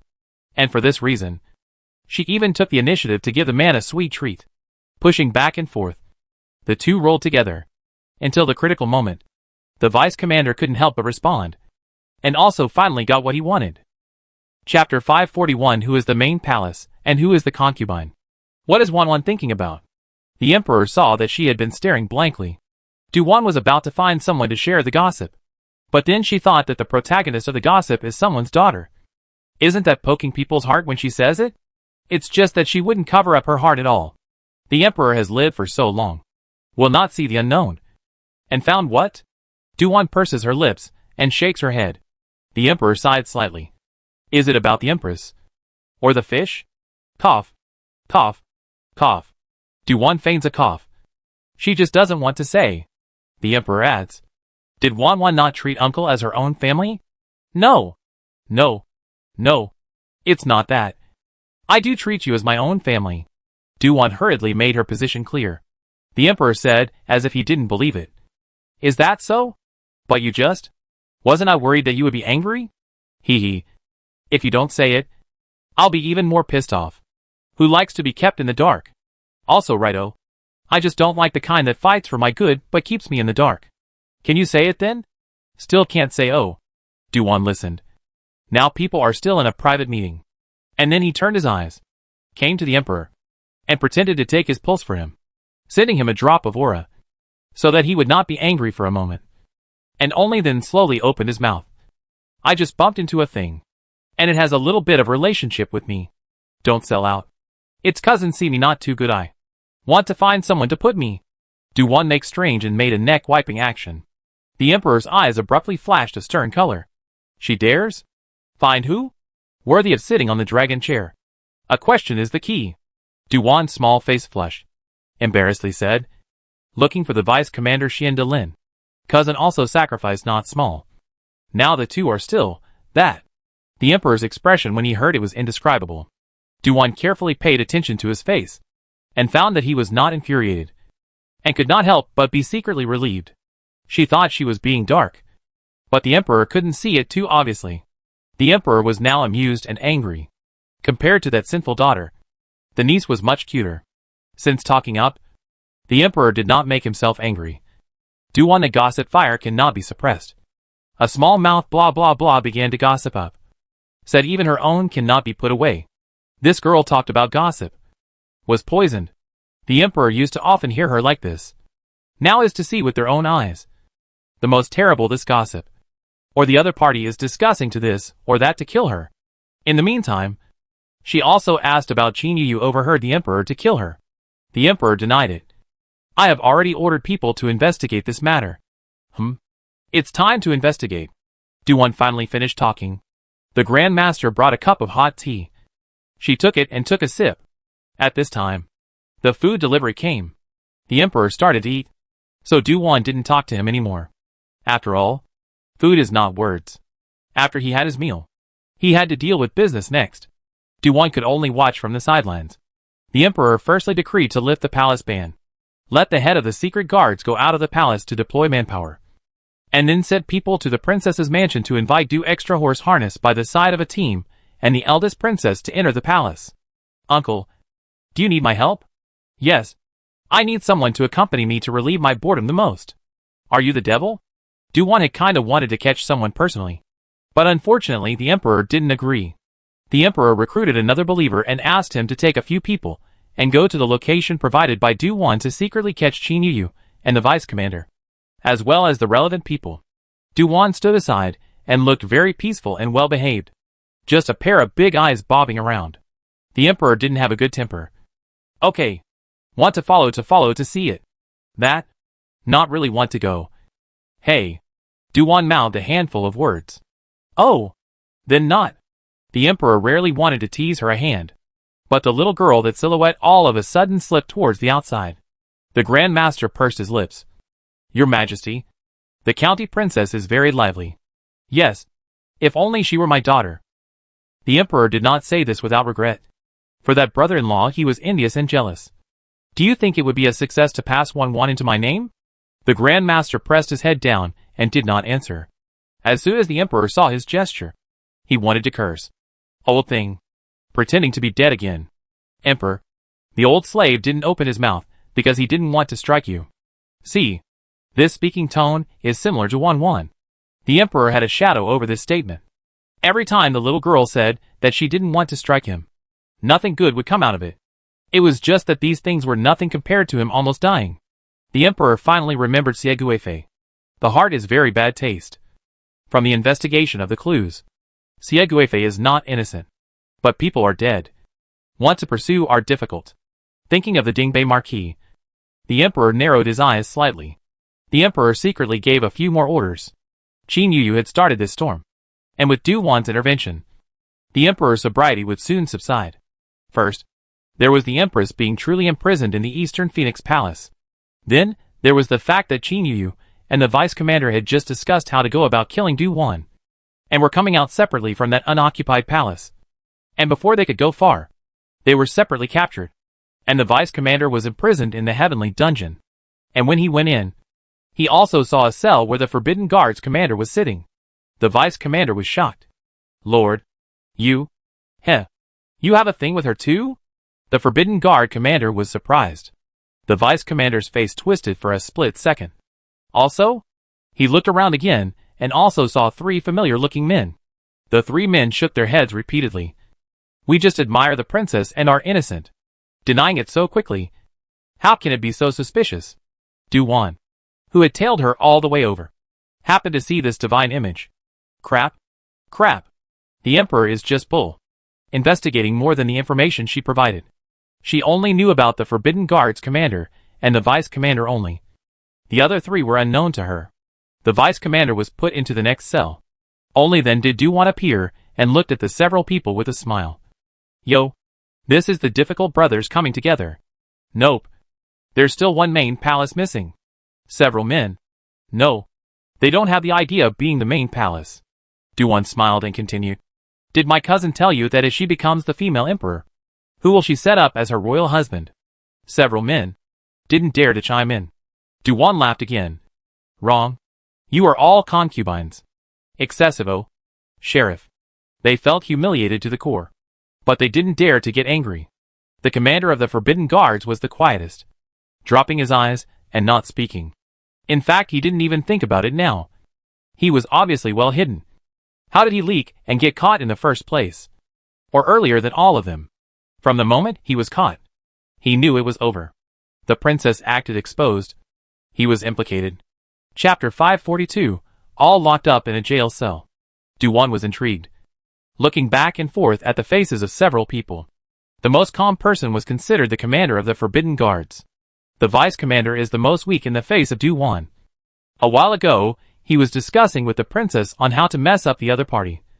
Now he has become a prisoner, and people are standing outside watching the monkey show looking at him. Du Wan said with a smile on her face. I would like to give you a front page. How about being interviewed? Sheriff, we don't know why we were caught here? The vice commander quickly steadied his mind and asked, pretending to know nothing. Du Wan looked at him contemptuously. Just now, this county lord was in the shadows and happened to hear your conversation. To say that they don't know, I can still believe a point or two. What about you? Wasn't it not long ago that you were discussing about taking my life? Boom. The vice commander only felt his head being shaken. The others knew everything? The other 4 men looked at the vice commander in unison. This man was so stupid that he would want to kill the sheriff lord? The Forbidden Guard commander looked at the vice commander with the most sarcastic expression. He purposely didn't go to see that woman. He didn't expect that woman to end up going to the vice commander again. And he didn't even think that that woman's ambition was really not small. And that she would even whimsically want to go and kill the county lords? The county lord's martial arts skills are extremely strong. And it's not like it's something that's very secretive. As long as one had some channels, they would be able to know about this. The vice commander actually doesn't know? Perhaps he did know. But he was just carried away by the beauty of the moment. Yes, the guard's commander has always known that his man Xiandalan was having an affair with the princess. This is still Xiandalan himself revealed the horse's foot. Thought there is a relationship between the princess. In front of him are not as respectful as before. And do not have the meaning of the seedling. Ambitious to think of pulling him off the horse. Du Wan looked towards the 2 people quite interesting. The other 3 people is a small shrimp. Cannot attract her attention. The vice commander is quite interesting. One was Qin Yuyu's father's name. And one boldly coveted Qin Yuyu's beauty. and luckily let him get his hands on it. If you really want to compare, the vice commander is much better than the main commander. At least it is considered a peony. The two big men always felt that Do-won's eyes were strange, looking at their hearts. Just at this time, a few secret guards escorted Qin Yuyu in. The current Qin Yuyu was in a sorry state. She should have resisted. The secret guards tied her up and took a piece of cloth to stuff her mouth to prevent her from shouting nonsense. In the aisle bumped into Do-won. Qin Yuyu had quieted down, but all of a sudden she got agitated again. Him not knowing what she wanted to say. Do-won had no intention of helping her. Strange. This county princess has been here for quite a while. Why have you guys dragged your feet for so long? Reporting back to the county princess.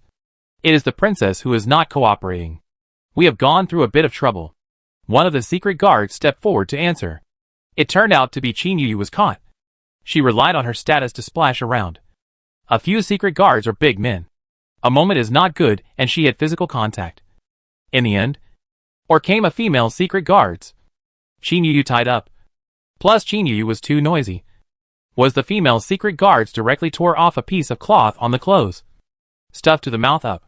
Do-won looked at Qin Yuyu with a sympathetic face. Cousin, why do you want to die if you don't have a good day? Qin Yuyu was agitated, her eyes glaring indignantly at Do-won. There was no need for her to say anything. Outsiders could tell it wouldn't be good. One of the secret guards laughed. Do-won turned around and looked at them. They were all serious again, not knowing who the person who just laughed was. What are you laughing at? Pay attention. My cousin is still carrying a baby in her stomach. Be careful. Qin Yuyu stared with wide eyes. The uninformed were shocked. The princess is still unmarried. Right? Pregnant? Only the commander of the Forbidden Guards wasn't surprised. Almost everyone present was hearing it for the first time. The little girl who had just watched a big show and was having fun in her heart carried her small hands on her back and leisurely walked outside. Just after taking a few steps, she heard Qin Yuyu's roar ringing out from the cell inside. Do-won, you bitch. Come over to this palace. Come over and make it clear to this palace. Did you set me up? Bah! Bastard. The pit won't kill you. Do-won turned around and poo-pooed her mouth. This little action was very playful and cute. Qin Yuyu continued to howl, her mouth full of cannons. And not long after, she was whimpering again, as if her mouth was blocked again. At this time, several secret guards walked out, and also left two secret guards inside to guard, for fear of any accidents. Do-won had wanted to leave, but then took 2 steps backwards, and came to the front of the guard commander's cell. The commander of the guards is a young man in his 20s. His appearance is medium to high. That is, his skin is wheatish yellow, coupled with a long period of martial arts practice. His body shape is very good. It is a quite enduring man. Do-won was mentally curious and asked, Do you think the main palace is you? The commander of the Forbidden Guards at this moment only wished that the county princess would leave quickly. What a hell of a main palace. What the hell appellation. Do-won wouldn't go as he wanted. Come on. Come on. Tell me. How did you hook up with Qin Yuyu? Can you say it nicely? Not to say hooked up. What is it? Her fiancé's surname is Xie. Hooking up with what? Never. The commander of the Forbidden Guards denied in frustration. Do-won's smiling, good-tempered face fell even more horrifyingly in the eyes of the Forbidden Guard commander, and was even more hateful than the earlier moment when she had stood aloofly on her high horse in direct defiance of the Empress. The commander of the guards knew that this matter was not simple from the fact that Do-won had just shouted out that Qin Yuyu was pregnant. Sheriff, can you help my subordinate plead for leniency to the Emperor? I'll admit the fault. I only ask that my family not be implicated. Then tell me first, how did you hook up with my cousin? The Forbidden Guard commander was helpless. Is a girl's family so gossipy? Suddenly, he thought of the rumors about the Sheriff Lord. And to put it mildly, the Sheriff Lord's love of gossip is something the entire capital knows about. The commander of the Forbidden Guards ended up satisfying Do-won's curiosity. Speaking of which, it really wasn't him hooking up with Qin Yuyu. He is a man with a fiancée. And even a fiancée that he has seen. Or he himself went to beg for marriage. The two families are already walking the 6 rites of passage. And without accident, there are still 3 months or so to be married. The problem lies in the night of the Lantern Festival this year. He was on duty in the palace that night. And because it was a holiday, he drank a little wine. Somehow, he got drunk. When he woke up, he found himself lying with Qin Yuyu. That was the day before the emperor's accident. The princess suddenly came to me in tears, saying that she was pregnant and that the child was mine. Du Wan was silent. Oh! This is the wrongdoer, yo. Chapter 543. This is really heavenly justice.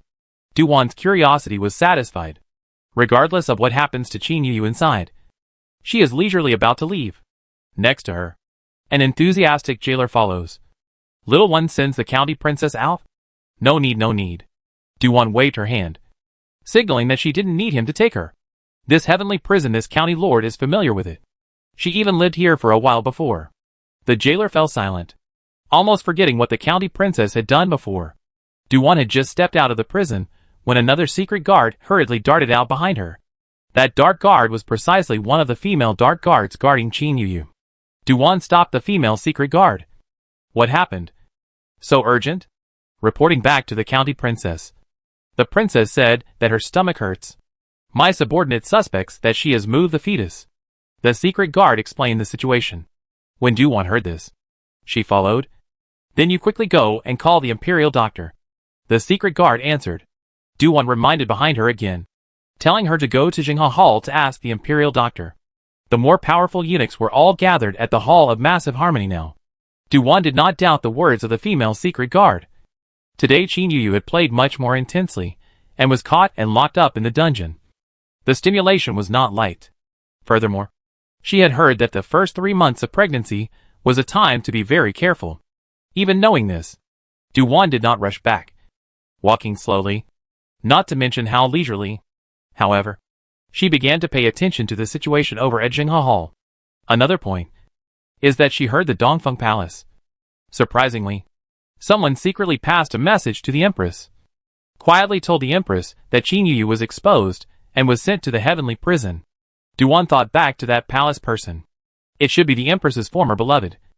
After being transferred out of Dongfeng Palace, she would still care about her former master? Next, the Empress rewarded that palace man with a handful of gifts. The palace man thanked her and left. And Du Wan understood again. People are not necessarily loyal. They could also be doing it for profit. It was important to know that anything that leaked out of the Empress's hands was worth money. Taking the risk to come and give a notice. Apart from being able to boogie for the future, one can also make a profit. In addition, Du Wan found out that her cheap parents had entered the palace. Along with them came Du Qian. Du Wan's eyes lit up, and she was going to go to the Hall of Correct and Harmony, and turned around to pick them up. So, the family of 3 hurriedly went to the Palace of Massive Harmony. The Emperor had not yet seen, but saw his family's long unseen baby bump. Du Qian happily greeted him with big steps.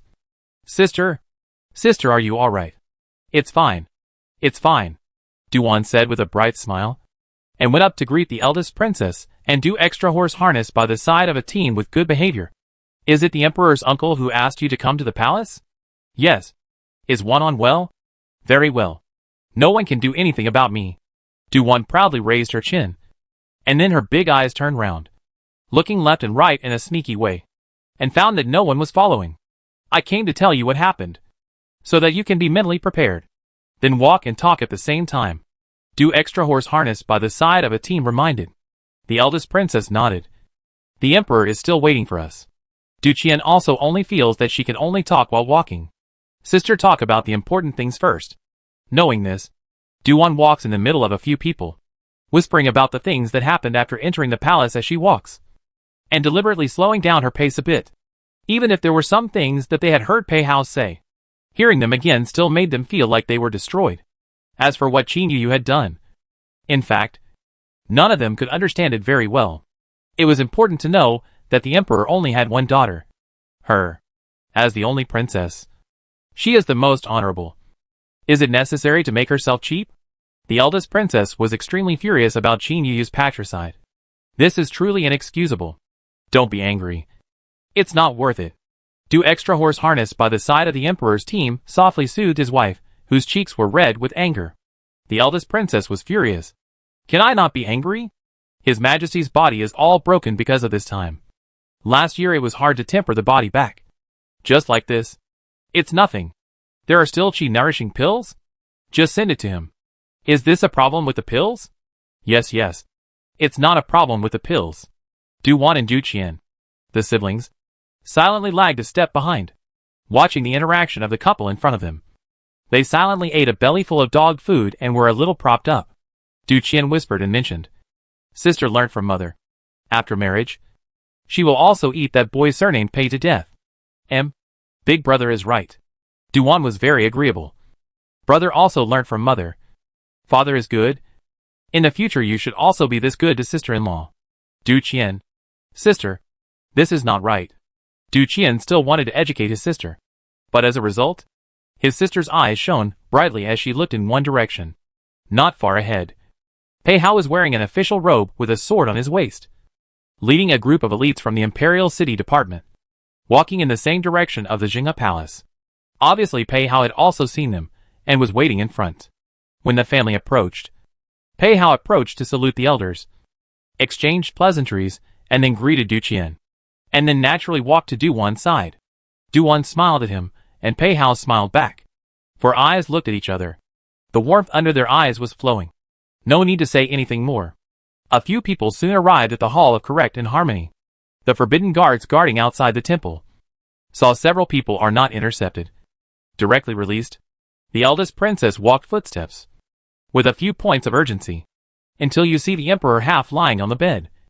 Rapunzel's eyes are flooded with tears. The emperor's heart is very touching. Imperial sister, I have been unhindered. You are not afraid to worry.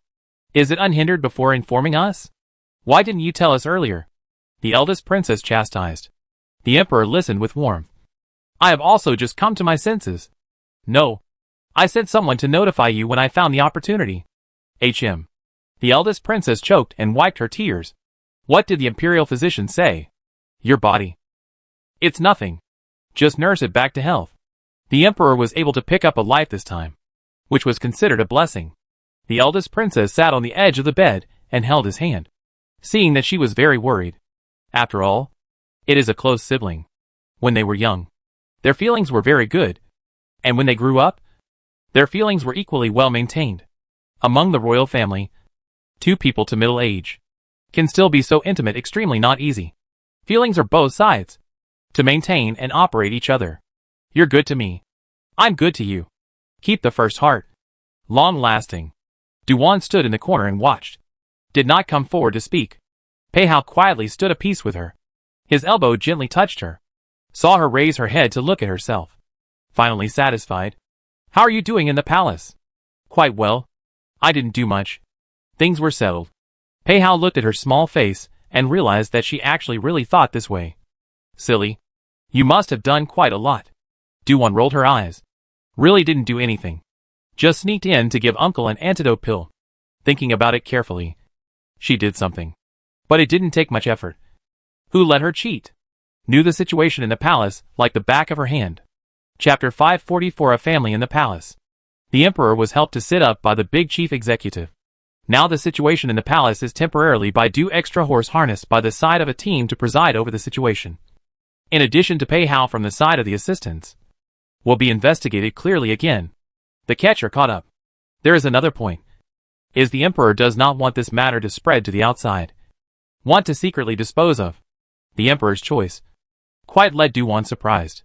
Pei Hao whispered. Is it surprising? There is a drop. Du-Wan compared her little finger. Pei Hao laughed softly and lowered his voice again. That one is ultimately his daughter. Or the only child. And is pregnant with the child. Du-Wan thought of the key. Yes.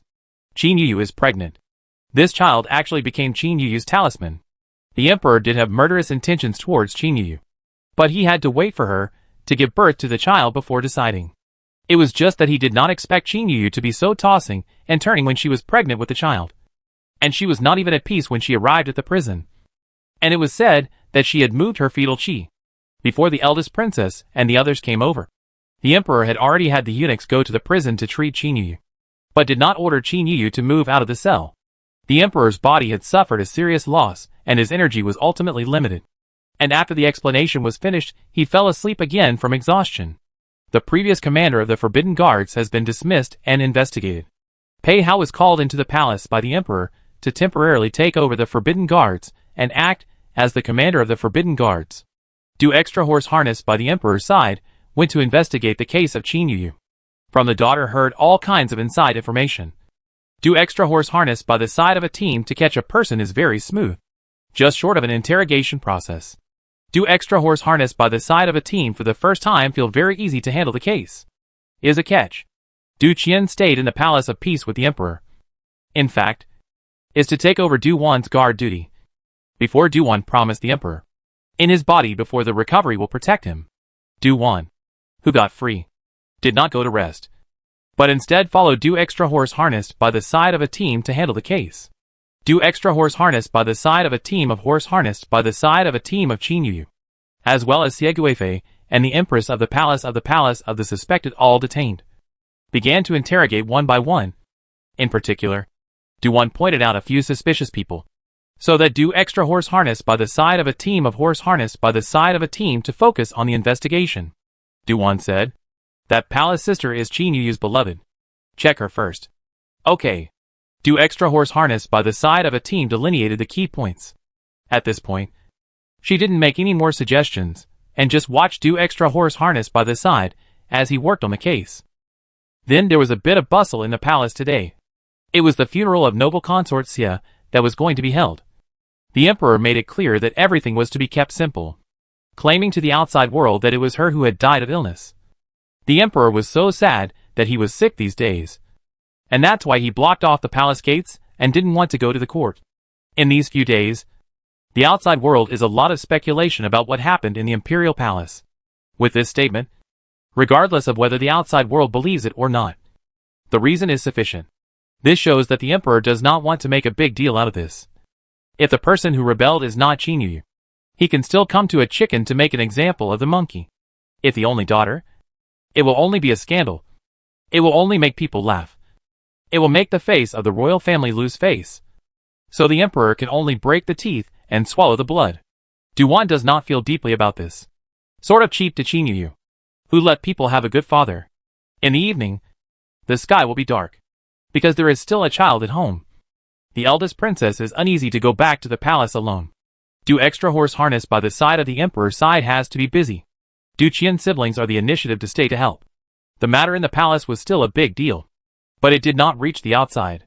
The palace gates are still not open to anyone who wants to enter, and the ministers guarding the outside can't enter without the emperor's decree. But it's true that the palace's gates are stricter. And it's also true that noble consort Xie's death is real. The Xie family came to the palace gate. Begging for an audience is true. Ding Beiho also knelt outside the palace gate. However, the news was spread to the palace of the righteousness. The emperor has not woken up. Du Qian, however, suppressed the news and did not shout to wake up the emperor. The Grand Master was puzzled. County King, not waking up the emperor? Wake up the emperor for what? Du Qian asked as if confused. The Grand Master reminded in a low voice. The Xie family wants to attend the funeral of your highness, without the emperor's permission. They are still kneeling outside, wanting to beg for a decree. Oh, then wait for the emperor to wake up before asking. Du Qian replied casually, picking up a nearby volume and continuing to flip through it. When it comes to this type of thing, Du Qian and Du Wan's thoughts are unexpectedly the same. Sweeping a glance at the Grand Master, no matter how big it is, it's not as big as the emperor's body. Just wait for him to wake up, and then say it again. The Xie family members want to kneel, let them kneel. Yes, it was the old slave who thought wrong. It's good that you can understand. Du Qian continued to flip through the book, which he used to pass the time. He would like to go find his sister. However, she is more interested in following her father. Besides, the investigation situation on Du Xian's side. The people were caught, but the progress was average. After such a long time, some things were found out from the interrogation. And there are people who are very hard-headed, such as that palace sister. There is a Xie Guifei palace people confessed. The courtesan is Qin Yuyu arrangement of the eye. In fact, was Xie Guifei turned. Deliberately gave Qin Yuyu wrong message. Said the emperor favored a few courtesans have been pregnant. Is raising the fetus.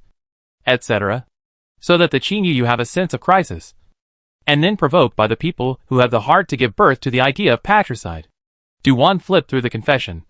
It is really Xie Guifei who wants to pit Qin Yuyu. This little trick, a little smarter, will not fall into the trap. The tactics of these women in the palace. Du extra horse harnessed by the side of the Emperor's team did not quite see eye to eye. This is just a push. The key is who plays the Emperor in the palace to speak. Yes, this is the key. Du-Wan knew that Qin Yuyu was being counted on to stir up her ambition step by step. The most crucial step was that someone behind the scenes had set up a scheme to make Qin Yuyu think that the Emperor wanted to kill her. The Emperor knew about it and denied it. Father and daughter were trusting the Emperor. There was no need to lie. Du's son-in-law said. This will require the arraignment of Qin Yuyu. Father, probably not for the time being. I heard that she has moved the fetus, and I still don't know if she can keep it. Du-Wan once again feels that Qin Yuyu is stupid. What's the point of making a fuss? Making a fuss? Maybe the amulet in her tummy will be lost. Or, should I go visit her? Will she be angry when she sees you? If she loses the fetus because of this, you'll be in trouble. So be quiet, and don't mess around. Du extra horse harnessed by the side of the Emperor's team was not in a good mood. The little girl was only worried about the world. Du-Wan rubbed the back of her head. I really just want to take a look. No offense. Anyway, you're not allowed to go. Okay. Du-Wan's eyes turned. Then mysteriously whispered. Father, will the person behind this be the Xie family? I know that the Xie family has a lot of secrets. And their ambitions are huge. I know. But we don't have any evidence. And there's also the fact that noble consort Xie is dead. This was very contradictory. If noble consort Xie hadn't died, Du extra horse harnessed by the side of a team would definitely suspect the Xie family. Du-Wan quickly figured this out and said a little sardonically, maybe the Xie family is playing it off. Du extra horse harnessed by the side of a team. Chapter 545 Whether the Child Can Be Preserved. The moonlit night was hazy, and palace lanterns hung from the eaves. The imperial palace was shrouded in gloom. In the Hall of Supreme Harmony, the Emperor had yet to wake up.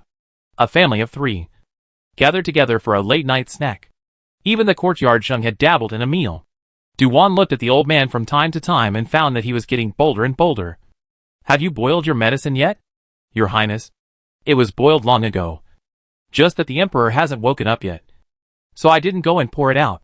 The courtyard master replied respectfully. His eyes would also sneak a look at Du extra horse harnessed by the side of a team, as if accusing him of letting him control his own daughter. I'm a dignified courtyard master. I still have to decoct medicines every day. And I'm almost becoming a little medicine boy. Du extra horse harnessed by the Emperor's side laughed and scolded. What are you talking about? Your old man can't be a little medicine boy. Father is right. He is at most an old medicine boy. Du-Wan suddenly picks up the conversation with a smile. Du Qian lowered his head and smothered a laugh. Du Xian horse harnessed by the Emperor's side froze and turned to point at his own daughter, wanting to scold but unable to do so. In the end it all came out as a sentence. Wan, you should know how to respect your elders. I know. Du-Wan responded obediently. But who made me an honest child? Du Qian turned around violently and laughed so hard that his shoulders shrugged. It was hard for him not to laugh out loud. The courtyard precisely didn't matter. It really wasn't a big deal, compared to being called a young medicine boy at his age. An old medicine boy sounds better. So he simply found a topic.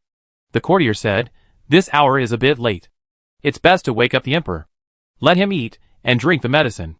It's too late to wake up. Du potential heart pondered the next hour. This person has slept for more than 3 hours. Yuan Zheng was not a good person when he thought of this one. It is said that the Xie family is still kneeling outside the palace, really waiting until the Emperor wakes up before mentioning it. As Du Qian said, the Emperor woke up. The Grand Master, who was guarding the edge of the bed, was the first to know. There would be a movement when the Emperor got up. And Du-Wan and the others in the outer room soon knew.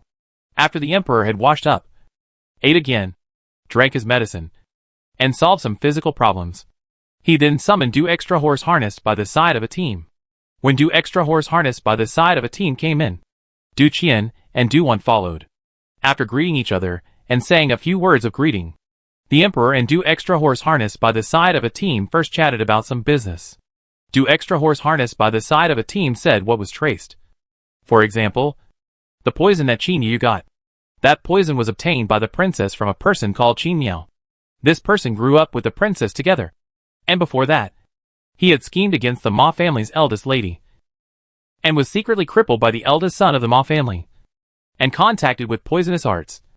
As for his purchasing channels, he refused to give it up by biting his teeth and was finally tortured into confessing, and was killed by a slip of the hand. Thus, this line pulled off. Do extra horse harness by the side of a team hesitated and then said, Your Majesty, both the princess and this person have been sheltered by the Xie family. Was it by the Xie family? Or Xie Zhang? The emperor suddenly asked. Do extra horse harness by the side of a team, this was asked, and did not answer for a moment. Instead, Duan beside him strangely asked back. Uncle, what is the difference between the Xie family and Xie Zhang? Emperor, it could be said that there is a difference. And it could be said that there isn't much of a difference. In fact, he had received a secret letter earlier saying that the Xie family might not be too peaceful. It was just that he hadn't been able to find out anything. So he could only order his people to continue monitoring. The emperor was equally suspicious of the Xie family, especially since it was too coincidental for the Xie family to retrieve Qin Yu. However, it is not good to do anything without evidence. But he still suppressed the promotion of Xie Zhang. Du Qian took advantage of the mention of the Xie family and told him about the fact that the Xie family was still kneeling outside the palace gates. It seems like the Xie family wants to see noble consort Xie one last time. When they came to ask to see you, you had just slept for a small half hour. I didn't want to disturb your rest for this, so I took the liberty of suppressing the matter. Anyway, when to see is not to see, how can it be as important as your rest? The emperor saw that he and his sister were a virtue, so he couldn't do anything about it. There's still this matter? The emperor then instructed the Grand Master. Let the Xie family come in and grant them permission to attend the funeral. After all, Xie Guifei is not the original match. To the rights of the noble consort buried, almost stopping the spirit of 7 days can be buried in the imperial tomb. Kneeling outside the palace of the Xie family, finally ushered in the Grand Master, will be picked up into the palace. Brought to the noble consort lived in the palace. When the emperor was in a coma, Qin Yu had ordered a facelove, but also to order people to prepare a coffin for Xie Guifei corpse. The coffin was parked in the original palace, but also set up a hearth incense by some of the palace in the wake. Duan thought kneeling outside the palace. Only Ding Bei Ho did not expect a large family. At first it is true that Ding Bei Ho first kneeling outside the palace. Xie Zhang was on duty. See his father kneeling outside the palace. Cannot be by him alone kneeling, or the world's saliva can be sprayed him to death. Later on, the second wife of Xie brought her daughter Xiang over, accompanied the father and son together, and then Xie Hong, the son of the world on horseback from the barracks rushed to. Marquis Dingbei's reputation was very good, especially the fact that he had literally given up the throne of the world's son to his elder brother's son, which had earned him a lot of praise, regardless of whether it is sincere or not. Marquis Dingbei for Big Brother's only bloodline, in the eyes of outsiders, is indeed too good to be faulted. Not only to let him inherit the title, but also personally took him to visit the world of friends, and took him in and out of the barracks. You should know that Xie Zhang was sent to study literature by him. Xie Zhang was able to become an official, and did a good job of it, and all the way through it seemed like he relied on himself. This is quite surprising. Compared to Xie Hong, Xie Zhang is like a found son. When the family arrived at the spirit of Princess Xie, the women were crying and the men were wiping their tears. Xie Zhang went up and lit a stick of incense, then offered it up with both hands.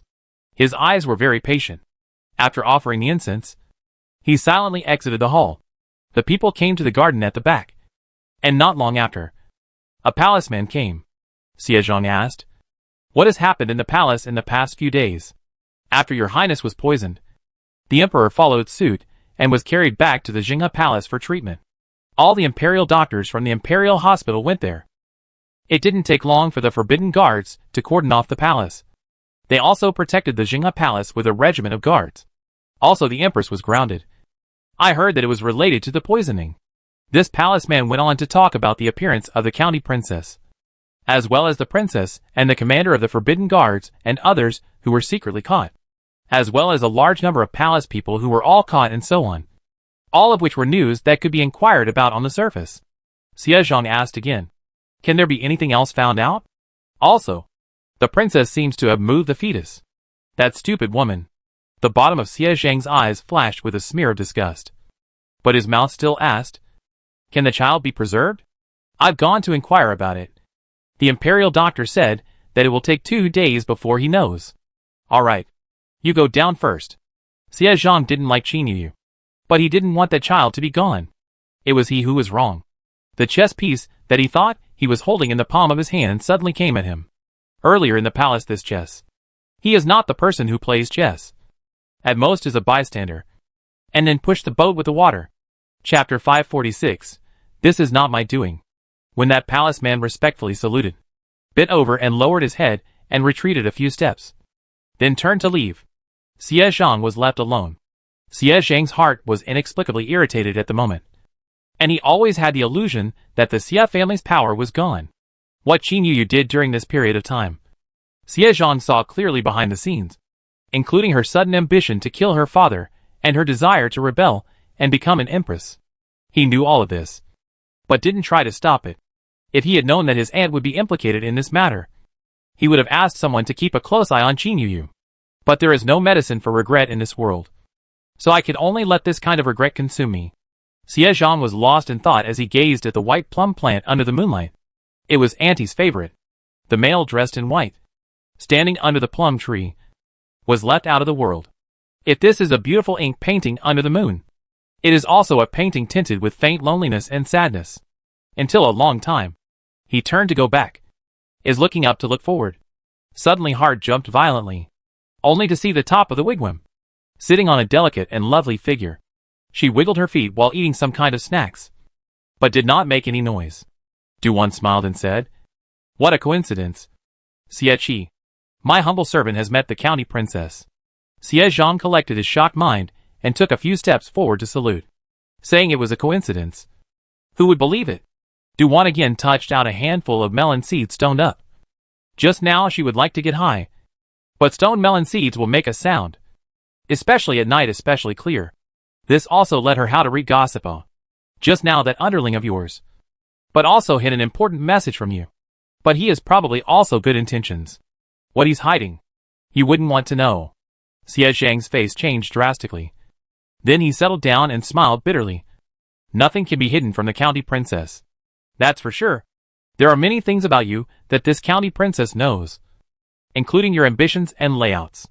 Duan spoke naturally, as unusual as talking about today's nice weather. By the way, aren't you curious about what he's hiding from you? However, it's not necessarily that he's hiding it. It could be that he didn't find out. Then, please also enlighten me. Sheriff. Xie Zhang lowered his eyelids and raised his hand in a gentle bow. A flamboyant gentleman. Gentle as jade. How is it that he just can't think of rebelling? The light coming out of Duan's eyes was bitchy. But unfortunately, Xie Zhang didn't notice with his head down. So, she cleared her throat. In fact, I don't really want to say. After all, this kind of thing is a man can't endure. Xie Zhang's heart tightened. There is a not-so-good premonition. Sure enough, Duan looked at the top of his head sympathetically and said, "It's not bad to have a bit of green on top of your head once in a while. It's healthier to be green." Xie Zhang found out that it was really this thing. Qin Yuyu's hooking up with men behind her back. Xie Zhang had been having people keep an eye on her. So how could he not know? But even if he knew, he could only pretend not to know at this point. What does County Princess mean by this? Nothing. It's just that I quite admire you. In order to achieve your goal, you can even make use of the woman carrying your child.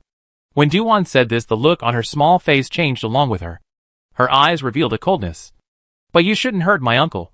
Don't you know that he's the one I'm covering? You should be glad that nothing happened to my uncle. Xie Zhang's heart was suffocating, listening to what she was saying. Was she putting the fault on his head? Xie Zhang's stance was erect, his gaze straight at Duan. Sheriff Master, what happened in the palace has nothing to do with me. Are you kidding me? You provided Qin Miao's medicine, right? Duan said with certainty. Xie Zhang fell silent and did not deny it. Duan snorted. There's no evidence. Qin Miao didn't even betray you before he died. Nope. Didn't betray your men. It's unlikely that you would personally step in for something like this that could easily fall under the spotlight. Xie Zhang's heart shook dramatically. One by one, she guessed, the medicine was bought by Qin Miao from one of my men. But I don't know what he bought it for. Nor do I know that he bought it for Her Highness. Let alone that the medicine would ultimately be used to poison his aunt with. Thinking about this, Xie Zhang's eyes were filled with remorse. Duan skimmed her small mouth, noticing that the melon in her hand didn't smell good anymore. This person won't be counter-abused if he doesn't commit sins. Suddenly, she flew to Xie Zhang and kicked the person away. The person fell heavily a foot away. Xie Zhang's brain shook and fainted for a moment before he struggled to hold up half of his body. What are you? What is it? Don't you know? Duwan approached him step by step. What I warned you before. Is it bad to be peaceful? Doesn't it smell good to be alive? Even if you want to govern this world, want to change this world, you don't have to take the road of rebellion. Can't you assist my uncle properly? Xie Zhang's heart set off a big wave. How is it possible? How did she know what he was thinking? Duwan looked at him condescendingly. Know why I didn't kill you before? Sheriff Xie Zhang really didn't know. It's nothing for a talented person to be ambitious. Duwan suddenly uttered a sentence that Xie Zhang could not understand. Xie Zhang's mind was in such a mess right now that he couldn't make sense of it at all. The situation at hand was something he hadn't expected. And the little girl in front of him was also unreasonable. Not someone who needed evidence to speak. As long as she determined it was his fault. Plus before, he was warned by her pinching his throat. Today, she even made it clear that she knew the Xie family's secret. But didn't say anything. To know, the Xie family was trying to rebel. It is trying to rebel. The emperor was extremely trusting of the county princess. This matter, as long as she said it, was enough for the Xie family to be copied and destroyed. Xie Zhang's heart was in turmoil. Looking up at Duwan, he looked straight into her eyes. When he was very young, he knew that people's eyes could easily reveal what was in a person's heart. He was the best at telling a lot of things from other people's eyes. Today, he was disappointed. At the same time, he also despaired. Xie Zhang looked at her fixedly for a long time, and finally opened his mouth slowly. Does the county want to kill me? Well, Duwan was moved to kill. She did not answer. But the look was genuine. Duwan added, I don't care about many people. Except for my family is my uncle. You crossed the line this time. I can't guarantee that if I keep you again, I will still. Sheriff Lord. Xie Zhang looked at Duwan very frankly and smiled bitterly. Are you putting the charge of the emperor's poisoning on my head? Wasn't the mastermind behind the scenes you? Qin Yu has always been a pawn in the hands of the Xie family. You may not believe me when I say this, but it really wasn't me who did this. Nor was it the Xie family. If I had been in control of the situation, I definitely wouldn't have let anything happen to my aunt. Xie Zhang covered one of his arms and struggled to hold himself up as he stood up. His gaze firm. Duwan frowned. What does this mean? Chapter 547. She really moved to kill. Duwan's hand gripped the hilt of her sword, as if the long sword could be sheathed at any time. The austerity was chilling. She really wanted to kill Xie Zhang. With her ability, even if she took out someone here, as long as she didn't admit it, no one could find out about her. At this moment, he very truly felt the killing intent. Felt the crisis. In the past, with this intuition, he had dodged several dangerous situations. Xie Zhang sincerely said, Can the county princess give a chance for me to prove my innocence? For how long? Duwan asked in a cold voice. Xie Zhang lowered his eyes. 3 days. Too long. Only 1 day for you. Duwan coldly turns around, saying as she walks away, If you can't prove your innocence, you can hand in your last words. Xie Zhang was under extreme pressure. It was like there was a sword hanging over his head. She was not reasonable at all. As long as she determined it, it was right. This made him unable to do anything even if he had 100 calculations. As a matter of fact, Xie Zhang used to do everything with smooth sailing. But after Duwan's disappearance, whatever he did was difficult to meet expectations. And the power in his hands even contracted again and again, and has long been much worse than before. This time, she was not in the capital. He could not help but move again, thinking that the opportunity has come. A little operation, thought will achieve the purpose. As a result, it has become a situation like this. Xie Zhang looked at the person who was walking away step by step. Obviously the same person as before. But so strange. The delicate little girl he knew before was truly a simple, uninitiated, well-protected girl. The current her was like a huge mountain, unattainable and dangerous. The most important thing was to die in the press of the Xie family. Cutting off his path, Xie Zhang suddenly shouted in a loud voice, Sheriff Master. Duwan's footsteps lurched, and she looked back at him. Xie Zhang took a few large steps forward. his eyes hiding something that the onlookers could not understand. Can I ask you a few words? This question has been troubling me. What words? Du Wan asked indifferently. Xie Zhang's lips trembled lightly and asked as if it was very difficult. I want to know. Since you know all about my secret, why didn't you mention it to outsiders? There is no evidence. Du Wan succinctly said. These words made Xie Zhang want to curse and spit blood. No evidence and still want to kill him. No. It was no evidence. Not that he hadn't done it. Xie Zhang asked again with difficulty. Then, why didn't you kill me before? I want to hear your true thoughts. Not vague ones. He couldn't understand that the person who didn't kill him before had suddenly moved to kill today, saying that it was because of the Emperor's poisoning. He didn't believe it. Wasn't she very capable? Knowing many of his secrets? Doesn't he know that the mastermind behind manipulating all this time is not him? Why didn't he kill Xie Zhang before? Du Wan thought of this question and then looked at Xie Zhang with quite complicated eyes. This county magistrate has not killed you all this time and did not do anything to the Xie family. Apart from the fact that you have not yet touched my bottom line. There is also a very important point. Is that some people say that you have the talent to rule the world and that this country needs talent. Xie Zhang's heart set off storm after storm. Very unsettled. Du Wan finished and stopped looking at the stagnant drop Xie Zhang and turned to leave. Asked the heart. She is not moved to kill. Is concerned about the original late portrayal of the pomp and circumstance. The male lead in the original book. Regardless of his character. His ability is very strong. Or a wizard of the world. The policies he implemented after ascending to the throne can be very well targeted to the situation of the country. So that this country, which is full of holes, recovered quickly. Moreover, in the book he counted almost the world's powerful and officials. On the contrary, for the people is a good thing. Du Wan crosses over. Is not to like him, but cannot deny his ability.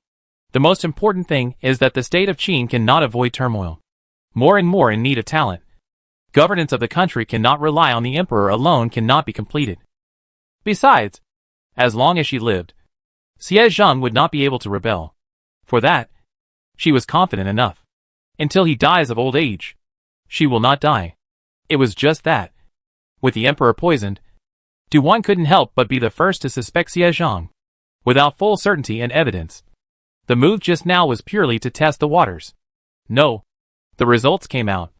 And he promised to clear his suspicions within a day. But pretense was still needed. So after Du Wan replied, she walked away indifferently. In fact, she was a bit unreasonable. But so what? Who let him have a previous conviction? Who let him hang out with her? Xinghe Palace. The side hall. Nowadays, those eunuchs in the side hall had already been let go, leaving only the yard Zheng. However, the treatment of the court director is also much better than before. There are small eunuchs to wait, but also mixed with a separate room to rest. After Pei Hao finished his work, he came over to see Du extra horse harnessed by the side of a team to rest. In addition, Du Qian is sitting in the room sipping tea. Why isn't Wanwan here? Pei Hao didn't believe that she would rest so early, especially when it wasn't in her own house. Du Qian poured him a cup of tea. She went out. I don't know where she went. Pei Hao was a little sorry that he couldn't see the little girl. Du Qian said, how is it on your side? Everything is going well. Pei Hao parachuted in as the commander of the Forbidden Guards. And no one dared to pick a fight because of his identity. So, it was smooth for him to take over the job. The two chatted some more about what was happening outside. The current situation and so on. Du Qian knows that this guy dawdling for what? Is nothing more than want to wait for his sister to come back. In fact, he himself is also a little curious about where his sister went. Outside the sky is dark. The time is not early. 2 tea or so work. Du Wan came back. Pei Hao stood up. Peach blossom eyes with a smile as he greeted her. Wan, why are you here? Du Wan was surprised. When she asked the question, she thought that it was wrong and added, I was looking at the fact that it's quite late, and I'm quite surprised to see you here. I'm temporarily the commander of the Forbidden Guards. Just on duty. As the acting commander of the Forbidden Guards. Isn't it normal for him to be in the palace? Du Wan then remembered and smiled sarcastically. I forgot. Come and sit. Pei Hao pulled out a chair for Du Wan to sit down. And naturally poured her a bowl of hot tea. And also moved the pastries on the tabletop towards her. This series of maneuvers saw Du Qian's eyelids jump. Du-Wan, however, accepted it well, drinking the tea and eating the pastries, like a little mouse.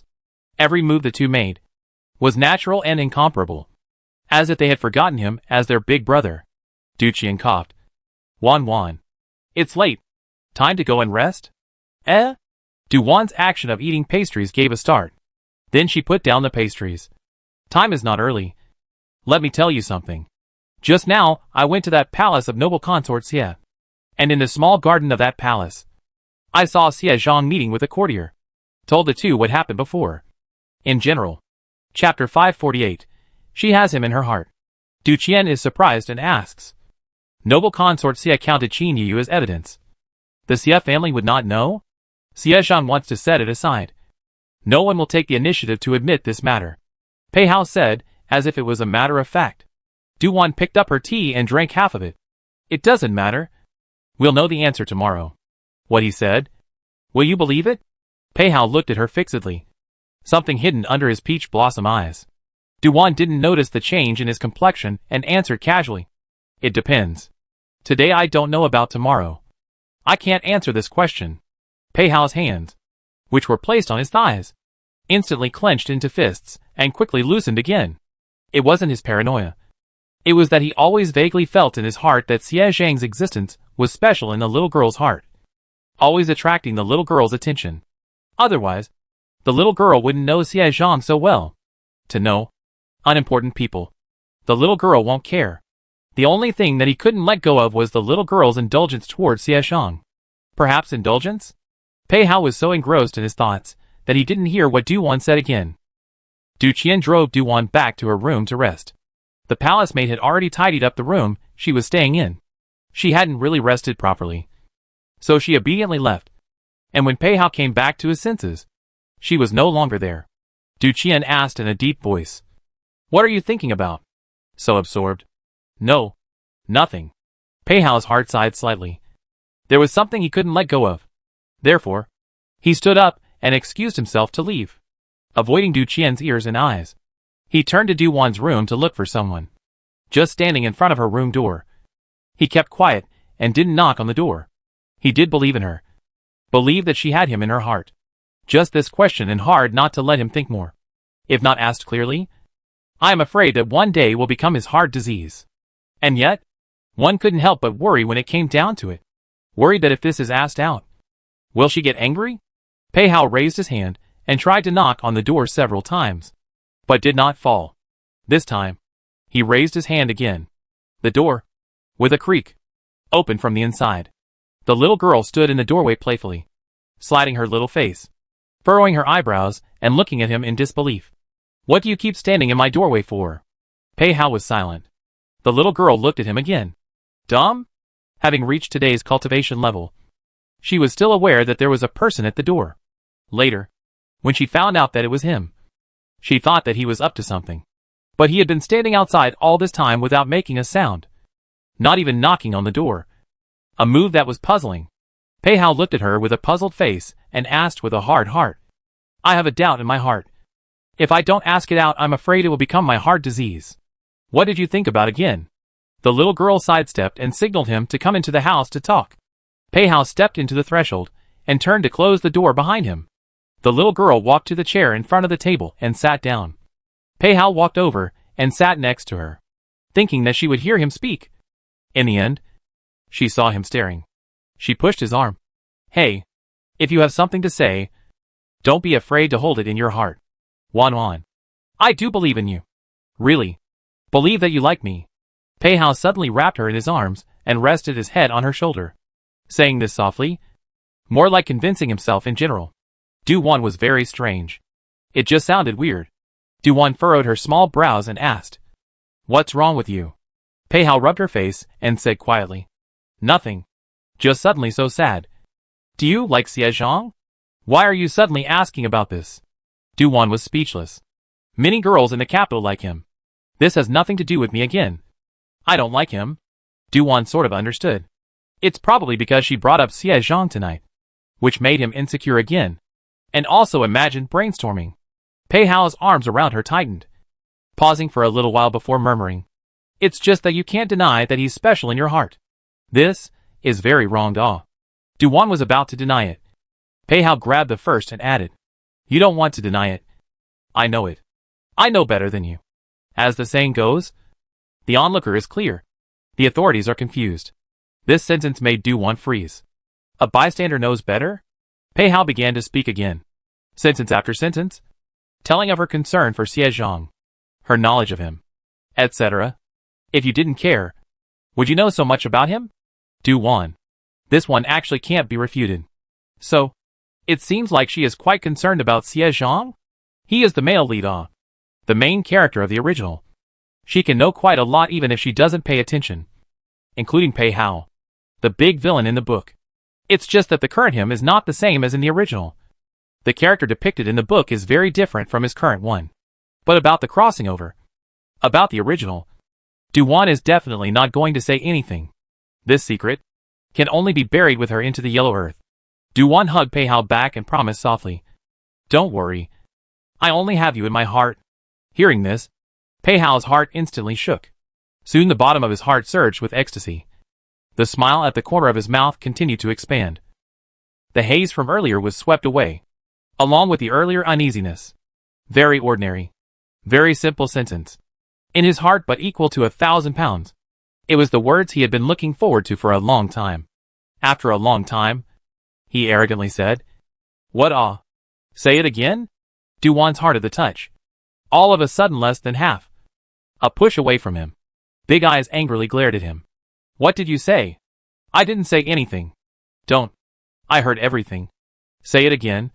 "Okay." "Ahem. No good." "Then how about I say it to you?" This man's cheek. It's so thick. Duwan had just said a sentence casually, and now that she was asked to say it again, she couldn't say it at all. It was just too embarrassing. Only Pei Hao was dead set on grinding to get her to say it again. Teasing her. Making her face all flushed and pretty. The next two people were cozy together. Even though Pei Hao didn't get the answer he had in mind. He knew what she had in mind. And his heart was so happy that he forgot his initial intention of coming over. The next day, in the palace, a rare calm morning passed. At noon, Xie Zhang said someone to secretly send a secret letter to Duwan. After Duwan read it, she was shocked and immediately stood to take it to Do Extra Horse Harness by the side of a team. Do Extra Horse Harness by the side of a team had read the letter. The same unexpected. This really? The letter is Xie Zhang sent. Is true or false? You check to know. You can interrogate that palace sister again. Pay attention. Don't let her kill herself. Duwan did not want to believe it. But what was written out in this secret letter was very detailed and included some names of people involved. The people involved in the letter. You can go and check. I'll let someone go check. Du Xiongma was about to call someone. Duwan reminded. Father, it's best to let trusted people go. Good. Chapter 549. This self-inflicted sin cannot live. Investigating the matter still needs some time. Duwan didn't wait by Du Xian's side and slipped away to barter with Du Qian for a while, telling him about the matter. Now Du Qian was taking her place, accompanying the sick emperor every day, chatting with him when he woke up and telling him about the situation outside. The emperor's mood recovered quite a bit. The patient was particularly sensitive. Even if he was an emperor, having someone to keep him company is conducive to recovery. While Duwan and Du Qian were chatting, the emperor woke up. Therefore, the brother and sister's whispers. The emperor heard most of it. Wan. Is this true? Father is checking it out. Duwan obediently replied. The emperor was not in a good mood. This is self-inflicted. Uncle, that's not right. Cousin sitting has nothing to do with you. You are implicated by her this time. Duwan knew who he was talking about. It was Qin Yu. The emperor shook his head. She is my daughter. No one will be able to get away with this. Duwan truly felt so. In the midst of this conspiracy, no one is a winner, including the person behind the scenes counting on Qin Yu. No, it was exposed. And even the Xia family, who was behind the scenes, did not get any favors and took in noble consort Xia's life. Du Qian was extremely well educated to stay on the sidelines, quietly watching the two muttering privately.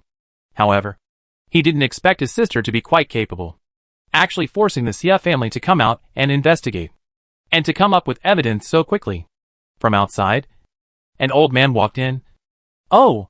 It was none other than the Yuan Zheng who was carrying the medicine. It was time for the emperor to drink his medicine again. The Grand Master took the bowl of medicine and then went through heavy testing, which allowed the emperor to drink it. Yarjung humbly requested, "Your Majesty, the humble servant has come to ask for your pulse. Come forward." The emperor stretched out his wrist. Yarjung lowered his head and came forward, taking his pulse peacefully, and then went out after a few more words. Then, Duan came forward with a smile. "Uncle, I will also take your pulse." Before the emperor said anything, Du Qian was in a bad mood. "Wan, don't fool around. Disturbing uncle's rest. It's fine. Fine. Come over and take it. Feel free to take it." The emperor smiled and spoke for the little girl. Duan smiles and pretends to go up to take the pulse. Even though the emperor has never heard that she knows medicine, he still gladly extends his hand. Who let her every time she takes the pulse. She can make his body comfortable for a drop. Du Qian didn't quite understand this wave of operation. But soon, he found a hint of aura fluctuation and instantly understood. After staying for a while longer, some ministers came over to ask for an audience. In addition, today was the burial of noble consort Xie. So among those who came to ask for an audience, there was also Marquis Dingbei. The emperor thought about it and agreed to meet them. Always have to show your face. Otherwise, the outside are about to spread the rumor that the princess house is holding the emperor hostage. This was not a joke. There were really people speculating like this. Because after the reopening of the palace gate, except for the people of the princess house, no one has seen the emperor. And the Jinghe temple is also guarded tightly. Pei Hao, the person who had seen the emperor, was automatically ignored by the outside world, who made him look like he hated marriage all day. No, he hated marriage. Some people saw him as a person from the princess house. Du Qian's siblings walked out quite frankly, just in time to see a few ministers guarding the outside. A few people came up to greet the siblings. Du Qian was extremely well educated and exchanged pleasantries with a few, waiting for the Grand Master to come out and announce them to go in. Duan walks outside while looking back. "Brother, uncle is still not well, and you have to worry about the affairs of state?" "Not necessarily to worry about it. But there is always a need to meet and show your face." Du Qian touched his sister's head. "Uncle showing his face is good for us. It can block the rumors outside." "What rumors?" "The rumors that say something happened to uncle. As for the ones that say the princess house, Du Qian is automatically ignored." Duan was still about to say something when she saw another little eunuch hurrying in. That looked like he probably had something urgent to report. The little eunuch met the two, respectfully saluted, stood to the side of the road and waited for the two to walk past, which then hurriedly went forward. Du Qian pondered. This is another incident? It is possible. Duan also felt that something had gone wrong. She was in the palace, but it was impossible for her to pay attention to the movements in the palace for a long period of time. That is, she would only pay attention when needed. Since she knew that something was wrong, she immediately set her eyes on the little eunuch. The little eunuch couldn't enter the emperor's chambers. After speaking to the person on guard outside and saying that there was an urgent matter to report, the person who came out was the Grand Master. That little eunuch reported the matter in a low voice, and even the Grand Master's face changed. And after letting the little eunuch retreat, he turned around in a hurry to report to the emperor. Duan quickly learnt the reason. When she withdrew her attention, she encountered Du Qian's concerned gaze, which was waiting for her to say something about the result. Then, she rushed to Du Qian and smiled brightly. Seeing this, Du Qian's heart was inexplicably relieved. The fact that her sister was smiling so happily meant that it wasn't something bad. Or at least it had little to do with the princess house. Du Qian asked in a low voice. What happened? Qin Yu had a miscarriage. Duan replied in the same small voice. Du Qian drifted off and had a few more moments of realization. No wonder the little eunuch was nervous, and the Grand Master was nervous as well. The emperor's uncle was still very attached to this child. It's just a pity that Qin Yu didn't know how to cherish it and didn't protect the child well. One must know that if this fetus was a boy, it would be the emperor's eldest grandson. As long as the emperor never had an heir, this child would in all probability be the crown prince. Duan suddenly thought of the Xie family. It is good to not have this child. It can eliminate the Xie family's ambition. In the original Xie Zhang's plan was implemented through Qin Yu, to take advantage of Qin Yu's identity to embark on the road to heaven. In today's situation, it is impossible to follow the same path as in the original. At this time, Qin Yu wants to marry Xie Zhang, But it is difficult. Qin Yuyu's rebellion failed, and her death or life is still an unknown. Du-Wan walked a few steps, suddenly lurched. Her small face flashed a different color, came to Du Qian's ear and whispered, "Big brother. Uncle ordered people to get Qin Yuyu imprisoned back to the Jinxiu Palace to be imprisoned. Is this his soft heart?" Not necessarily. Du Qian's thoughts were different from his sister's. Du-Wan shrugged her shoulders. It doesn't matter. Let's watch first. It's also true that it doesn't have much to do with us. Still a bit relevant. If Uncle doesn't have an heir, he might set his sights on Big Brother. Ha! It won't happen. The patriarch won't agree. Du Qian himself did not aspire to this. Du-Wan had a little look like he had missed out on a few 100 million. How many people want to be the emperor? And Big Brother actually dislikes it? You'll be beaten up for this look. You know? It's either too much, or too much trouble. Pfft. Ha. Still not the same. Alright. What a fat guts. All dare to laugh at Big Brother? Brother and sister chatting. But also wantonly fooled around. A chase and escape. For a moment have forgotten to pay attention to the eyes of the bystanders, and so on. Chapter 550. Who is the mastermind behind the scene? Pei Hao, who was guarding outside, saw the two people playing around. And the first thing he did was to run to save his little fiancée. This time, Du Qian and his sister are fooling around. Pei Hao joins is directly beaten up. The little girl who is out of the battle circle has no conscience, waving her pink arms joyfully cheering from the side. A moment yelled Big Brother cheer. A moment yelled Pei Shi cheer. The position is just like the grass on the wall, swaying from side to side, making the other two people very speechless. Both stopped, resolutely not to give a certain little heartless as entertainment. Recently the atmosphere of the palace was very bad, gloomy and tense. After letting the three people make such a mess, the oppressive atmosphere seemed to have dissipated for the most part. The guards of the Forbidden Army and the palace people who were watching, almost all of them had this feeling. It was the omen that the storm had passed and the sky was about to clear. In the afternoon, Du-Wan went back home.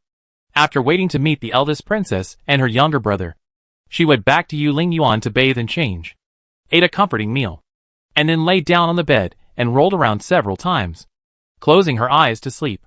There is a place to rest in the palace, but it is not the familiar territory of her family. Du-Wan this sleep until the evening before waking up. In the house, she unexpectedly saw Du Xiongma. "Father, you are home? Always have to come back to change clothes. Do you still have to go to the palace? Actually, it doesn't matter if you go tonight or not. With your elder brother and Chengming guarding the area, there won't be any problems." Du, extra horse harnessed by the emperor's side, was worried that his daughter was working too hard. Du-Wan smiles and says, "I came back and took a nap." "No, I just woke up." "Sleeping all afternoon?" Yes da. Now in high spirits. The little girl who just woke up is red-faced and glowing. Du, extra horse harnessed by the side of the emperor's team, looked down and believed it. Then whatever. Du-Wan is happy, slips behind him, and pounds his shoulders. So how did the investigation go? Is Xieqi lying? Or is it true? It's true. People have been detained. Du, extra horse harnessed by the side of the emperor's team, is genuinely feeling that this matter. If someone didn't poke their nose into it, almost no one would think in that direction. Du-Wan asked, "Has it been tried?" Tried. Originally did not want to admit, but the evidence laid out also admitted. Du, extra horse harnessed by the side of the emperor sighed, heart sighs and regrets. Really a character. It's a pity that the cleverness is not used in the right way. Can I see it? Go if you want to. The person is locked up in the heavenly prison, a separate cell. Du-Wan prepared herself and rode her steed into the palace again. Behind her, she brought a team of personal guards with her. A formidable presence. This time, the personal guards were not pulled outside the palace. They rode directly into the palace. Du-Wan did not go to the Hall of Massive Peace to find the emperor and Du Qian, but instead went to the heavenly prison. The county princess came to the heavenly prison again. The jailers were surprised to see her, and respectfully welcomed her in. Du-Wan arrived in front of a separate cell where a woman was locked up. It was the person she had met before, Wei Xiao. At this time, Wei Xiao was not as glamorous and glowing as she had seen earlier. Only even though she was wearing a prison uniform and was in a prison, she could still see a calmness that was open to death. Wei Xiao saw Du-Wan outside from the lights of the prison, and a look of surprise flashed in her eyes. Sheriff, what wind blew you here? It's curiosity. Du-Wan didn't talk nonsense. It was genuine curiosity that drove her over to take a look. As the saying goes, curiosity will kill the cat. In the future, will she be that cat? Can't think about it. Can't think about it. Satisfy her curiosity first. Du-Wan sized up Wei Xiao. She was a little thinner, and there was a curved scar on her face near her left ear. But her eyes were very colorful. Not the kind of thing that someone who is about to die should have. Wei Xiao generously let her look. Is it curious about this injury? Not curious, Du-Wan said against her will. Thanks to your highness the princess O. Wei Xiao said with a smile. Du-Wan had read the information given by Xie Zhang. There was a mention of Qin Yu designing Wei Xiao to disfigure her. It was just that the description was not detailed. Du-Wan now sort of saw that this kind of scar was indeed disfigured in ancient times. You don't seem to be worried or scared? Wei Xiao smiled frankly. Not afraid. On the contrary. I am very happy. Why? Du-Wan couldn't figure it out for a moment. What Wei Xiao did this time. I am afraid that it is hard to escape death. Wei Xiao smiled. I took revenge. Finally got my enemy killed. Just? Aren't you afraid of involving your family? Du-Wan asked out the doubts in her heart. Wei Xiao smiled imploringly, and shook her head. Not saying more about the issue. But looking at her expression, she was not worried. This made Du-Wan vaguely feel that something was wrong. And for a moment, she could not say what the problem was. The two didn't say anything. It was quiet for half a moment. But it was Wei Xiao who brought it up. Sheriff granting a table with good food and wine. Is that okay? I have heard about your deeds. Wei Xiao is very impressed. If it's not the will of heaven, I really want to have a drink with you, and have a candlelight night talk once in a while. Du-Wan. No. She doesn't dare. If she eyes Wei Xiao as a close friend, she is afraid that it will touch the nerves of her family. To know that this one's most powerful thing is her deed of raising the head of the face. Of course this is before. After the Qin Yu matter. No one dares to underestimate this one. The strategy is not inferior to men. Only a pity that she was born in the wrong era.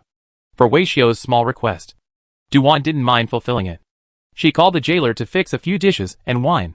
Du-Wan stayed for a while longer and then left. Wei Xiao didn't understand what she came over to do until she left.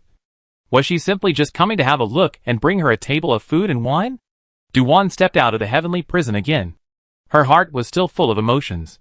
What happened to Wei Xiao over the course of a year or so? Du-Wan wasn't quite sure. But it certainly wouldn't be a small matter. Coupled with a grudge between Wei Xiao and Qin Yu. It is hard to say it all in one sentence. As a noble woman, she was so arrogant that she didn't know how to restrain herself and offended Qin Yu, who hadn't returned to the palace yet. At that time, Du-Wan was also present. Wei Xiao is really Qin Yu offended hard. Wei Xiao learnt that Qin Yu was a princess living outside. Knowing that this matter could not be resolved, he immediately went back to the northwest and decided not to return to the capital in his life. I thought the emperor is far away. Qin Yu's hand cannot reach the northwest. But who knows Qin Yu is this ability? There are always some people cannot be expected luck. Qin Yu not only destroyed Wei embroidery appearance, but also let people in front of her face abuse that beautiful young man. Finally, but also disgusting like, force Wei family Wei embroidery married to an old man as a sequel. What is the cause? What is the effect?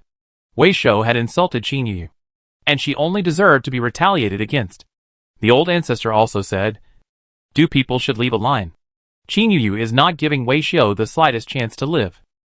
Originally should be in the northwest Wei embroidery. Avoided Qin Yu eyes and ears. Full of hatred lurking in the capital. People do not need to use what big scheme. Just a little inconspicuous tricks. Will step by step Qin Yu into the situation of no return." Chapter 551. The hidden facts of the case are found out. Both Du Qian and Pei Hao received news that Du-Wan had entered the palace. The two waited for a while, but still no sign of the little girl. After sending someone to inquire, they learnt that she actually went to the heavenly prison.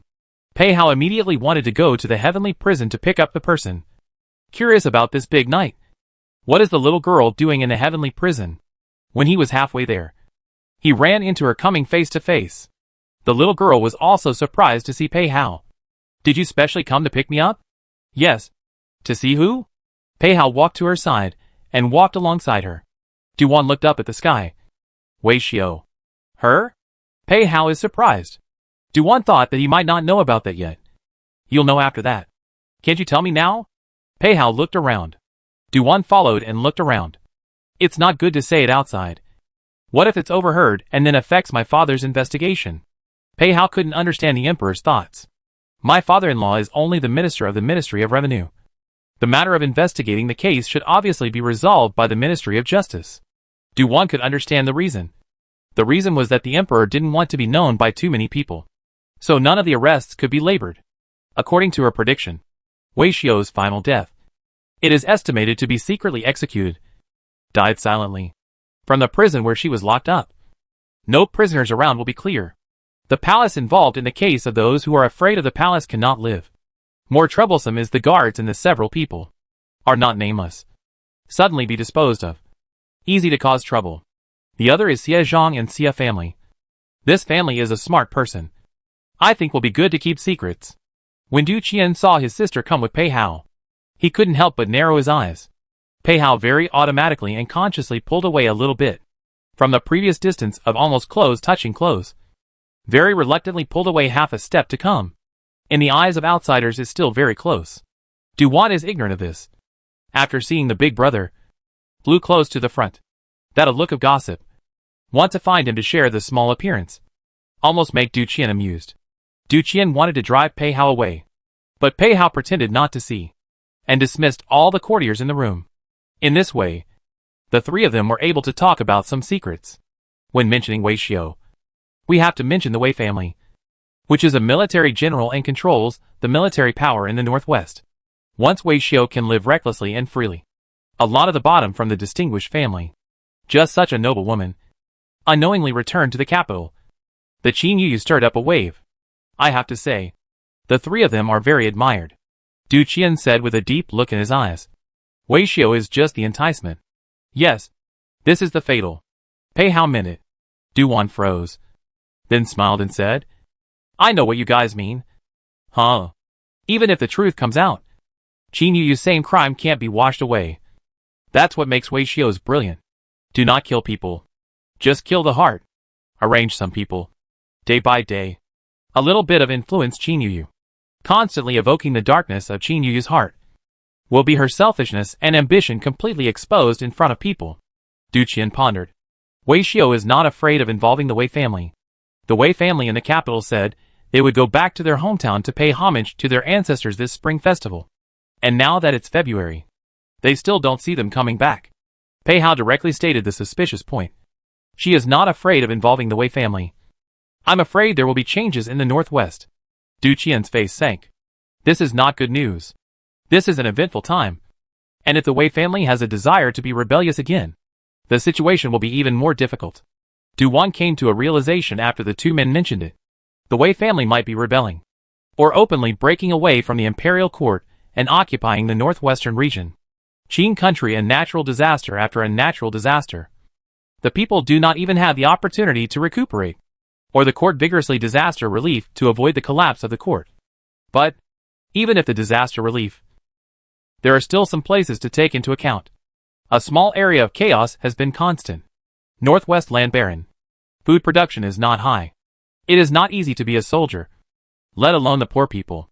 Du Qian said that he would send someone to the northwest to investigate. After thinking about it, he stood up again. I will go and talk to the emperor. Wei Xiu cannot be killed for the time being. I heard that General Wei is very fond of Wei Xiu. His daughter, Pei Hao, and Du-Wan both had no opinion. When Du Qian went to see the emperor, the two looked at each other face to face. Pei Hao gently hooked the little girl's finger. Are you not going out of the palace tonight? Not going out. What about you? Are you still on duty?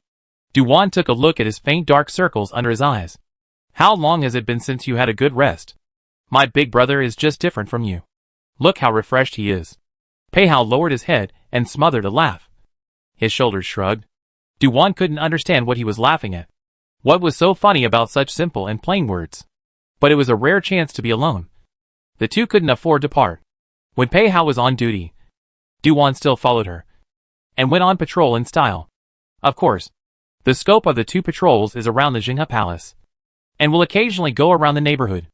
The moon was over the willow, and people were about to dusk. A night passed. Early in the morning, Du-won woke up and slipped around the hall of massive harmony, listening over the whole palace again. All did not find anything wrong. Before going to find Du Qian has gone to accompany the emperor. The emperor woke up this morning. People look a lot of spirit. Du Qian helped him out of bed to walk around for a while. When the emperor used the morning meal, the court official came over to take the pulse routinely. At about the same time, Du extra horse harness by the side of a team came over. The emperor summoned. They met alone and chatted. Du Qian and Du-won instead retreated and went to have breakfast together. Du-won paid attention everywhere. Didn't see Pei Hao? He was on duty last night and rested during the day. Du Qian reminded. Huh? He didn't mention it to me. This still needs to be mentioned? Being on duty at night and resting during the day. Isn't that normal? Du-won. Pei Hao has been in the palace. And she thought he would continue.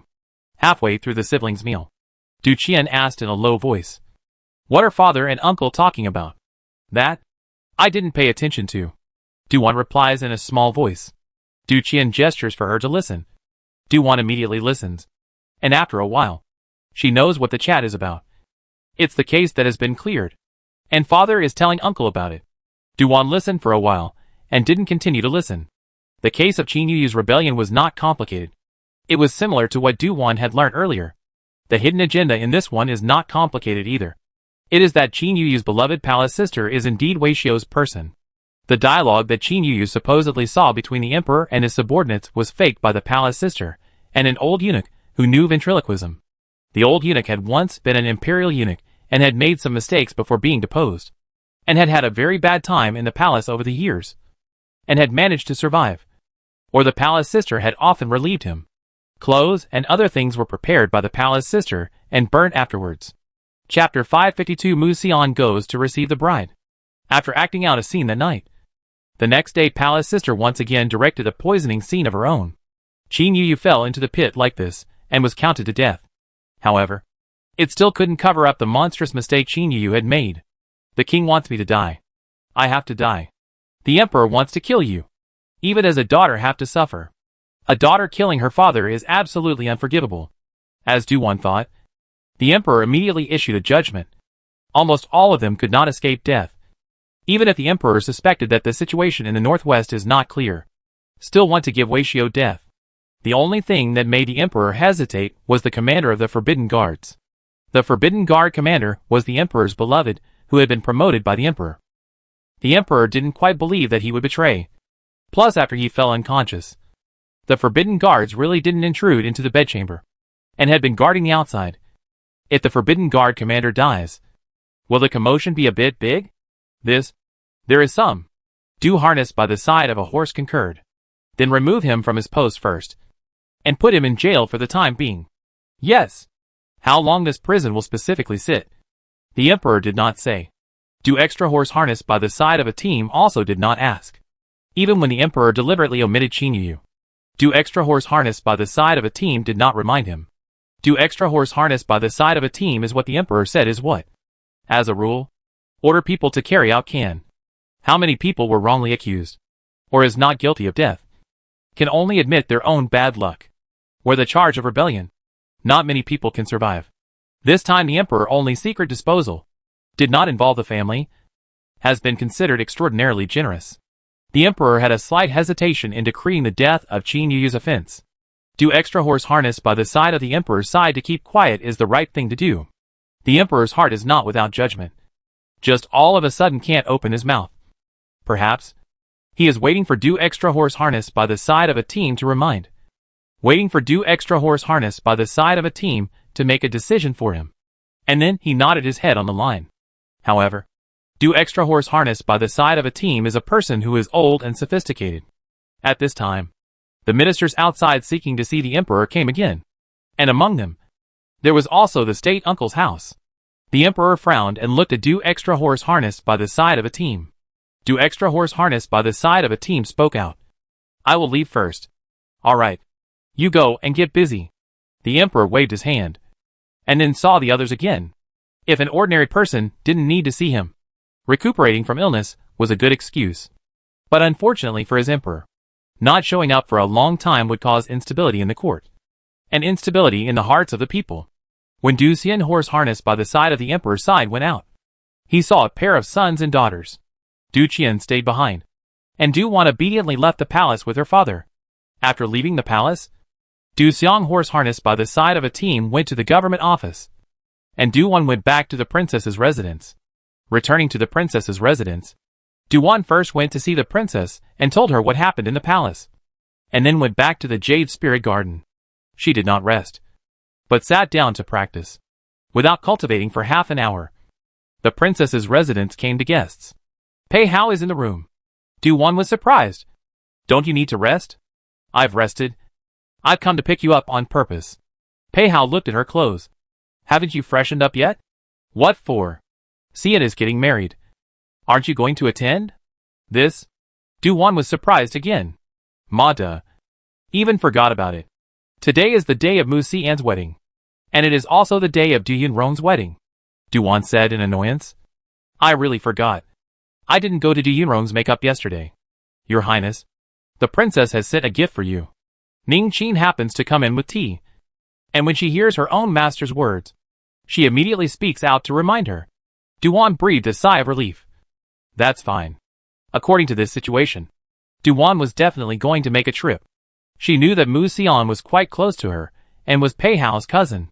The princess house will send a congratulatory gift, and then Du Wan alone will go to attend. Enough to give face to the Mu family. This is because the Mu family and the Pei family are in-laws, and the princess and the Pei family will also be married. Otherwise, the princess house will at most send a gift to the past, and no one will personally go to participate. Du Wan changed into her new clothes, and Ning Qin combed her hair into a popular bun. Pei Hao then went to the state uncle's residence with her. Now Mu Xian has already gone to the state uncle's residence to receive the bride. When the two of them went there, Mu Xian and others were waiting outside. Du Wan is pleasantly surprised. It's better to come early than coincidentally. Just in time to see the bride on the palanquin. You have to learn. Pei Hao came to her ear and whispered. Du Wan rolled her eyes at him. You came here specifically to learn? Well, it's going to be our turn soon. Is this thing to take about? Du Wan looked at the people on the side of the state uncle's house. To say that the joy is there, but it always feels like there is something missing. It is estimated to be affected by the palace. The queen is in prison problem. Must be the uncle's house of people already know. Even if it is not clear that Qin Yu dry bad things, or there will be some speculation. This matter has a great impact on the state uncle's residence. They also have a daughter to marry, or a long time ago, cannot be changed at will. Du Wan thought of earlier in the palace. The state uncle was still begging to see the emperor, and now they don't even know if they are out of the palace. She had a drop of sympathy in her heart for Du Yunrong, encountering such a change of heart during her own wedding. Just the thought of it was awful. Du Wan wasn't sure what Du Yunrong thought. If she were herself, she would definitely be upset. After Pei Hao spoke to Du Wan, he walked over to Mu Xian's side, growing the welcoming best man group. Even if he didn't do anything, his presence was still considered to give Mu Xian a long face, which represented the attitude of the Zhengguo Gongfu, as well as the importance they attached to Mu Xian. The bride was carried on the sedan chair by young Master Du, the bridegroom's side of the procession. The joyful music blowing up. There are people teasing the groom. This instantly the atmosphere of the scene was engaged. Festive. Even the firecrackers are popping. Du Wan came into the crowd to watch the fun. Her little face was full of smiles. When someone applauded, she even yelled along, joyful to no end. Originally, she hadn't wanted to be smiling, but there was just no way. Happiness was contagious. Everyone was looking at the bride, except Pei Hao, who paid attention to the little girl in the crowd from time to time. The accident in the palace in the past few days, so that people always have something pent up in their hearts. It's rare to see the little girl smiling so happily again. It's true that bringing her here is the right choice. It's not that I haven't seen her smile in the past few days, but only rarely as happy and pure as today. Start the sedan chair. The joyful music of welcoming the bride was blown with more and more joy. Mu Xian dressed in a red groom's wedding robe, wearing a groom's hat. Chest also hung a large red flower. Very spirited. From time to time also arched his hand to the surrounding people to say hello. Smiling like a two fools. Pei Hao welcome team left. He found an opportunity to pull the little girl from the crowd. The little girl still looks like she is still in love. Haha. This is quite interesting. What's wrong with that? It's more fun to be the groom yourself, Pei Hao said offhandedly. The little girl's smile froze. This guy is really thinking about getting married all the time. Is he about to go crazy? Chapter 553. This is considered a merit. Pei Hao and Du Wan return to the house with Mu Xian to welcome the bride. When they go back, they can't be together. Pei Hao had to take care of the guests for Mu Xian, and they were all male guests. Du Wan was taken to the women's side by the maid from the moment she entered the house. She didn't like to socialize. They were all unfamiliar people. But when she came across those who came up to greet her, she would smile and exchange a few pleasantries, and then no more in-depth conversations. Fortunately, she saw Qin Jiao and ran to chat with him. So it wasn't so boring after all. When the hour arrived, the two girls went hand in hand again to watch the couple pay their respects. Until the wedding banquet was halfway through, the groom had made a toast. Pei Hao took the little girl to leave the house. But before leaving, the little girl also muttered goodbye to Qin Jiao. Qin Jiao was accompanied by his family, and when he left, he also followed the carriage of the residence. Before returning to the princess's residence, someone hurriedly came to report to the princess's residence. Someone hurriedly came to report to Pei Hao, mentioning what happened in the palace. Du Wan looked at Pei Hao inquiringly. Pei Hao helplessly said, I asked someone to keep an eye on the situation in the palace, and that person came to report to me, saying that the empress asked to see the emperor. The emperor answered. But as a result, the two met but made a scene. Was it the empress who made a scene? Or both of them? Du Wan was a bit unable to imagine how the emperor was making a scene. The emperor had always been gentle and accommodating in her presence. However, she had also seen him in a majestic manner. Just haven't seen the emperor's face when he quarreled with a woman? Du Wan had known that how one behaves in front of people and behind people are usually different. And many people are used to disguise. For example, a person is courteous and polished in front of people, after people may be a room messy like a dog kennel. Are too lazy to clean up. Can't think about it. Can't think about it. Thinking about it is disillusionment. Therefore, Du Wan never chased the stars in the internet before. Every time you want to chase the stars before, think of those stars like yourself. But also every day to eat, drink and shit on the worship can not up. At most, like a character in the drama. Du Wan thought of the queen. This matter is not over yet. Didn't I hear about the judgment? Pei Hao vaguely received the news. Du Wan looked at him obliquely. The key has not yet decided what to do. Immediately thinking of something, Du Wan asked next to him. Do you think that the guard commander will die? Now he is dismissed from his post and put in jail. Will he still have to die in the future? If he doesn't die this time, he should be able to survive. He is very shrewd. The other several cannon fodder will die. Only he took himself out. Didn't you say that he was counted by that person? I guess this thing saved his life. Pei Hao originally still had some sympathy for him. He couldn't help but sigh and added. Originally he had a bright future, but he was dragged down by that person. And after this incident, it's equivalent to destroying his future. He is not without fault. Du Wan could see the small mind of the commander of the guards. Even she could see his mind. Would the emperor not be able to see it? Du Wan did not believe that Pei Hao could not see it. Pei Hao smiled with a deep meaning. How many people in the official world don't have a little heart? Air. Unable to refute. This is human nature. Pei Hao whispered. The only unlucky thing about him. This time the victim is the emperor. Not being executed is already a fluke. If there is another careful emperor, it would be difficult for the guard commander to survive. What Pei Hao regretted was that the commander of the guards missed an opportunity to show his loyalty. He should know that if he didn't stop the chief guards from sending out the palace to ask for help, even if he violated the imperial decree on the surface, from then on, he really got into the emperor's eyes, and won the emperor's trust. After this incident, the biggest winner is the princess house. Secondly, it is the people who stood firmly by the emperor's side. Pei Hao also got a little bit of light this time. This time, he became the commander of the Forbidden Guards. Even if it's temporary, a lot of temporary is drying out and turning into a regular.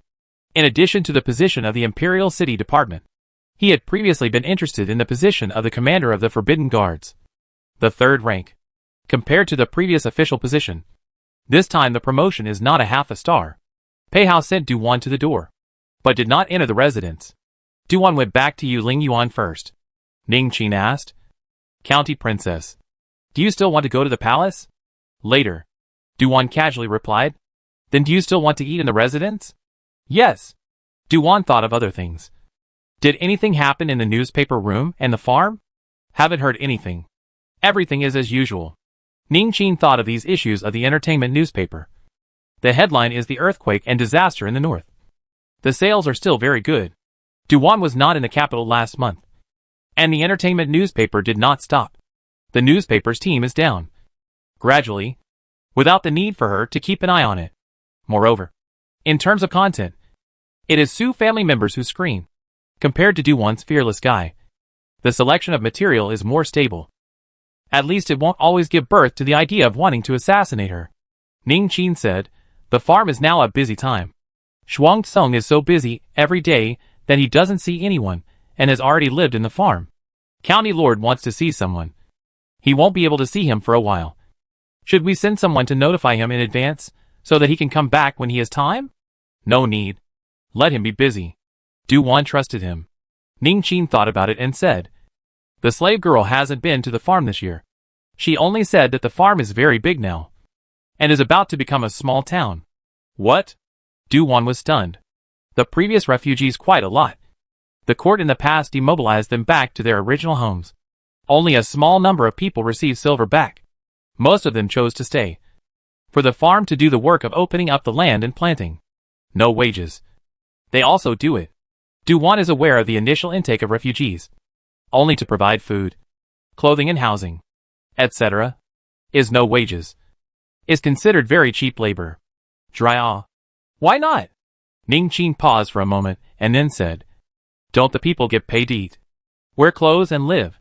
Working for the sheriff. There is food and clothing. There is also housing. Sick and free doctor to look at. And do not have to worry about taxes. That is, there is no money for fear of what? Those who receive wages are not as well off as those who do not receive wages. The corner of Du-Wan's mouth twitched. Is this a comparison to be happy? Yes. Yes. That's it. Ning Qin concurs. I heard that there are still people looking for the past every day. Some of them are dragging their families. Asking if Zhuang Tsung still accepts people. Du-Wan couldn't laugh this time. Ning Qin added. Zhuang Tsung was not too keen on accepting them. But the extra horse harness by the side of a team told him to continue to accept them. Du-Wan instantly understood. Accepting and taking in a town? Crap. Where did this come from to raise food? From Ning Qin's mouth. Du-Wan knew a few things. Du Qian's fiefdom. The establishment of the city wall was almost done. And the project was nearing completion. The construction period is too much faster than expected. A big reason is that there is enough manpower. Du does not lack money or food and does not count the cost. This project alone has fed more than 1 million people. This counts. Is also a merit. Chapter 554 Queen's Request to Du-Wan. Evening. Du-Wan went to the main courtyard. Seeing the eldest princess, and Du extra horse harness by the side of a team having dinner. With the case solved. Du extra horse harness by the side of a team did not have to work overtime, and could finally return to the house on time to accompany his wife and son. Wan. Have you eaten? Eaten. Du-Wan smiled and answered. Du extra horse harness by the side of the emperor's team has surveyed her clothes. She still wears a sword on her waist. Going to the palace? Big brother is still in the palace. I have to go and accompany him. Du-Wan is worried about any special circumstances. Or guarding more at ease. When uncle recovers a bit, I won't have to worry. Your uncle will be very happy to hear this. The eldest princess laughed from the side. Du-Wan smiles nervously. That's true. I'm a filial little girl. Ha ha ha. Du extra horse harness by the emperor's side couldn't help but laugh. And the eldest princess also covered her lips and smothered her laughter. After exchanging greetings, Du-Wan ran away in a puff of smoke. The eldest princess laughed softly. This precious lump of yours is still as amusing as before. During this time, I thought she had grown up. It's grown up a bit. Du extra horse harness by the side of the emperor's side saw his daughter's words and behavior in the palace. They were all just right. Not something a normal bear child could do. When it comes to small things on the confusion. Touching big things instead will not be ambiguous. The eldest princess nodded. The eldest son put them at ease. And the daughter could also be on her own. The two began to focus on the younger son's future upbringing. Du-Wan sighed. Having just entered the palace. Before she reached the hall of correct and harmony, she was stopped by a small palace maid. The little palace maid respectfully said that the empress is invited. Duwan is not too happy to go. As a result, the palace maid knelt to the ground, deadlocked her way. Usually, when a courtesan is so desperate, it is usually because the master has given a death order. The little palace maid knelt on the ground and kowtowed with fear and trembling. Sheriff, please, please go. Please go there. The Empress is now grounded and can't go out of Dongfeng Palace. So I can only ask you to go there. Duwan looked down at the shivering young palace maid kneeling in front of her. The little palace maid is about 12 or 13 years old. Very thin. A handful of calluses. Should be a rough work. Empress, this is no available. Even the coarse make palace people are used to threaten. Behind the Chaiwei Road. County Lord. Want my subordinates to pull people away. No need. Go to Dongfeng Palace first. Duwan turned around with a sullen face and headed towards the East Phoenix Palace. The little palace maid who was kneeling on the ground was overjoyed at the words and hurriedly climbed up to follow. When she saw Duwan again, the fire that was originally hidden in her heart was suddenly suppressed. It was only a few days ago that I saw the Empress. Obviously dressed still exquisite. Sitting posture is still dignified. But the spirit is gone. Face haggard. Eyes slightly sunken in. Duwan entered the room and sat in front of the Empress. The Empress ordered someone to serve tea and snacks. People are grounded, but there is no shortage of food. The Empress looked outside. Her voice drifted as if lamenting. I heard that Romer got married. This palace is an ant, but did not personally go there. People do not come. The gift to become. Duwan pursed her lips and picked up the tea bowl. Tea bowl in her hand slightly turning. Light green tea. Floating green tea leaves. This tea did not pass through her own hands. Duwan cautiously did not drink it. Next the Empress said a few more words. Mostly about things outside the palace. As if she was exchanging daily pleasantries with Duwan. Duwan knew that the Empress had invited herself over and must have asked for something. But she didn't know what she meant by all this dilly-dallying. At this time outside almost too dark. Late I do not know whether Big Brother will miss. Two people get along very calm. Mostly the Empress is talking. Duwan quietly listen. Duwan then have emotions are not shown. On the surface is very gentle and obedient to listen. As long as the Queen asked what, she will answer one by one. If she didn't know about her previous spontaneity, she would have thought that she was a well-bred good boy. The Empress suddenly begged politely. Wan, can you help your cousin? There is no need for you to do anything. As long as you ask the Emperor for a please to keep your cousin's life. Duwan froze. Not really wanting to get involved in this matter. However, when she wanted to refuse, she ran into the Empress' pleading gaze. Her mind couldn't help but flash back to the past, when the Empress pleaded with her to spare Du Yunrong. Her look wasn't like this. At that time, she was high and mighty, and she was self-possessed. At this time, she was a mother, like all mothers in the world. For the sake of her own children, she could lower her voice. If Du Yunrong knew that the Empress was like this, she was afraid that she would turn sour into a lemon curd again. Duwan hesitantly said, you should be aware of how big of a mistake cousin has made this time. Even if she saves a life, the future days ahead will not be good. The Empress covered her eyes to hide away the tears and sadly said, the palace understands in her heart. But as a mother, she still hopes to save her life. Even if she loses her status as a princess. It's nothing to be a beggar like before. As long as the person is alive. Saying this, she choked up. Wan, we shouldn't have got her back. This is not your fault. What's to blame? Is that I as a mother didn't teach her well. Duwan felt that the Empress just indulged Qin Yu too much, and indeed, did not teach her well. This approval can only be thought in the heart. But it is not good to show it. That would have to be how to hurt people's hearts. They would have been sad enough. Empress at this time can pity. Has been crying? Naiha Duwan is a stone heart. Has not agreed to intercede. Until she looked out the door. The night is about to fall. In order to leave early, she can only helplessly agree.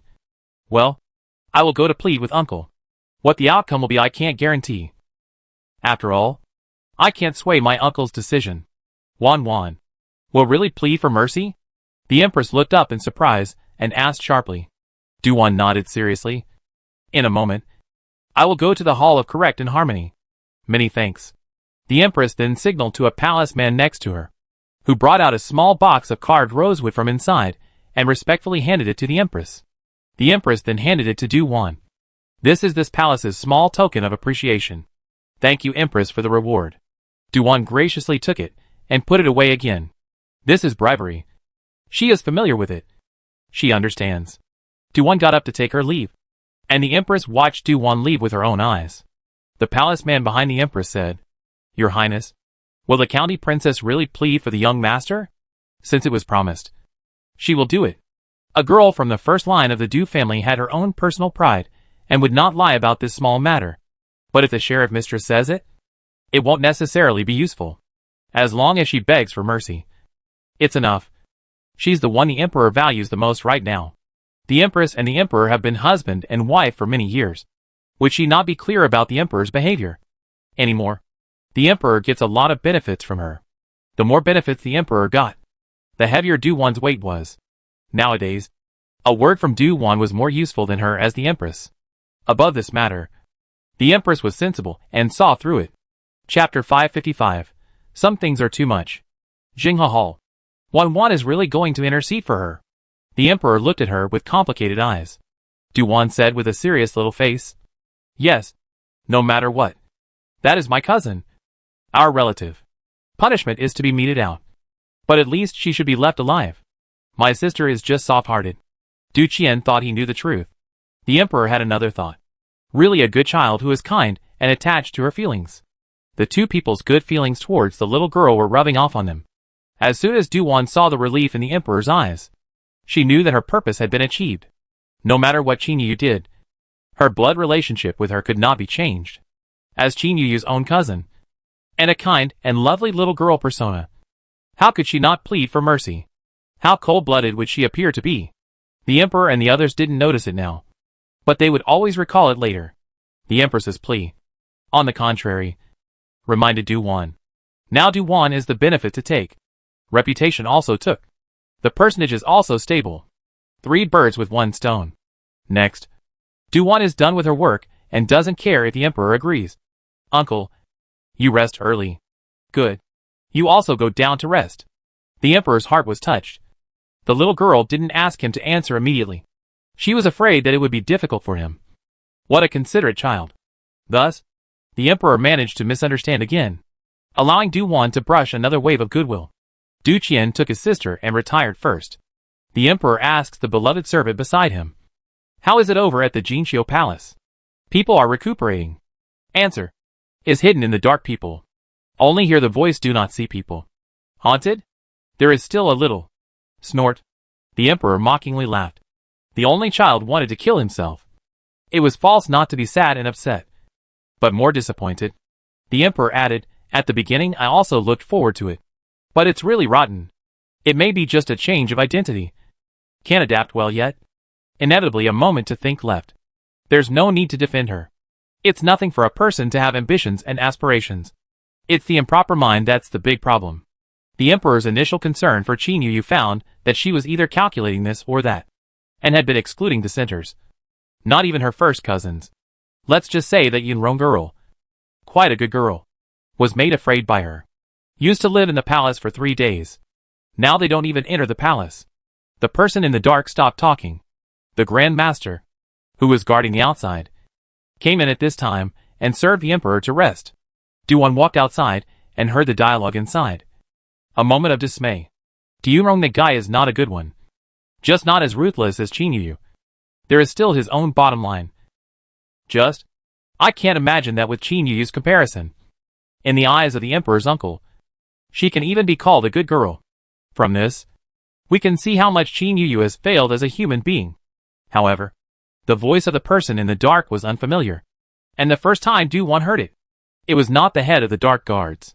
This person could speak so casually with the emperor's uncle, very much like a military division type of positioning, and the one who could stand guard in the dark to take over from the head of the dark guards, again seemed to be a dark guard. Duwan thought that the person inside is the emperor, and it is not strange to have this type of person around. So she stopped thinking about this matter. Du Qian looks at her sister's out-of-focus appearance. Sister, uncle's body is much better, and the matter has been resolved. So we can go back to the residence to stay tomorrow night. Okay. Got it.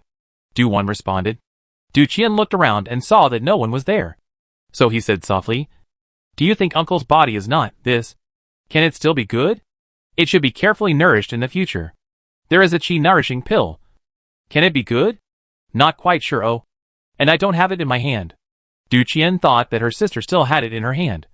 But it turned out that her sister said she didn't have it anymore. Du Wan recalled the qi nourishing pills she left behind at the beginning. One was later given to the eldest princess for postpartum recovery. And the other 3 were all given to Pei Hao, who was recuperating at the time. Without those pills, Pei Hao's body would not have recovered so quickly. At that time, 10 pills were taken from Master Yuantong. And the eldest princess took them not only to recover her body, but also to give birth to a baby. Pei Hao's injuries, which would have taken 2 to 3 years to heal, were able to recover in a short period of time, as well as the emperor's body, which would have been more or less toned down. If there is no Qin Yuyu out, the palace may not really have a woman pregnant in the future. Du Wan depressed. Qin Yuyu is a scourge. Du Qian eyelids jumped. Sister? Uncle had previously allowed several palace maidens to prepare for pregnancy, which shows that he raised them well. Now that Qin Yufu made such a mess, it's back to the old days. No, it's even worse than the old days. Du Wan pondered in her heart whether she should go to the Protectorate Temple. There are some things that are too much. Taking advantage once, and wanting to take advantage again and again. That would be annoying. Du Wan's heart was weak. To know Yuan Tong's medicine, it was not that easy to get. Even if the old monk Yuan Tong was deliberately raising the price of the medicine, that was still someone else's skill. Du Wan asked. Big brother, do you know how the medicine that the Tang family exchanged for Tang Jixing was exchanged from Master Yuan Tong? I've heard of this. The Tang family had covered it up well, but it was no secret in the eyes of the first-class families. This time, in order to save Tang Jixing's life, the Tang family had almost dispersed their family's wealth to exchange for the 3 precious herbs. Only then did they take the herbs to the Protectorate Temple and exchange them for life-saving medicine. Du Wan wanted to say that Yuan Tong is really a dog. This medicine refining is a good juggling act for the door to make money. Pfft. Du Qian lost her smile. What are you thinking about again? What can I think about? Envy. Du Wan is truly envious. This is yet another confirmation that people still need a craft job if they want to live well. Ha ha ha. Ha ha ha. Du Qian laughed all at once. The refreshing laughter, in the quiet night, traveled far. Those who heard it nearby speculated. The laughter heard just now. Was it the county king's? It seems like it is. Listening to this laughter should be very happy. Would it be inappropriate at this time? Nonsense? Still can't make people laugh? Just now I saw the county king and the county lord go out together. The county king and the county lord are so affectionate. Hey, that rumor isn't really exaggerated. The county king spoils his sister. In the Jinxiu Palace, inside the princess's chambers, an exquisite bed and couch with a woman lying inside a lunette. It was none other than Qin Yuyu herself. Qin Yuyu had just seen a note with many small words written on it. Her heart hated Du Wan. It was this bitch who had spoiled her and caused her to fall pregnant. Thinking of some days later, Du Wan will marry Pei Hao. Qin Yuyu heart is even more difficult to not be able to hate gritted teeth. God has no eyes. What is good are given to this bitch. Venting anger like the hands of the note torn to pieces, and then thrown to the side of the charcoal basin. Not long after, not even a trace could be found. Qin Yuyu felt aggrieved, but also had to be condescending. Chapter 556. Where's the county princess who wants to curse her mother? A forbidden guard was guarding outside the Jinxiu Palace. Currently, Qin Yuyu's range of activities was only in her own chambers. And even the outside of the threshold was guarded by someone, forbidding her from stepping out of the threshold. The remaining cronies went to great lengths to pass on information about the outside world to her. Otherwise, she could only be an open-eyed blind, knowing nothing at all. Can't just sit around and wait for death anymore. Must think of a way. Qin Yuyu lost her mind and collapsed on the bed couch muttering. The whole person wasting away, and a little bit nervous. Across the screen, the 2 palace maids waiting were terrified. Princess temperament more and more difficult to serve. These 2 days have changed 3 sets of palace maid. A palace maid trembled and spoke out. Your Highness, the hour is not early. 2. The doctor said that your body now. Be sure to rest well. Don't think nonsense. Scram. Qin Yuyu sharply droned. The 2 palace maids trembled even more in fear, no longer daring to make a sound. Qin Yuyu thought of the missing child, and was hysterical again. Where is Xie Zhang? Why didn't Xie come to see this palace? This palace is his fiancée. His fiancée? Why doesn't he come to see me? On what grounds? The child is gone, and he doesn't even come to take revenge. The murderer must not be spared. Men are no good. It's all because of that bitch Duwan. It's all because of her. When Duwan came over, she stood outside the door, just in time to hear Qin Yuyu's crazy look. Normal people would not be like this. Looking at this situation, not far from madness, guarding the palace slaves outside the door, is 4 roughly made grannies, looking very powerful, but also a bit of martial arts background. Duwan to go in 4 people look at each other, and ultimately lowered his head when not seen. By Duwan openly pushed the door in. Inside the 2 courtesans, as soon as they saw Duwan, even more ambush kneeling down. As a matter of fact, Duwan was about to go back to her room to rest. On the contrary, it may be that this splash of goodness persona of hers tonight, I don't know whether it is brushed too much or what. The emperor actually sent someone to pass on a secret decree, probably meaning that the emperor is going to let Qin Yuyu die of illness. In fact, death of illness is the external statement. It is a secret to send the person out of the palace. Send it far away. As long as the person is alive, it's good. Let Duwan look after the rest. The person who carries out this execution is her. At this moment, Duwan's heart is running with a large herd of grass mud horses. What does it mean to do something about it? What exactly are you going to do? Send money? Send food? How far to send?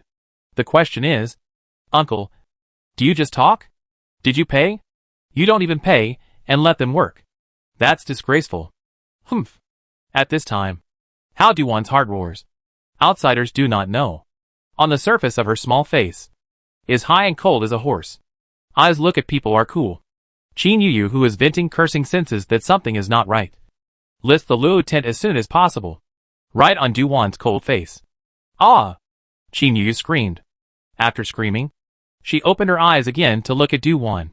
Then came the look of a face that found out it was a real person after hitting a ghost. Duwan. This play is a bit too much. Oh! She will not admit. Just standing here. She scared people. Just now was not scolding her, still scolding quite cheerfully. Qin Yuyu scared to shrink to the corner of the bed couch. Also lifted up the bedding to cover themselves. Duwan snickered. You scolded her happily behind her back. But you are scared like this when you see the main person? After a moment's pause, Duwan again mocked. I think you yourself know very well that you have no sense. It's really quite interesting. The more unreasonable you are, the more joyful you are. Hee hee. Who is spoiling you? Who is not a baby? Certain people who fail like to blame others for their failures, as if by doing so, they have never failed. Duwan had heard a classmate talk about her family before. The classmate's father was a gambler, and his mother was an ordinary housewife. The gambler's father always puts the blame for his losses on his wife, saying that he was unlucky because he married her, and that if he hadn't married her, he would have been rich. And he even sometimes gets into domestic violence. The fact is that the money earner in the classmate's family has always been the classmate's mom. The classmate's father has never given the family money, but also a thing on the family to find a solution. Owed to the gambling debt, also want to let the family to help pay. Do not pay to hang himself and drink pesticides or something. The family is not peaceful. This is a true story. Duwan was still small. Cannot to understand. Waiting to grow up. Duwan only have a few points of enlightenment. There are some people who are just scum. Extremely selfish. Always self-centered. Never consider others. And take others for granted for his her good. Qin Yuyu didn't dare to say anything. But she couldn't hide her hatred in her eyes, as she glared at Duwan. Duwan smiled coldly. Qin Yuyu. I don't owe you. It's you. It's all your fault. Without you, I will live a good life. Qin Yuyu hissed excitedly. Duwan froze at first when she heard this. It was really something like that. Without her crossing over, Qin Yuyu smoothly got the golden finger and lived a good life. Yes, without me, you can live a good life. But I'm here. What about my existence? What can you do? What can you do to me? When saying these words, Duwan was strangely calm and peaceful. On the contrary, Qin Yuyu was stimulated hard. All of a sudden will just the heart and fear forget. Brain full of wrath against Duwan. Eyes are angry red. Duwan, however, disliked her for not stimulating her enough. and then spoke slowly with a smile on her face. It's quite funny to say that at this time, you are still thinking about how men don't come to see you. What do you think you are? Without the status of princess. Who cares what you are? Now you don't even have the only child that is related to Xiezhang. No. Xiezhang won't ignore this palace. Qin Yu spoke as if in a panic, not knowing if she was speaking to Duwan or convincing herself. After being locked up for so many days, no one from the Xie family has appeared, as well as Xiezhang, who hasn't appeared even once. Not even passing a message. Especially since Qin Yu had already received news and knew that the Xie family had once entered the palace. No. The Xie family hated her now. Qin Yu knew it very well in her heart. Only she didn't want to admit it. Duwan saw through this. I'm quite curious sometimes. How did you poison noble consort Xie? Wouldn't it be more beneficial to you if noble consort Xie was alive? You are carrying the Xie family's child. What do you know? She deserves to die. Deserves to die? Qin Yu roared with color. Duwan was out of her depth. I'm asking you because I don't understand. Scram. You roll? Qin Yu did not want to bring it up. Avoiding the question, Duwan suddenly said as if she was enlightened. Could it be that the Empress can only take the blame for you if you poison noble consort Xie? No. No.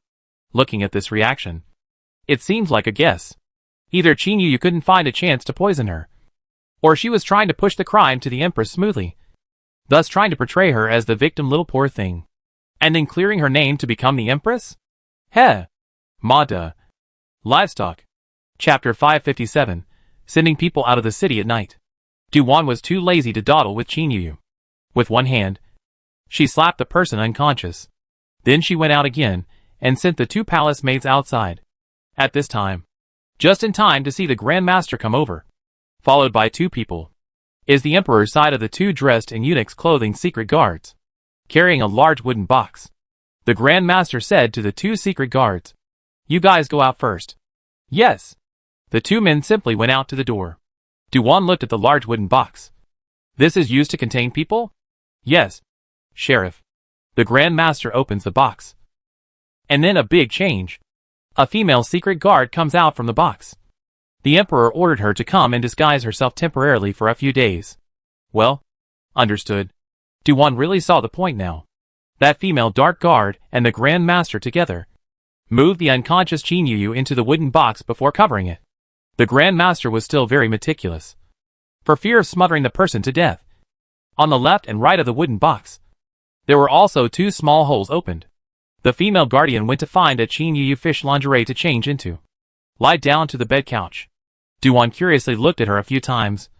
Facial modifications have been made, and Qin Yu really have 7 or 8 points like. She could see the unlike. And the reason why she knew the truth earlier.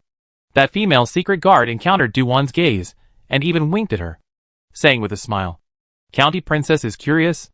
"Yes. This is a disguise technique you have? It's just some sideways way that can't be put on the stage." The female dark guard's mouth was modest, but her complexion was frank. Duwan nodded towards her. "Then next hard work for you."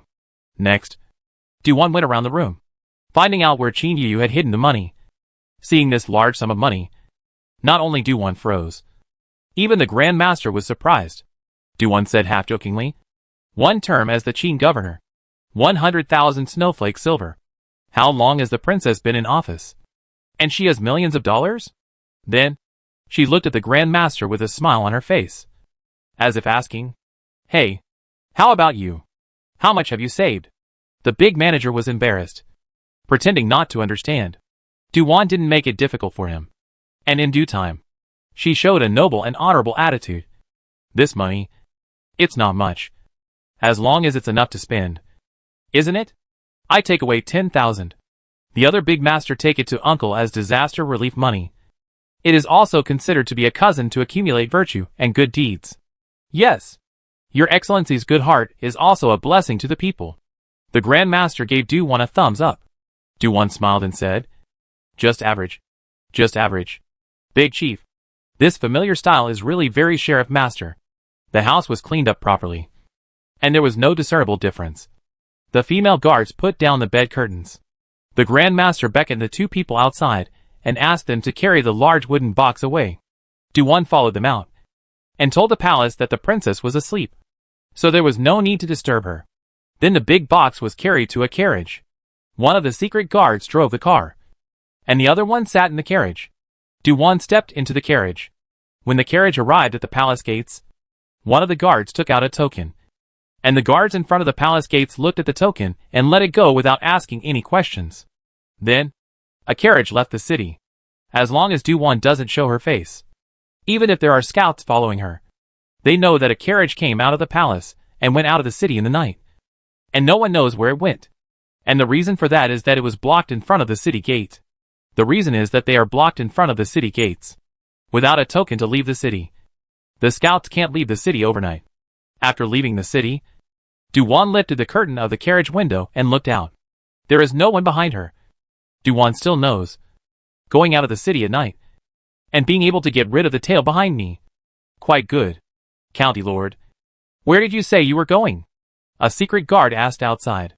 Du-Wan kicked the large wooden box in front of her with her toes, without the intention of letting Qin Yu come out now. You guys followed me out. Don't you know where you're going? Your Majesty, after leaving the city, everything is at your disposal. Ouch. What an honor.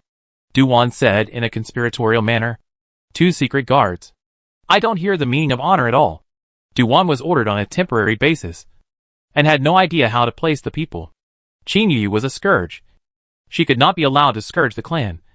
Du-Wan was the first to rule out the Du family village and the farm. In addition, her private property outside the city is limited. There are only two places to go. One is from the Xia family in exchange for the Peach Forest Manor. There is also a former state uncle's residence compensation for the Hot Springs Manor. Thinking of the Hot Spring Manor, she had not been there once. Later on, it was directly handed over to Zhuang Song to take care of. Du-Wan wanted to put people in the Peach Forest Manor first, but then thought of the two secret guards. Alright, the kind persona can't fall apart. Du-Wan finally chose to go to the Hot Spring Manor. It is not that Qin Yu will live in the Hot Spring Manor in the future. It is that Qin Yu had lost her fetus earlier and her body has not yet recovered. To send the person far away, but also let the person will get well before. At the same time also let her have time to think about where to send Qin Yu. Du-Wan came in front of the carriage, lifting the curtain. The two guards were startled. Du-Wan squatted a small, half a meter away from them. Tell me, what else did the Emperor say? One of the secret guards pretended to drive very seriously. The other one could only reply succinctly. The Emperor only asked us to listen to you. Du-Wan raises her eyebrows. What are we going to do? Do you two know? I don't know. The two had a strong desire to survive. The experience of their predecessors told them that if they want to live long, the master secrets should never be touched. And even if they accidentally know the secrets, they should pretend not to know. Du-Wan was quite happy to see the reaction. When boxing up Qin Yu, the Grand Master sent the two of them to the door in order to avoid suspicion. But that didn't mean they didn't know anything. Du-Wan asked again. Do you really not know? That dark guard shook his head. The corner of Du-Wan's mouth twitched. The safety of the one in the box. Was there any talk of sending someone to protect it?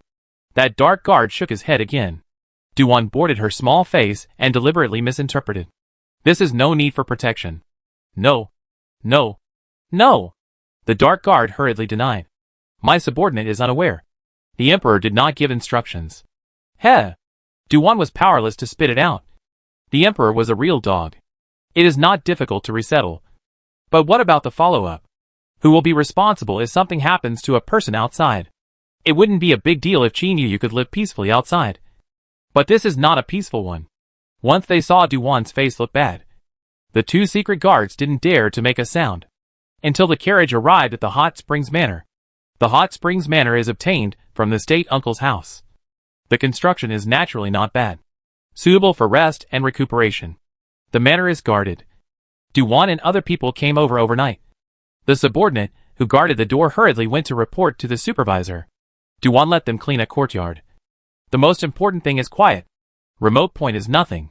When the cleaning was finished, only then did she let two secret guards, carrying a large wooden box over, and then carried Qin Yu out of the wooden box, and put it on top of the bed and couch. Chapter 558. What is killing without blood? Next, Du-Wan ordered some more things. The concern was that the secrecy should be kept well, and also asked the steward to arrange for a granny and a maid. Before leaving, Du-won simply let a secret guard stay behind, explicitly saying it is protection. But in fact there is also the meaning of surveillance. In addition, the secret guard who took the token earlier, but also with her back to the capital to resume orders. Du-won got on the carriage again, with the secret guard as the driver. The carriage rushed back to the city.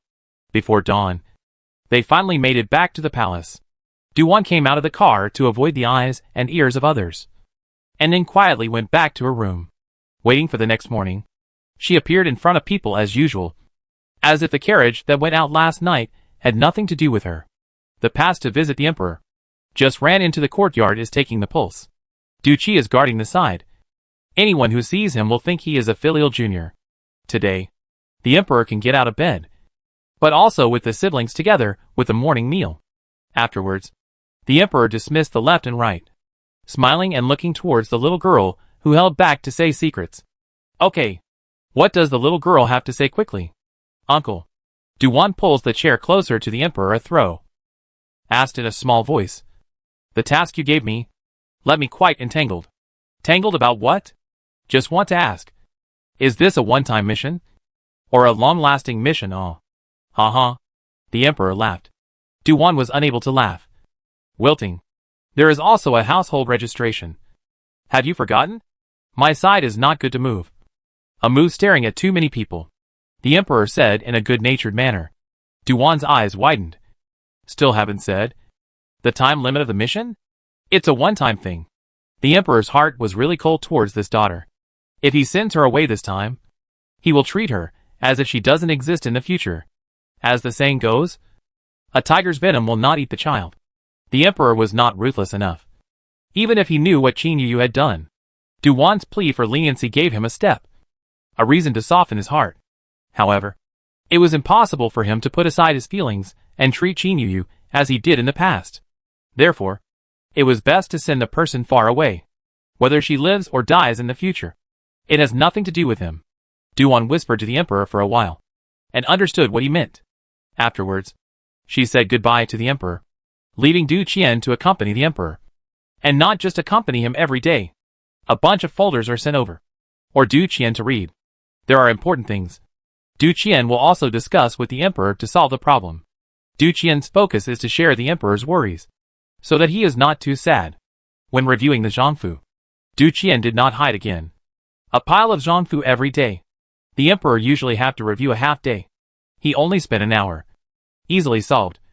Even the emperor learned about it froze for a while. The emperor later simply let go. He ordered the resumption of the court. He did not appear. Let Du Qian supervisor. The emperor's move caught many people by surprise. The nobles in the capital speculated whether the emperor was going to pass the throne to Du Qian. While Du Qian was busy, Du-won was also not idle. Qin Yufu was very noisy and escaped when she found a chance to escape from the hot springs. Luckily, Du-won was smart enough to keep a secret guard.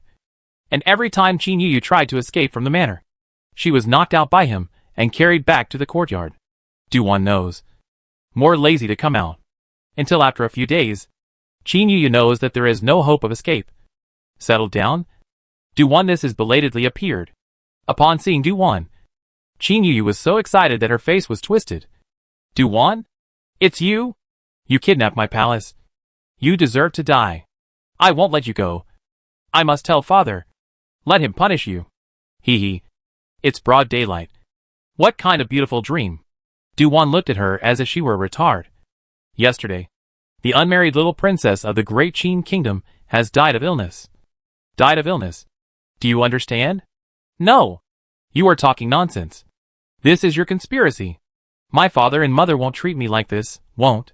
It doesn't matter how you want to speculate. Father killing is already unforgivable. Not to mention you're still regicide. Can still survive is already extraordinarily generous. Cherish it. Du-won's calm and quiet words. And listen to people, especially heart. What words can make Qin Yu feel bad? She will specifically say what? The empress asked her to plead for mercy. The emperor let her name on the death of the disease, and then changed the identity to send far away from the matter. Du-won did not hide. Is to cut off the hope of Qin Yu. Qin Yu's whole person stayed. Lost soul. As if the last ounce of vitality are gone. Du-won would not kill Qin Yu. Killing is the least desirable, and the next best thing. Sometimes you don't have to dirty your own hands if you want to torture someone.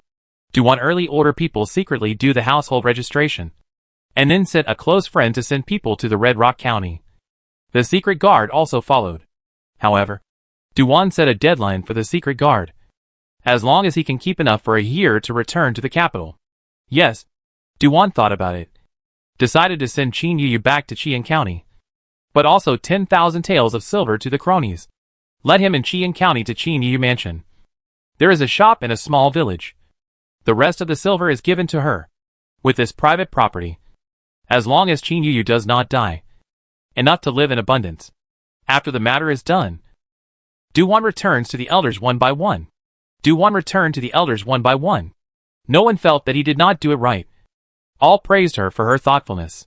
Afterwards, when she met Pei Hao privately, Do still talked about this matter. Pei Hao pinched her little face. You're so smart. This is killing without blood. What you said? I won't admit it. Duan's eyes were ghostly. There is no one here. Not afraid. Say yes. I'm doing it for her good. Duan firmly maintains her kind persona. You don't think of me as shady just because you're psychologically shady. Huh? Pei Hao smothered a low laugh, his peach blossom eyes brimming with light. A family of 10,000 is a huge wealth in Qian County. Whether Qin Yu, a girl, could hold on to it was still an unknown. Especially back to the familiar environment. There are familiar people, always reminding Qin Yu once unbearable begging days. Then compared to the time when the capital as a princess. This contrast to heaven and to earth. The contrast is too big. How much will this stimulate the person concerned? What Pei Hao admires most about the little girl is that she knows how to whitewash. It seems like she has been thinking for Qin Yu. Considering every aspect. Compared to going to live in an unfamiliar place. Most people would find it better to return to a familiar environment. Moreover, Qian County was remote enough, separated by thousands of mountains, to fulfill the condition of being sent away from afar. In addition, Qin Yu had once grown up there, and it should not be a problem for her to continue living there in the future, including the Emperor and Empress, who both felt that this arrangement was very good. The Empress was so grateful to Duan that she gave her another small box. Duan at this time pulled out an exquisite box from her body. This is what the Empress gave me. I haven't opened it yet. Last time the Empress also sent me a box. Do you know what's in it? What is it? Pei Hao follows her words. Chapter 559, Not lacking silver. Lacking food. When a little girl is showing off, you must not interrupt, but let her have her fun. This was an experience Pei Hao had learnt from before. Duan made a cross gesture. It's 100,000 taels of silver. There is also a snow white round bead, the size of an egg, which emits a soft light on a big night. Beautiful. I don't recognize what kind of bead it is, but the Empress took it out, so it must be very precious. Anyway, she liked it a lot. Duan thought prettily and looked for this box again. Oh, it's silver again, but only 10,000 taels. People who have seen 100,000 taels. Another 10,000 taels is inevitably too much for a moment. Pei Hao knocked her head and scolded with a smile. Come on. Don't want to give it to me. Don't think about it. Mosquito is also meat even if it is small. Duan's disdainful little face disappeared in a flash, smilingly putting the silver ticket away. It's a big profit. The farm side is just short of money. Pei Hao teasingly laughed. Wan, do you know you have 2 nicknames? What nicknames? Why haven't I heard of them? Duan thought it was unlikely she really had any nicknames that she already knew. It didn't make sense that her sources were not as well informed as his. Pei Hao satisfied her curiosity. Child of Shun Kai. What? Duan blinked her eyes. It's the child of Shun Kai. Also the child of scattering wealth. Whoever is idle. I'm poor. Duan is not going to admit that she is rich, although her family may be said to be the most abundant among the family women of the Great Qin state. When the Emperor left her something, looking at it is about 10%. That is genuinely quite a lot. Plus what she earned. Miscellaneous. Put together very rich. This nickname is some of the powerful people mentioned in private chat. Privately spread on a small scale. The Emperor was generous. Where did the silver come from? If those people check secretly, they could find the shadow of Princess Joyful Sun. When it comes to Princess Joyful Sun, there's no one who doesn't recognize her. But she's the only one with a title. Even Princess Qin Yu hasn't been given a title or a fiefdom. In the past, when people talked to each other, there were still a few scruples about Qin Yu. Now Qin Yu has died of illness. It is said that the palace only stopped the spirit for 3 days before burying the person. And the funeral was so simple that it was impossible. The emperor is said to have fallen ill with grief, and continues to recuperate in his chambers. With the affairs of the court temporarily handled by Du Qian, the empress is still imprisoned in Dongfeng Palace. The most powerful people in the world can guess that there must be something fishy going on, but no one dares to investigate. Du Wan has been dashing outside for some days, and when Pei Hao mentioned it in casual conversation today, he remembered his cheap elder brother, who was dealing with political affairs in the palace. "How is my elder brother doing?" he asked. Pei Hao smiled gloatingly. "How is it? His face is getting darker and darker every day, and his temper is getting bigger and bigger every day."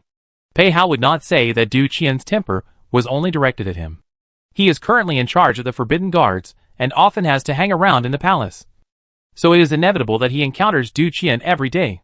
Do one imagine Du Qian's angry appearance? The first thing that comes to mind is his frequent beating of Pei Hao, who is in charge of the Imperial City Department. Gu Li. He did a good job, so he was promoted. He is lucky. Yeah. Pei Hao did not deny Gu Li's luck. Even if he took the Imperial examination, it was almost impossible for him to get to the position of the first officer of the Imperial City Department in such a short period of time. In the end, it was Pei Hao's promotion. Du Wan thought of what is what. Stood up to go to the palace. Pei Hao pulled back. "What are you going to the palace for?" "What can I do?" "Of course to find my brother." "No. Don't go." Pei Hao pulled the little girl's wrist and made her sit down. He's annoyed. "What kind of trouble are you going to cause him? Are those old foxes in the court relying on their old age to trip up my big brother?" Du Wan thought that the biggest possibility is this. There are some. It's not serious. It's the problem of food. Pei Hao held her down, not letting her run, and mentioned the current situation in the court to her. "Don't look at the capital is still very stable. Remote places are already in chaos. The government is about to be unable to suppress. Even the army can't. Not to mention the people. Money is nowhere to be found. Not to mention the people. There is no place to buy food.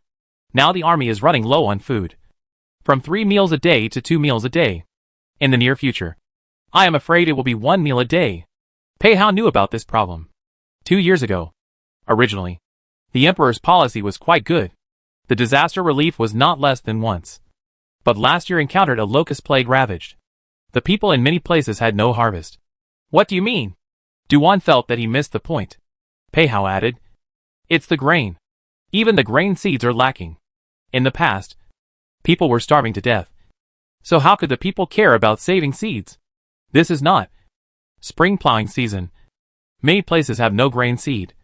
This problem has been dragging for half a month." The court still did not discuss a result. Now Du Qian acting dynasty naturally led him to solve. Du Wan listened to the eyelids jump. The emperor's uncle is really good at dumping pots. Sympathy for cheap big brother.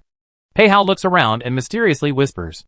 With the money that the county princess gave to the emperor last time, he arranged for hundreds of grain purchasing teams to disguise themselves as caravans to buy grain in the neighboring countries last year. Can we make it back in time? It's a bit difficult. The fastest one to come back. I'm afraid it won't even make it in time for spring plowing. What about the fleet you went to buy grain from? Du Wan hit the nail on the head. Pei Hao is very barefaced. Don't count on me. A trip to the sea will take half a year. I see the emperor's intention. Probably want to let the Du family out. Du Wan was confused for a moment. Pei Hao didn't quite understand earlier. It was a private chat with his father, and was woken up by his father. Du Wan wanted Pei Hao to speak more clearly again, but he shut up, with an inscrutable stance, so angry that Du Wan wanted to hammer him to death. The current crisis in Qin is not the lack of silver, but the lack of food. In the original book, there is the female lead's planting space, which greatly alleviates this crisis. But if she comes over here without the planting space, the problem of food will be much more serious than what is depicted in the book. Realizing this problem, Du Wan's good mood, which she had just made a fortune, disappeared all of a sudden. Separating from Pei Hao and returning to Yuling Yuan, Du Wan still looked wilted. Ning Qin asked with concern. "County Master, you don't look too happy." "Yes. Not happy. Duan gives her a breathless look. Yeah. The four of you are not too young. Is it time to get married? Ning Qin blushed. The other three were pretending to be busy, and were all embarrassed upon hearing this. Painting E quickly expressed her loyalty. Slave girl doesn't want to get married. She wants to serve county princess for the rest of her life. So does the slave girl, Ning Qin hurriedly said. Loki and Shuxiang both separately said that they don't want to get married. Want to serve their master for the rest of their lives and so on. Really good words don't cost money. They say it very purely. They may have already rehearsed it in their mind countless times. Chapter 560. You will lose your sister duh. Duan waved her hand. Okay. This county princess wants to be quiet for a while. You guys exit first. Yes, county mistress. The four maids have put down the work in their hands and retreated out one after another. Duan was the only one left in the room. She took off the jade plaque she wore around her neck. Holding it in her hand, she is trying to study the planting space. At just the first glance she freezes. Is this her previous jade tag? Was it secretly changed at some point? The size of the jade tag was the same, and the lines on it were also the same. The only thing that has changed is the white flower in the middle, which is now a light gold color, glittering with a faint golden aura. In the past, Duan would use it to study it from time to time. But since Du Qian's accident, she hadn't paid any attention to it. And today Pei Hao had mentioned the food crisis. And that's when she remembered the space and wanted to study it. How long has it been since then? And how did it change? Duan doesn't know the jade plaque. Why did it change? Why don't we go find father and ask? Paying attention to it, she found the Du extra horse harness by the side of a team was not in the mansion. Usually at this hour, he should still be at the yamen. Duan was extremely concerned about the change in the jade tags, and immediately went to the yamen to look for Du extra horse harness by the side of a team. When Du extra horse harness by the side of a team saw his daughter, who hurriedly came, he thought that something had happened at home.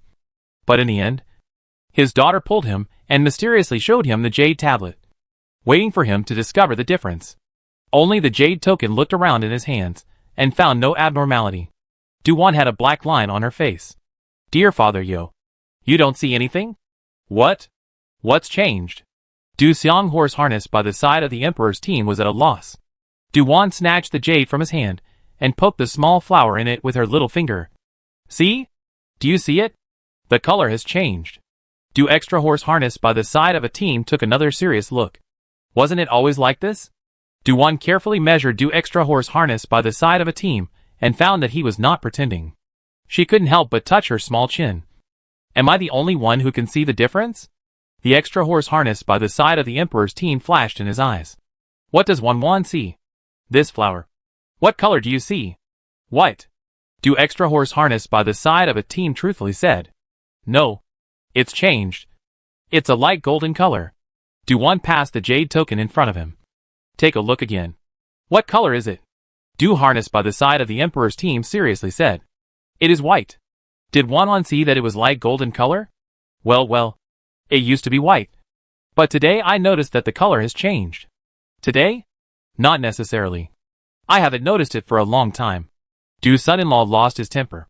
Such an important jade tablet. But her daughter didn't pay any attention to it at all. Du extra horse harness by the side of the emperor's team pulled his daughter towards the outside and gave a few orders to his subordinates. When Duan thought that he was going to take her back to her house, she turned out to be going to the palace. Du extra horse harness by the side of a team explained. Go find your brother first. If he still can't tell you anything, then go back to the clan. This matter, he intuited, was important. Father and daughter entered the palace. It was in the imperial study that they found Du Qian. Du Qian was still discussing matters of state with someone. Father. Sister? Big brother. Duan went in and looked at a few people. Among them was Gu Li. Du Qian told him to retreat first. Du extra horse harness by the side of a team, then looked at the remaining palace people. Du Qian understood, and let those palace people also exit. Father, is there something important? Your sister has. Du Xian horse harness by the emperor's side looked towards Duan. Duan was about to take out the jade, but suddenly she stopped. Who is it? Come out. Du Qian froze. Then his eyes narrowed.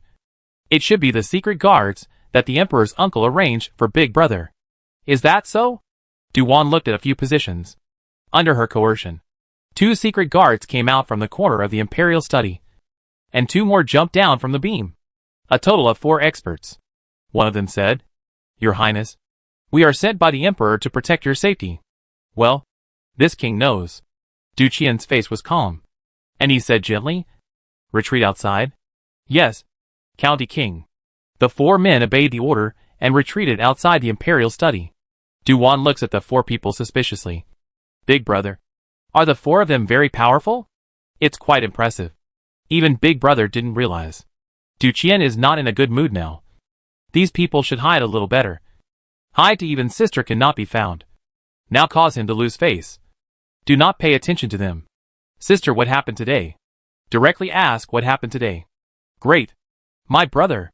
Duwan is a good picker of words. From this we can tell that Du Qian has been concerned about his family. It's this. Big brother. Take a look. Did you find any changes?"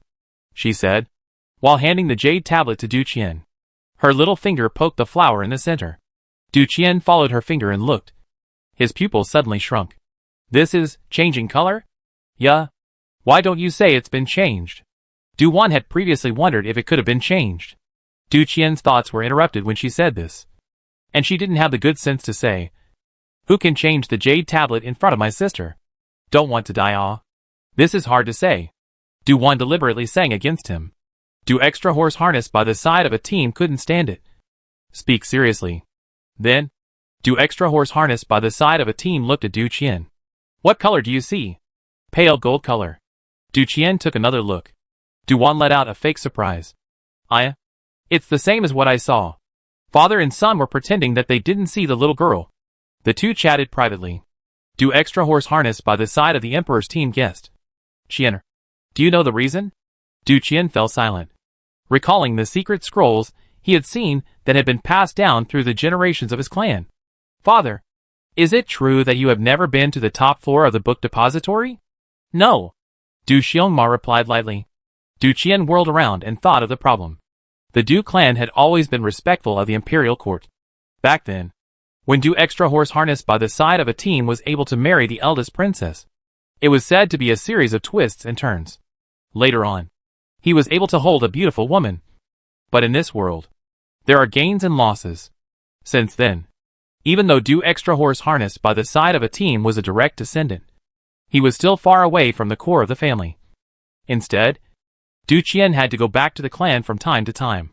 Du Qian just wanted to open his mouth, thinking that at this time is still in the palace. "Wait until you get home to talk about it in detail." "Okay." Duwan was tickled. Du Xian horse harnessed by the side of the Emperor also knew that this matter was important, and it was not good to mention it outside. There are still things on Du Qian's body. Du extra horse harnessed by the side of the Emperor's side, in which there are also things to be dealt with. Duwan thought of what Pei Hao mentioned. "Brother, is there a shortage of grain seeds?" "Well, spring plowing is done.